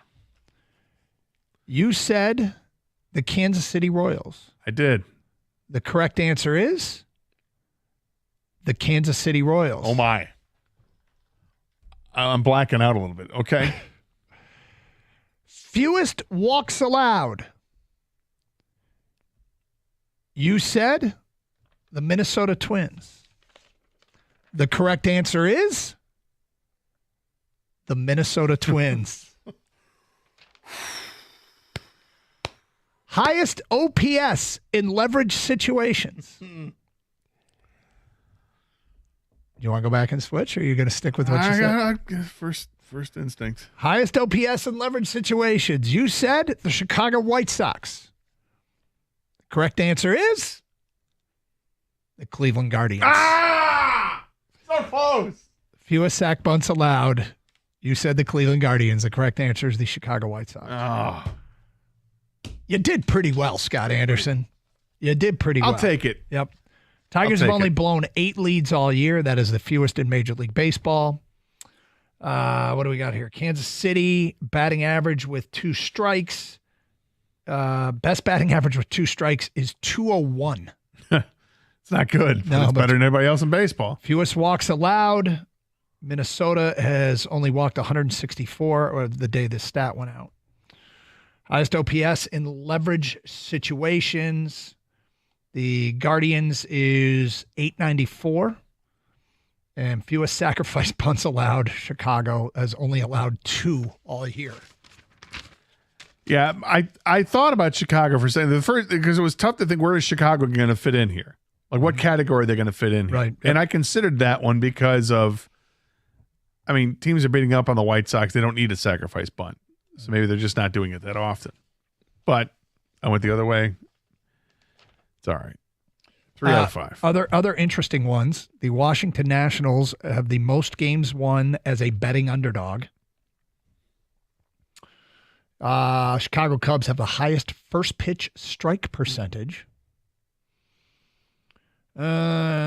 Pittsburgh. Did I give you Pittsburgh? They have the best record on Wednesdays. They're 9-1. That's an awesome stat. Yep. Well, hang on. When do the Tigers play? Yeah, right. I think they got a midweek series coming up. We And in do, fact, actually. I looked it up. Things can change between now and then. Skubal versus Skeens is off by 1 day. That would be so much stinking fun. Can you imagine if they do that? Yeah. So they do have a Wednesday game. Yep. Yeah, right now it's scheduled to be Skubal and Haney. Isn't Skeens the day before the Skeens day? is to be the day after against Montero, which is a 1 o'clock game. I don't know on how this Thursday. can get manipulated, but Little rain dance. something. I don't know how to figure it out because that would sure be fun. All right, thank you for playing. I think you did a nice job. Well, when you think about it, if you're going to get 1 wrong, you really get 2 wrong. So I did the second best you could do on that You test. really did, yeah. So, bravo. Thank you. All right. So last night, my worlds collided, my professional world and personal world in this way. Yesterday, we put together a list of right-handed outfield bats that the Tigers could add that we thought there might be actual accessibility to. Like, sure, people want, that elite player, but our criteria was bad teams fading from the playoffs that might have a youngster that they want to call up. And I landed on my trade crush is a corner outfield right-handed bat from the Arizona Diamondbacks, Lourdes Gurriel. 3 of their top 7 prospects are outfielders. And so Gurriel's a little older. He seems like one of those guys that just does enough of everything to help your team win. He's got some power. He's been a Gold Glove finalist. And I'm like, I really want to watch this guy a little bit, monitor him and see, Arizona might be in a position to sell. They could be interested in what the Tigers have to offer. And, he's not an elite player, but He's pretty good. damn, he's pretty well damn good. above average. Yeah, so I was wondering if they could get Lourdes Gurriel. Do you have his numbers in front of you? I do. How old is he? He is 31 years old. Okay, so a bad team isn't looking to build around a 31-year-old. No, it'll be 32 in October. So, A career 782 OPS. And then last night, and I knew this was going to happen, I just didn't put 2 and 2 together, the Diamondbacks are playing the Seattle Mariners, and my nephew got called up for a start. So I'm like, oh my God, Logan's going to face Lourdes Gurriel. So I was all fired up. But then I had professional Doug that wants Gurriel to do well because I suggested it. But then personal Doug that's like, strike his ass out, Logan. Right. First at bat. Gurriel versus Logan. Count gets run to 3-2. And I'm watching this, and I'm like, oh, this is going to be interesting. And he throws a cutter high in the zone. Gurriel checks his swing, turns, takes all the body armor off and starts to drop it to head to first. Don't do that. And the umpire's like, nope, you went. Oh. Logan rang his ass up, which was awesome. Then Gurriel makes a home run saving catch off the bat of Cal Raleigh. Which would have been his 27th home run of the season. Decent offensive numbers for a catcher. Yes. Decent offensive numbers for a first baseman, a corner outfielder, and a guy named Cal. Yeah. But Gurriel makes a great catch. And then the second time up, Gurriel hit a solo shot off Logan. He put one 12 rows up. But I kind of want to call Logan and say, all right, how tough is Gurriel? The scouting report of the guy who just took him yard and struck out. And he struck him out. Yeah. I thought it was interesting because you sent me the text last night, and the way you worded the text, made it, and I totally forgotten that your nephew was pitching last night because otherwise I would have tuned in. I just forgot, and I was bummed at myself for forgetting. And I'm struggling to get my phone to work here on that. Yeah, it's all right. But the way you worded it made it seem like I was like he was throwing a no hitter or something. Oh, like no, what? yeah. Sorry. You said it was dude. One text. Yeah. Next text. You watching Logan? And I'm like, what am I missing? And I quickly and I type in, no, I'm watching Severance at this point. And then I looked at the box score real quick. And you probably wondered what and the I'm hell like, I was. what am I missing? Like, so he faces my trade crush, Lourdes Gurriel. Faced him twice. First at bat, Logan totally fooled him for a check swing strike. Second at bat, bomb. Yeah. He did all right. Logan did well. And then I sent, nice. Yeah, Logan, I mean, the fact that he's getting outs at the major league level still Awesome. blows It's my so mind. awesome. No, but it and I'm glad you reminded me that he was pitching. I just wish maybe he had done it earlier in the night. My bad. But that's my fault for not. No, it's for okay. not recognizing. It's okay. You said it to me yesterday, and I forgot about it, or 2 days ago, and I totally forgot. But So maybe at some point I'll get Logan's scouting report on. Who else do you want a scouting report? We'll get it. What it's like to pitch to some of these guys, but it's kind of funny that they face one another. 248-539-9797. It's Carson Anderson, 97.1, The Ticket.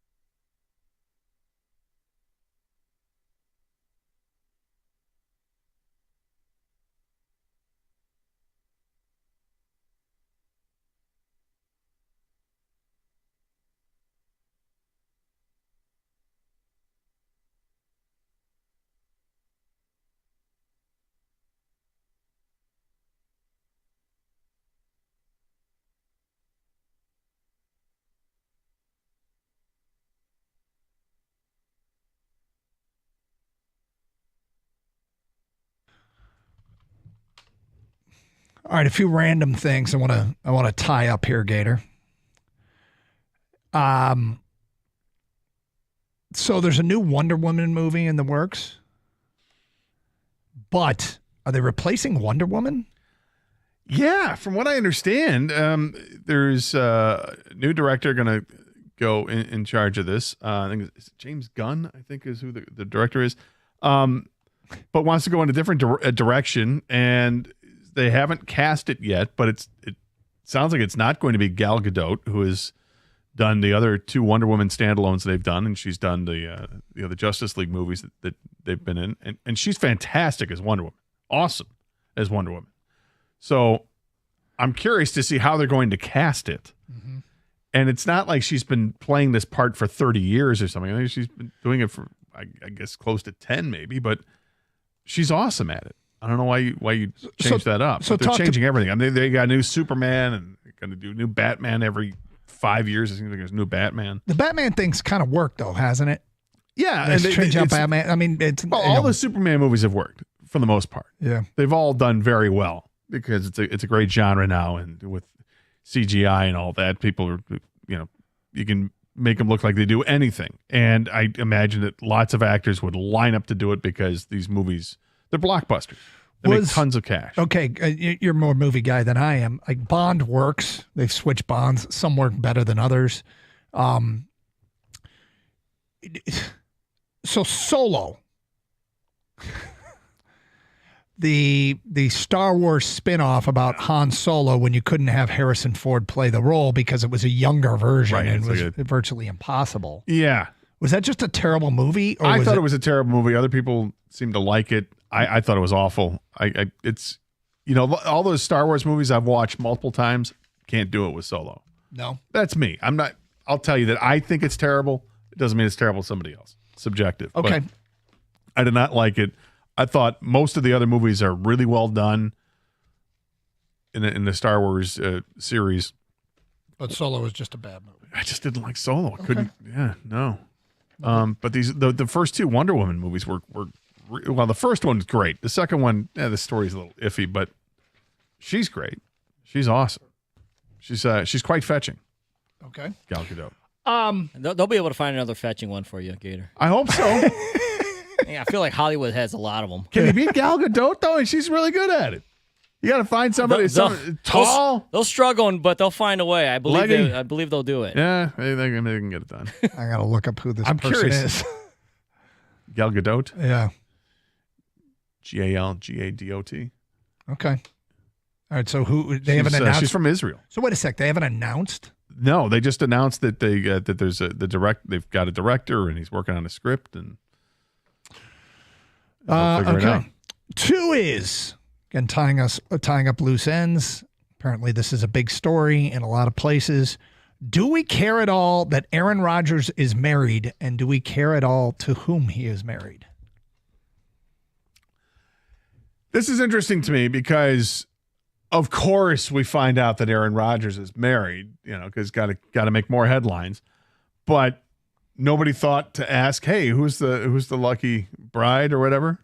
While they answered the question yesterday, hey, what kind of ring is it? It's a wedding ring, and then they just leave it alone.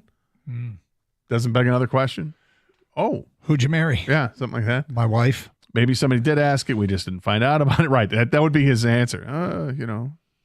My wife. Yep. But because he's dated some high profile people, I'm curious. Well, Danica Patrick did not have rave reviews of what it was like to be in a relationship with Mr. Rogers. No. And who was the last one, Kang? Shane Woodley. Shailene Woodley. Shailene right. Woodley. Yeah. Woodley, yeah. It's another actress. She's an actress. Obviously, Danica Patrick's not an actress, but she was a high profile person. Olivia Munn was another one he dated. Yeah. And then wasn't he dating the somebody with the Milwaukee Bucks, like the boss, there was the owner's daughter or something like that? And also like some yoga instructor named Blue Moon or something. Serious. Really? Well, the name might be a little off, but it was something like that. Yeah. Would check out. But yeah, am I curious? Unfortunately, I am. There's part of me that is curious about that, and yet, of course, he wants. Now, this is going to get dragged out because He didn't. He just let the say, speculation begin. I'm engaged to so and so. What do you think? Or I got married to so and so. Think it's going to be somebody famous, or do you think he's going to go off the board here? Because it'd be pretty wild if it's somebody famous and they had a covert marriage and got away with it for a while. I think it's off the board. I think it's Jordan Hudson's sister. You think so? Yeah. So him and Bill Belichick are going to be at some family dinners. Yeah. Hysterical. And finally, among Skaters' stuff category, Conan O'Brien inducted into the TV Hall of Fame. Do you have a favorite talk show host on television over the last 20, 30 years? I do. My favorite talk show host was Craig Kilborn. Back in the days, the old Craig Kilborn show. Wow. I loved the Craig Kilborn show. And then that spot went to, they ended up going with a couple of different people. But yeah, I'm a big Craig Kilborn fan. Thought he was intelligent, incredibly witty, bit of a jerk. You know, he was a lot like his character in Wedding Crashers. So, or not Wedding Crashers, Old School, right? He was in Old School. That's hysterical because when you said character, I almost said Wedding Crashers. Similar cast. Yeah, I guess it is. With tall dude. Yeah, Vince Vaughn. Vince Vaughn, thank you. So was Craig Kilborn. Yes, Craig Kilborn was. He played basketball at like Montana State or something like that, didn't he? I think so. Let's look it up here. Yeah, Montana State University. Correct. So that's a pretty good one. You do love Craig Kilborn. Saw his show I'm live. more of a Grizzly guy than a Bobcat guy, but whatever. Saw his show live the first time I went out to L.A. Oh, did you? Yeah. Yeah, many years ago. How was that? It was As awesome. an experience. It was a great experience. Was it Actually, really? we had like kind of front row seats to the side. And my buddy and I went. My buddy Grush, he and I went. My best friend Guy had got me tickets, so we went to go see it. And yeah, it was pretty great. They had who's the actor? Kevin. He was in Usual Suspects. Spacey? Not Spacey. The other Kevin. Damn it. Yeah, I know. He was in Garnett. Not Garnett. Anyway, I can't think of what his last name is. But he was there and he did impressions, and they were really good impressions. And then they had Ian Anderson, who was the lead singer and the flautist from Jethro Tull. He was there. And then there was some political person that threw a book towards us. Really? Yeah, and slid it across the ground, and people went diving for it. And then, For a free book? yeah, and you could see me. Wow, hold on. It was kind of Ken, like jokingly. Can you think of anything Gator would dive less for than a book? I think Gator dove the other way. Yeah. Right? 100%. Kevin Pollak. Now they think it's the actor. I'm not reading that. So the woman threw the book gets thrown and slid across the stage, and like somebody next to me or whatever, like kind of jumps in front and gets it. And I jokingly, because we're on camera actually. You can. I don't know if I could ever find the episode because I could show it to you. So. But I give it like a like darn, I was that close to getting the book as if I wanted the book.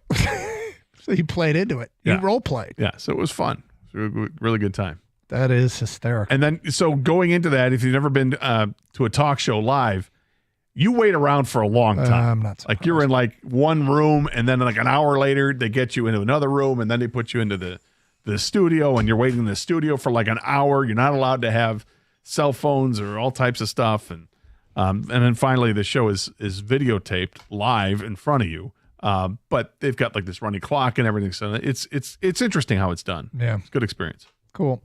Pretzel, Oreos. Pretzel, Oreos? I told Kang. Oh, really?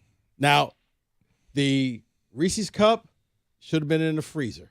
They're much better that way. The peanut butter and jelly? You had too high of expectations. You're probably right. I'm listening to you in the car. I'm like, bring it down. Yeah, bring it down. We got really bring far it down. out. Well, because the thing is, if you're going to add to a Reese's peanut butter cup, then okay, the pressure's on because it's hard to beat a Reese's peanut butter cup. Yeah. And I just didn't get any jelly flavor. It was just it's very subtle. It's very subtle. It was subtle, and perhaps too subtle. I kind of want to, if you're going to call it peanut butter and jelly, I want to be able to taste the jelly part, and so it's fine. I'm not big into the whole Oreo with all different, but the pretzel Oreo. Yeah, that sounds good. It ranks right up there with the what was it, the brownie M&M. It's game changer. I like the brownie M&M. Interesting. That and pretzel Oreo. Pretzel M&Ms are really good. Thank you for the input, Rico. Have a great show. Stay safe, everyone, and treat each other with respect. 97.1.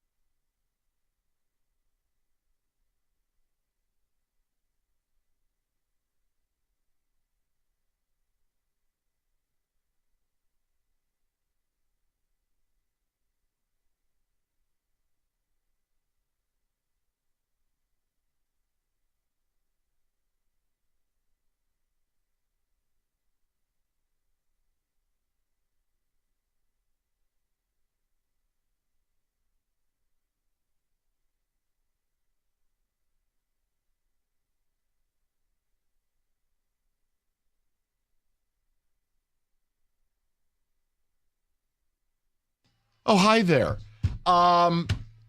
Welcome in on a Wednesday. I want to get to, I thought it was a very good job by Jim Costa. Good interview with Scott Harris this morning. We're going to get to that. Also, Rico's had an awakening.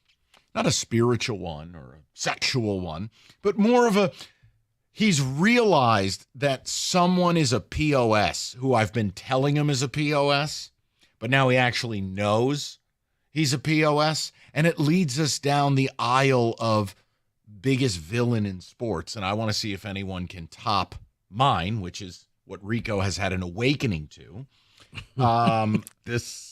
We also have to talk about an event in Detroit that I don't know that people care about, but it's up to you. Because, look, today's weather, case in point. Kenny and I were standing outside. You were doing the crosstalk with Doug and Scott. Look outside right now. And then on the TV was golf. And I don't, it's just days like today are the few days I look around and I'm like, man, I'm actually missing out that I don't golf. It looks beautiful. It does. Guys standing around playing with their clubs, having a little iced tea. You don't even have to be good, I guess, to enjoy today, right? Like, aren't people playing hooky at work if possible? Rieger is. I was about to say, or you're just Rieger and you're just fortunate enough to get 9 holes in wherever you can. It's a nice day. I don't know if it's ever too hot to play golf because I'm not a golfer. But, yes, this is the time you want to, I guess, go out there and frustrate yourself. I don't know. I go back and forth. It hit me I was today. more of a golf cart person. I'll let you golf. I'll be in the cart. I'll drive around. Let me ask you, hold on. See, I've always thought of that. Why is there not, like when you're playing a foursome, why can't the 5th person just drive the cart? You have 2 seats in the back, and then there should be a bench on the very back. That's for the 4 golfers.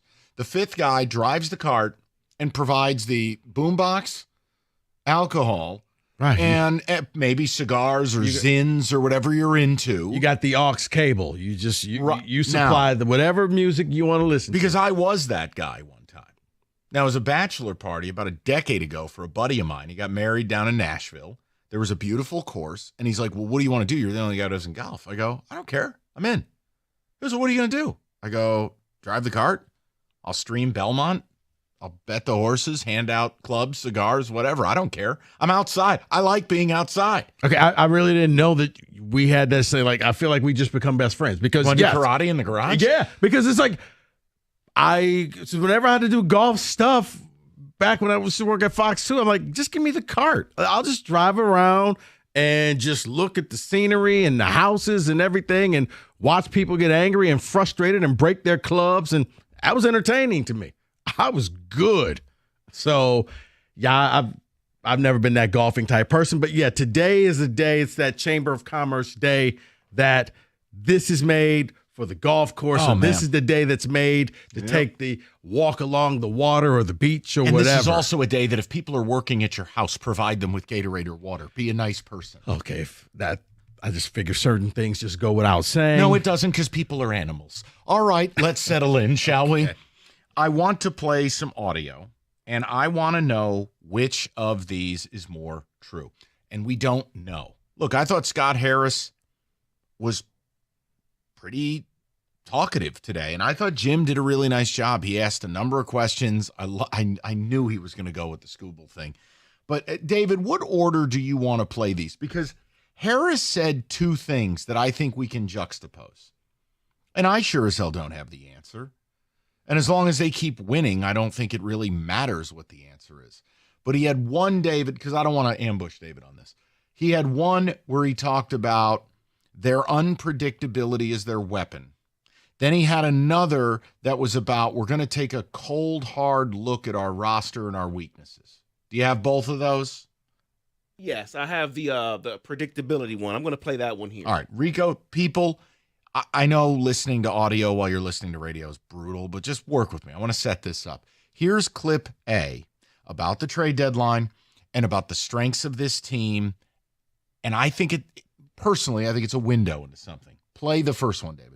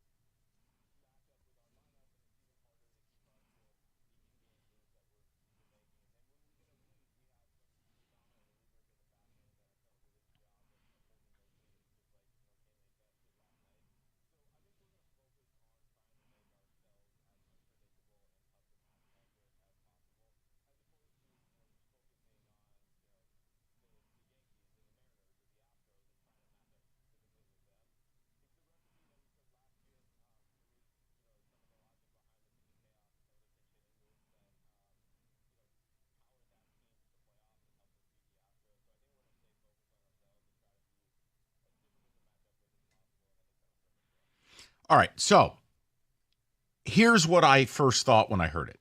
Okay. And I don't know. I'm asking a question. Is that a window into this is the recipe? This is how AJ wants the roster. This is the optimization. This is the pinch hitting, the matchups, the unpredictability. It's every reason they probably won't make a big deal for a right-handed bat at the deadline. That if you have that right-handed bat, that superstar that fans are clamoring for, it's static. Like you're not doing batting chaos with Shohei Ohtani and Freddie Freeman and Tommy Edman, et cetera, et cetera, et cetera. You are doing it with a lot of your players, and it's worked. Or is this the window?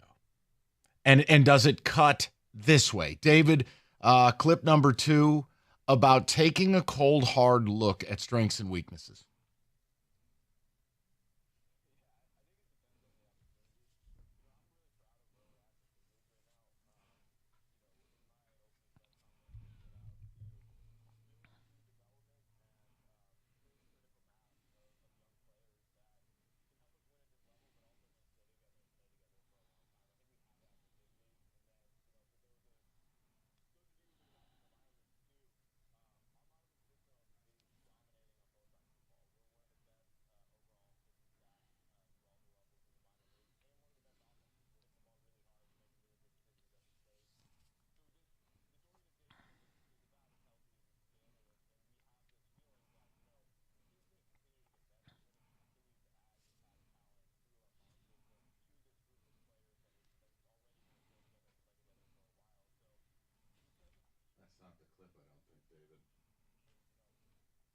The cold, hard facts.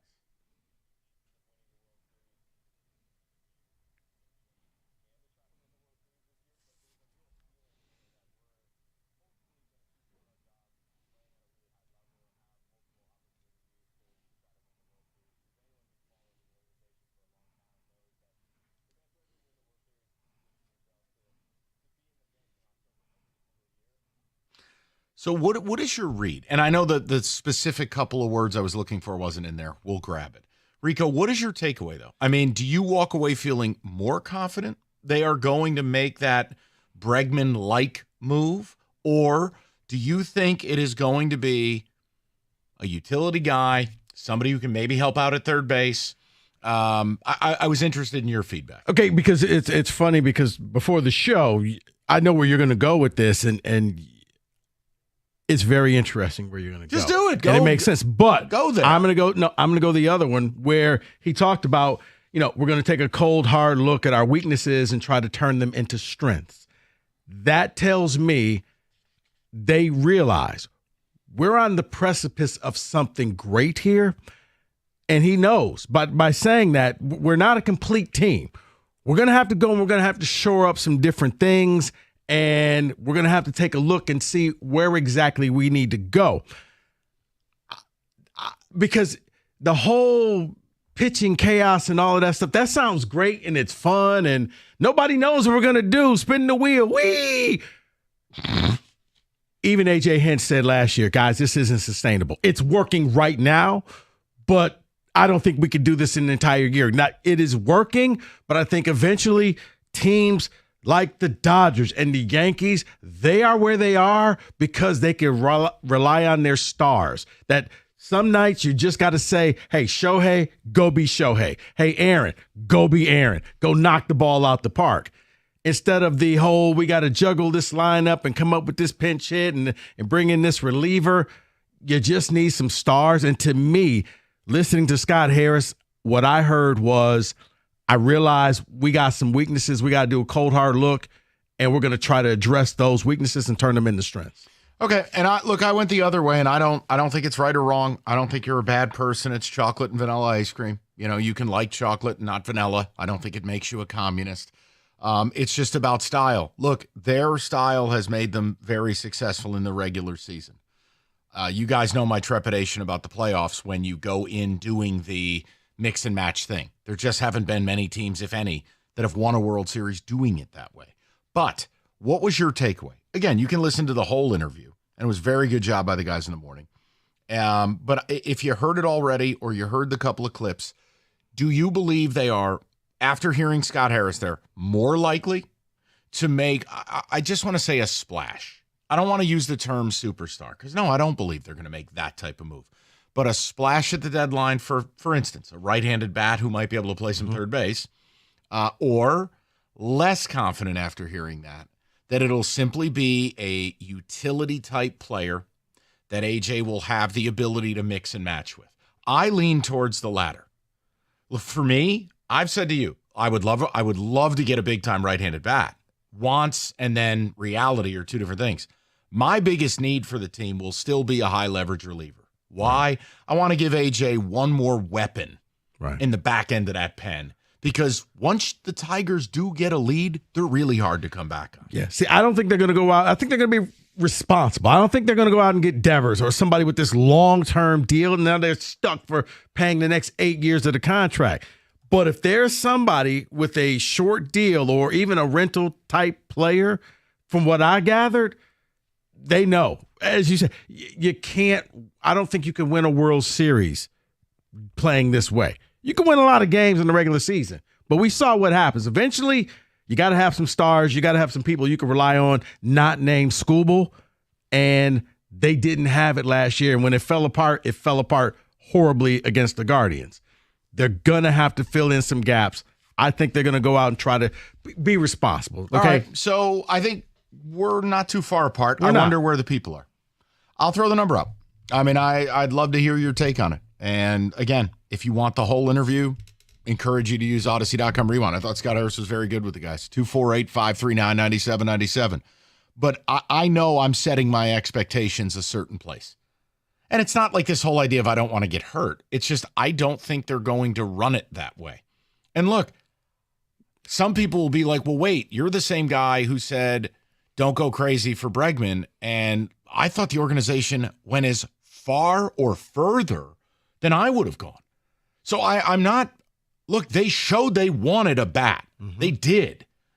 But at the deadline, when you hear him talking about the minors – and while he said there are no untouchables, it's still, this is all about the kids, the development, the future, and shout out Brad Holmes, staying good. So I don't know. I'm just setting my expectations, I guess, lower. There's no yelling or anything. No, I get it. I understand. They're 20 games over. They do it their way. But the fact that they were aggressive going after Bregman tells me, yes. We know we have some deficiencies, and maybe if the right deal is there, and it could be Bregman. Don't say that. Bring him back. Want you to be right. 248-539-9797. We'll get to the people, get some ticket texts here from David and Kenny as well on a jam-packed Wednesday. Hopefully you're outside. It does sure looks nice out there. IRS collection or audit, you need a law firm that specializes in all types of tax problems. You need Maurice and Jerry. You need representation. You need Abraham and Rose. Look, Maurice and Jerry, they've dealt with the IRS for years. They're going to advocate for you, turn the tables, and fight for you. They'll get on the aggressive. And the best part, when you have Abraham and Rose, they're the buffer. You don't need to talk to the IRS no more. Visit abrahamandrose.com today, or you can call 248-539-5040, and you will never have to deal with the IRS again.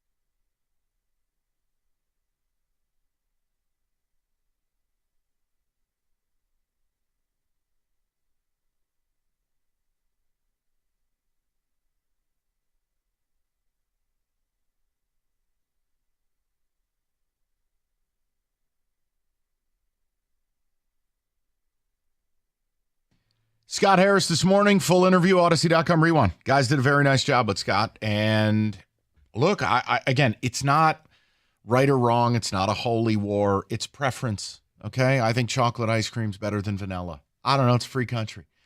I believe you got to have some superstars. Plant your flag if you're going to win a World Series. If the object is, I have to beat the Dodgers, the Mets, etc., it does fly a little bit in the face of their system, which is Moneyball. That's what this is. That's all Moneyball is. Lose the catchphrase and talk about baseball. You're playing matchups, data, using multiple players to produce the same as one great player, situational, high leverage. Their system works. The problem is, it's like what Rico said. When the playoffs come around and your season's on the line and it's a 1-2 count, yeah, you want Freddie Freeman at the plate, not Zach McKinstry.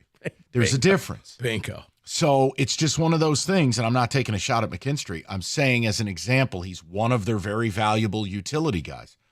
I lean towards I'm going to lower my expectations for the deadline. I still think they can get a really good reliever, and that's going to have a big impact because I think they do a great job managing their pen. But everyone is talking about wanting that right-handed bat ever since the offseason. I left listening to that interview, which Rico on June 11th, what the hell does it mean? Absolutely nothing. 7 weeks from now, they might trade for Babe Ruth. That's how baseball works. But I want to know where your expectation is as fans after hearing Scott Harris this morning regarding the deadline. David, did you walk away with thoughts before we get to Kenny in a Blue Jays t-shirt for some reason? Yeah, the thoughts I walked away with is that they're going to get not the big name, but they're going to get someone that can play third, short, outfield, the different positions that they need. They can play them at multiple places. They need a third baseman. Sure, yes, they do. But I don't, after these comments, I don't think they're going to get that third baseman, but they're going to get someone that can play third and play other things.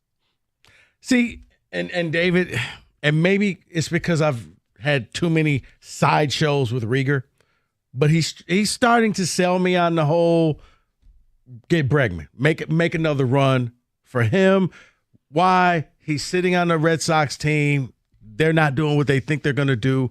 His contract actually is manageable. They made a play to overpay for him. Now, I'm not saying it's going to be him, but off-season, they went out and they got Torres. They saw needs and they addressed them. And I think if the contract fits, they're going to go after. And it could be a name, but I don't think – I get where Mike is coming from, but I don't think that the chaos will work in the playoffs because is the goal to win as many regular season games or is the goal to win a World Series? Because in the end, you're probably going to have to go through New York and you're probably going to have to go through L.A. I don't think this is sustainable for those two series. If you play a 5-game series against the Astros, yes. But 7-game series against the big boys, sorry. Also, too, the Bregman thing, just for people, if this, and I'm not partaking in this, I am listening. Like I said, Rieger's wearing me down, man. I am simply listening. I'm not impugning anyone's character. Bregman's not due back till mid-July. So he would have to get back, prove health before you would ever consummate that. I am not advocating or making fun of. I'm staying out of it. I mean, do I think it's ridiculous? Of course I do. Kenny, your thoughts? Hey, buddy. Hey, buddy. Hey, buddy. He's somewhere on a golf course shooting 110 today. He's having a great day today. And also a miserable day today. Because that's what he does Both on the things golf can course. be true. That's true. So my thoughts on it are like, basically what Scott Harris has shown that he wants to do with this team is positional flexibility. So I agree with David in that he might find a guy who can play third, but can also play a little bit of left, maybe a little bit of center, maybe a little bit of short. Like, I think he's going to find somebody like that that's not going to be that big right-handed bat necessarily that you need, but a guy that he can plug in different spots as needed. Because basically that's how this team has operated, and that's kind of how, but outside of like Gleyber Torres, that's kind of how he said he wanted the team to operate. Yep. No, and then that's Kenny in essence. Look, I'm trying to live in reality. There's no point in having some month of screaming and yelling, which I haven't done, nor will I do. I think history's on my side with how to win a World Series. They're going to try to do it differently. Okay. No one cares. Win. If they win, is anyone going to remember how they won? No. Is anyone going to care? No. We want a parade. We want Rico underneath the Kearns clock. Let's get it. So that's it. That's all this is about. Live from Shinola. Let's go. Sure. David, early ticket text. Is there a general feeling? And we've got a lot of phone calls to get to, and I'm excited to do that. The weaknesses into strength comment is what stood out to me. I think they know that throughout the organization, third is a weakness. And if the right deal comes along, they will trade assets. They are not going to overspend. That is Dan in Ypsilanti. And Dan in Ypsilanti, and it kind of goes when Cookie's asked a follow-up question about, basically, to paraphrase, are there any sacred cows in the minor leagues? And what I gleaned from it was, no, there's no sacred cows. The right person can go in order to bring in that person right now to try to win. Are they going to try to sell the farm? No. But I don't think that there's a deal breaker type of player in the minor leagues. And Scott Harris is a smart guy. If somebody gives him a really, really, really overpay for something and gives you, here's, Chapman, here's Bregman, here's whatever, for not that much, he's gonna take that offer. He's not an idiot. He's not a dumb guy. He knows what he's doing. He's a very smart baseball mind. The question will be flexibility versus rigidity. If you're rigid to your plan, it's going to eliminate a lot of guys. Look, I'm fine with a level of optimization, a level of flexibility. I still do believe you need guys you're never taking out of the game. Look, like the official Tiger of this show is Kerry Carpenter. How many times does Kerry not start or Kerry ends up getting pinch hit for? It's part of their sauce. But like one of the things that worked last year that doesn't work this year is like the Ibanez thing, or when the playoffs come around. No, I mean, hey, maybe I'm just Clint Eastwood in Gran Torino. Maybe I'm just sneering at the sky because in the seminal moment, my season's on the line. Yes, I want a comfortable pair of shoes. I want one of my superstars at the plate. I don't want to have to say, all right, well, I'm going to pinch hit this, and we're going to double switch this, and these three guys are moving over here. No, I want the guy who's up there with a telephone pole ready to kill the baseball. Maybe it's dated. Maybe the way the Tigers are going to do it, it's going to be the new way. I don't know. We'll get to you, the people, though, next. Excited you guys have some feedback on this, and if you want the whole interview again, because I do want to support Cookies. I mean, he can be a bit of an ass, but Cookies is a good man, and I thought he did a good job this morning. Odyssey.com rewind. We'll get to your phone calls next. 97.1.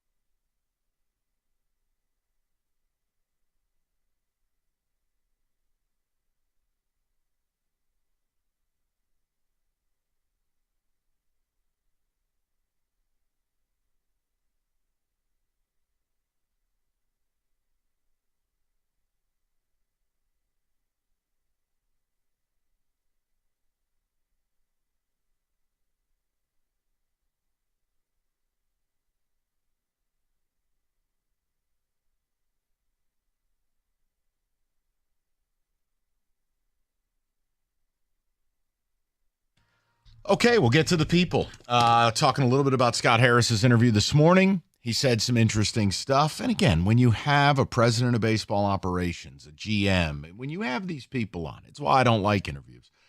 They're not going to just be like, yup, got it. That's what we're doing at the deadline. That doesn't serve the team. And it doesn't make any sense. Now, it's rare you get that breaking news where they just drop that like, not happening. And again, I thought Cookies asked a good question about Scooble. He pressed it. He didn't go crazy. You're not going to get those answers. The point is, you're left to read the tea leaves. That's what sports is. So, and he did a really good job because the fact that we're having this conversation, he turned that interview into a Rorschach test. You saw what you wanted to see. You heard what you wanted to hear. What is that? The ink test? Yeah. Is that what a Rorschach? Yeah. Thing? Okay, I thought that was a character from Welcome Back, Kotter. That's Rorschach. Whatever. 248-5, Mr. Cotter. 248-539-9797. Kenny, you'll have to Google it. It was a show on TV long before you.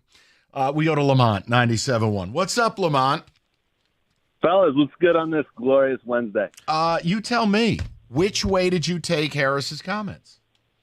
Oh, I think we're calling all cars on this one, boys. I talked to my good friend the Don, and he's got 2 moves in mind. We're going to Boston, place is a dumpster fire, and we'll relieve them kindly of Bregman and Chapman.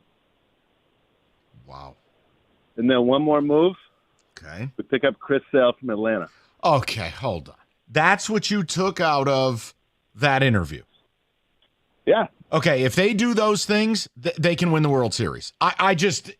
Lamont, those are some costly moves, my man. Yeah, No. Look at it this way, Mike. Stick with me. Boston's dead. Bregman's opting out. There's a 0.0% chance he's coming back. Yes, Chapman's going to cost you. They know that. He's hurt. So you're paying 50 cents on the dollar. And then, Sale's going to hurt a little bit, but a lot of it. Sale's going to hurt a lot. To do it. Sale would hurt a lot of it. He's fabulous. Well, sure. Okay. Tell me why not? No, I'm not telling you why. Okay, you want the why not? Because I don't think they are in a headspace of emptying some of their premium farm system players in order to make a push. When you hear Scott Harris talk, Lamont, he talks about wanting as many bites at the apple as possible.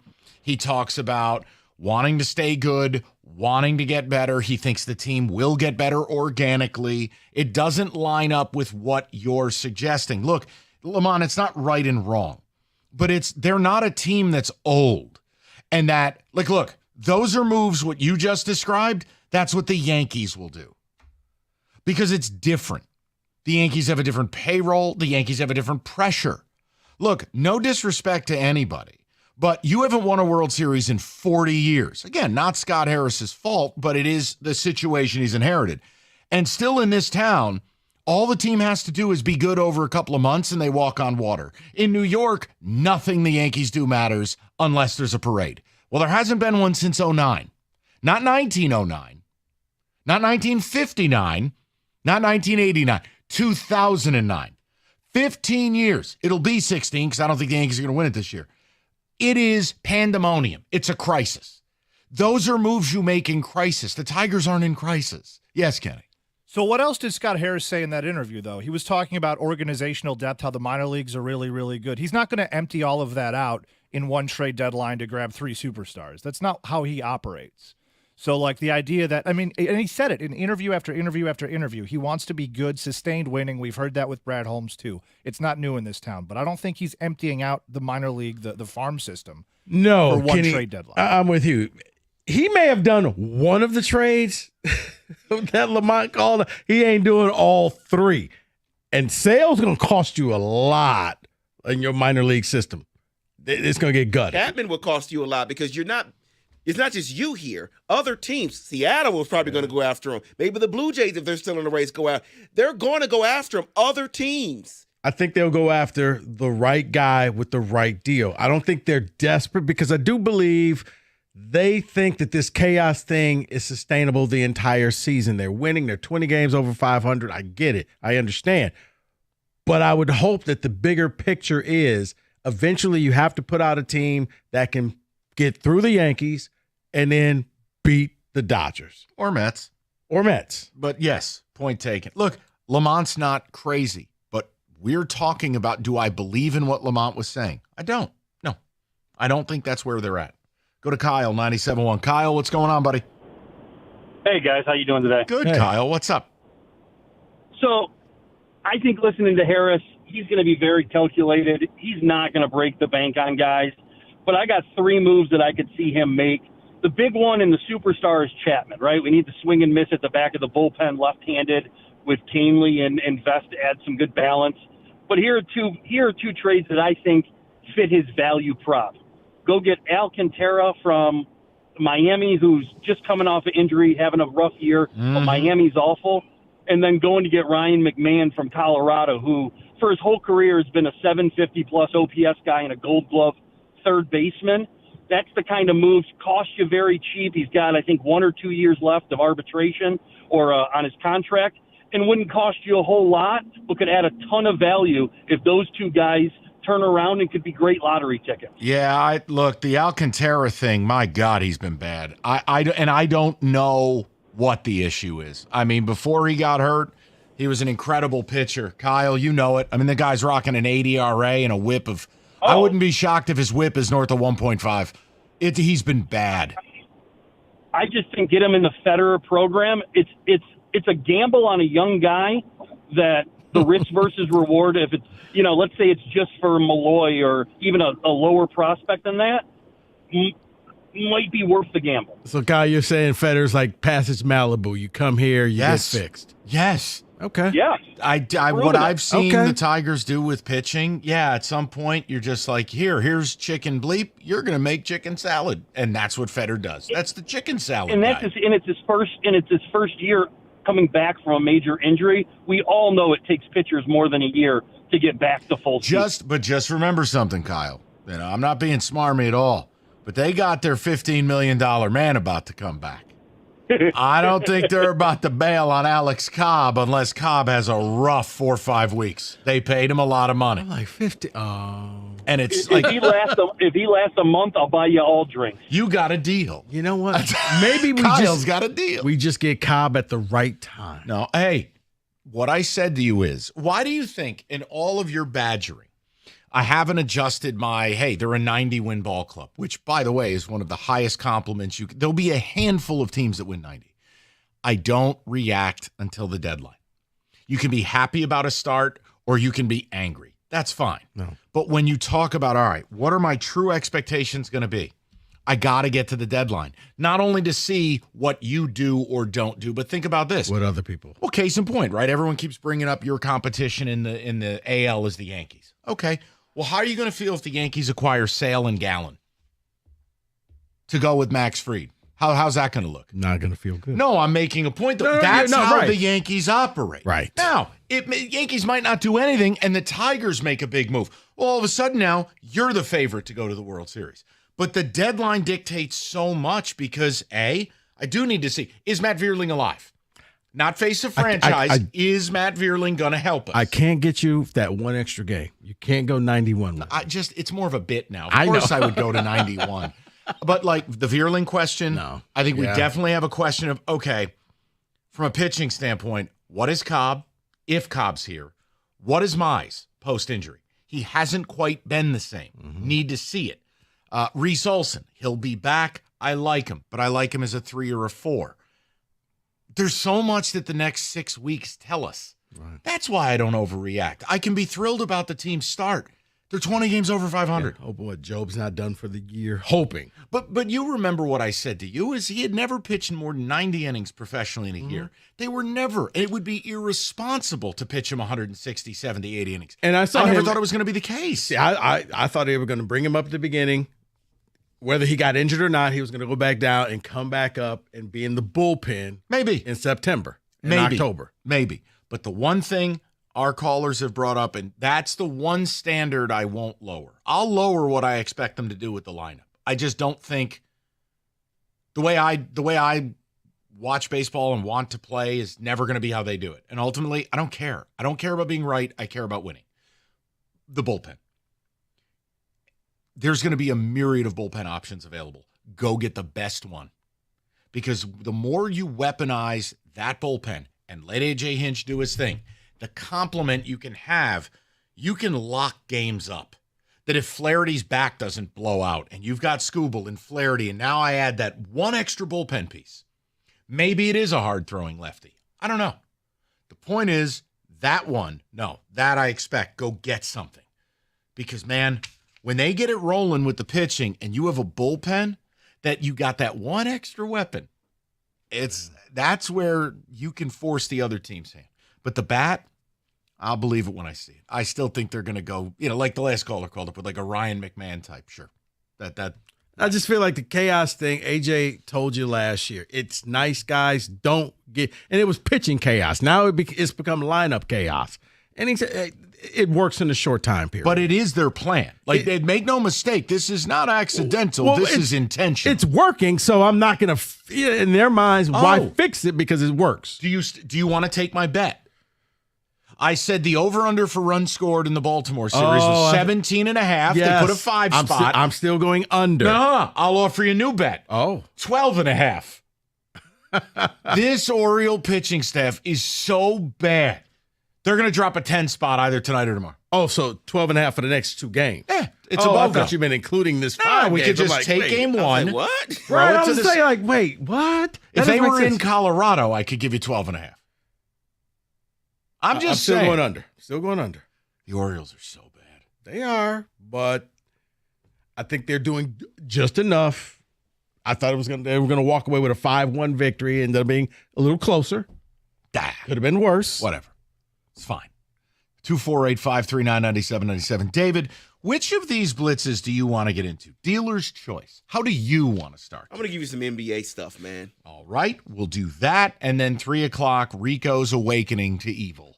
We're going to see if he can top. It's like, what is it? That stupid card game everybody plays out here. Euchre. Can you top this? Or wait, Kenny, it's just people throwing cards. I'm convinced there's no rules. Northville Lumber, largest Trex decking outlet in the country. Northville is Michigan's Trex superstore. They stock all colors of Trex decking, railing, lighting. They have it all the time and at the absolute lowest prices. Call Northville today, or better yet, stop by. Take home some samples, see the showroom. It's Northville Lumber, Michigan's Trex superstore. Call today or go to northvillelumber.com. That's northvillelumber.com.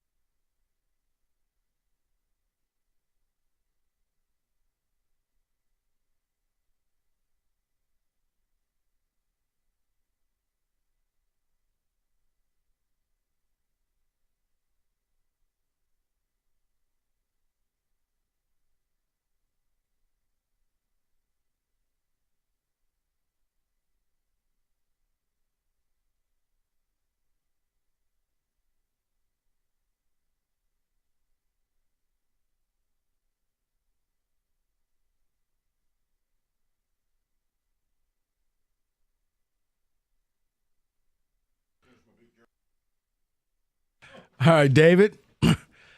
Time to go. A little NBA rumors. Hit it.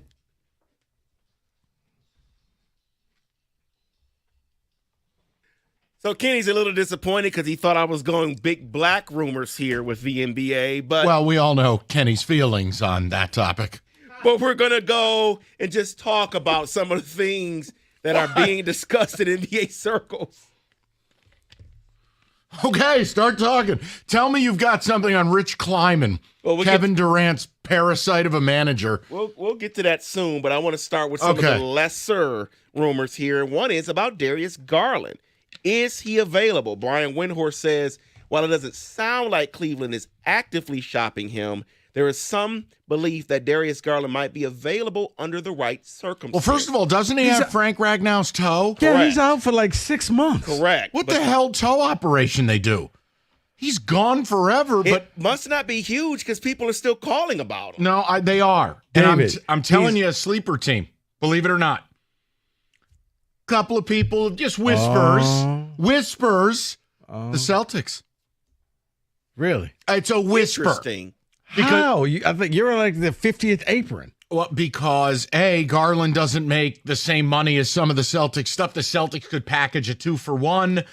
Look, man, NBA offseason, hell, there's trade rumors about Kenny Kotz to the Clippers. Kenny doesn't even play basketball. I'm just telling you.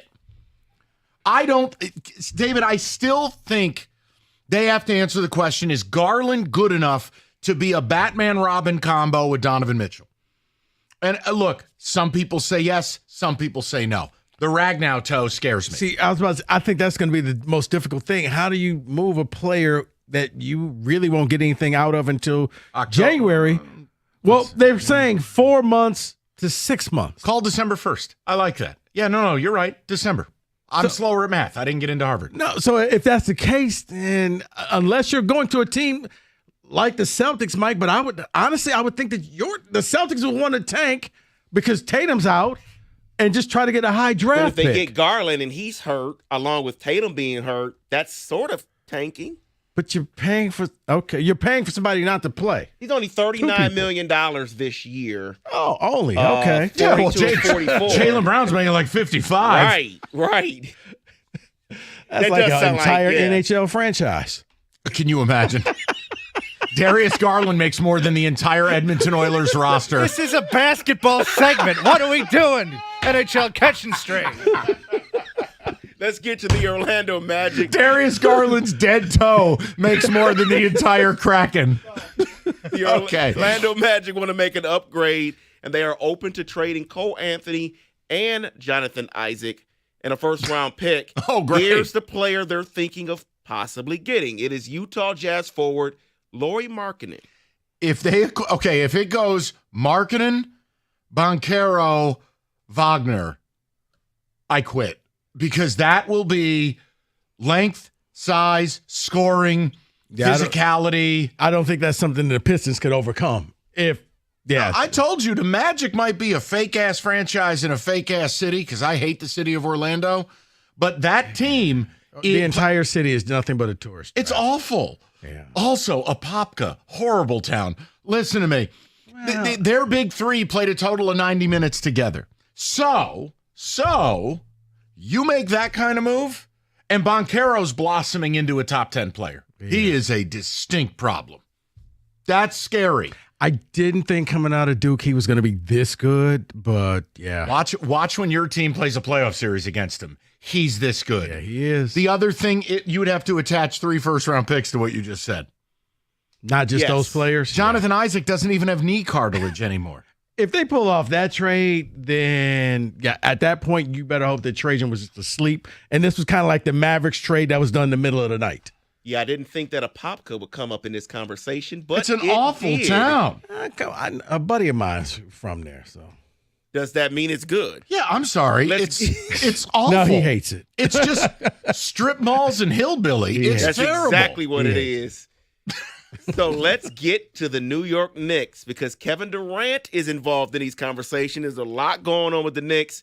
Yes, Kevin Durant, Phoenix Suns, and Kevin Durant's business partner, Rich Kleiman, are sorting through trade options, which include the Knicks, you have San Antonio, you have Houston, Minnesota, Miami on there. Can I ruin Rico's life more than I already have? Sure. So, if you want to know why I hate Kleiman and called him a parasite, listen to any podcast he's been on. He's, ugh. But the word is now, KD and Kleiman are scheming and dreaming that if you want to trade for KD, he wants the 2-year, $110 million extension he's eligible for. Yeah, that is the part that says as trade talks progress, his desire for a long-term extension could prove a critical factor. By the way, Rico, he's 37 in September.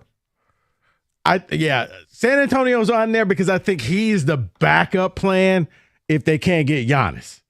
But if he wants a 2-year, $100 million, no. As I told you, for me, KD is only good 1 year. He's like milk. He has an expiration date. After that, if you haven't finished it, you have to pour it down the drain. If you have 2026 on there as the expiration date, you're like, you know what? No, you better not sniff do that. No. So the Knicks here, the part of them is, yes, they're on this list for KD, but they have no coach. They have asked to talk to the Minnesota Timberwolves coach. Denied. Houston Rockets coach. Denied. Dallas Mavericks Jason Kidd. Denied. Did they have a plan going into firing Tom Thibodeau? No. Well, they did. Actually, we're the New York Knicks, and as soon as we fire Tibbs, everybody's going to want to come and coach us, except not really how it's going. Right now, David, they're about to get into desperation time because they've been told no by everybody, including Villanova's former coach. Said, yeah, I'm not. Jay Wright. Yeah, Jay Wright was like, I'm good. I'm wearing the suits. I'm on TV. But we have half your players on our team.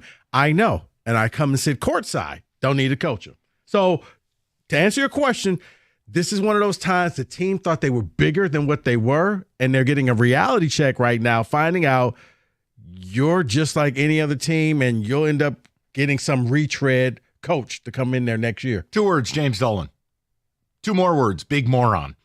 That's all this is. James Dolan blew the whole thing up. That's all this is. Go watch the video of James Dolan playing his kazoo. That is who owns your team. Because I got to think, wouldn't it just been simpler to walk in there and tell Thibodeau, I need you to play the bench more next year. We're going to bring in some players, and we're going to go an 8-man, 9-man rotation rather than just, you got us here, but I'm firing you. Watch this. From every report I read, Rick Brunson is the main problem there in New York. Oh, even better. You know what? You just hate to see it. I wonder why. Losers. I wonder why. I hate the Knicks. And that is your NBA Fast Bing bong. Break.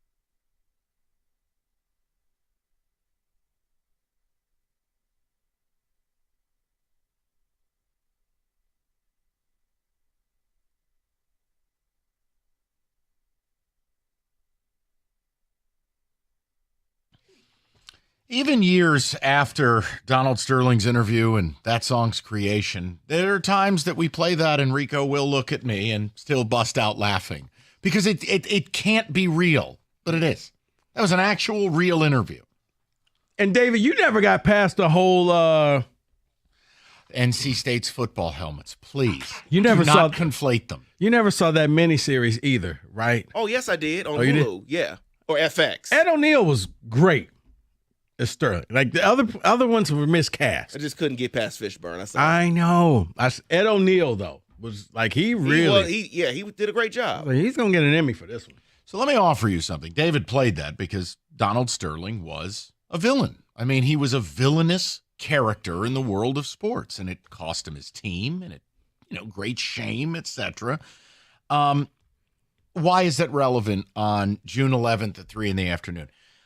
Because Rico had a bit of an awakening Monday, because he was all high and mighty, because he once again bet on Sovereignty, who won the Kentucky Derby and won the Belmont, and he's a fabulous horse. But I said, Rico, you do realize when you bet on that horse who you're rooting for, right? And he goes, no, probably some guy who looks like Colonel Sanders. I said, well, that's not how the sport works. Those are the old days. I had kind of given Rico some religion. I sent him a few articles. I get very upset when the person who owns that horse has success, because I think that person is one of the biggest villains in all of sports. And it kind of gave us a topic. And I sent Rico a long form. I mean, Kenny, you look interested, but I know there's too many words in the article for you to read. So it's not. Kenny, you're not reading a 4,000-word article. I know you. You didn't read 4,000 words your junior year in college. So just no. My point is, I sent Rico the piece on Sheikh Mohammed bin Rashid Al Maktoum. And you go, oh, that's a mouthful. He's the leader of Dubai. He's also the guy who owns Godolphin Racing, who is one of the heaviest hitters globally in horse racing. He is also someone who multiple times on American television, Mike Tirico has had to do a PSA of, also there's a ruling in Britain, may have kidnapped his own daughter. Right. Zers, daughters. Okay, but before you finish, this is what I thought.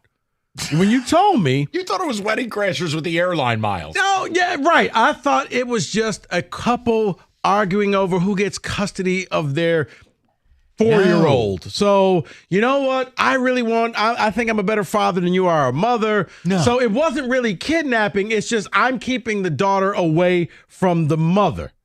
I'm thinking, okay, it's a little kid. I get it. Kid's probably off playing with the ponies and thinks life is great.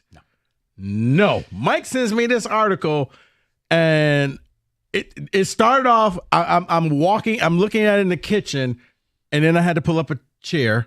It's and then I had to turn off the TV, and then I'm sitting there like, oh, dear God, what have I done? Yeah. Well, and again, David, there's going to be a donation to Greater Life. I got to clean the money. I have to, because this man... He shouldn't be allowed to run his horses here. The point I'm making is he's kidnapped 2 daughters, 20 years apart. One hasn't been seen since her abduction 20 years ago. And I'm not going to spread what the word on the street is, but I think it's true. The other daughter tried to escape, recorded a video saying how badly she wanted to escape, was intercepted as she was trying to escape on a yacht. She wanted to come to America. She has not been seen since. When you have to hug the person that you're escaping with, because you never think you're going to see that person again, that got me right there. I was just like, oh my goodness. Yeah. They heard the choppers. It was a chopper flying by. They heard footsteps running down the stairs, and they looked at each other, David, and gave each other a hug as if we're never going to see each other again. Well, and here's the thing, and I'll land the plane. That way we can get to the topic. Like the one daughter, Latifah, well, she's been photographed since, but no one can talk to her. But her representatives swear, oh, no, she can go wherever she wants. Really? Look, the bottom line is I think this guy's one of the biggest villains in sports. I kind of think kidnapping your own daughters is frowned upon. But it brought up a topic. I said, okay, look, horse racing is not in the mainstream. It's niche. If this guy is not the biggest villain in sports, who is? And that started a real conversation in the bullpen area with us and Evan. And look, I'm not saying that a villain has to have human rights violations. This can be someone you simply don't like. It could be someone you don't like the way that they play. It could be someone you don't like something they've said. Or it could go all the way to the Donald Sterling, Sheikh Maktoum realm. I leave that to you guys. But seeing Rico's face after I sent him what I sent him, it totally changed how happy he was about winning his bet on the Belmont Stakes, which was hilarious to me. You don't need to feel bad. I do. No, because you're not the head of the New York State Racing Association or the Kentucky Horsemen. How is he allowed to do anything? Well, the whole part about being the ruler of Dubai, there's a lot of money in Here. Like I said, there's a lot of money in that. Listen, that's my villain, but I don't expect it to be yours or Kenny's or David's or you guys working your ass off on a Wednesday. But all I want to do is a game of Top This. There's my villain. The guy who runs one of the most successful stables on the globe, runs his horses globally. A British high court has absolutely found him to be responsible for the abduction of his daughters and outright disappearing them. So, yeah, that's my villain. Okay? Who's yours? So you come right out the gate with the love child. Like, this is like the Michael Jordan, Shohei Ohtani, Magic Johnson type of Tom Brady. Like, who's going to top this man? We'll try. You can, and that's why I said you don't have to have, like, this isn't a nightclub where it's like, oh, you don't have human rights violations, can't let you in. No, it could be you don't like someone's face. Gotcha. Like, who is your biggest villain in sports? 248-539-9797. Yes, Ken. I was going to say Brad Marchand because he licks people, but no human rights violation. So maybe I'm out So of you know it. what, Kenny, Marchand is a perfect selection. Let's set him aside. Let's set the Sheik Put that aside. one over there. Okay, yeah. Nobody. He wins. Okay, Right. You win King the award. villain, congratulations. Here's your title. We don't need to wait 4 years. You go straight to the Hall of Fame of Despicable People. You're there. Right. I was between two. I was between Marchand because of the way he plays, the way he acts on the ice, and all of his antics. But I was also thinking about Roger Goodell. And the reason why I thought about Roger Goodell is because he actually does it too good.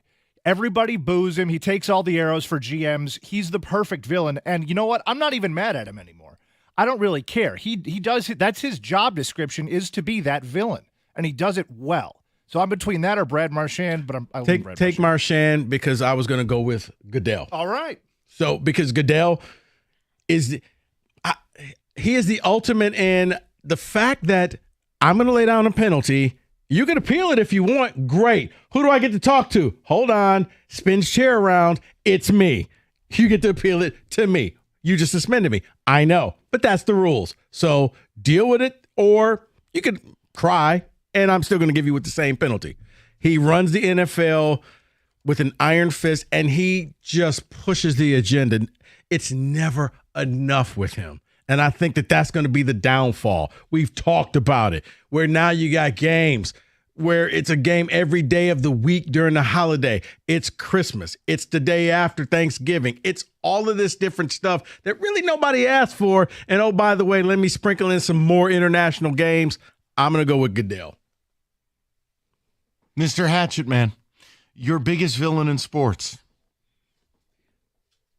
Not because he's my quarterback, but because he's just Aaron Rodgers. I mean, for the last few years, I just sit there thinking that he's going to say something in an interview, waiting for him to say something in an interview, and he just says nothing. He beats around the bush. I'm immunized, all this other stuff, and it's like, dude, David, come on. Rodgers is a good one, guys.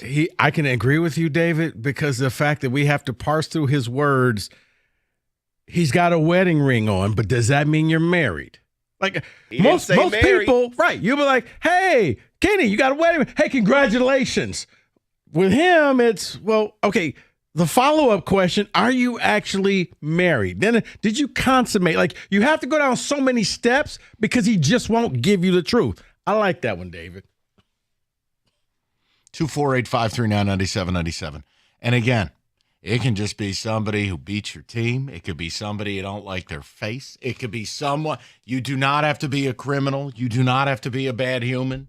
You do not have to have made one of your daughters disappear in the year 2000. That is not the bar. But it was just funny because I said to Rico, I go, you do realize who owns that horse, right?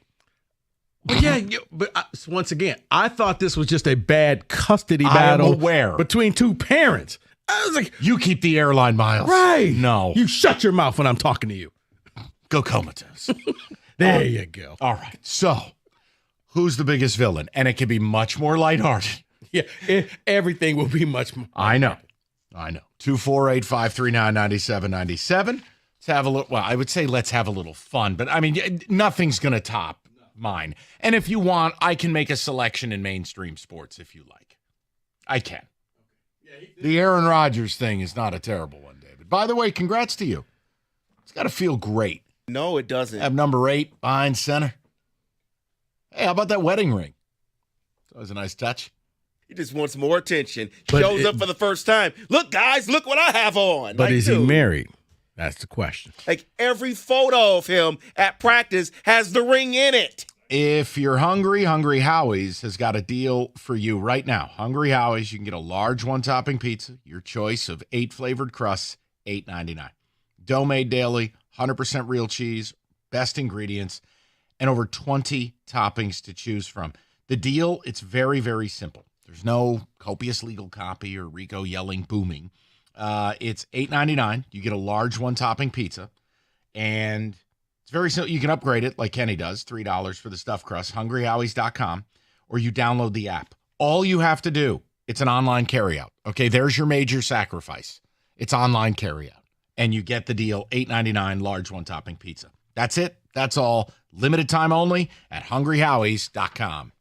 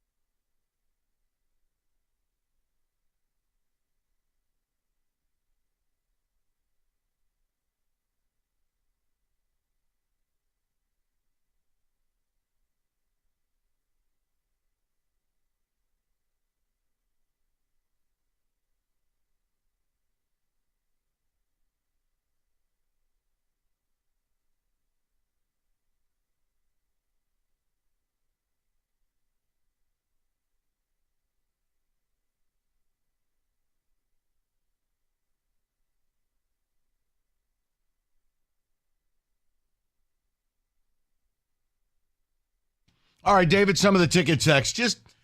It was an off-air conversation a few days ago. We wanted to do a segment on it because everyone has a villain in sports, right? They've got just someone that rises above it all. I obviously am not asking you to top my selection, and I get it. If you're saying, Mike, someone in horse racing can't be, noted.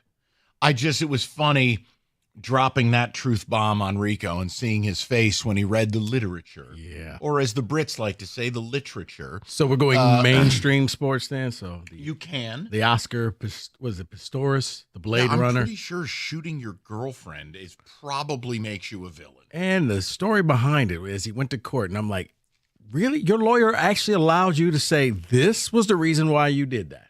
Okay. David, the ticket tax.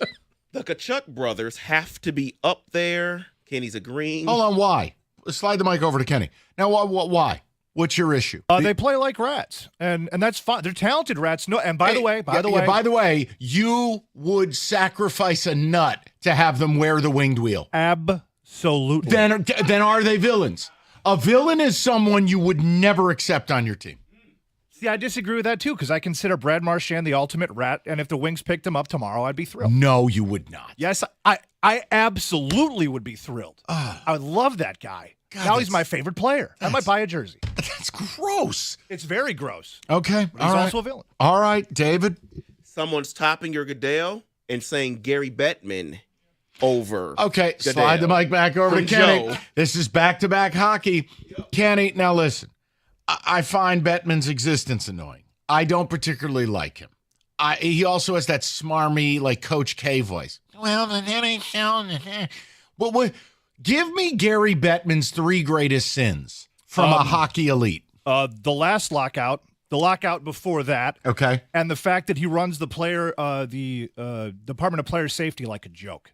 Explain, elaborate for the non-hockey elite. So imagine seeing a penalty called that, all right, that guy gets fined $5,000, and that one doesn't get called, and then that one causes the guy to get suspended. Like, there's no consistency, and it's making the playoffs hard to watch for the average fan. And it has nothing to do with his hairpiece. And the hairpiece doesn't help. Okay. It's a hairpiece? I'm kidding. Oh, I'm like, are you being serious? Yeah, he sucks. I hate him. He looks like Maury from Goodfellas. Piece is awful. All right, David. I still hate LeBron. Retire already. No one likes Bronny. Bronny sucks. Signed Pistons fan. Yeah, but he's upset with the 25 straight points. But hold on, Rico. So you're vilifying LeBron because he's still one of the best players in the game at age 40? Okay, see, I would accept if you wanted to vilify LeBron for everything off the court. Okay, because for some people, it's the whole shut up and play basketball. So if you want to go to that route, I can understand. He gets under your skin. But because he's still producing at 40, hey, I wouldn't. Now, drafting his kid, that's a totally different thing. But he's still getting it done. And for every Pistons fan who's upset, if all of a sudden he said tomorrow, I think I want to be a Piston, we'd be doing those shows. I'd accept LeBron a hell of a lot more than Marchand. Are you kidding me? Over KD? Yes. 100%. And that's what I'm saying. So for everybody like, oh, well, LeBron, hey, I heard rumor he wants to be a Piston. I love LeBron. All right. You can bring your kid with you. It's Taco Tuesday. Right. All right, David. Angel Reese is my biggest villain. She runs her mouth constantly and then plays the victim. All right, but hold on. You know what? Ladies and gentlemen. No, now you stumbled on something. Mike Valeni. No, hold on. I'm going to get to these phone calls, and I appreciate all of your guys' patience. But see, David stepped in it now. Because hold on, let me get my popcorn. No, this is going to be good. But Rico, you know what irks me. Angel Reese has gotten into this category of, oh, you can't say that. And I go, why? Angel Reese is a delusional moron. Okay? Just like Aaron Rodgers is a delusional moron. Skin color does not dictate. Gender does not dictate. If you're a moron, you're a moron. Angel Reese says things that are objectively delusional and or stupid. And she still has this thing about being aggrieved that she's not Caitlin Clark. Angel, When they coin a stat after you because you're so bad at basketball called me bounds, nobody wants to hear from you. The funny thing is, the second you said that, we all laughed and was like, I get it. She can't make a layup because she will get 6 rebounds because she missed 5 shots. No one in the media will just say, you are delusional and possibly stupid. Why? Say it. Say it. I sound like Sam Kinison in Back to School. Say it. It's not a crime. If stupid person says stupid things, say they're stupid. Say they're stupid. I think Angel Reese has been propped up by everybody in the WNBA, not named Caitlin Clark. I think that Angel Reese is the spokesperson for everybody else who's angry at Caitlin Clark. That's so fine. They're going to make her be the bad guy, but I'm with you. But she's the same person who says, don't sexualize me, and then she's out there naked in Sports Illustrated. Which is it? It's her right. I understand that. But then she gets asked a question. Hey, remember when you said X? Oh, next question. You don't get to do that. It's your words. Me bounds. Me bounds. I'm like, oh my God, is someone close to her ever going to say, Angel, you're just wrong. You got to stop. Please. No, and I think she missed her opportunity because she wants equal billing with Caitlin Clark, and I think she could have had it, but she went the wrong way. This could have been a Magic Bird type of situation, but back in the day, Magic wasn't attacking Bird, and then Bird, they worked together in tandem. They could have gone that route. They didn't. She chose violence and me bounds. Her continual aggrievement and outlandish statements, and it's just like, oh my God, is anyone in the media just going to say what everyone's thinking? It's funny. It's funny you said that, David. Before you get back at 248-539-9797. I'm sorry. No. Speaking of media, can I lump a certain brand of media in this? Yeah, the world, I told you, don't have to kidnap your own family in order to make the list. I'm going to go with the National Association of Baseball Writers. I want to lump them in here. What did they do? Well, for the 90s, you pretty much knew everybody was juicing, and it was a joke, ha ha. Then all of a sudden it came time for the Hall of Fame, and you guys got Jesus and religion, and no, this is wrong, and I can never allow this person in there. Really, because you never wrote an article when you saw all the stuff in Barry Bonds' locker, you let it go, you looked the other way, and now you can't let these players in the Hall of Fame. Why? Because it'll make you look bad. And on top of that, because of some stupid little unwritten rule that nobody in baseball can ever go in unanimously, some jerk has to vote for this great person. Nah, not going to vote for you. What did Jeter do that he can't go in unanimously? What did certain people do? Who is this one guy who says, Ichiro, no, sorry, not going to vote for you? So baseball writers as a whole. Okay, I'll allow it. So, yeah, we'll get to your calls. The biggest villain in sports. Rico discovered mine. Yeah. And I feel bad because I killed his joy from winning a horse race, but it happens. All right, your call's coming up next. 97.1.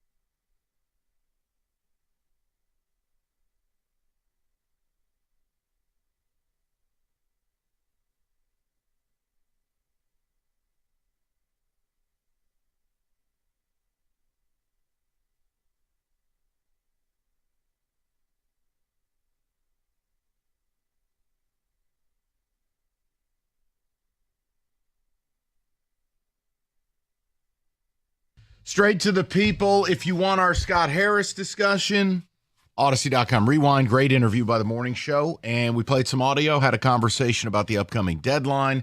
Right now we go to Brett, 97.1. Brett, what's going on, pal? How you doing? Hey, guys.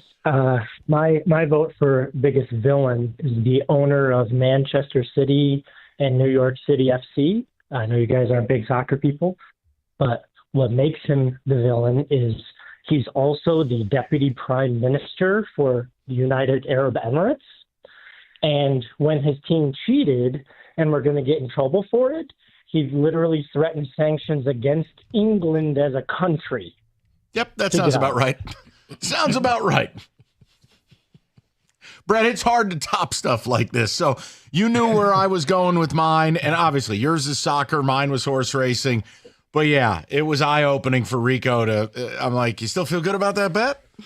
Thanks. It's wild. It is. Yeah. But you know what, Brett, ultimately it's no different than what we see in college sports. Money talks. The international relationships between countries, how much money's invested, the real estate that's at play, money talks. Mm-hmm. That's all it is. It's ridiculous. Yes, David. Oh, you were hitting a bunch of buttons. I thought you were about to do something unscrupulous. Okay. That's me to the media. Just call Angel Reese out. It's ridiculous. It's like a child behaving badly on an airplane and the parents don't say anything. You have to say something. Jamie, 97.1. What's up, Jamie? Thank you for taking my call, Mr. Valente, Mr. Beard. Yes, sir. I got two quick ones. The person, you'll remember him surely if I do, person before Aaron Rodgers as a quarterback for Green Bay. Oh, Brett Favre. Thank you. Yes. You know what? Good call. Playing preseason games. I'm way too handsome. I hated that. And, of course, I always hated Green Bay. Other one quickly, Matt Patricia. We'll do it the Patriot way. Yeah, sure. Lon should be lucky we only had him for 3 years. Yeah, I tell you. That's my two. Yeah, Thanks. No, Jamie, it's a good one. I mean, Brett Favre, again. Okay, not where I thought he was going to go with Brett Favre, but okay. Well, tell us where you thought he was going to go. Oh, the whole stealing of money and what state was it? Mississippi. Mississippi. How about the pictures of his Tootsie Roll? You know, not a good guy. The whole drugs thing. What? No, I thought he was going to go. The guy sent pictures of his schwanz to a team reporter. Bad guy. I'm thinking more of you stole the government money for. Can both things be true? Can both things be true? Yes. Both the piggy bank and the ding dong. They both can be true. Bad guy. Bing bong. Right. Let's go over to Kyle. 97.1. Kyle, what's going on, buddy? Oh, let me just say it is an honor and a pleasure to be on with you guys. You make my afternoon drive to work more tolerable and my off days more enjoyable when I'm running errands. So it is an honor and a pleasure. Kyle, we appreciate it. That's the only design of the show, believe it or not. Just make people's day a little easier. And you do that.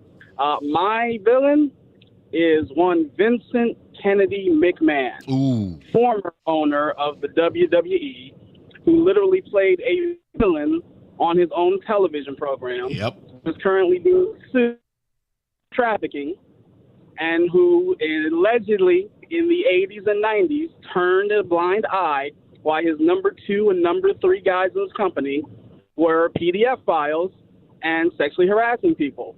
In addition to him also sexually harassing people. He has multiple lawsuits going back to the 80s of him sexually harassing women. He even now is being sued in a lawsuit which let him resign from the company he created. And I think he is one of the biggest POSs in sports history because, and this correlates to Mike's, in 2017, they signed a deal with the Saudi Arabian Sports Council to bring WWE wrestling over to Saudi Arabia. That was the same year that they were allegedly accused of assassinating Washington Post journalist Jamal Khashoggi. So I will tell you this, Kyle. I didn't know. Yeah. No, Kyle. I knew he had to give up his business. Well, I watched the Netflix series because I'm not a wrestling guy. Kenny is. And Kyle, when I watched it, I was really struck at just how depraved, how much of a terrible guy Vince McMahon was. I never knew the depths of it. Some of the stories. There's a story of him dropping a deuce. Oh dear. In somebody's purse as a prank. He went full Najee Davenport. You can't go Davenport. Oh no. And mind you, he's the owner of the company, so nobody's going to say that. And this is another one that lets you know like what they were doing. I'm saying allegedly, but there was a female wrestler back in, I think it was like 2008, 2009. You know, back in the day, they're like doing all those shows overseas, you know, for the troops, you know, and they were overseas on a base. She was SA'd. And it is on medical record. She went and told them that a soldier SA'd her, and allegedly their response was, yeah, we can't let this. Uh-oh, your phone's breaking up on us. I'm sorry, Kyle. But no, I encourage you, if you want to learn more, watch that Netflix series. It was eye-opening. Okay. Eye-opening. I knew he had to resign. I didn't know it was like. Also, the weird villain arc. Where did that mustache come from? And whose idea was it?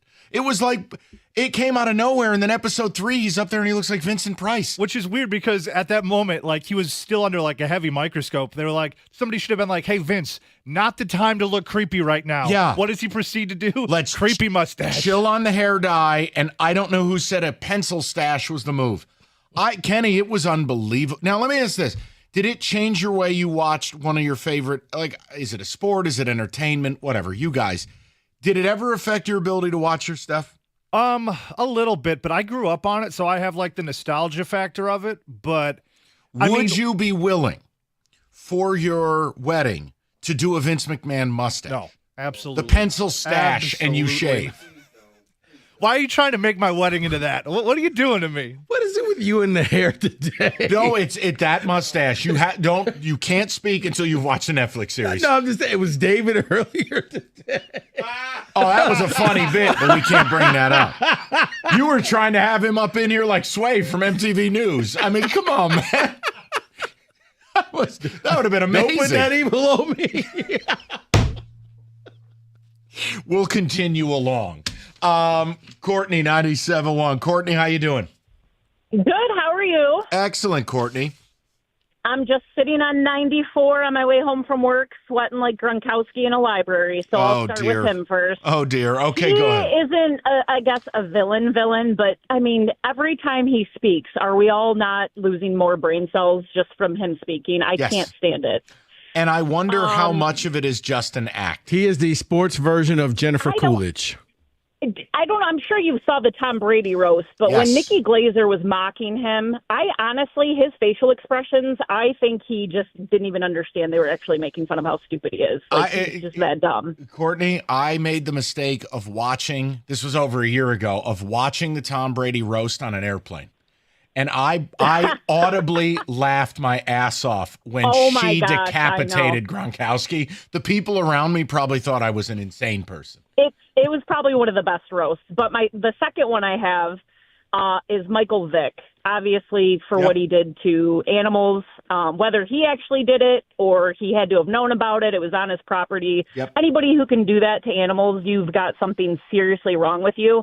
And it really ticks me off that they would even bring him in for commentating after all of that. It really just ticks me off. Courtney, I don't disagree with your initial statement. I just will tell you, I'm a little different as life is about second chances. I do believe you can rehabilitate, be a different person. I'm going to stay away from him getting another shot. You got to be a different guy. You got to change who you were.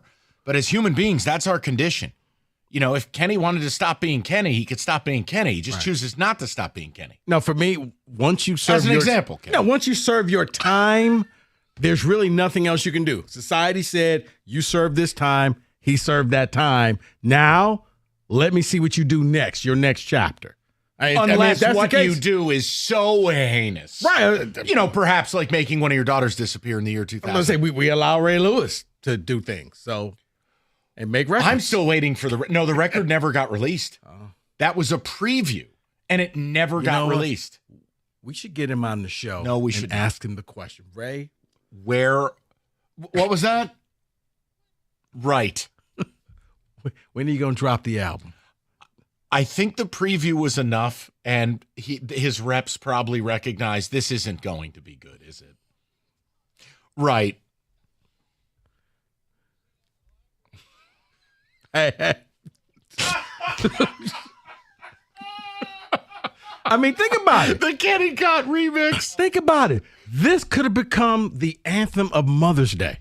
Can you play that one more time, please?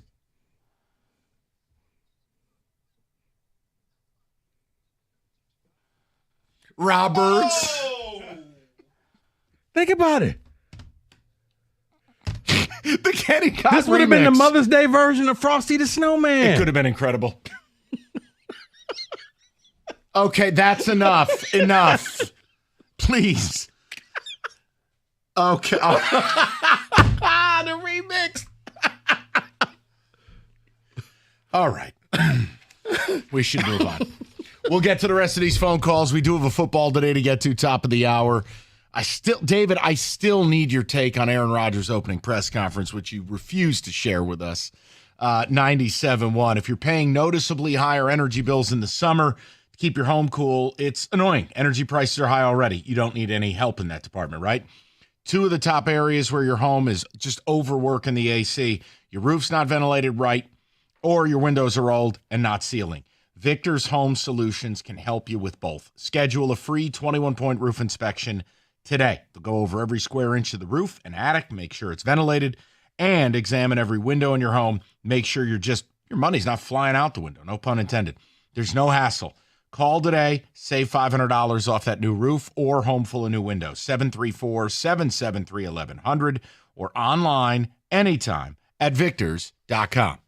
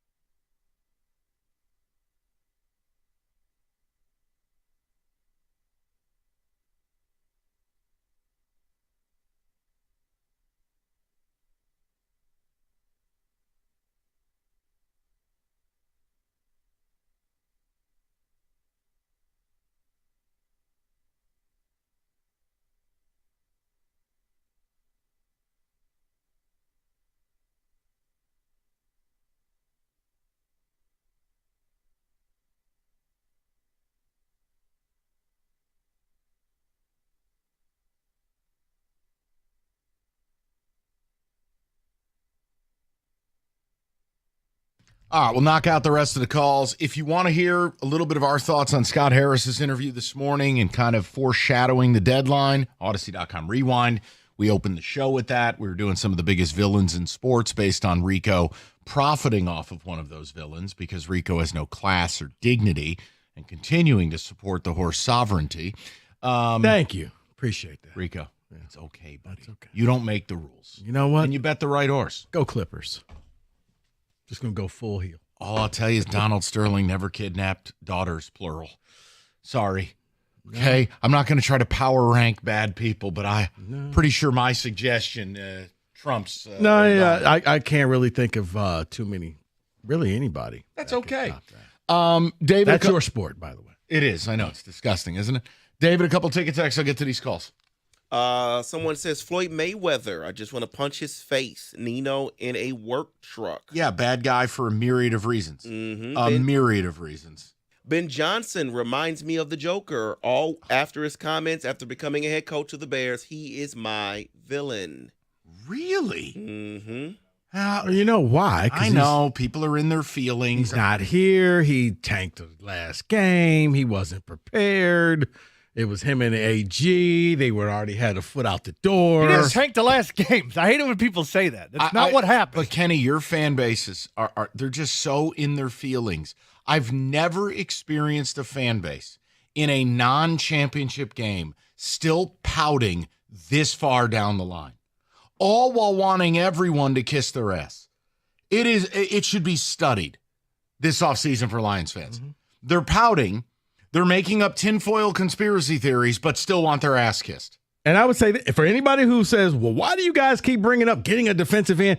Rewatch the game. Next time it's on the NFL Network, rewatch it. And you'll understand, Lions, you need help on that defensive line. I think part of it is, again, because you can. Because you have $52 million in cap space. Oh, but we're over the cap next year. First of all, the cap will go up. What about 2027? I don't care. Second of all, you're going to redo Goff's deal.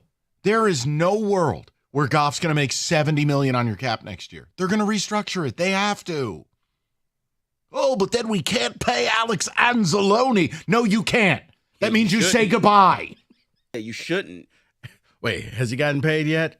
No. That means he's probably not getting it. Because Brad is real quick with the checks. So here you go, here you go, here you go. Wait. Are you my kid? No, really? Get away from me. Where's Aiden's extension? Oh, that's coming. Ooh, you know what? The way the Lions like to do things, the little showman routine, maybe it'll be on the season's eve. Training camp eve. See, I think Aiden is one of those middle of the year. The Montgomery plan. We have to wait and see that you're fully healthy. Okay, there you go. Thanksgiving. Here you go. Oh, it could be like a community celebration. They'll bring out all the turkeys with the money stuffed inside them. Sure, why not? Gabagoo. Just go ahead. Just go ahead, David. Thank you. I just pray he's traded before camp. I can't take a season of that drop anytime you guys make fun of him. I would love to have him here. Go to Mike, 97.1. Mike, how you doing, buddy? Hey, how you doing, guys? Thanks for picking up. Hey, sir. I got two of them. I got Vontaze Burfict, who should be charged with murder against Antonio Brown. Yep. And then I got Greg Williams, old Saints defensive coordinator. The Greg Williams one is tough. Look, here's what I'll tell you. It's not right what he did, but to act like he was the only one in the history of football who did it, that's also that's also a falsehood. But the Burfict one, man, you're talking about a guy who was suspended, I think it was 25 games in his career for 14 or 15 different hits. Mike, and I don't know if you agree, Mike, I think the Vontaze Burfict hit on Antonio Brown changed Antonio Brown. No smart. Yeah, I think it changed him, and, it definitely changed the trajectory of his career because you're talking about a top 3 receiver in the league at that point, and then he just went off the rails to me, the whole thing with the Raiders, and then he went to, New England and then Tampa and, all over the place. Yep. No, and AB was never the same after that. No. And there's no jokes. His brain got altered. I'm telling you, just go look at interviews with Antonio Brown before the Burfict hit and after. Yeah. I'm not telling you it's the totality of his descent into madness, but that moment changed him. It was and the genesis. It was that. so dirty. I got one. It wasn't that bad, but it's a funny bad guy, Mike, and I think you'll remember this. A funny bad guy? Albert Bell. Oh, chasing kids around on Halloween in your car? Yeah. Or the fact that when they took his bat away from him and he had one of his teammates crawl through the ventilation system to try to retrieve the bat. True story. Okay. Albert Bell, not a good guy. Not a good guy. All right, we'll give Rob the final word on this deal, 97.1. Robbie, what's going on, buddy? Hey, guys. How you doing? Good. Food in clothes.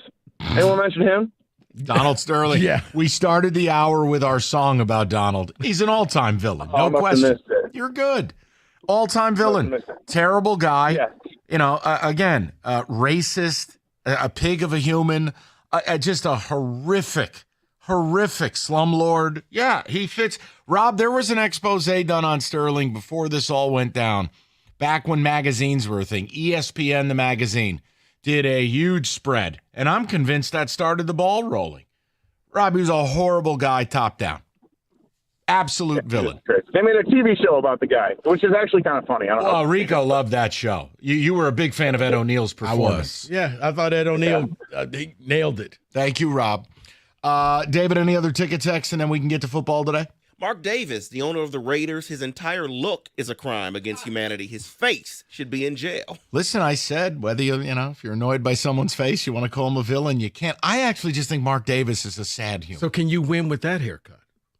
Absolutely not. Okay. Look at the I Raiders. didn't know if that was on your list. No, look at the Raiders. But then he cut his hair. Now he's aerodynamic. Isn't he marrying some 25-year-old? I think Isn't he on that Belichick plan? Oh. The creeper plan? The girl's 40, 50 years younger than you? Like, what on earth? Good to be rich. No, that's weird, man. I get it. Here's one more here. Bob Baffert is the greatest villain in sports, closely followed by Jim Harbaugh. Neither of them feel remorse after they've done what they did. Harbaugh's absolutely, look, and a guy, you're going to get Michigan fans all in their feelings. Take the logo away. The guy's a liar, a cheat, and a nut. Yeah. Oh, and a troll. 4 for 4. He's absolutely a villain. And he's also a very good NFL coach. What about Baffert? You know my thoughts on that. I mean, what do you want me to say? I mean, we swing the mic over to Kenny. It's horse racing, Mike. Yes, villain. Okay. Now, you know what? We don't have time. I'll leave it alone. We always have. No, we do not. We're going to go to football today because no one's here to hear any of my thoughts on Bob Baffert. We're done. Move along. Football today coming up next, 97.1.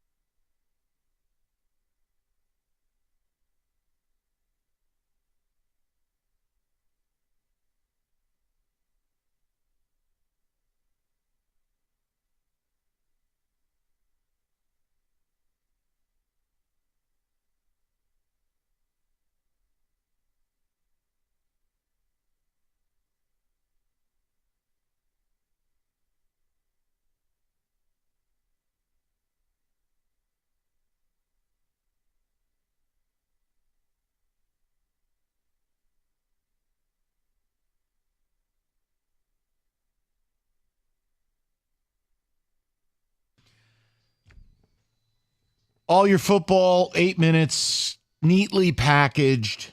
Hopefully me trolling David about Aaron Rodgers. It's football today. Or not. Oh, this is exciting. We're continuing this madness. Up next, David ruins the sport for a second day in a row. Go ahead. No, I do not ruin the sport for the second day in a row. So, we've done the best players in college football for the last 25 years, but this list is just the worst? A little bit different. Not the worst. Oh. It is the most dynamic. I was going to say it's MSU's pass rusher room. No, most dynamic players of the past 25 years? Yeah. All right, number one. So not the best, but the most dynamic, explosive. Dynamic. So Michael Vick, Reggie Bush. Lock it up. I mean, that should be 1, 2. Reggie Bush is number 1, and Michael Vick not in the top 10. That's ridiculous. Cue up the highlight. VTech at Boston College. I'm sorry. The list is wrong, but go ahead. 25 years. Okay. Cedric Irvin. Vince Young. Yes. Vince Young is on this list. Nice work. He is number 5. Excellent. All right, go do your thing now. No more guessing. All right. No Steve Slayton. Go ahead. Rico's on a roll. He's doubling down. No. Steve Slayton. Steve Slayton. I'll give you a 2-for-1 BOGO. Slayton or Pat White. Pat White is number 12. Steve Rico, Slayton. he's doubling down again. He's hot tonight. Go ahead, another one. Another one. Matt Leinart. Matt Leinart, no. Explosive? And Mike Vick isn't on here because they are starting with if you started your career in 2000. So he started before that. So that's why he is not on the list. Oh. Number 25. What about DeAndre Cobb? Okay. No. Start reading. Number 25, DeAnthony Thomas. Yes. Wide receiver, Oregon. Never understood why it didn't work out for him. Because he was he was a human stick of dynamite in college. Yeah. Same thing with LaMichael James. Didn't work out in the pros. Yeah. Another guy that was massively explosive at the collegiate level. Yeah, the Oregon skill players just never make it. Number 24, Ted Ginn Jr. Oh, Teddy Ginn. Just so he takes the opening kickoff back. His teammates jump on top of him to celebrate, and he's dead. But he had those long strides, man. It felt like he covered 20 yards in 2 steps. Right, but I just always laugh like Ohio State, like, yeah, we're going to win this. And we killed our best player. And dead. Yeah, his freshman year, he had a 25.6-yard return. Wow. 4 scores. Freshman year. Wow. Number 23, Dalvin Cook, running back, Florida State. Yep. I remember the first time I ever watched Dalvin Cook, one of the guys that just jumped off the screen. They would throw those little short tosses, and the minute he cut it upfield, it looked like he was in hyperspeed. It's very rare a player just jumps off the screen. You went, oh, okay, that's different. Number 22, Denard Robinson, quarterback, Michigan. Okay, here's 4,500 yards over. But here's my issue. This is not hate, it's fact. Hold on. He put up all his numbers against homeless teams. He didn't do bupkis against good teams. Notre Dame is what his claim to fame. Yards are yards, man. No, they're not. Not when it's against Eastern Michigan, and I got to watch 17 presentations how he doesn't tie his shoes. It's fine, David, but let's be fair. None of those highlights came in big games. You got quiet now. I'm sorry. Do my facts offend you? No, at number 21, I was just trying to look and see if he's the only defensive player on here, and he's not. He's the first defensive player. Number 21, Jadeveon Clowney, South Carolina. I'll stay out of this. I'm biased. I hate him. Go ahead, Rico. Really? Even in college? So, yeah, he was so overrated. But look what he did to the Michigan running back. He killed him. I mean, we always say, dead. Mike, I literally thought I was watching a snuff film. I saw a helmet rolling. I saw the hair. I was like, he just took his head off. Wow. At number 20, Percy Harvin. Yes. Yeah. Totally. Another one of those guys, just different when you watched him play. 19, 18, and 17. You got 19, RG3, 18, Darren Sproles, 17, Christian McCaffrey. Okay, I mean, the two are obvious, but Darren Sproles is one of my favorite players of all time. He's 4 feet tall. He's got legs like Earl Campbell. And he was so fun to watch play. You couldn't tackle him at K-State. I was about to say, I don't know if I would put him in there. RG3. He surpassed 1,900 yards as a junior, Darren Sproles. You need to refresh the highlight reel. I know, but it's K-State now. That's the offset. It's not like you got 5 stars around you. That's okay. Very true. What about Michael Bishop? Number 16, Michael Crabtree. I thought he was about to say. Yeah. 08 night game against Texas, the toe tap. That was amazing. Still one of my favorite games ever, man. Number 15, Saquon Barkley. I feel like for all of his greatness, he was still wasted at Penn State. Yes, he was I was about wasted. to say, are you going to say he can't be on the list because he didn't beat MSU that year? No, it's because I think that was the longest game in college football history. Started at noon, finished at like 8 p.m. because of lightning. I just feel like Penn State wasted him. I mean it. If he had gone to a place like Oklahoma, I feel like he would have been twice as good. They did. No, you're absolutely right. Yeah, he like USC, someplace that really knew how to feature a running back. They just, I agree. At number 14 and 13, 14, Devin Hester. 13, Kyler Murray. I'll stay out of this. I like Devin Hester. He was just that difference maker, especially on special teams. One of the great return men in history. You're better off just turning and kicking right out of bounds and just take the penalty. I love Kyler Murray, so I'm not allowed to comment. You could like Kyler Murray. He was really, really fun in college, and he could look. The speed translated more. He still looked like he was wearing his daddy's football helmet to work, but the speed translates more because the DNs in college, they're not as fast as you. In the NFL, they are. Yeah. You got 12, Pat White. At 11, just outside of the top 10, the only other defensive player on the list, the Honey Badger, LSU. 100%. Yes. He did everything. Everything. Blitzed, interceptions, returns, wore the fame number 7 at LSU. Explosive. He's as close to Troy Polamalu as you'd ever see. He just would do whatever he wanted, whenever he wanted. Yeah. And as Rico once said, the man kills people. He was awesome. He was. So let's get to the top 10. Number 10, Tavon Austin. Yep. Okay. Hold on.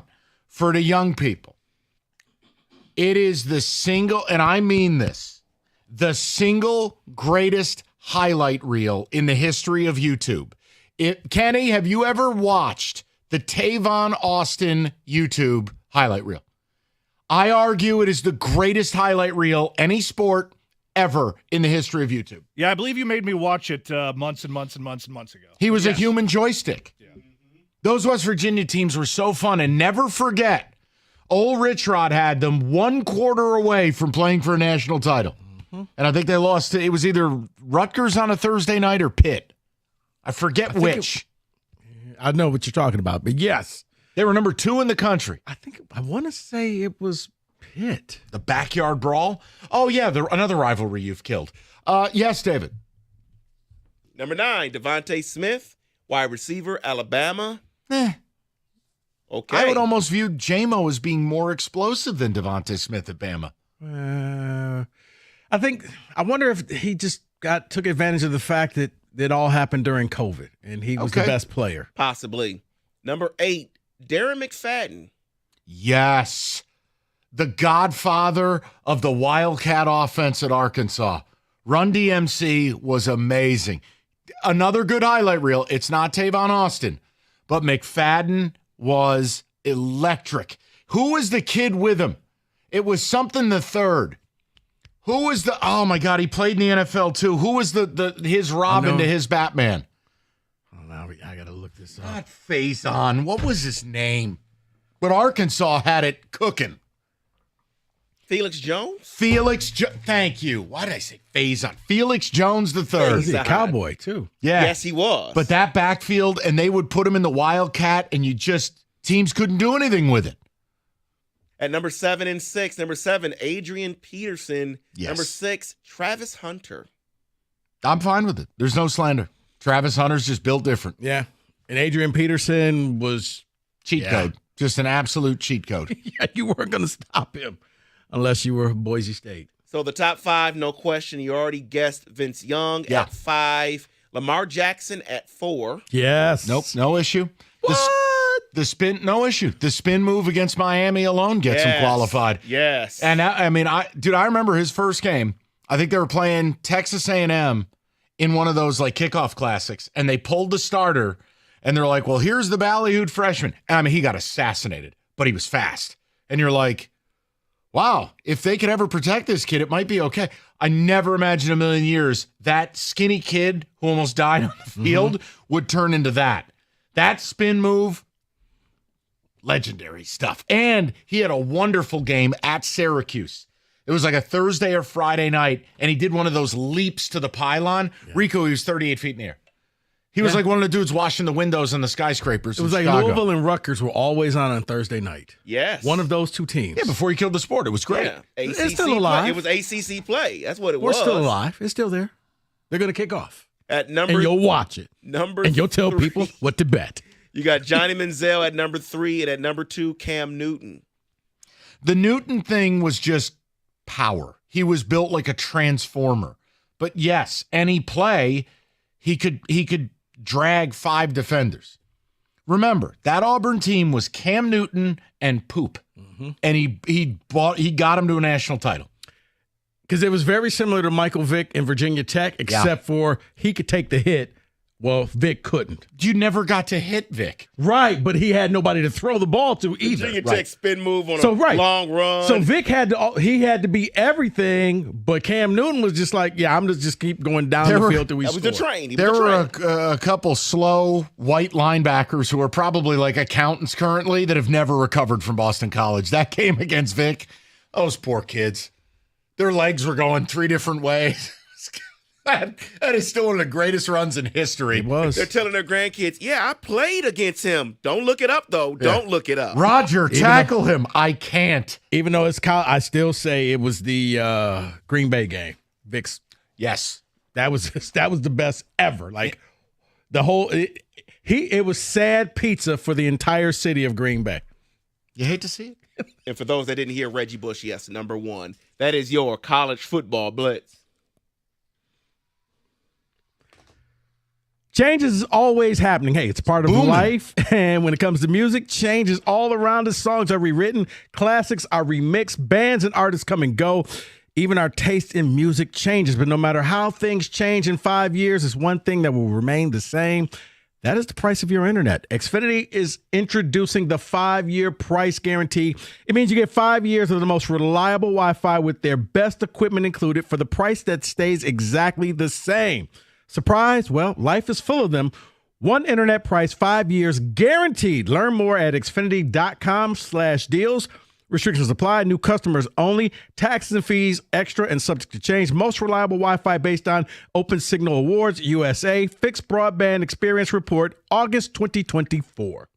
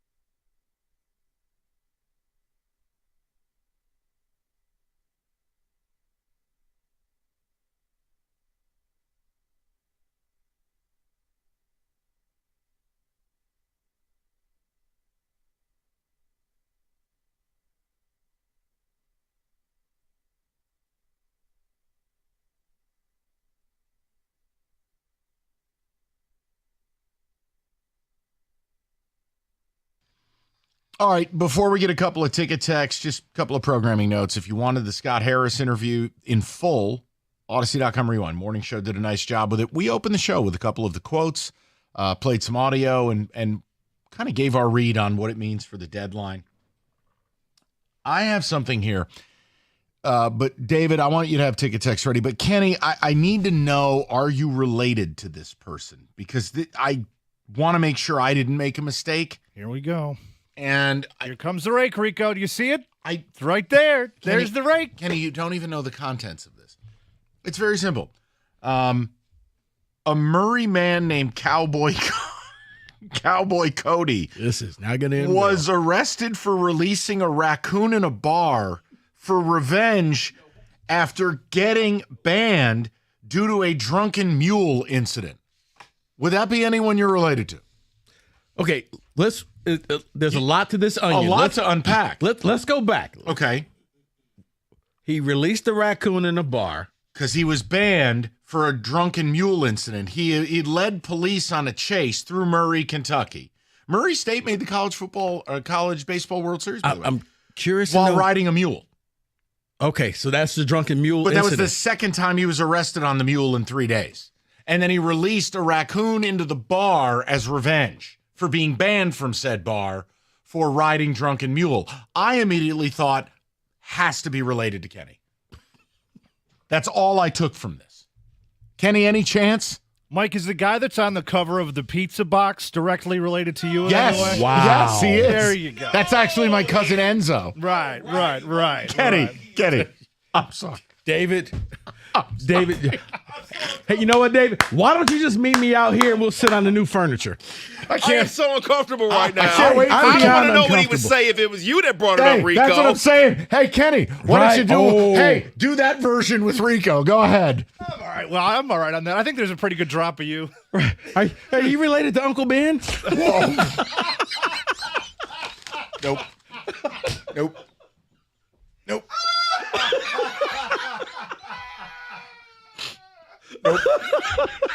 Don't be looking at me. You started. Do you know Aunt Jemima? Right. Nope. I love those pancakes.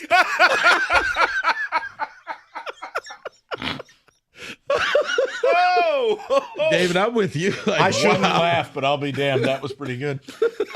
So, yeah, all right, not related to Kenny, but that's an actual headline. You can't ride a mule and be drunk. No, not through the streets. Not twice in 3 days. Didn't know that was a law. And then you're banned from your local watering hole. Also, going by the name Cowboy Cody. Does that not feel like Kenny's alter ego when he's 7 whiskeys deep? Cowboy Cody. You own boots? 100% Kenny owns Cowboy boots. Cod over here. No, Great. hold on. Answer his question, because I think that's a yes. Do you own boots? No. Cowboy boots? No, I do not. We've seen you in a cowboy hat. I've never worn a cowboy hat. That's not true. We have a photo of it. That's photoshopped, and you know it. No, it's not. In my world, it's real. It's real to me, damn it. It's real to me, damn it. All right, David, the ticket text. But yeah, you've heard of Florida man. That's Kentucky man. Okay. Someone says, I just laughed so hard. I can't even finish my work now. Oh, man, another one. The raccoon is going to be his best man. Oh, no, congratulations. No, it'd be the main course. That is Johnny and Lycorian.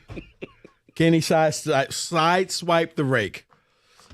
The pizza box thing. I own it. What do you want?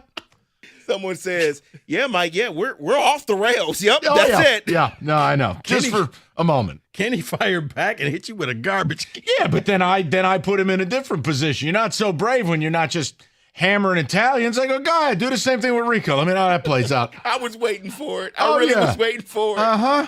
Woo! Someone says, that list is criminal. How does K9 not make that list? The Brian same from way he Troy. didn't make it to New York. He got screwed. What do you want? See, one for me was Derrick Henry. Yeah. No Sean Moreno. You had Christian McCaffrey on the list, but no Derrick Henry. What about Toby Gerhardt? All right, go ahead. Willis McGahee, Maurice Clarett. Either one of them should have been on the list. Yeah, I mean, Claret's even hell. Wasn't it his first game at Ohio State against Texas Tech? He had 4 touchdowns. Yes, right off the rip. Yes. Madden cover boy Peyton Hillis No. to be somewhere Stop. on that list? No, because he didn't do it in college. Well, they're saying he had a great career with McFadden and Jones at Arkansas. They weren't there at the same time, though, were they? I don't remember, David. Oh, I know I remember lots of stupid stuff as evidenced by that last segment. I don't remember everything. Peyton Hillis is a nothing burger. He had one magical year in the NFL. What? No, I was just thinking about the Peyton Hillis, but he was the touchdown maker. He was the that Tommy year. Vardell of that season. I remember fantasy football drafts. People, Peyton Hillis. Like, really? That's what you're going to waste the first pick on? Okay. Someone sent in the ticket text saying, but guys, no one answered the question. Is David Orico related to Uncle Ben? No, stop. I'm not participating.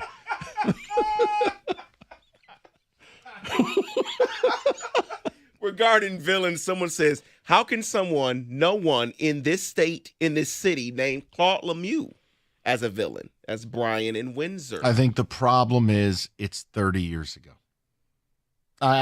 You're not wrong for saying it, but it's 30 years ago. I mean, time fades, man. Yeah. Like, is Claude Lemieux even alive? 248. You get to a point where it's hard to have that. It'd be like Robert Parrish or McHale type of thing. I don't think people care about that anymore. Besides the historical, wow, that was cool when it happened, 30 years ago or whatever it was. Also, a fun fact: Claude Lemieux reps Mo Sider, so can't hate him now. Sure, I can. Because Mo Sider needs to get a hell of a lot better. Kenny, is it fair to say we need more from him? Hey, by the way, hold on. We need more help for him. That's what we need. Oh, the victim routine. There we go. He's playing the hardest minutes in the league. I refuse to accept that he had a But hold bad on, year. hold on. I have an answer for that. Wow. Okay. Nuanced. Hey, Kenny, that's what the money's for. Now, listen. Red Wings signed a goalie today. Something or nothing. I know the answer, but damn it, I'm hoping I'm wrong. Nothing. Damn it. Oh. It's a depth goalie in Grand Rapids. So does that mean Kosa breaks camp with the team? No. Okay, I quit. When I saw the signing, I was waiting for Kenny because if it was good. Is Kosa a real person? 248. Kenny would have He's an AI goalie that nobody's ever actually seen. Yeah, he would have sent us a text with an emoji of drinking or whatnot. Nope. Just a giant eggplant emoji. That's all you would have got from me. Never. Save that for your private life. Yeah, please Never. don't ever Kenny, send that. there's nothing in life that should make you that happy to ever send me that emoji. Ever. Ever. Okay? Let's just, there's certain things I didn't feel like I need to lay down the ground rules. Ground rule number 1, Mike can say no balding point guards. Kenny, there's nothing that should ever excite you that you ever leave me that emoji. No eggplant emoji. I'm going to start writing these down. Never. Okay. You also can't drunkenly ride a mule into your favorite bar. And throw a raccoon. So, was the raccoon in a bag? I don't know. I haven't interviewed Cowboy Cody, but I'm sure Kenny's got a cell. Call him. Does he ride side saddle? I don't know. But he had a commitment to it because it was the second time in 3 days he got busted drunkenly riding a mule. Because I got to think the raccoon is not willingly going with him. Dude, if your name's Cowboy Cody, my guess is you carry traps on your tricycle. I don't know. That's all. I had to just bring it up. I saw the headline and I go, well, there's a chance there's a relation here. David, a ticket text, and then we'll move along. Back to normal business. I was about to say, it beats the other headline you gave me. So, what was that? The Diddy trial. Oh, you didn't have that on your bingo board. I did not have that on the bingo. I don't know if I can say that word on the air. You can't. David, please read something. 2 words, Jerry Falwell. Diddy got called a Jerry Falwell at the trial today. And it rhymes with duck. David? Marcus Mariota should have been on that list. It rhymes with buck. Okay. David, it's the letter before duck. What's Uncle Ben bringing to the family reunion? Okay, someone did say he's door dashing delivered it as he's listening on his headphones. He said he's dying laughing as he delivered his. Well, excellent. I'm glad we could help. Cowboy Cody Cott. God willing, that man's last name is Cott. That's all I would need. Okay. All right. Yeah, you need the deep dive into Cowboy Cody. Murray, Kentucky news. All right, distracted driving has become an epidemic. Look around. I mean, whether it's cars swerving around, people texting, social media. If you're on the road, you're at risk. Call Mike Papura. National Benefit Plans help you find a life insurance plan that not only covers your family's needs, but is affordable. And what makes Mike and NBP different is they shop over 70 different carriers nationwide. They guarantee you the best possible rate. And you're not going to be dealing with a phone jockey 6 states over and wondering, is this available in my state or not? Go to nbphealth.com. That's nbphealth.com. Get with Mike, 30 years of experience. They'll land you a plan that fits your family's needs and budget. It's National Benefit Plans. They want to be your health and life insurance agency for a lifetime.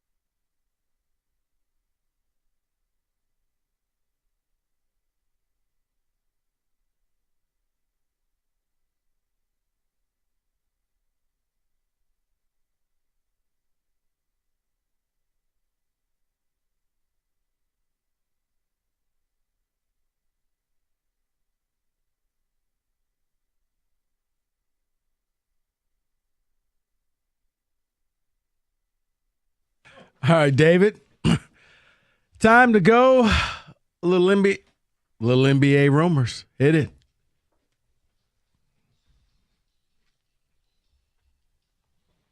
So Kenny's a little disappointed because he thought I was going big black rumors here with the NBA. But Well, we all know Kenny's feelings on that topic.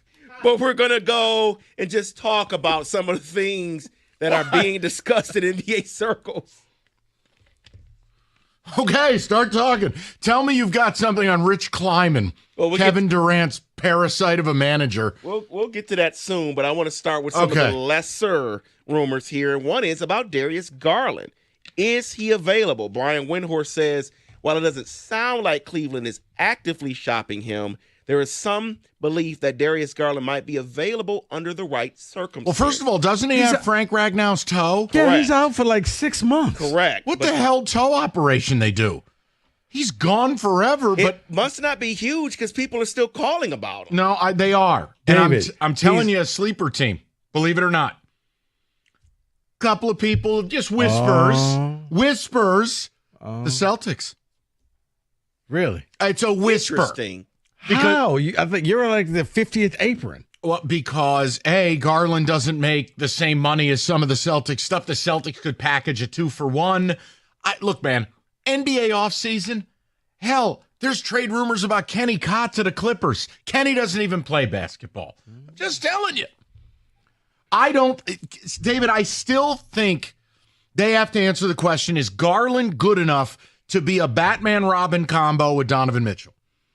And look, some people say yes, some people say no. The Ragnow toe scares me. See, I think that's going to be the most difficult thing. How do you move a player that you really won't get anything out of until January?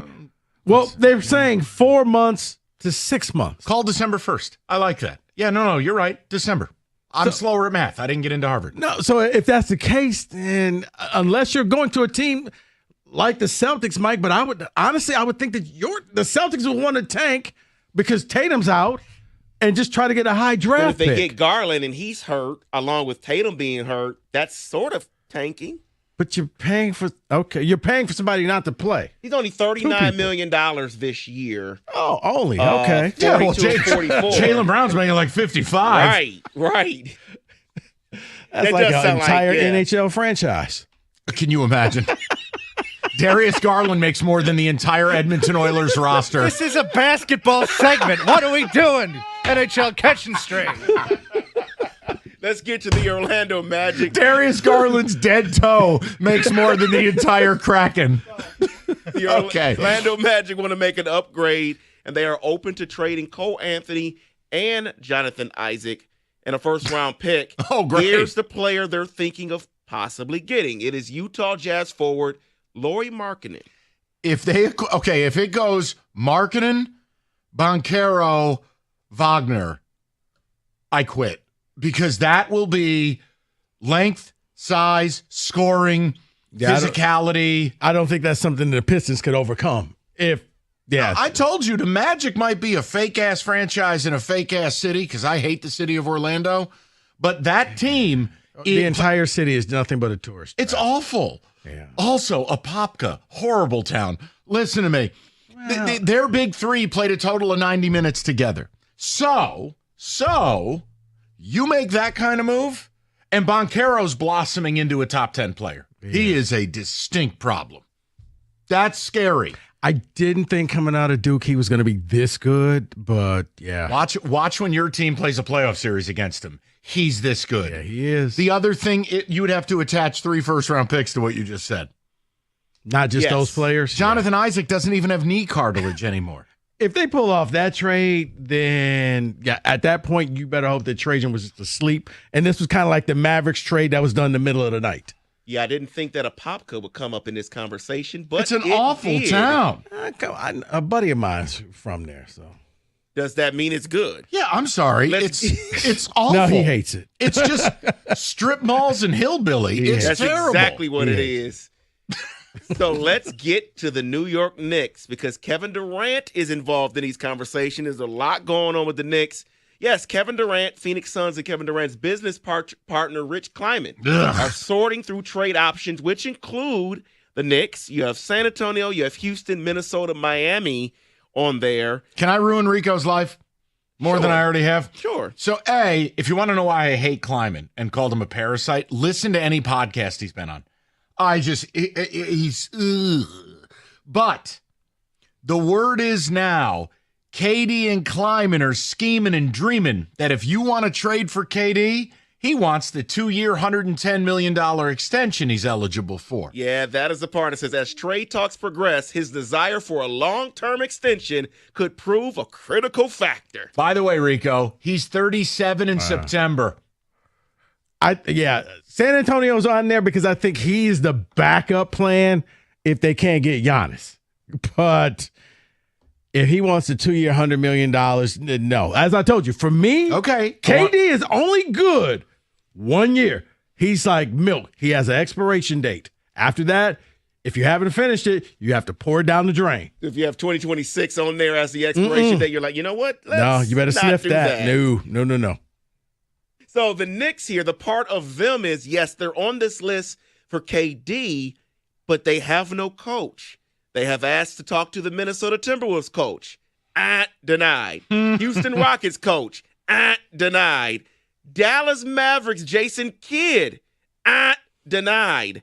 Did they have a plan going into firing Tom Thibodeau? No. Well, they did. Actually, we're the New York Knicks, and as soon as we fire Tibbs, everybody's going to want to come and coach us, except not really how it's going. Right now, David, they're about to get into desperation time because they've been told no by everybody, including Villanova's former coach. Said, yeah, I'm not. Jay Wright. Yeah, Jay Wright was like, I'm good. I'm wearing the suits. I'm on TV. But we have half your players on our team. I know. And I come and sit courtside. Don't need to coach them. So to answer your question, this is one of those times the team thought they were bigger than what they were, and they're getting a reality check right now, finding out you're just like any other team, and you'll end up getting some retread coach to come in there next year. 2 words, James Dolan. 2 more words, big moron. That's all this is. James Dolan blew the whole thing up. That's all this is. Go watch the video of James Dolan playing his kazoo. That is who owns your team. Because I got to think, wouldn't it just been simpler to walk in there and tell Thibodeau, I need you to play the bench more next year. We're going to bring in some players, and we're going to go an 8-man, 9-man rotation rather than just, you got us here, but I'm firing you. Watch this.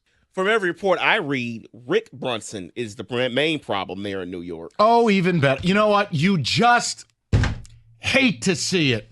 I wonder why. Losers. I wonder why. I hate the Knicks. And that is your NBA Fast Break.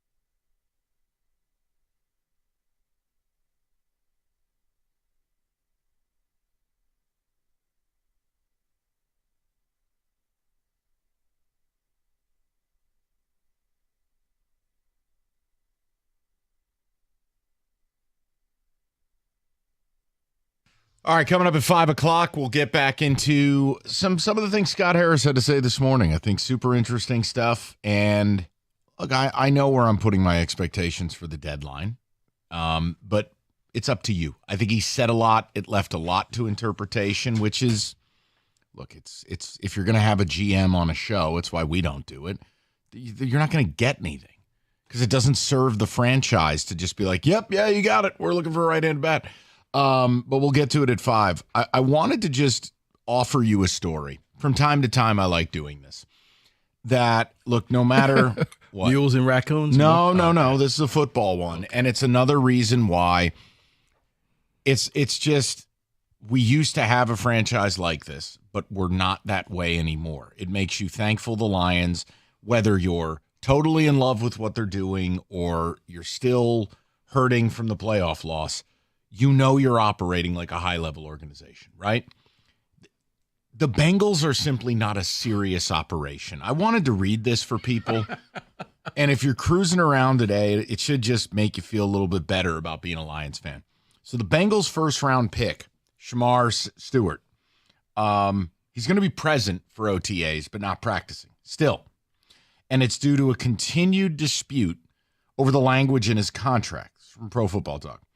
A source tells PFT the Bengals are trying to set a new precedent with rookie contracts that allow the team to void future guarantees.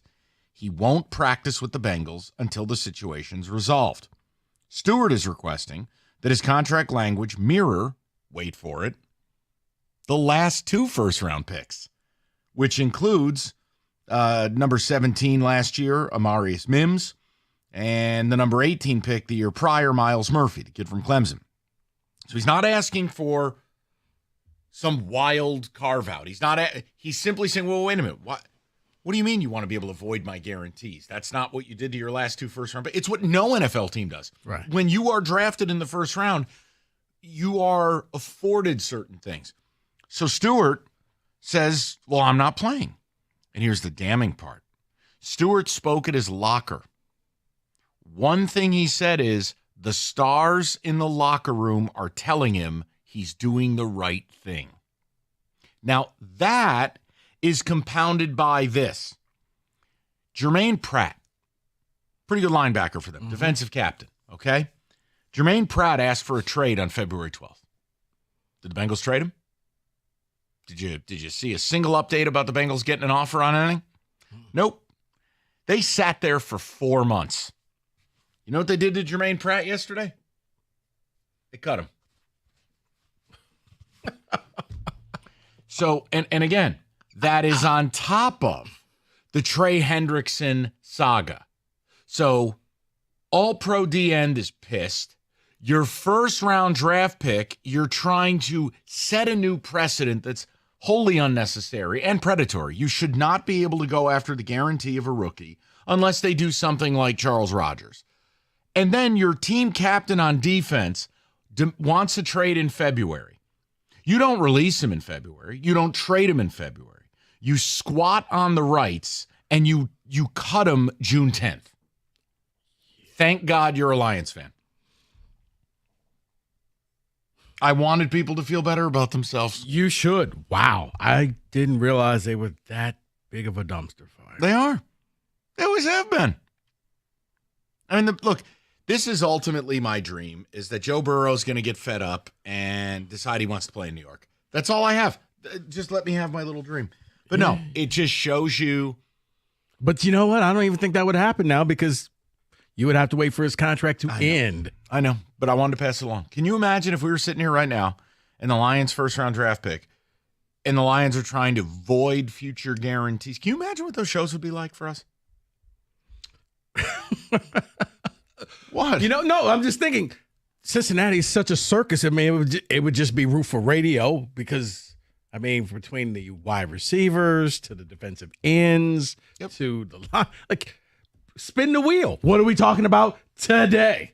Just, look, it's root for radio for sure, but it's terrible for fans. And it just reminds you, everything's quiet with the Lions. That's right. Like, I would like to know, like, for the Bengals, like, what is your end game here? What are you trying to do? Save a couple dollars? Always. They've been one of the cheapest organizations for a long time. But, Correct. But you're going to do all of this to save how much? Like at some point, you're an NFL team. Act like an NFL team. Pay the money. Yeah, and the fans can sit there and be like, oh, we have Burrow, we have Chase, and we have Higgins. But again, what are you putting around them to actually win? The defense was not the greatest. Your captain, who was one of the best parts of your defense, wanted out, and you just sat on him for months and did nothing to improve, knowing that you were going to later on release him. Where's the improvement on the defense? Well, David, and I'll say this. Let me add to that. This is where, if you're a Lions fan, we make fun of Brad and keeping the band together.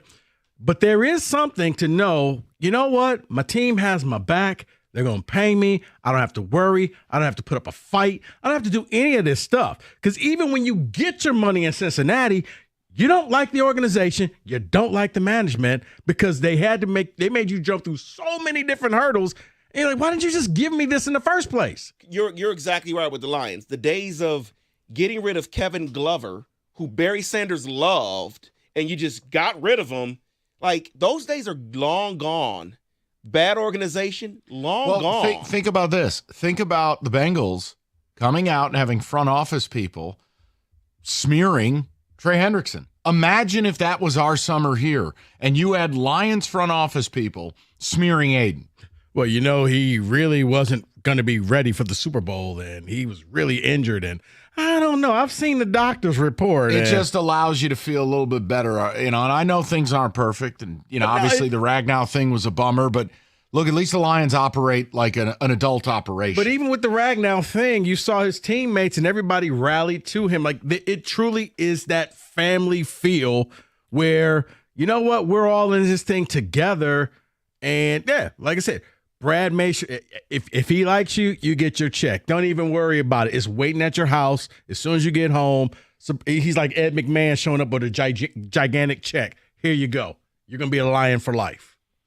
David, a few tickets. There you go. So just feel a little bit better about being a Lions fan. My God, if you're the Bengals. Can you imagine what Burrow and Chase and Higgins are thinking right now? I want out. Yeah, good luck. Go ahead, David. The Lions. I wonder, can we fake our own death?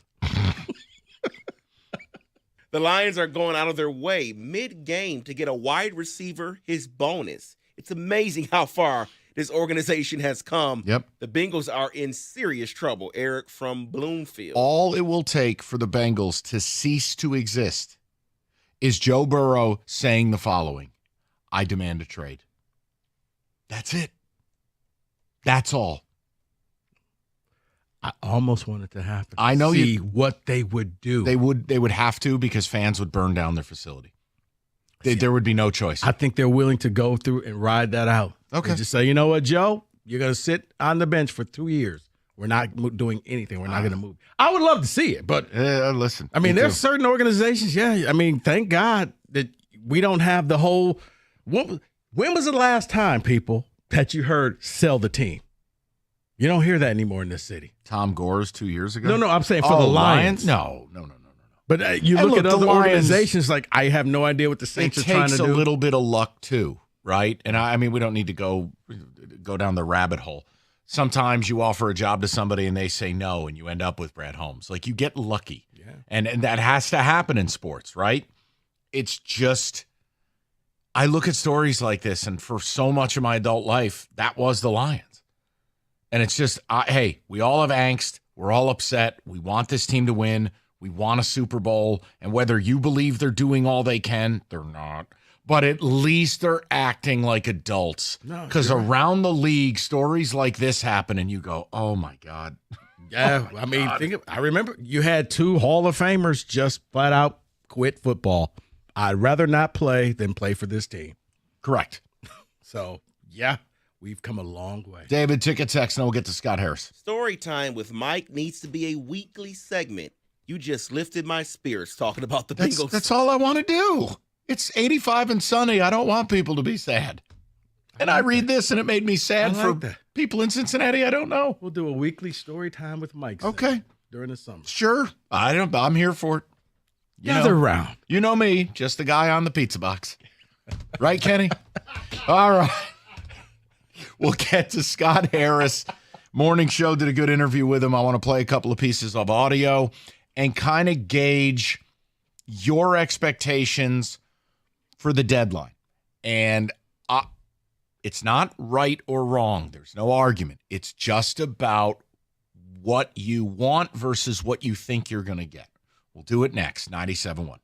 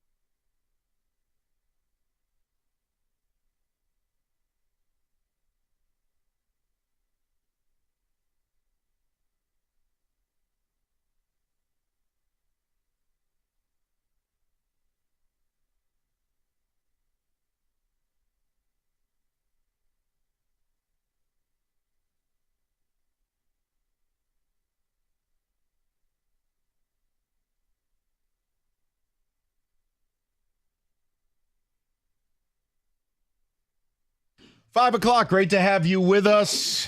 I want to talk about our baseball team a little bit. Also, Kenny, David, Rico, I'm still willing to take bets. I offered you the Tigers overruns in this series, 17.5. They got 5 last night. Right. So it's 12.5 effectively now because the Orioles pitching is booty.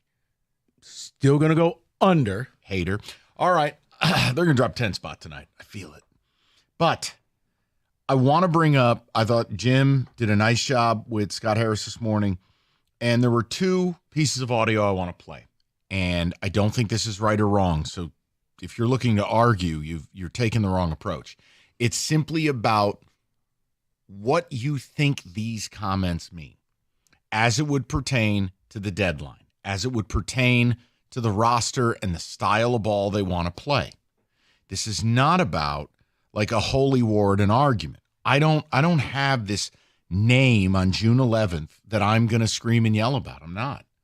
They're 20 games over 500. They win playing their way. My ask of them at the deadline has everything to do with October, not June or July or August. I don't believe you're winning a World Series playing the way they're playing. Because when the Vierlings and the McKinstries and the Baezes and the Jones and whomever, when your season's on the line and it's playoff ball, yeah, that's how Vierling ends up 3 for 34. Like, I just would love to see another big bat. However, no one's going to care who's right or wrong if they win it. I don't care. I have zero care about being right. I want a parade.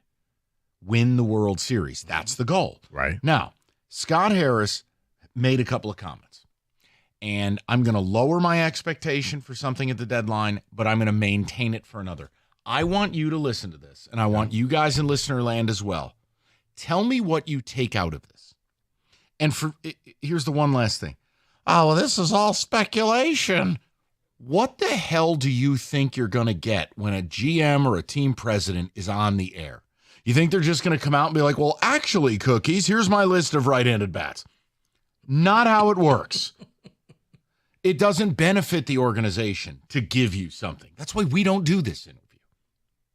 Because it's just, what are you getting? Nothing. Yeah, it's rare you get the Rashid guarantee of right, victory. But Scott Harris has a job to do, and that job is not to be interesting to Jim Costa or me or you.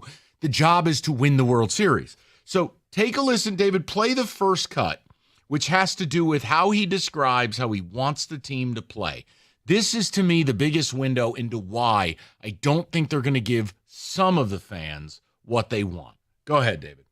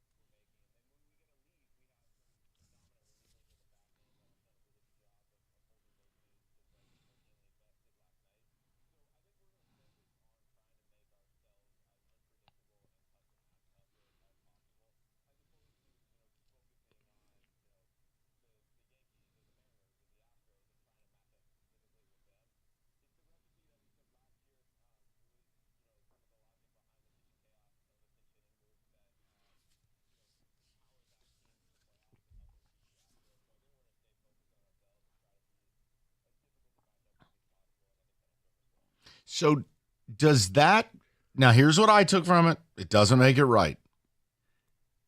The fact that they want the optimization of the roster, the options, I'm willing to just lower my expectation that, they might get a right-handed bat, but it isn't going to be what people think it's going to be.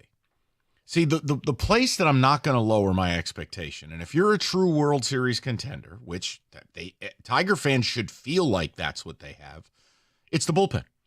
You go out, we already have 3 good bullpen arms, then have 4. Bullpen arms, high leverage relievers, Rico, are like pass rushers. You can't have too many. Correct. I want to give A.J. Hinch another weapon in the pen.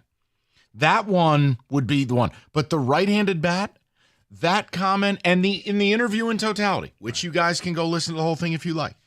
I walked away going, oh boy, maybe we're just going to get a Veerling clone. But what do you take from that?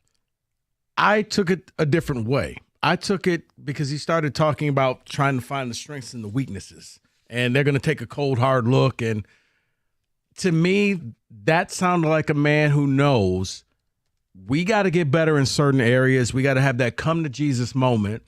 And this is a guy who went out in the offseason and brought in some players to help you out. I think from what I took, if the contract situation is correct, I think that they will go after a named player.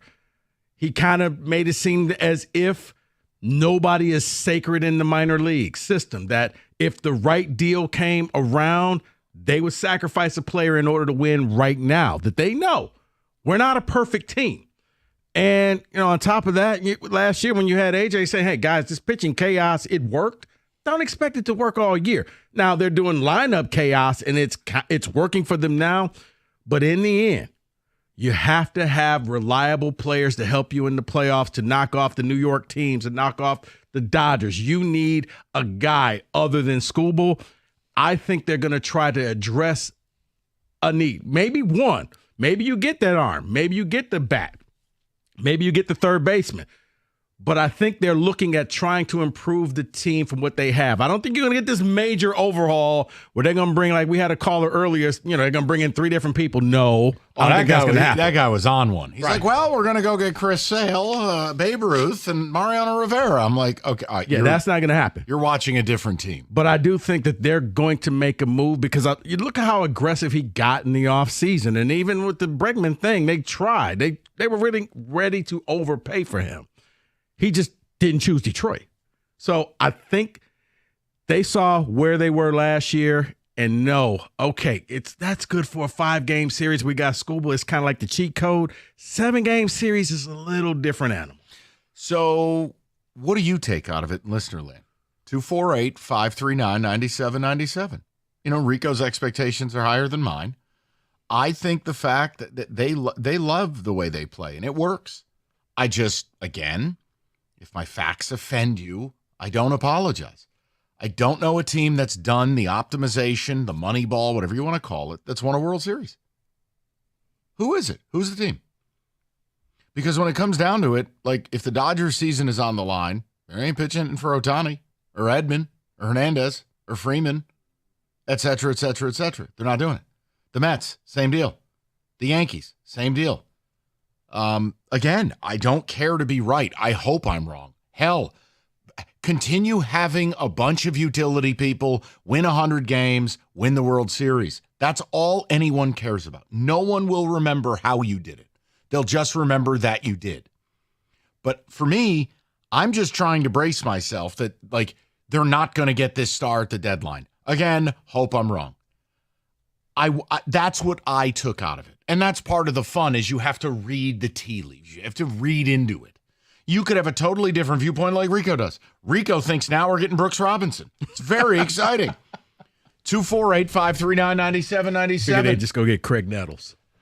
Sure, right? But David, what did you take out of it? If anything, you could say nothing if you wanted to. That's no fun, but you could say nothing if you wanted. What I took from it is that we're going to get more of the Zach McKinstry type players, those players that can play multiple positions. Nothing's wrong with that. That's what they would choose to do. But I want a guy, meaning that guy can play third. He's a third baseman. He can rake. That's what I want at the deadline. I don't want someone that can play third, short, the outfield. I don't want that. But that's what I took out of it, that they're going to get more of a Zach McKinstry type player. Nothing wrong with Zach. I just want a guy. What about the reliever? Do you at least agree with me on that?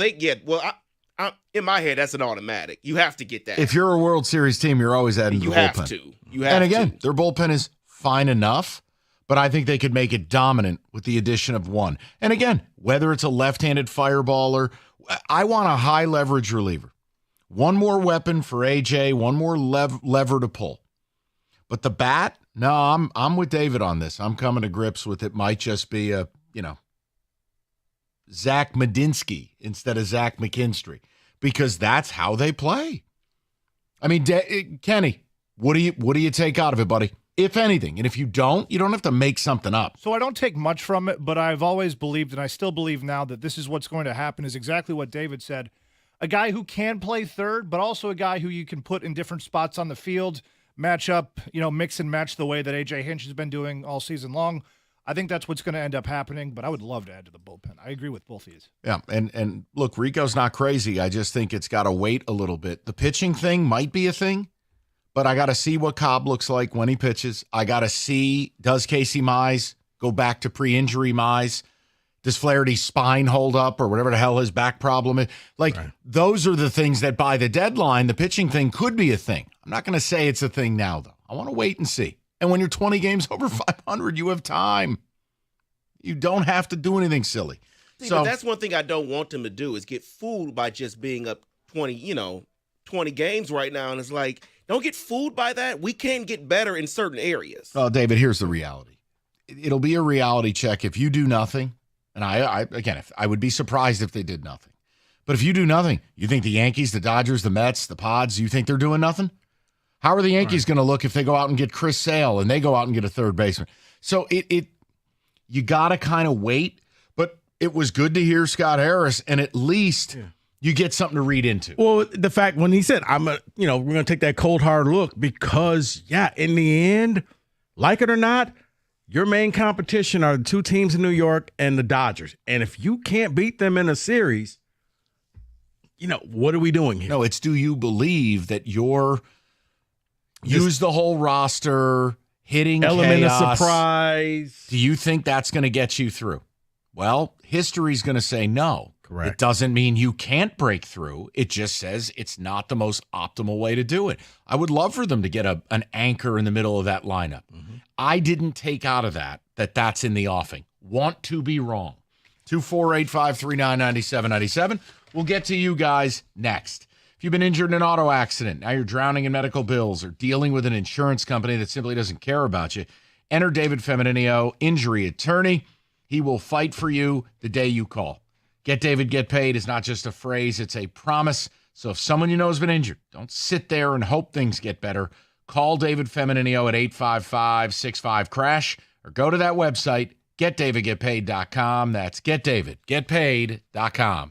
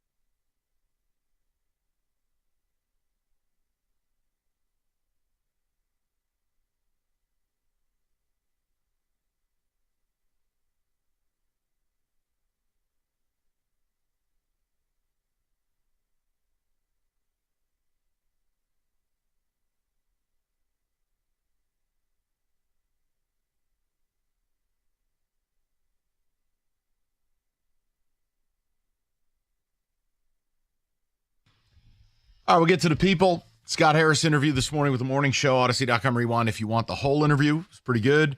And again, you're not going to get a lot from it. I thought it was interesting. He did say there weren't any untouchables, but there's a lot more to that quote. It would take an act of God, I think, to move certain guys. But again, it doesn't benefit you to go on a monolith of a radio station like we have and be like, well, yeah, there's several guys we would never move. That doesn't help you. It also doesn't help you to be like, yes, we're actively shopping, Bob Smith. Again, it's why I'm just not interested in doing those interviews. Or unless you have an imminent contract with Scooble and you're like, hey, I'd like to announce this. Again, he was asked about that because in a prior interview, he had said it takes two to tango. Yeah. And I think he walked that back a little bit and was just like, look, it doesn't help the process for me to come on here and comment about it. And that was it. And I had no issue with the answer he gave. I had no issue with the question. You're going to get asked about Scooble. Mm-hmm. He's basically giving you peak Clayton Kershaw right now. You're going to get asked. And I thought he handled it fine. I didn't have a big issue. I didn't expect him to be like, yeah, you guys are right. Oh, baby. Well, we tried X, Y, and Z. It's never happening. Correct. David, ticket text response to this, and we'll go to the callers. All I heard was sustainability in that Harris interview, just like every other franchise in this city. Well, again, I'm not telling you it's wrong. The beauty of sports is we all get to have an opinion. My opinion is I don't want to be sustainably good. I want to get the job done once, and then I don't really care what happens. That's me. I come from a different place. It is DEFCON 1 because the Yankees haven't won a World Series in 15 years. If it were 40 like you guys, there'd be people climbing the walls. I come from a different place. Yes, I feel like the Tigers should have an urgency. They're a very good baseball team, and they might have an opportunity to really be something special. It's just so early. And I got to see the deadline. You got to see the playing field. I mean, hell, the way the Dodgers operate, they might make a trade for Roberto Clemente. I mean, you just don't know. Like, it's just, so, I want to see a little more. But, I'm thrilled they're off to an awesome start, but yeah, Rico, I would be all in, not in a stupid way. Like when you know what kills me, Rico, is like you and I will say the same thing and people have this weird response. Oh, so you want the team to just trade like drunken sailors? No, the right trade might not be out there. Correct. But I would be aggressively pursuing high-end talent because I want to go all in. Yeah. Or the person that you want doesn't even know they're going to be on the trading table for about another few weeks. And you know what? To the couple of callers we have, sit tight. I promise I'm coming to you. David, do you want to play that second part? This segues into this other piece of audio. Because take a listen, and it's the wait for the kids thing. The idea is the minor leagues are good. They're the best ever. A lot of minor leaguers. Possibly the best ever. And we're just going to get better because we're going to add them too. It's some of that, what the texter was talking about. Play this cut, please.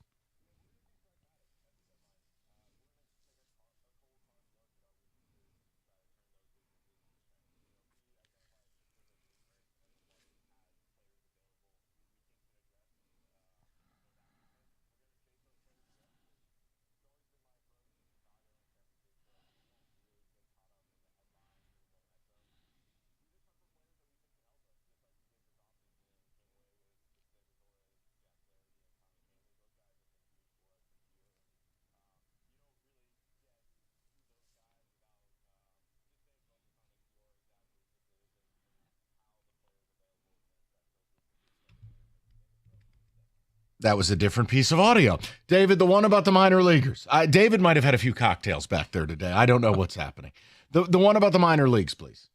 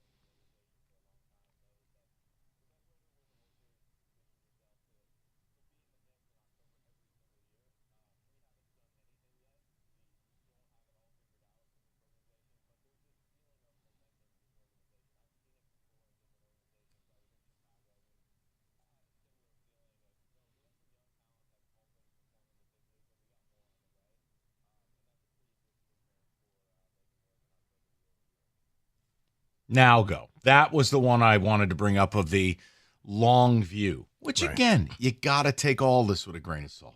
But do you read into that at all? No, I think all he did a great job at saying a lot and saying nothing. So you got what you wanted to hear. For those who want to say, hey, let's just wait for these young guys to come up, you heard that. For me, I took away from it, yeah, we would like to win, but they also believe in these guys and they want to make it sustainable. But if the best offer came up, going back to the soundbite that David played before that, they would make a move. So, yes, long term, they would like for all the guys that we've been waiting for to come up here, enhance this team, and make this team a team that is going to be a force in the American League for the next, 4 or 5 years. But if they can make a deal, they'll make a deal for right now. Let's go to people. Go to Mike in Ann Arbor. Go ahead, David. Oh, David, I'm sorry, dude. Go ahead. This audio doesn't encourage me. While he says in the audio, yes, we're going to hope to win the World Series this year, but in the back of their mind, it feels like, but we got these young guys. We got these guys in the waiting, in the wings. So if we don't, no big deal, because we got these guys coming up. And that's not encouraging to me as a fan, because I want to go for it. I guess it's a little both sides of the fence. If for those who want to go for it, you heard that. For those who are like, hey, the kids, you heard that as well. That's the fun of it, right? Yeah. You got to read into it, because you're not going to get a flow chart to exactly what they're thinking. It wouldn't help them to do that. Go to Mike in Ann Arbor, 97.1. Mike, how you doing, buddy? Hey, Mike. How you doing? Good, pal. What's on your mind? I'm going to have to tend to agree with you here. When I hear Harris say that they want to stay unpredictable, to me, that's saying they're not going to get a guy that they want to have to commit a spot in the lineup and a spot to the field every day. I think they say we tried that with Bregman this offseason. It didn't work out. Now we're doing it this way and it's working, so they're not going to switch it up. That's how I feel. And again, want to be wrong, hope I'm wrong. I wonder. I mean, it works in April and May. Does that mean it's going to work in October? History would say no.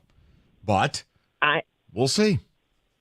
I might be biased because I'm probably a bigger fan of McKinstry than most, but at the end of the day, I think pitching wins championships. So if they go out and shore up the bullpen, starters come back healthy, and then they get a platoon bat they can go with McKinstry at third base, I'd still like our chances in October. Listen, the good part is the AL stinks. So it allows you time and less teams that you have to really look at, evaluate, care about. If you were in the NL, it's totally different. That's a war zone. The NL is just so superior right now. So, Mike, you might be right. But ultimately, it's a lot like college recruiting, right? Like we always talk about it. If you're at one of these power schools like Georgia or Ohio State, hey, I'm recruiting you. Are you helping me win a national championship or not? Not about beating my rival. Not about are you just functional and do you have two legs? Are you helping me win the national championship? Were you a good player? Do people like you? Who was at your birthday last year? that draft day movie. So bad. Let me go to Steve in 97.1. Steve, how you doing, pal? Good, guys. How are you? Good. What's on your mind? So Mike, I agree with you on the bullpen. I do think that our bullpen has not been lights out. They've been good. Even in some of the games that they've had multiple runs, it's not like they've gone out and had perfect innings. And we need that. We need that lockdown. I still think lockdown guy. And I know it's hard to say we need. We want that, and it's hard to find it. But I think, I know you're not in the business of naming names, but guys like who we're playing now, Baltimore, who I think will be sellers at the deadline. That Felix Cano, who is a reliever. Your 1 inning, 1.5 inning guy, strikeout pitcher. I think that they should be looking at something like that. And then I really don't trust the starting pitching outside of Flaherty and Scuba. What are you going to get from Casey Mize? He's been erratic before, but after he came back from being injured. You look at a guy on Baltimore again, like Charlie Morton. He's having a good year. It's a good third, fourth starter, because when you get in the playoffs, okay, and it didn't work. I mean, we did get pretty far in the playoffs last year, but you can't be throwing Brant Herter out as your third starter. And going with relievers. And you can't do that the rest of the year this year. They need to get a third starter that they can go out and regularly pitch. And I think that's where they should look, because the Matt Vierling comments, to me, that tells me they're not getting a bat. that means that's going to be their big acquisition when he's healthy. Is they spoke very highly about Matt Vierling in that interview. I know they love him. They love him. Yeah, so that's I think that's their bat. I think that's what's going to be their bat. So I'm really if they get a good starter from a team that's going to be a seller, like I said, a third, fourth starter, and then another reliever to go with Vest and Canely.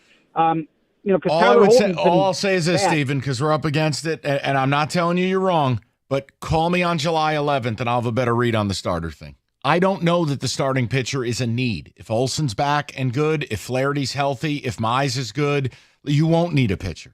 But we have time. Hey, how about Alex Cobb? You paid him a boatload of money. He hasn't pitched yet. If he's good, that's going to sort itself out. I understand it, but look, to Scott Harris's credit, he said it in the interview. We're down 4 pitchers. I mean, he's not wrong. But by the deadline, you'll have the data necessary to know whether pitching's needed. See, and that's why I took the whole, hey, we're going to take a cold, hard look at this. 97-1.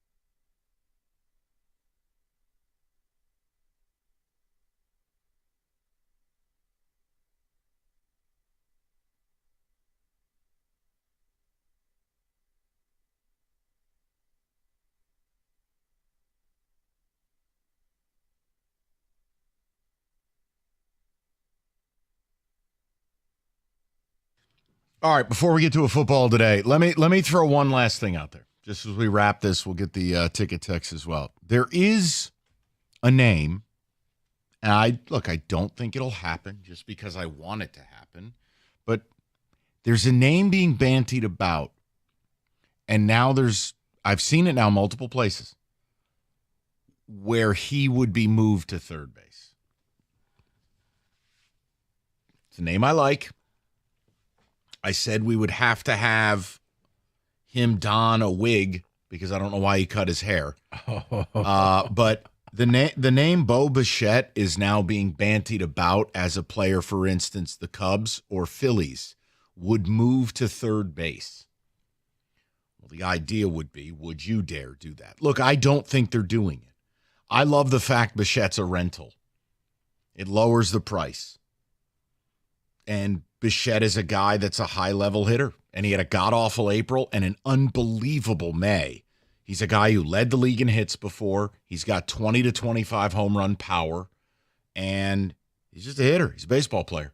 And I'm not telling you he's some great defensive player, but you're seeing more of the trade stuff, Rico, where Bichette as a third baseman potentially for some of these NL contenders. So I wanted to throw it out there, like the last caller's like, well, what about names?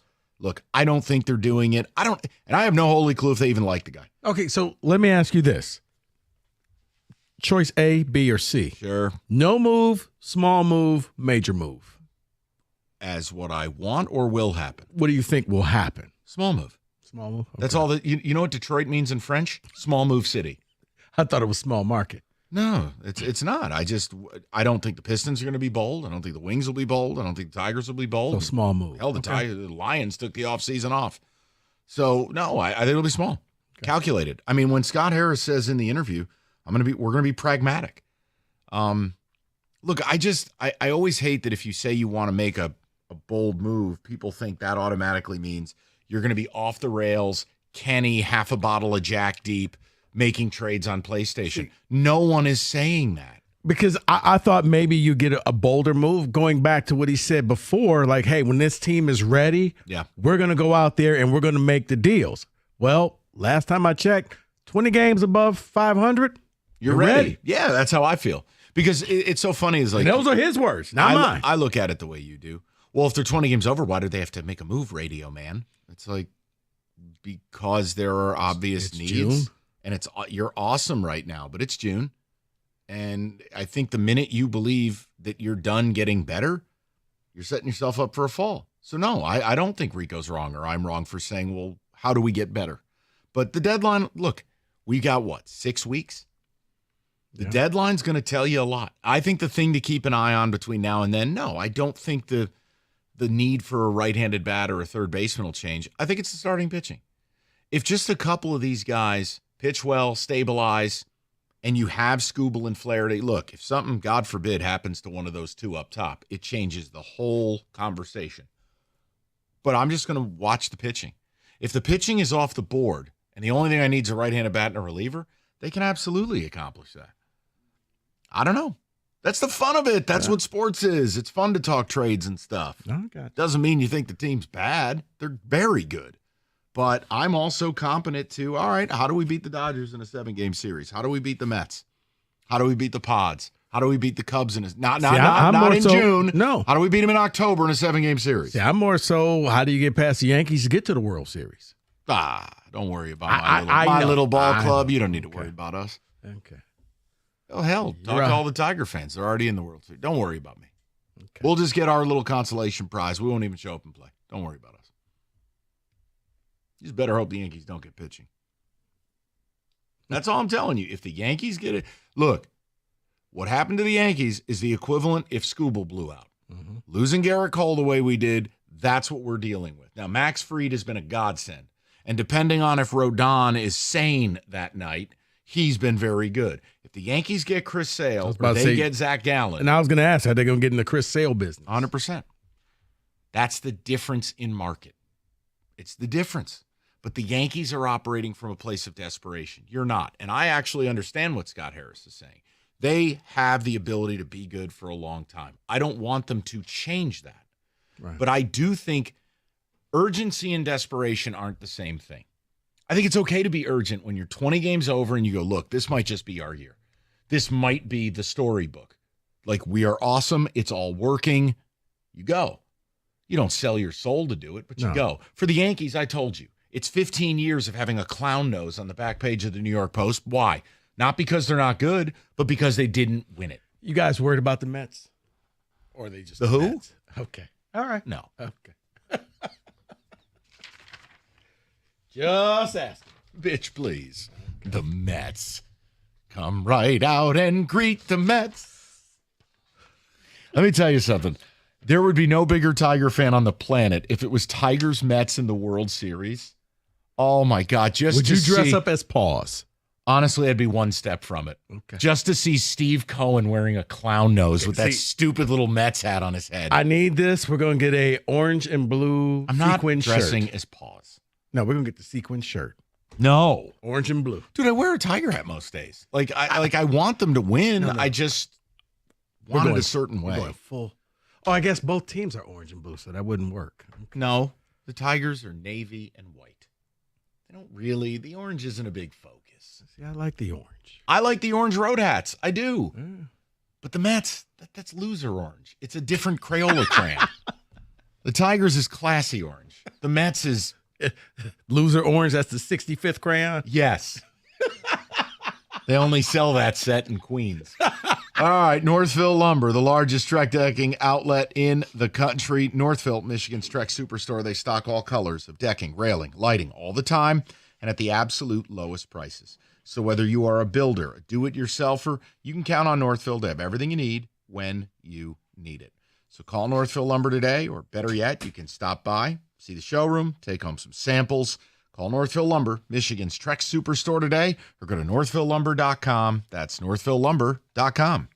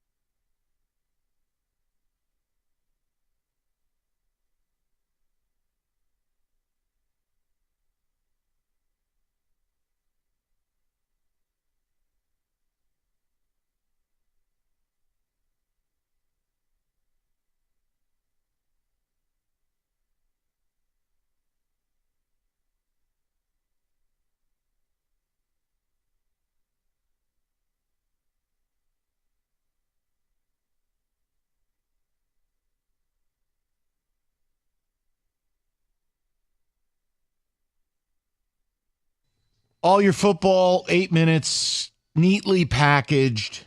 Hopefully me trolling David about Aaron Rodgers. It's football today. Or not. Oh, this is exciting. We're continuing this madness. Up next, David ruins the sport for a second day in a row. Go ahead. No, I do not ruin the sport for the second day in a row. So, we've done the best players in college football for the last 25 years, but this list is just the worst? A little bit different. Not the worst. Oh. It is the most dynamic. I was going to say, it's MSU's pass rusher room. No, most dynamic players of the past 25 years? Yeah. All right, number one. So not the best, but the most dynamic, explosive. So Michael Vick, Reggie Bush. Lock it up. I mean, that should be 1, 2. Reggie Bush is number 1, and Michael Vick not in the top 10. That's ridiculous. Cue up the highlight. VTech at Boston College. I'm sorry. The list is wrong, but go ahead. 25 years. Okay. Cedric Irvin. Vince Young. Yes. Vince Young is on this list. Nice work. He is number 5. Excellent. All right, go do your thing now. No more guessing. All right. No Steve Slayton? Go ahead. Rico's on a roll.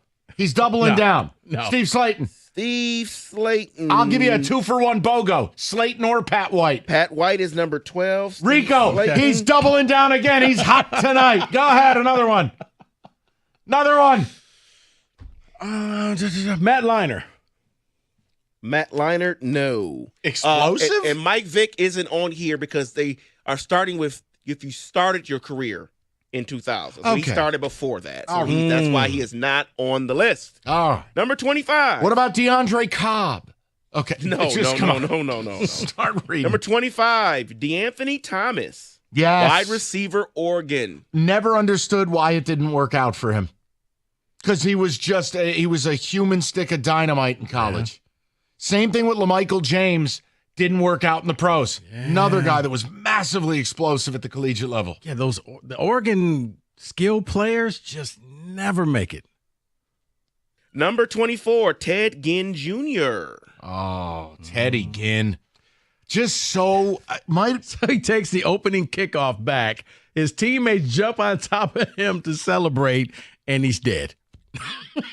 But he had those long strides, man. It felt like he covered 20 yards in 2 steps. Right, but I just always laugh like Ohio State, like, yeah, we're going to win this. And we killed our best player. And dead. Yeah, his freshman year, he had a 25.6-yard return. Wow. 4 scores. Freshman year. Wow. Number 23, Dalvin Cook, running back, Florida State. Yep. I remember the first time I ever watched Dalvin Cook, one of the guys that just jumped off the screen. They would throw those little short tosses, and the minute he cut it upfield, it looked like he was in hyperspeed. It's very rare a player just jumps off the screen. You went, oh, okay, that's different. Number 22, Denard Robinson, quarterback, Michigan. Okay, here's 4,500 yards over. But here's my issue. This is not hate, it's fact. Hold on. He put up all his numbers against homeless teams. He didn't do bupkis against good teams. Notre Dame is what his claim to fame. Yards are yards, man. No, they're not. Not when it's against Eastern Michigan, and I got to watch 17 presentations how he doesn't tie his shoes. It's fine, David, but let's be fair. None of those highlights came in big games. You got quiet now. I'm sorry. Do my facts offend you? No, at number 21, I was just trying to look and see if he's the only defensive player on here, and he's not. He's the first defensive player. Number 21, Jadeveon Clowney, South Carolina. I'll stay out of this. I'm biased. I hate him. Go ahead, Rico. Really? Even in college? So, yeah, he was so overrated. But look what he did to the Michigan running back. He killed him. I mean, we always say, dead. Mike, I literally thought I was watching a snuff film. I saw a helmet rolling. I saw the hair. I was like, he just took his head off. Wow. At number 20, Percy Harvin. Yes. Yeah. Totally. Another one of those guys, just different when you watched him play. 19, 18, and 17. You got 19, RG3, 18, Darren Sproles, 17, Christian McCaffrey. Okay, I mean, the two are obvious, but Darren Sproles is one of my favorite players of all time. He's 4 feet tall. He's got legs like Earl Campbell. And he was so fun to watch play. You couldn't tackle him at K-State. I was about to say, I don't know if I would put him in there. RG3. He surpassed 1,900 yards as a junior, Darren Sproul. You need to refresh the highlight I know, but it's K-State now. That's the offset. It's not like you got 5 stars around you. That's okay. Very true. What about Michael Bishop? Number 16, Michael Crabtree. I thought he was about to say. Yeah. 08 night game against Texas, Yes. the toe tap. That was amazing. Still one of my favorite games ever, man. Number 15, Saquon Barkley. I feel like for all of his greatness, he was still wasted at Penn State. Yes, he was I was about wasted. to say, are you going to say he can't be on the list because he didn't beat MSU that year? No, it's because I think that was the longest game in college football history. Started at noon, finished at like 8 p.m. because of lightning. I just feel like Penn State wasted him. I mean it. If he had gone to a place like Oklahoma, I feel like he would have been twice as good. They did. No, you're absolutely right. Yeah, he like USC, someplace that really knew how to feature a running back. They just, I agree. At number 14 and 13, 14, Devin Hester. 13, Kyler Murray. I'll stay out of this. I like Devin Hester. He was just that difference maker, especially on special teams. One of the great return men in history. You're better off just turning and kicking right out of bounds and just take the penalty. I love Kyler Murray, so I'm not allowed to comment. You could like Kyler Murray. He was really, really fun in college, and he could look. The speed translated more. He still looked like he was wearing his daddy's football helmet to work, but the speed translates more because the DNs in college, they're not as fast as you. In the NFL, they are. Yeah. You got 12, Pat White. At 11, just outside of the top 10, the only other defensive player on the list, the Honey Badger, LSU. 100%. Yes. He did everything. Everything. Blitzed, interceptions, returns, wore the famed number 7 at LSU. Explosive. He's as close to Troy Polamalu as you'd ever see. He just would do whatever he wanted, whenever he wanted. Yeah. And as Rico once said, the man kills people. He was awesome. He was. So let's get to the top 10. Number 10, Tavon Austin. Yep. You got Okay. that. Hold on. For the young people, it is the single, and I mean this, the single greatest highlight reel in the history of YouTube. Kenny, have you ever watched the Tavon Austin YouTube highlight reel? I argue it is the greatest highlight reel any sport ever in the history of YouTube. Yeah, I believe you made me watch it months and months and months and months ago. He was a human joystick. Yeah. Those West Virginia teams were so fun. And never forget, old Rich Rod had them 1 quarter away from playing for a national title. Mm-hmm. And I think they lost it was either Rutgers on a Thursday night or Pitt. I forget which. I know what you're talking about, but yes. They were number 2 in the country. I want to say it was Pitt. The backyard brawl? Oh, yeah, another rivalry you've killed. Yes, David. Number 9, Devontae Smith, wide receiver, Alabama. Okay. Okay. I would almost view J-Mo as being more explosive than Devontae Smith at Bama. I wonder if he just took advantage of the fact that it all happened during COVID and he was the best player. Possibly. Number 8, Darren McFadden. Yes. The godfather of the Wildcat offense at Arkansas. Run DMC was amazing. Another good highlight reel. It's not Tavon Austin, but McFadden was electric. Who was the kid with him? It was something the third. Who was the? Oh my God, he played in the NFL too. Who was his Robin to his Batman? Oh, now I gotta look this up. Not Faison. What was his name? But Arkansas had it cooking. Felix Jones? Thank you. Why did I say Faison? Felix Jones the third. He's a cowboy too. Yeah. Yes, he was. But that backfield, and they would put him in the Wildcat, and teams couldn't do anything with it. At number 7 and 6, number 7, Adrian Peterson. Yes. Number 6, Travis Hunter. I'm fine with it. There's no slander. Travis Hunter's just built different. Yeah. And Adrian Peterson was cheat code. Just an absolute cheat code. Yeah, you weren't going to stop him unless you were Boise State. So the top 5, no question. You already guessed Vince Young at 5. Lamar Jackson at 4. Yes. Nope, no issue. What? The spin, no issue. The spin move against Miami alone gets him qualified. Yes. And I mean, I remember his first game. I think they were playing Texas A&M in one of those like kickoff classics, and they pulled the starter, and they're like, well, here's the ballyhooed freshman. And I mean, he got assassinated, but he was fast. And you're like, wow, if they could ever protect this kid, it might be okay. I never imagined a million years that skinny kid who almost died on the field would turn into that. That spin move, legendary stuff. And he had a wonderful game at Syracuse. It was like a Thursday or Friday night, and he did one of those leaps to the pylon. Yeah. Rico, he was 38 feet in the air. He was like one of the dudes washing the windows in the skyscrapers. It was like Chicago. Louisville and Rutgers were always on Thursday night. Yes. One of those two teams. Yeah, before he killed the sport. It was great. Yeah. It's still alive. It was ACC play. That's what it We're was. We're still alive. It's still there. They're going to kick off. At number, and you'll watch it. And you'll tell people what to bet. You got Johnny Manziel at number 3, and at number 2, Cam Newton. The Newton thing was just power. He was built like a transformer.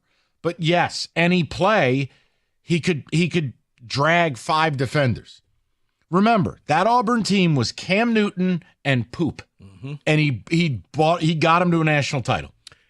Because it was very similar to Michael Vick in Virginia Tech, except for he could take the hit. Well, Vic couldn't. You never got to hit Vic. Right, but he had nobody to throw the ball to either. Virginia Tech spin move on a long run. So Vic had to be everything, but Cam Newton was just like, I'm just keep going down the field till we score. There were a couple slow white linebackers who are probably like accountants currently that have never recovered from Boston College. That game against Vic, those poor kids. Their legs were going 3 different ways. That is still one of the greatest runs in history. It was. They're telling their grandkids, I played against him. Don't look it up, though. Yeah. Don't look it up. Roger, tackle him. I can't. Even though it's I still say it was the Green Bay game. Vic's. Yes. That was the best ever. Like the whole it was sad pizza for the entire city of Green Bay. You hate to see it. And for those that didn't hear Reggie Bush, yes, number 1. That is your college football blitz.